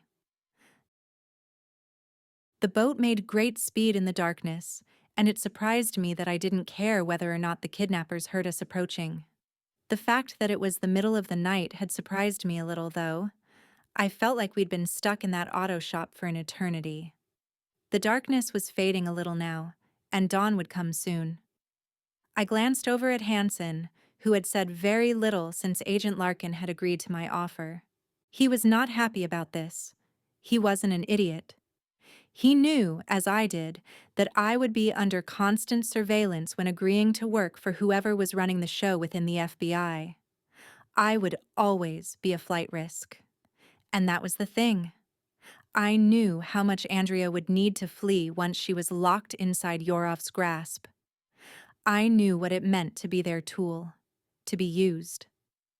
I shivered, both from the wind and the thoughts of past predicaments. The speedboat cut through the water at high speed, bringing us closer to steep rock, faster than we would have traveled by car. No twists and turns on the water. I glanced back at Larkin, who was steering the boat. He'd been true to his word, not unaffected by Andrea's appearance. Maybe he was human in there somewhere. Mostly, I figured he saw the benefit of me cooperating. Nevertheless, he'd made one phone call and then waited 5 minutes. When his contact rang back, the boat had been settled. It had been at a nearby dock, keys in the ignition. If the FBI didn't have the resources themselves, they sure did seem to know who to turn to. As we rounded an islet where a few trees grew, steep rock came into view. We were so far northeast of Ashport now that I could see the lights of Charlotte Bay further on in that direction. Steep rock drew my attention, though. The house lay on top of a cliff, a sandy beach below. There were lights on in the house that made it visible in the semi-darkness. The kidnappers were there, and they were awake. It wasn't even a thought in my head that we could be in the wrong place. Larkin cut the engine when we were close enough, and as we reached the shore, I got up and jumped into the shallow water. The cold water soaked through my shoes and jeans below my knees at once, the smell of salt water even more dominant. Hansen did the same on the other side, and we grabbed hold and pulled the boat until it stuck in the sand. After that, we waited until Larkin came ashore, dry feet, the lucky bastard, and secured the boat by tying a rope from it to a heavy rock that protruded enough for the purpose. Hansen and I stood in silence watching him. This was the moment. Larkin's rules were no weapons unless needed. He'd only cut us loose because we needed to move, but he always kept behind us as well. Gun at the ready. "I'm trusting you to keep to your word, Ms. Evans," he said as he approached us, handing me my purse. Except the metal lining, it wasn't much of a weapon. It still felt comfortable to have it on me, though. I always wore it hanging by my hip. When I needed to move fast, all I had to do was pull at the strap, and it would be out of my way against my back. "And," the agent continued, "I'm trusting you to let her make her own bargains." He handed Hansen his stuff, including his gun. He didn't look happy. Actually, that is an understatement. He looked like he wanted to shoot Larkin in the face, but he reined himself in and eyed the cliff instead. From where we stood, we couldn't see the house. At least we all agreed we had something more important to attend to right now. "Let's get up there." I grabbed an elastic band from my purse and fastened my hair with it as we started walking. I had no wish to have my vision impaired by getting hair in my eyes. "There's a path over there," Hansen pointed out. It was a narrow path carved into the cliff that wound its way back and forth to the top. A rickety railing of wood and rope was what kept people from falling. "Wouldn't want to meet any of them there, though," he added. "I say we walk around. Larkin chimed in. It's longer, but safer. I wanted to protest, wanted to run up the steep incline of the cliff. But they were unfortunately right. The cliff itself was about 100 feet high, more than enough to kill you if one of the kidnappers came down and pushed. They had the high ground after all. The cliff itself wasn't really a dominating feature in the landscape. It rose behind the beach, its top protruding at its highest about where we knew the house stood. We ran toward its northeastern side to find our way up from there. The sand made our run slower than it had to be, the tiny grains clinging to Hansen's and my wet shoes. As we reached the grass and hard dirt of the cliffside, I slowed my pace and settled for the run upward. It was a steep incline here as well, though not as bad as the pathway. Still, being exhausted when we reached the top would be foolish. I glanced at my side and saw Hansen keeping up. No surprise there. Then I noticed we'd lost the agent. I turned around, my steps faltering a little as I saw him further down, gun flying out of his hand as a man came running straight for him. The levitating gun caught the agent completely off guard. I had fought him myself, and I knew nothing else explained why he let the man pummel him to the ground like that. One of the kidnappers. It had to be. I didn't recognize him, but I didn't have to either. Who else would attack people like that? Well, screw that. Let the suit fend for himself, I thought, and turned to continue toward the house again. I got 10 steps in before I noticed I was alone. Where the hell was Hansen? It took me a second to realize before I turned around again. Sure enough, there he was, sprinting down toward the two fighting men. I could see the kidnapper on top of Agent Larkin, though it seemed they both got in a few punches. No doubt Larkin was the more experienced fighter of the two, but the kidnapper had caught him by surprise. Hansen drew his gun as he ran, nearing the two fighters. I shook my head at this. Had he not seen what the kidnapper could do? If he had, he was denying it to himself. He stopped beside them, gun aimed and steady. The two men stopped fighting a moment. The kidnapper focused on the weapon directed at him. I couldn't hear what Hansen said, but I could guess. The kidnapper didn't listen. Instead, he raised an arm and the gun flew out of Hansen's hands and hit him smack in the head, sending him backward on his ass. If it wasn't for the dire circumstances, I would have laughed at that spectacle. As it was, I ran back down, saw the kidnapper assess his surroundings as he got up. Both Hansen and Larkin were about to get on their feet, a double threat to the man. He only had one chance, and he took it. He crouched and focused on Larkin's gun, which lay closest. The thing flew into his hand as if it were drawn like a magnet. I didn't think that was what it was, though. No, his telekinesis was weak. Otherwise, he would have sent both men flying toward the rocks near the cliff. He aimed the weapon toward them in triumph, his back to me. Sometimes you do get lucky, even in a crap storm.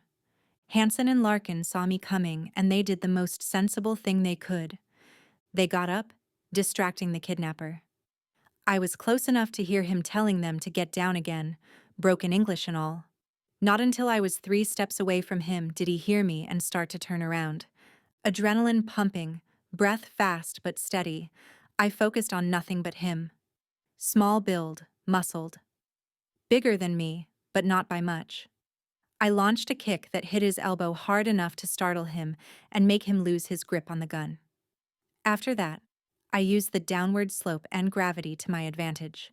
Without pause, I threw myself up, one leg going around his neck as my upper body swung around him. My other leg connected the grip around his neck in the same fluent movement, and as my body fell down, he was whipped into the air, swinging over me by his neck. Confusion was all I glimpsed of his face before I heard the loud snap and felt the tremors on the ground as he hit. Then I realized I had fallen on the ground myself, back first, and it hurt. I groaned as I twisted, sucking in air and getting to my knees. My hands hurt from landing on them, and I flexed my fingers on the ground, dirt coloring them. The pain was a dull ache, though. not the sharp bolts of pain from anything broken. Broken necks, huh? Hansen commented nearby. I didn't realize he'd come that close. I nodded and looked over at the dead body. He lay sprawled below me, eyes open in shock. It happened so fast. No time for him to make a countermove. Too bad for him, I thought. And then realized there was a cop trying to help me get up. I waved him off and got upright on my own. Just get your gun, detective, and try to hold on to it next time, I snarled. I wanted to shout at him for going back for Larkin, but the agent was right there. I didn't need him to change his mind about this now, but I was pissed off. Adrenaline and pain not helping. Old bruises were throbbing in tandem with what would certainly become new ones. Where did he come from anyway? I asked Larkin, who had walked past me to pick up his own weapon. Must have hidden among the rocks by the cliff. He holstered the gun with remarkable ease. Didn't seem to be hurting much from the punches he had taken mere moments ago.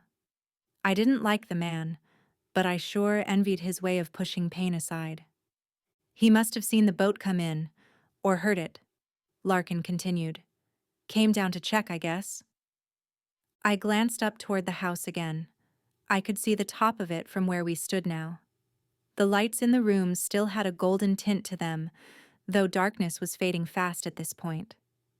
If he had told the others, they would have been here by now, Hansen said, and then looked thoughtfully down at the dead kidnapper. Must have been the driver, he mumbled, more to himself than us. I drew a couple of deep breaths and started running again. We needed to get to Andrea. One of them had attacked her earlier. She needed out now. Our running soon turned to steady jogging, but as we neared the house, we had to keep low. There wasn't much in terms of anything to hide behind. The top of the cliff was a windy place, and nothing much but grass grew there. We were about 150 feet away from the building when Hansen stopped me by putting a hand on my shoulder. We all knelt down, but all it would take was one glance out the right window and we would be spotted. What? I hissed, still angry about his move back near the beach, and pissed because I knew he'd technically done the right thing. She's in a basement, right? He asked, and pointed to the side of the large stone house. On one side there was a wooden door to a storm cellar. We have to go in there, I said, no doubt in my mind about that. I'll have a look around outside, Larkin said. Much as I didn't trust him, I did regarding this. He wanted me alive, and if any of the kidnappers came when we were inside, well, we'd have a hell of a time getting out again. I simply nodded my agreement, and we moved at once, running in silence and as fast as possible. Eyes on the windows the whole time, not a face to be seen. Hansen and I stopped by the cellar entrance and pressed ourselves against the wall of the house, hoping not to be spotted. Larkin disappeared around the corner of the building. It's locked, Hansen whispered, nodding toward the two hatches. A chain with a padlock kept the handles together. We break it and they'll hear, I whispered back. Okay then. This will take a little longer, but it's quiet at least. He glanced up at the windows on that side of the house again, and then went to work on the padlock with his lockpicks. Part of the stuff Larkin had returned to him. I had forgotten to ask him about that skill. Now was not the time, though. He made quick use of the lock and opened the hatch carefully. No one shot at us, so we went inside. Crap! I heard him hiss as he was about to lower the hatch over us. I climbed back up the stairs to peer out beside him. Far out toward the cliff, a dark-haired man walked down a pathway. I recognize him from the farm, I said. Hansen nodded beside me and turned his face toward me, though his eyes remained on the second kidnapper. That's the guy that shot McAllen. His breath tickled my neck in the closed space we were in, and I suddenly had to swallow hard to focus. What was wrong with me? He's going to find his friend down there soon. His dead friend. I quickly closed the hatch completely, seeing Hansen's narrowed and angry eyes looking toward the man out there. He didn't argue, though. We turned to a dimly lit stairwell. The air was raw and cool, and we hurried down the steps as silently as possible. There were no other sounds. "Andrea?" I shout whispered as we came into a small room crammed with old and dusty equipment.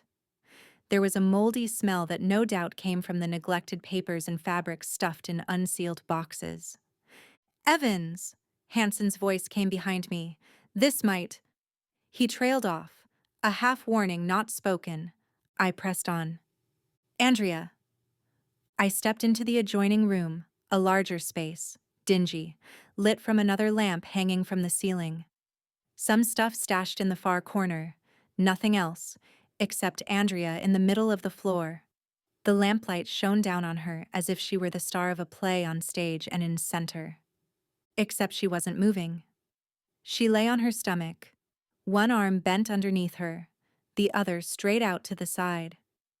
Her dark hair lay all around her head as if the wind had taken hold and played with it. I drew breath and walked closer. Knew what I was seeing. Didn't want to. I crouched down beside her, saw her face between the dark strands halfway covering it. Pale, unmoving, eyes wide open in shock and fear. I looked down her limp body, saw the shackles fastened around her ankles. She had been chained to the damn wall. A sink she couldn't reach. A bucket she could. And that was it. They hadn't even given her a blanket. I pressed my lips together in determination and reached out to her. Knew it was folly now, but searched for her pulse nonetheless. She was cold to the touch. The cool basement probably sped up the loss of body temperature. I stopped searching. Had seen the angle of her neck the moment I saw her. "The bastards," I whispered, and felt a hand on my shoulder. I twisted to get away from it and stood up.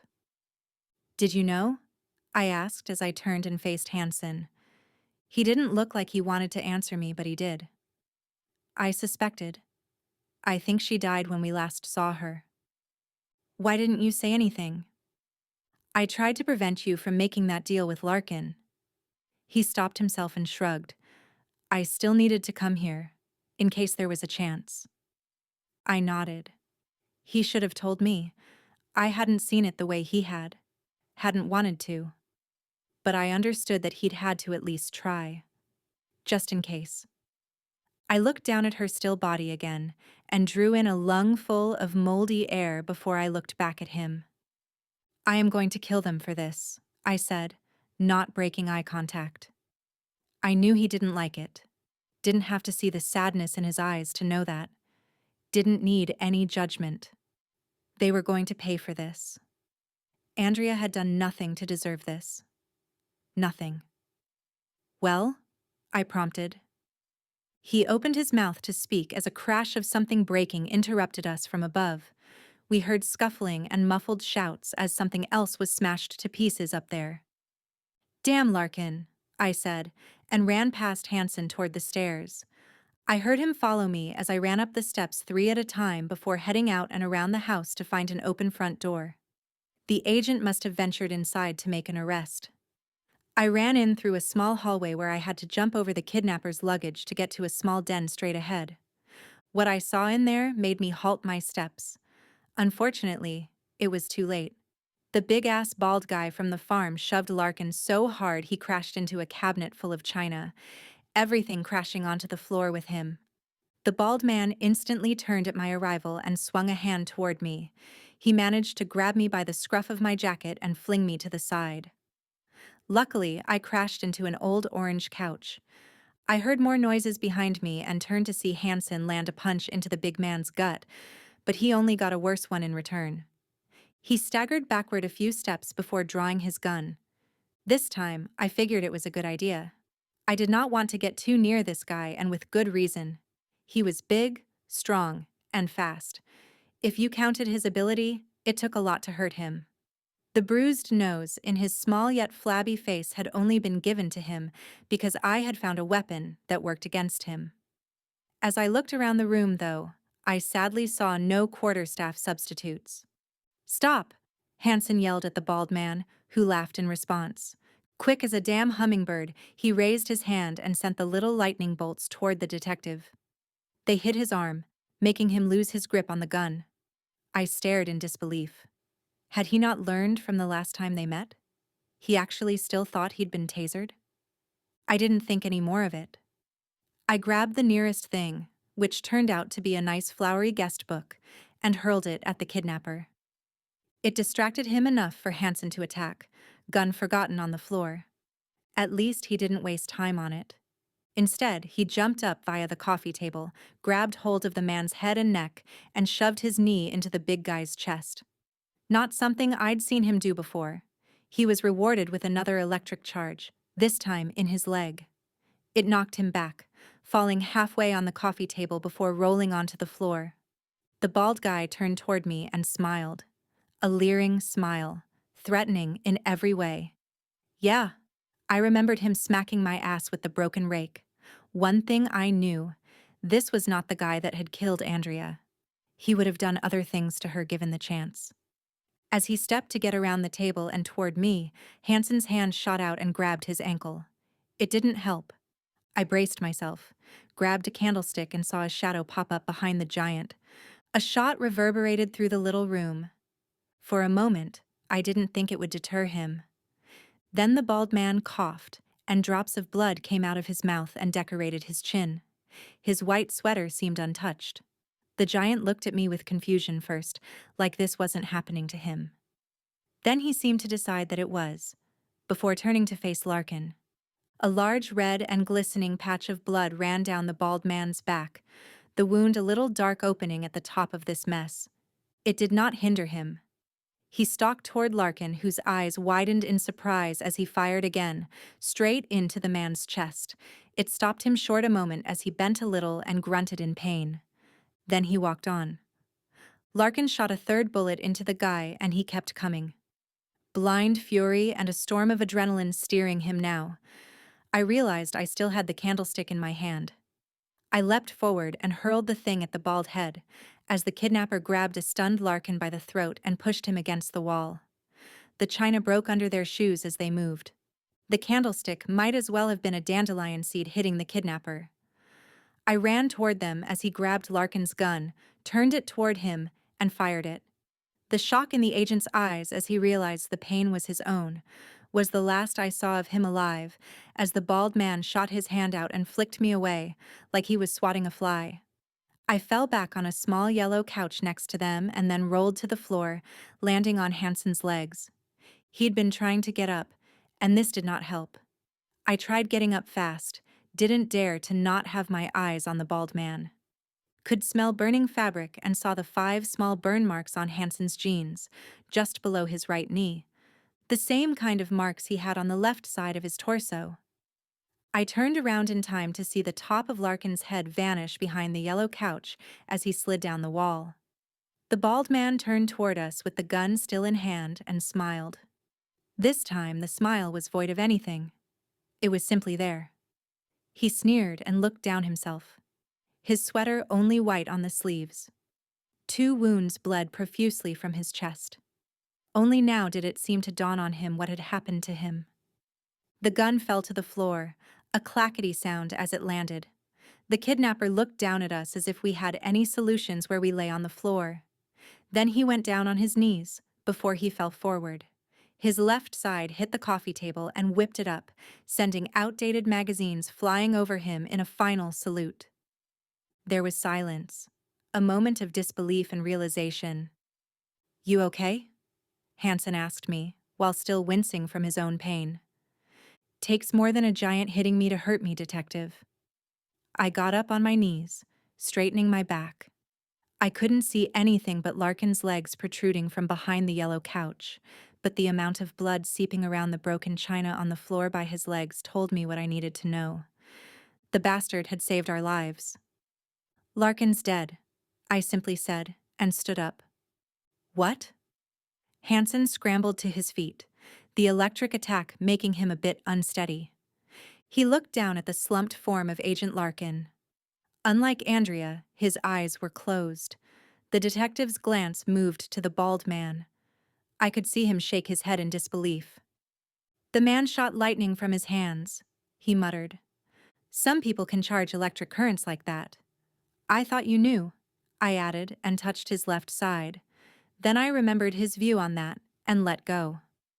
5 marks, Hansen said, too overwhelmed to notice my mistake. He kept staring at the dead kidnapper. Then his head snapped around, facing me. The third guy. Damn it. I looked down at Larkin but didn't have the time to sift through all the blood and broken china to find his gun. I headed back to the orange couch where I'd seen another candlestick standing by the wall. About 20 inches long and made of tin. It would have to do. Best to head outside and lie in wait. He can't be far. I saw Hansen nod his agreement before bending to pick up his gun. When I saw his face freeze by something out in the hallway, I knew we were too late. The third kidnapper must have run like hell back to the house when he discovered his friend's broken neck down near the beach. The smart thing to do would be for the man to turn and run. The only running he did, though, was toward the den. I heard his footsteps come closer, trying to distract Hansen from reaching his weapon and firing it. I took 3 steps to the door, and when I heard the guy leap over the luggage like we had, I swung the candlestick into the body that came racing through the doorway. I heard him cry out in pain, but he didn't stop. His body wrenched the candlestick out of my hands, making it go with him as he rammed into Hansen. I only slowed the guy down enough for them to fall right where Hansen stood. The bald guy's blood lay in a dark pool mere inches away from their heads. The kidnapper was better prepared for it all. A forceful punch to Hansen's side made him cry out in pain. It was where everyone seemed to hit him these days.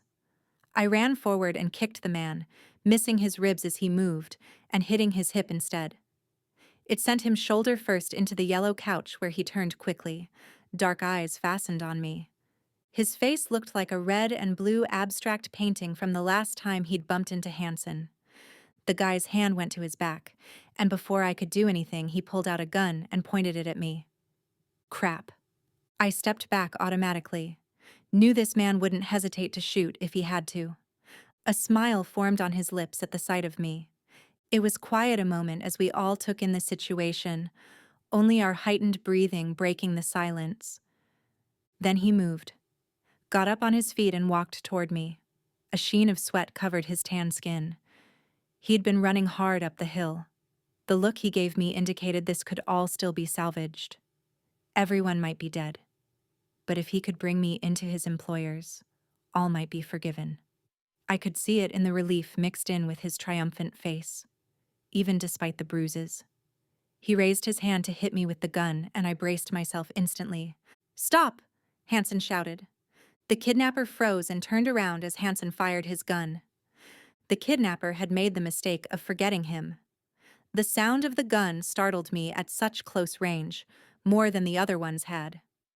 The bullet hit the kidnapper between his shoulder and chest, making his hand go limp, his gun falling to the floor before him. The last thing he did was cling to my leg while bleeding out. Hansen and I stood in silence watching him for several minutes after it was over. I realized after a while I was drawing deep breaths automatically. The adrenaline leaving my body, I was coming down to a troublesome reality. So was Hansen, by the look of him.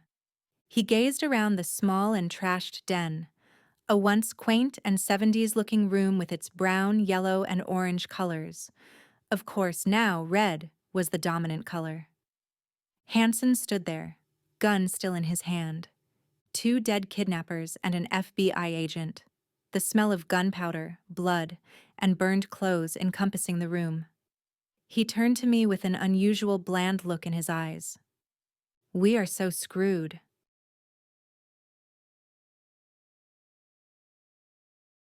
Chapter 41. "Here," came Evans's voice behind me as she handed me a beer and sat down beside me on the stone steps by the front door of the Steep Rock house. I took it and drank automatically while staring at the little worn-down shed across the dirt road that led to the house and ended in front of us. "I honestly need a stiffer drink than this," she said, "but it's all they had." I only nodded and took another swig. It didn't taste half bad, some imported brand I'd never even heard of. Too bad that would be the last beer to drink in a long while. On this side of the house, the wind we had run through on our way up wasn't too bad. It was a slight breeze that felt good after all that had transpired since we came ashore in this damn place. It was turning out to be a nice day. The sun was up. It seemed a peaceful place, really, until you looked inside the house, that was. Evans cleared her throat beside me, obviously preparing herself to say something. It was so unlike her it almost made me smile. Almost. Have you ever shot anyone before? I nodded. This is the first one that died, though. I could see out the corner of my eye that she nodded quickly. I'm not sorry he died, she said, but I am sorry about that. You know? Yeah, I know. We sat there a while, drinking our beers, waiting for the inevitable. Having a beer with Evans. After all the weird things that had happened lately, this seemed the most ludicrous. And in a way, perfectly normal. Normal. I let go of the unhelpful shed with my eyes and turned a little toward her. I have a question for you. She swallowed a mouthful of beer. Shoot. Then seemed to wince at her poor choice of words. I didn't care. That guy by the beach, the one you... I broke his neck. I nodded, with quite an amazing move as well. He might not have died, though, but the downward slope had given her a lot of momentum.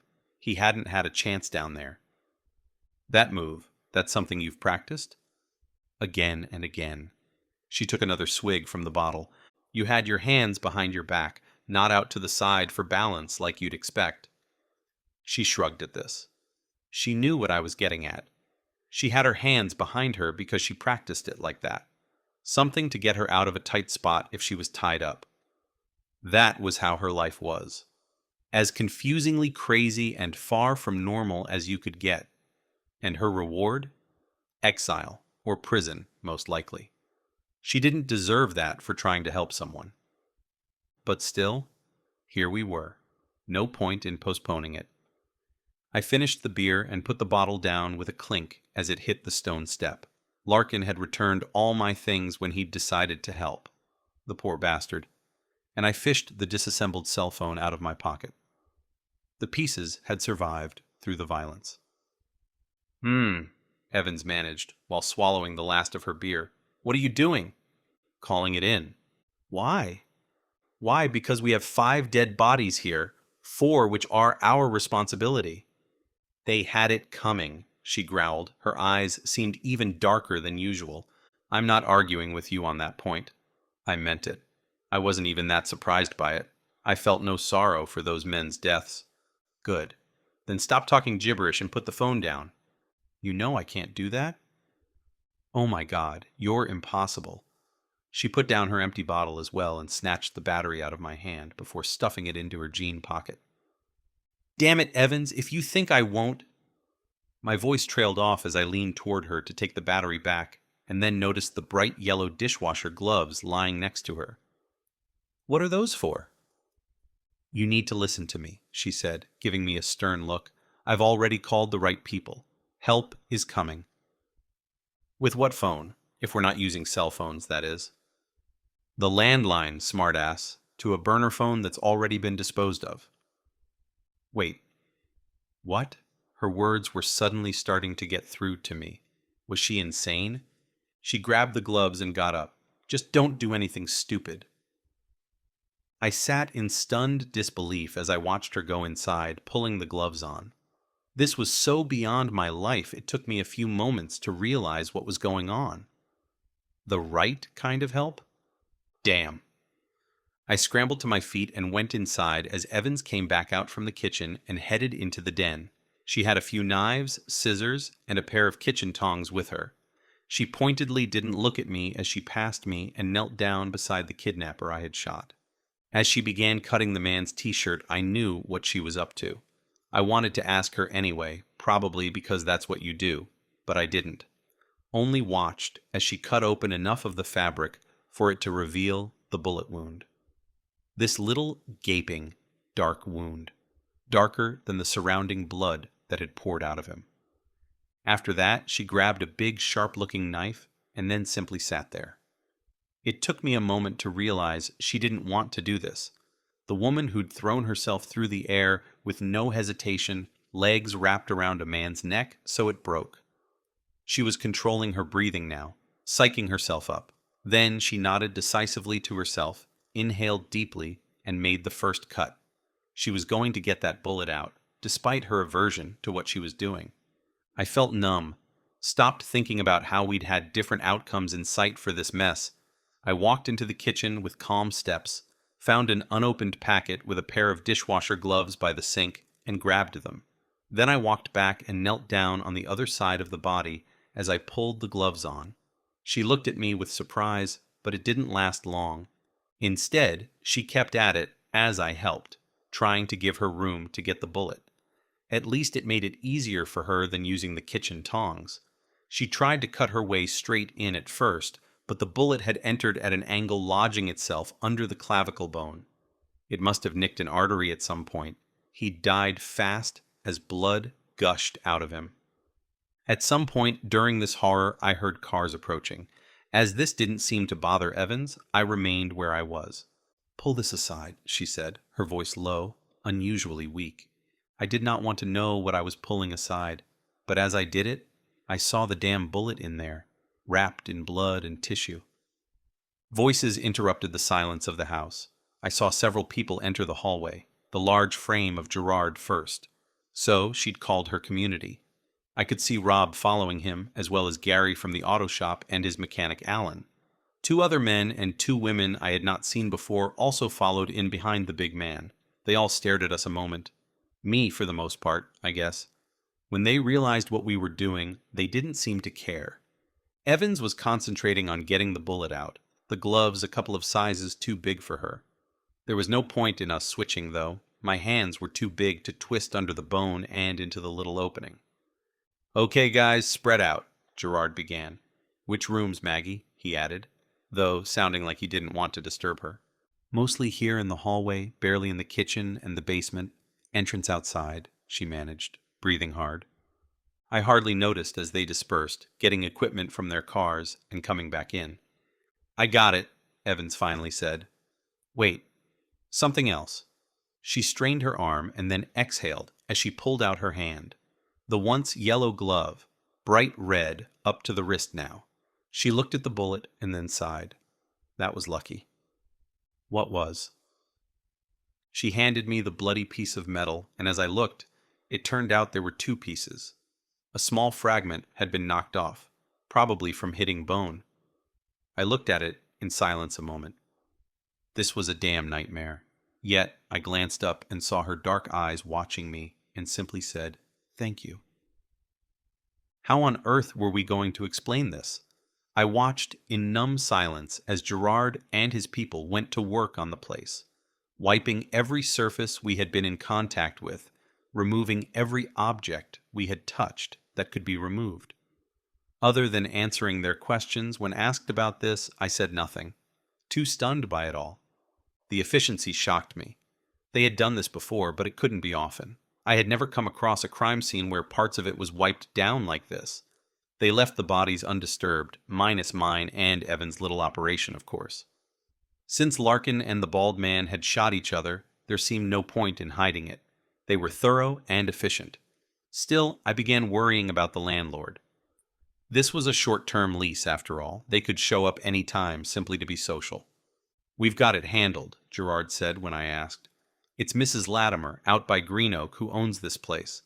She's got 2 flats today, and someone is watching her place." So the woman wouldn't be able to drive anywhere. Too far to walk here from Green Oak. "Yeah, she called me a couple of hours ago," Gary chipped in from wiping the kitchen sink with bleach. "Said I'd send someone over soon as I've got time." He snickered at this as he kept on with his task. "Listen," Gerard said, taking pity on me. "We can finish up here. As soon as Maggie gets back, I think you should leave." He led me out of the house while saying this. "You can take Alan's car, and he'll take the boat back." I found myself nodding silently as the car key was put in my hand. Gerard went back inside and left me alone. I didn't have to wait long before I saw Evans and Rob emerge over by the cliff.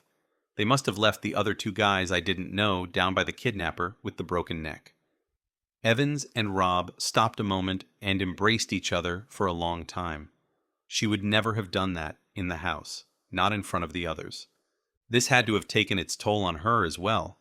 And yet, as I stood there feeling completely lost in a madness I had never experienced before, I found myself wanting nothing more than to trade places with the guy. I sighed and went and sat down on the steps again, waiting for them. I noticed the beer bottles were gone now. I felt no worry for a future blackmail incident. It was clear to me this was an all-guilty kind of operation. They were all committing a crime together and keeping each other safe that way. Still, I had learned by now that the real reason was to help each other when things got out of hand. When those in the dark didn't understand. So screwed. I sighed and shook my head, before looking up and seeing Evans and Rob rounding the corner of the house. "Everything all right?" I noticed Rob's wary eyes on me, and realized the last time he'd seen me was when I had tried to arrest him. Damn, I didn't have the energy to deal with that now. "They'll take care of it," Evans said, and somehow I didn't doubt it. She didn't argue when I told her Gerard had said we should leave. She looked tired and ready to be anywhere else. We had failed Andrea. This place was not a good place to be. In that, we agreed fully. "Do you want me to go with you?" Rob asked her, but she shook her head and squeezed his arm gently. "I am starving, and there's nothing I want more than that shrimp and pasta thing you make. But there's someone Detective Hansen and I need to talk to right away." I was about to blurt out, "Who?" but luckily refrained from it. I knew after a moment's thought, as Rob asked her. The other people we had let down. Andrea's parents.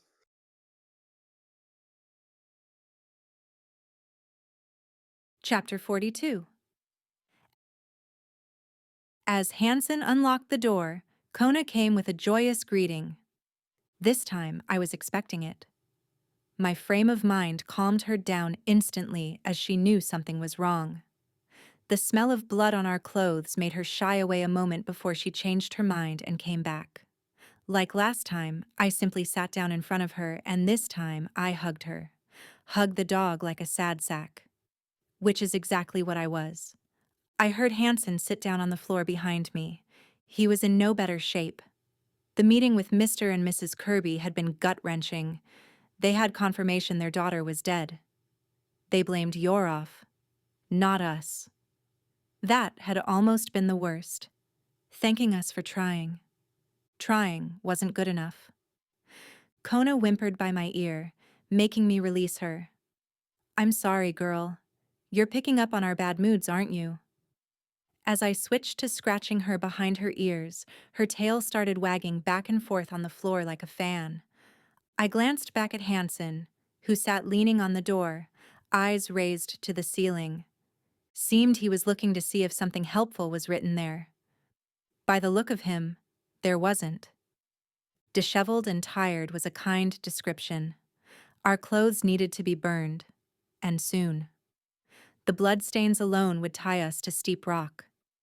He also had 5 burn marks on his jeans, and 5 on his right jacket sleeve.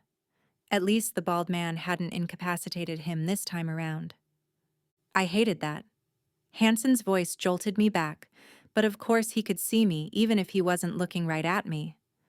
They thanked us. I know. Thanked us for doing nothing. I know. Damn it. He shook his head, got up, and headed for the kitchen. I looked at Kona, whose big eyes stared back at me. No judgment there. Her owner being pissed off and feeling awful about the Kirby's way of understanding what had happened was one thing. His calmness about how Gerard and the others had stepped in to handle Steep Rock was another. He seemed on board, but he had also seemed somewhat shocked. Understandable, of course. Gerard had likely picked up on all of this, but he hadn't said anything. He didn't have to, did he? I knew Hansen well enough by now to know he still might tell the other cops everything. That was why I was still here, and not back to help Gerard and the others. I needed to make sure. I mentally shook away the image of the Kirbys sitting on their pristine couch, crying in each other's arms, Mrs. Kirby holding her daughter's locket. I did as Hansen and got up. Kona sniffed at my feet and then walked ahead of me into the kitchen. I still had sand in my shoes from earlier that morning. Walking into the kitchen, I felt like 100 years. I ached all over, but knew I was fine, considering. My headache had vanished with Larkin's painkillers, but exhaustion was beginning to set in now. With no immediate threat, that was usually how it went. Hansen was rummaging through cabinets, gathering things. I sat on one of the counter stools and grabbed a napkin before taking the nearest apple that lay in a bowl on the kitchen island. Didn't even care that I was being rude. "What are you doing?" I asked after a little while. "Making something to eat. You said you were starving." I swallowed the piece of apple in my mouth and put the rest of it down already half-eaten. I was starving. One beer and half of Alan's energy bar hadn't done much for me. "When they're done, they'll make an anonymous call to the police," I said, watching him carefully. I couldn't see his face as his back was turned to me, but I could see the slightest tension in his shoulders. "I know. The Kirbys will handle it on their end. I know. And we need to burn these clothes." He stopped what he was doing and sighed before moving over to the refrigerator. There was an ocean of vegetables on the counter, making me wonder what else he needed. He glanced at me as he found some beef, and he didn't look particularly happy with me. That wasn't new, though. "What is it you want, Evans?" I got as far as opening my mouth to say something, but he wasn't finished. "Because I think digging bullets out of dead bodies to avoid ballistics and otherwise cleaning up a crime scene should just about cover my silence, don't you? I just need to read my mind to be certain? Get the hell out of my head." I flinched at the memory. Apparently, it didn't go by unnoticed. "Sorry." His voice managed to sound both contrite and pissed off at the same time. I didn't respond, merely watched him open the packet, his movements quick and angry. That I couldn't begrudge him. He was entitled to that anger and frustration. His life had been turned upside down quickly. This wasn't how he did things. I had to remember that. Yet he had helped, and it seemed he was going to keep his mouth shut. I pursed my lips. "Do you need any help? You don't cook?" I rolled my eyes and got off the counter stool. "Doesn't mean I can't." That was a lie, and he seemed to know it by the look of his doubtful eyes as I came around the island. "What?" I said as I stubbornly washed my hands of dirt in the kitchen sink. I didn't even flinch at having held the apple with only a napkin before. I was too hungry. "Fine." He gave in as I stretched my clean hands toward him. "Can you chop an onion?" He held a large yellow specimen out at me, knife in the other hand. I narrowed my eyes at him, but took the proffered food and tool and brought it over to the island where I found a wooden cutting board. "Of course I can," I said. "You may think I'm a fool, but I'm not an idiot." I heard him stop whatever he was doing behind me. "I don't think I've ever called you a fool." He sounded a little astounded. I gave a snort of derision and cut the onion in two, one half flopping sideways next to my hand. The strong, sharp smell of it instantly wafted up.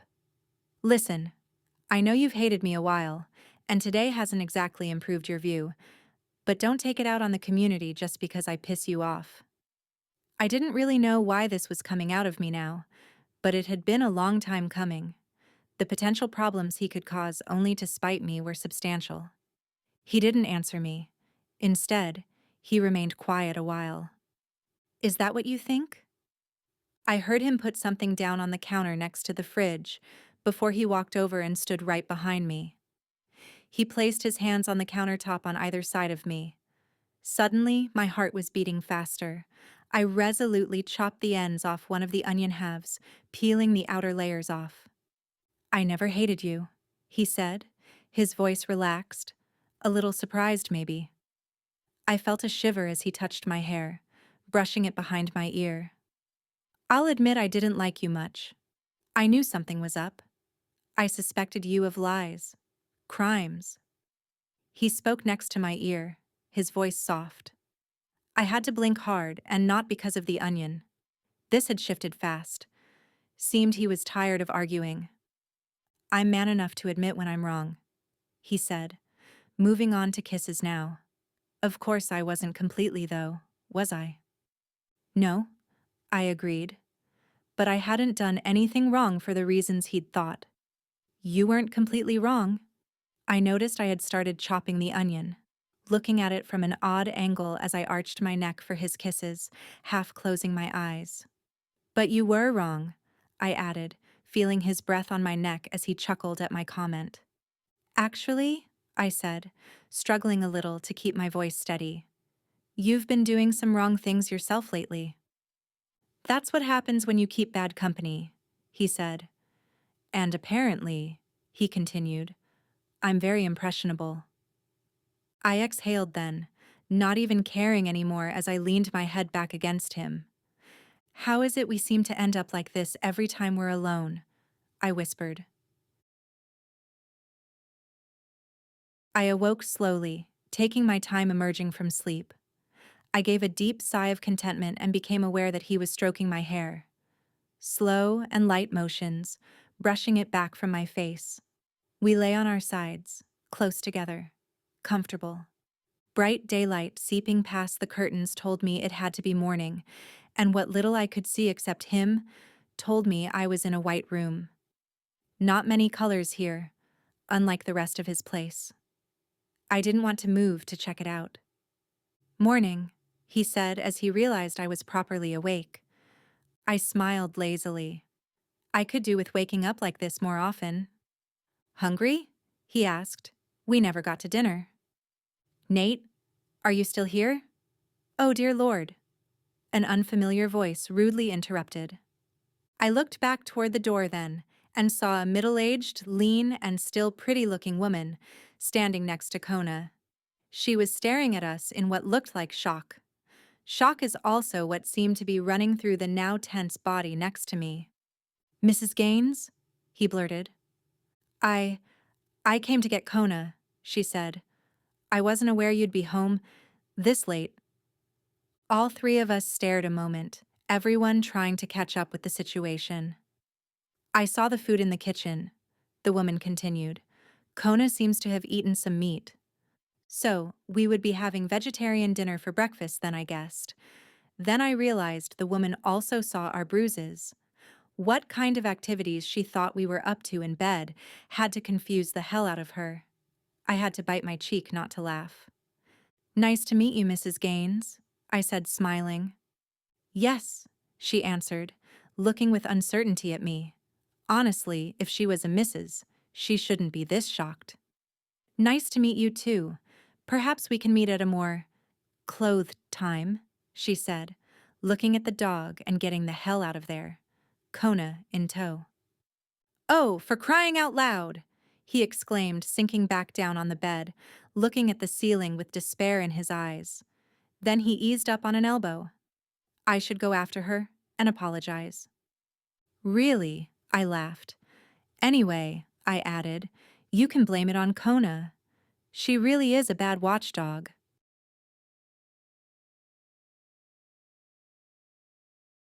Chapter 43. Don't worry about it, Evans said as we exited Alan's car, the only vehicle we had at our disposal. I groaned at the memory, which only made her smile wider. She looked like a deer caught in headlights. Well, she's the one who wandered into someone else's bedroom. Evans walked quickly between the cars in the parking garage, heading for the door to lead us out of there and up to the hospital. Actually, that was understandable. My kitchen was never that messy, and I was rarely at home at 9 a.m. Mrs. Gaines had access to my apartment on account of Kona. But still, it was so embarrassing. Not to Evans, of course. She had laughed it off. She'd done the same when we'd realized she didn't have any clothes as well. She'd looked hilarious in oversized sweats, with a belt and a shirt. After having swung by her place, though, she looked herself again. Black pants and a woman's blazer, a black shirt with a floral pattern, deep red lipstick. I didn't know what came over me the night before, but now I couldn't quite keep from stealing glances at her. Is meeting Mulligan really necessary? Evans asked for the umpteenth time that morning as a pair of elevator doors opened for us. She stepped in beside me, and in the cramped space I could smell my shampoo on her hair, Weird, yet oddly intoxicating. Yes, I simply said, not bothering to explain any further. She was repeating the question, hoping for a different answer. Mulligan had called while we ate breakfast. Wolfed it down, actually, telling me McCallan was awake, and that they had found Andrea. At that point, I had been glad she couldn't see my face. I realized from our brief conversation that she had no inkling we had been at Steep Rock. But Andrea being found also meant something else. My leeway was no more.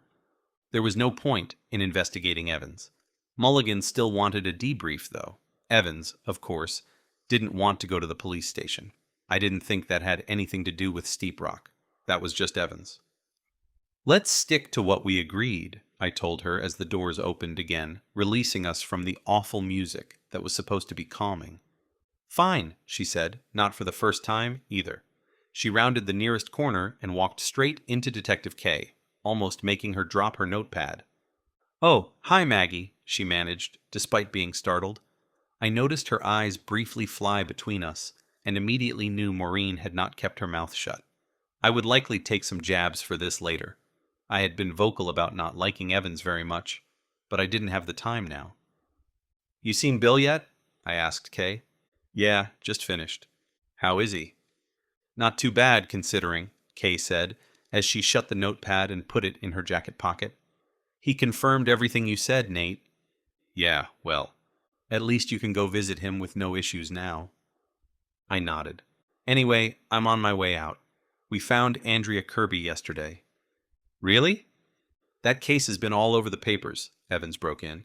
Is she okay? As Kay turned to look at her, I did the same. Evans looked mildly interested. A natural question to ask. Kay shook her head. Kidnappers killed her, unfortunately. I'm amazed they kept her alive the whole week. Dr. Ellis says there's no sign of SA. She shook her head, clearly at a loss as to what the kidnappers had been after. Anyway, it's totally messed up. What? I managed. Kay looked at Evans and pursed her lips in thought. The issue wasn't lost on the latter, though. Kay couldn't share all the information with a civilian. I'll get some lovely hospital coffee, shall I? Talking to the both of you at once makes me feel like a munchkin anyway. From up here, you look more like a flying monkey, Kay teased, making her laugh as she left us alone and disappeared between busy nurses and doctors. You know, Kay began with a smile, I heard. Yeah, mock me later, Mel. What couldn't you say in front of her? I was curious about their progress at Steep Rock at the same time as not wanting to hear a damn word about it. That wasn't an option, though. It wouldn't be like me not to be interested. It all made me feel like crap. It's weird. I've never seen anything like it. She placed her hands on her hips and waited until a nurse close by had passed us. We got an anonymous call about a house out past Finley Hill, a place called Steep Rock. Nobody lives there on a permanent basis. Turns out the kidnappers had rented it. Can you believe that? Didn't they break into the Kreutz farm? They did. Why didn't they leave the county?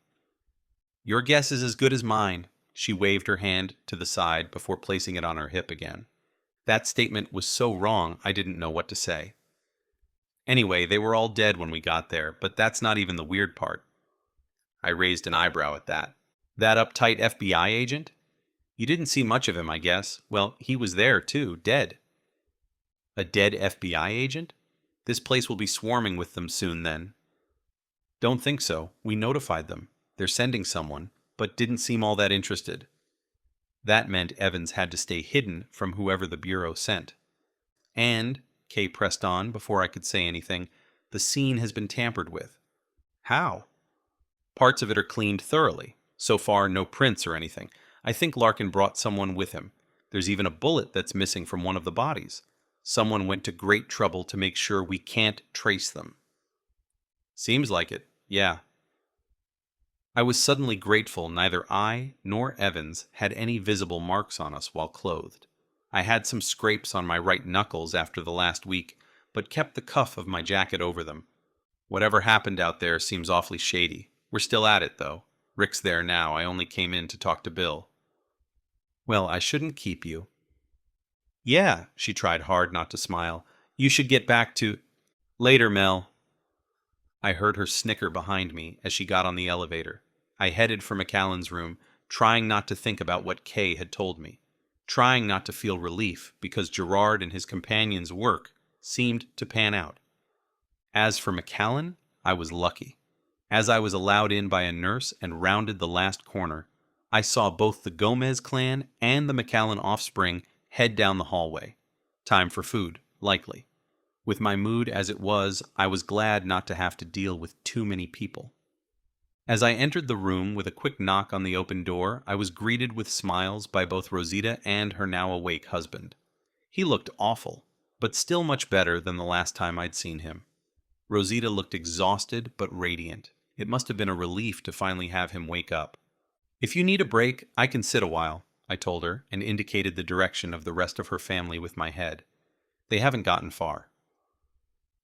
At her husband's insistence, she got up to leave and find some food. "I heard they found the kidnapped woman dead," she said to me as she reached the door.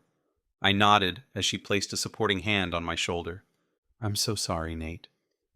I walked over and sat in one of the chairs, facing the door. "Way to scare the crap out of people, Bill." He tried raising his shoulders, but winced in pain instead. "If you had crapped your pants in that alley, that's the first thing Mel would have said when she came in here earlier." "True. What are the doctors saying?" "They expect a full recovery. I should be up and taking complaints about cats in no time." That actually made me laugh, remembering Mr. Withers and his cat. The fact that what he had claimed was actually true was just too much. "I'm sorry," I said, and waved my hand in front of my face as a nurse in flowery scrubs came in to check on the machinery still hooked up to McCallan. "You in a fight or something?" he asked, looking at my hand. "This? It's nothing. First on scene after a car crash a couple of days ago, scraped my hand going down a slope." I was surprised at how quick that lie came. "Huh. Well, I heard a lot of things have been going on while I've been here." "Yeah. I just talked to Mel." "Hey," Evans's voice interrupted as she appeared in the doorway, 2 cups of coffee in her hands. "That's what I heard about," McCallan said, smiling knowingly. "Damn Mel." "Coffee for me?" McCallan asked Evans. "Anything you want," she said, flashing him a big smile. "Can he have coffee?" she added to the nurse who passed her in the doorway. She shook her head silently, turned and gave McCallan a stern look to make this clear, and left. "Oh well," Evans said. "Maybe this once Mr. Grouchy can have it instead."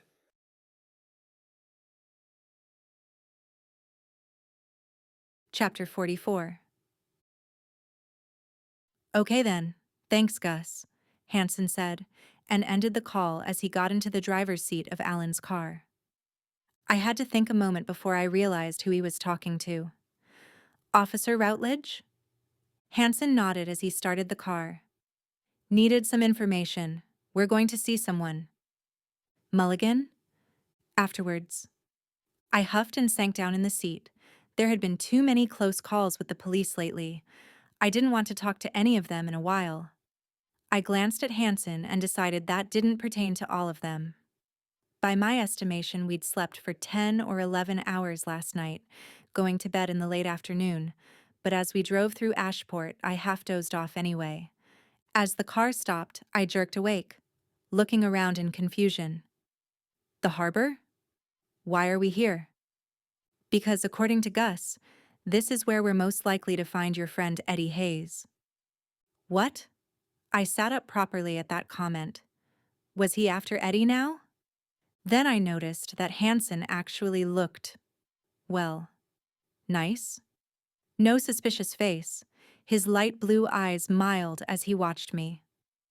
After something like this, my guess is Yorov and that little corner of the FBI that's after you think you've left Ashport, he said.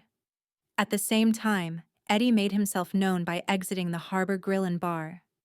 He looked shabby as ever, walking in the opposite direction of where we were, but so slow it wouldn't be a hassle to catch up. I suddenly felt nervous.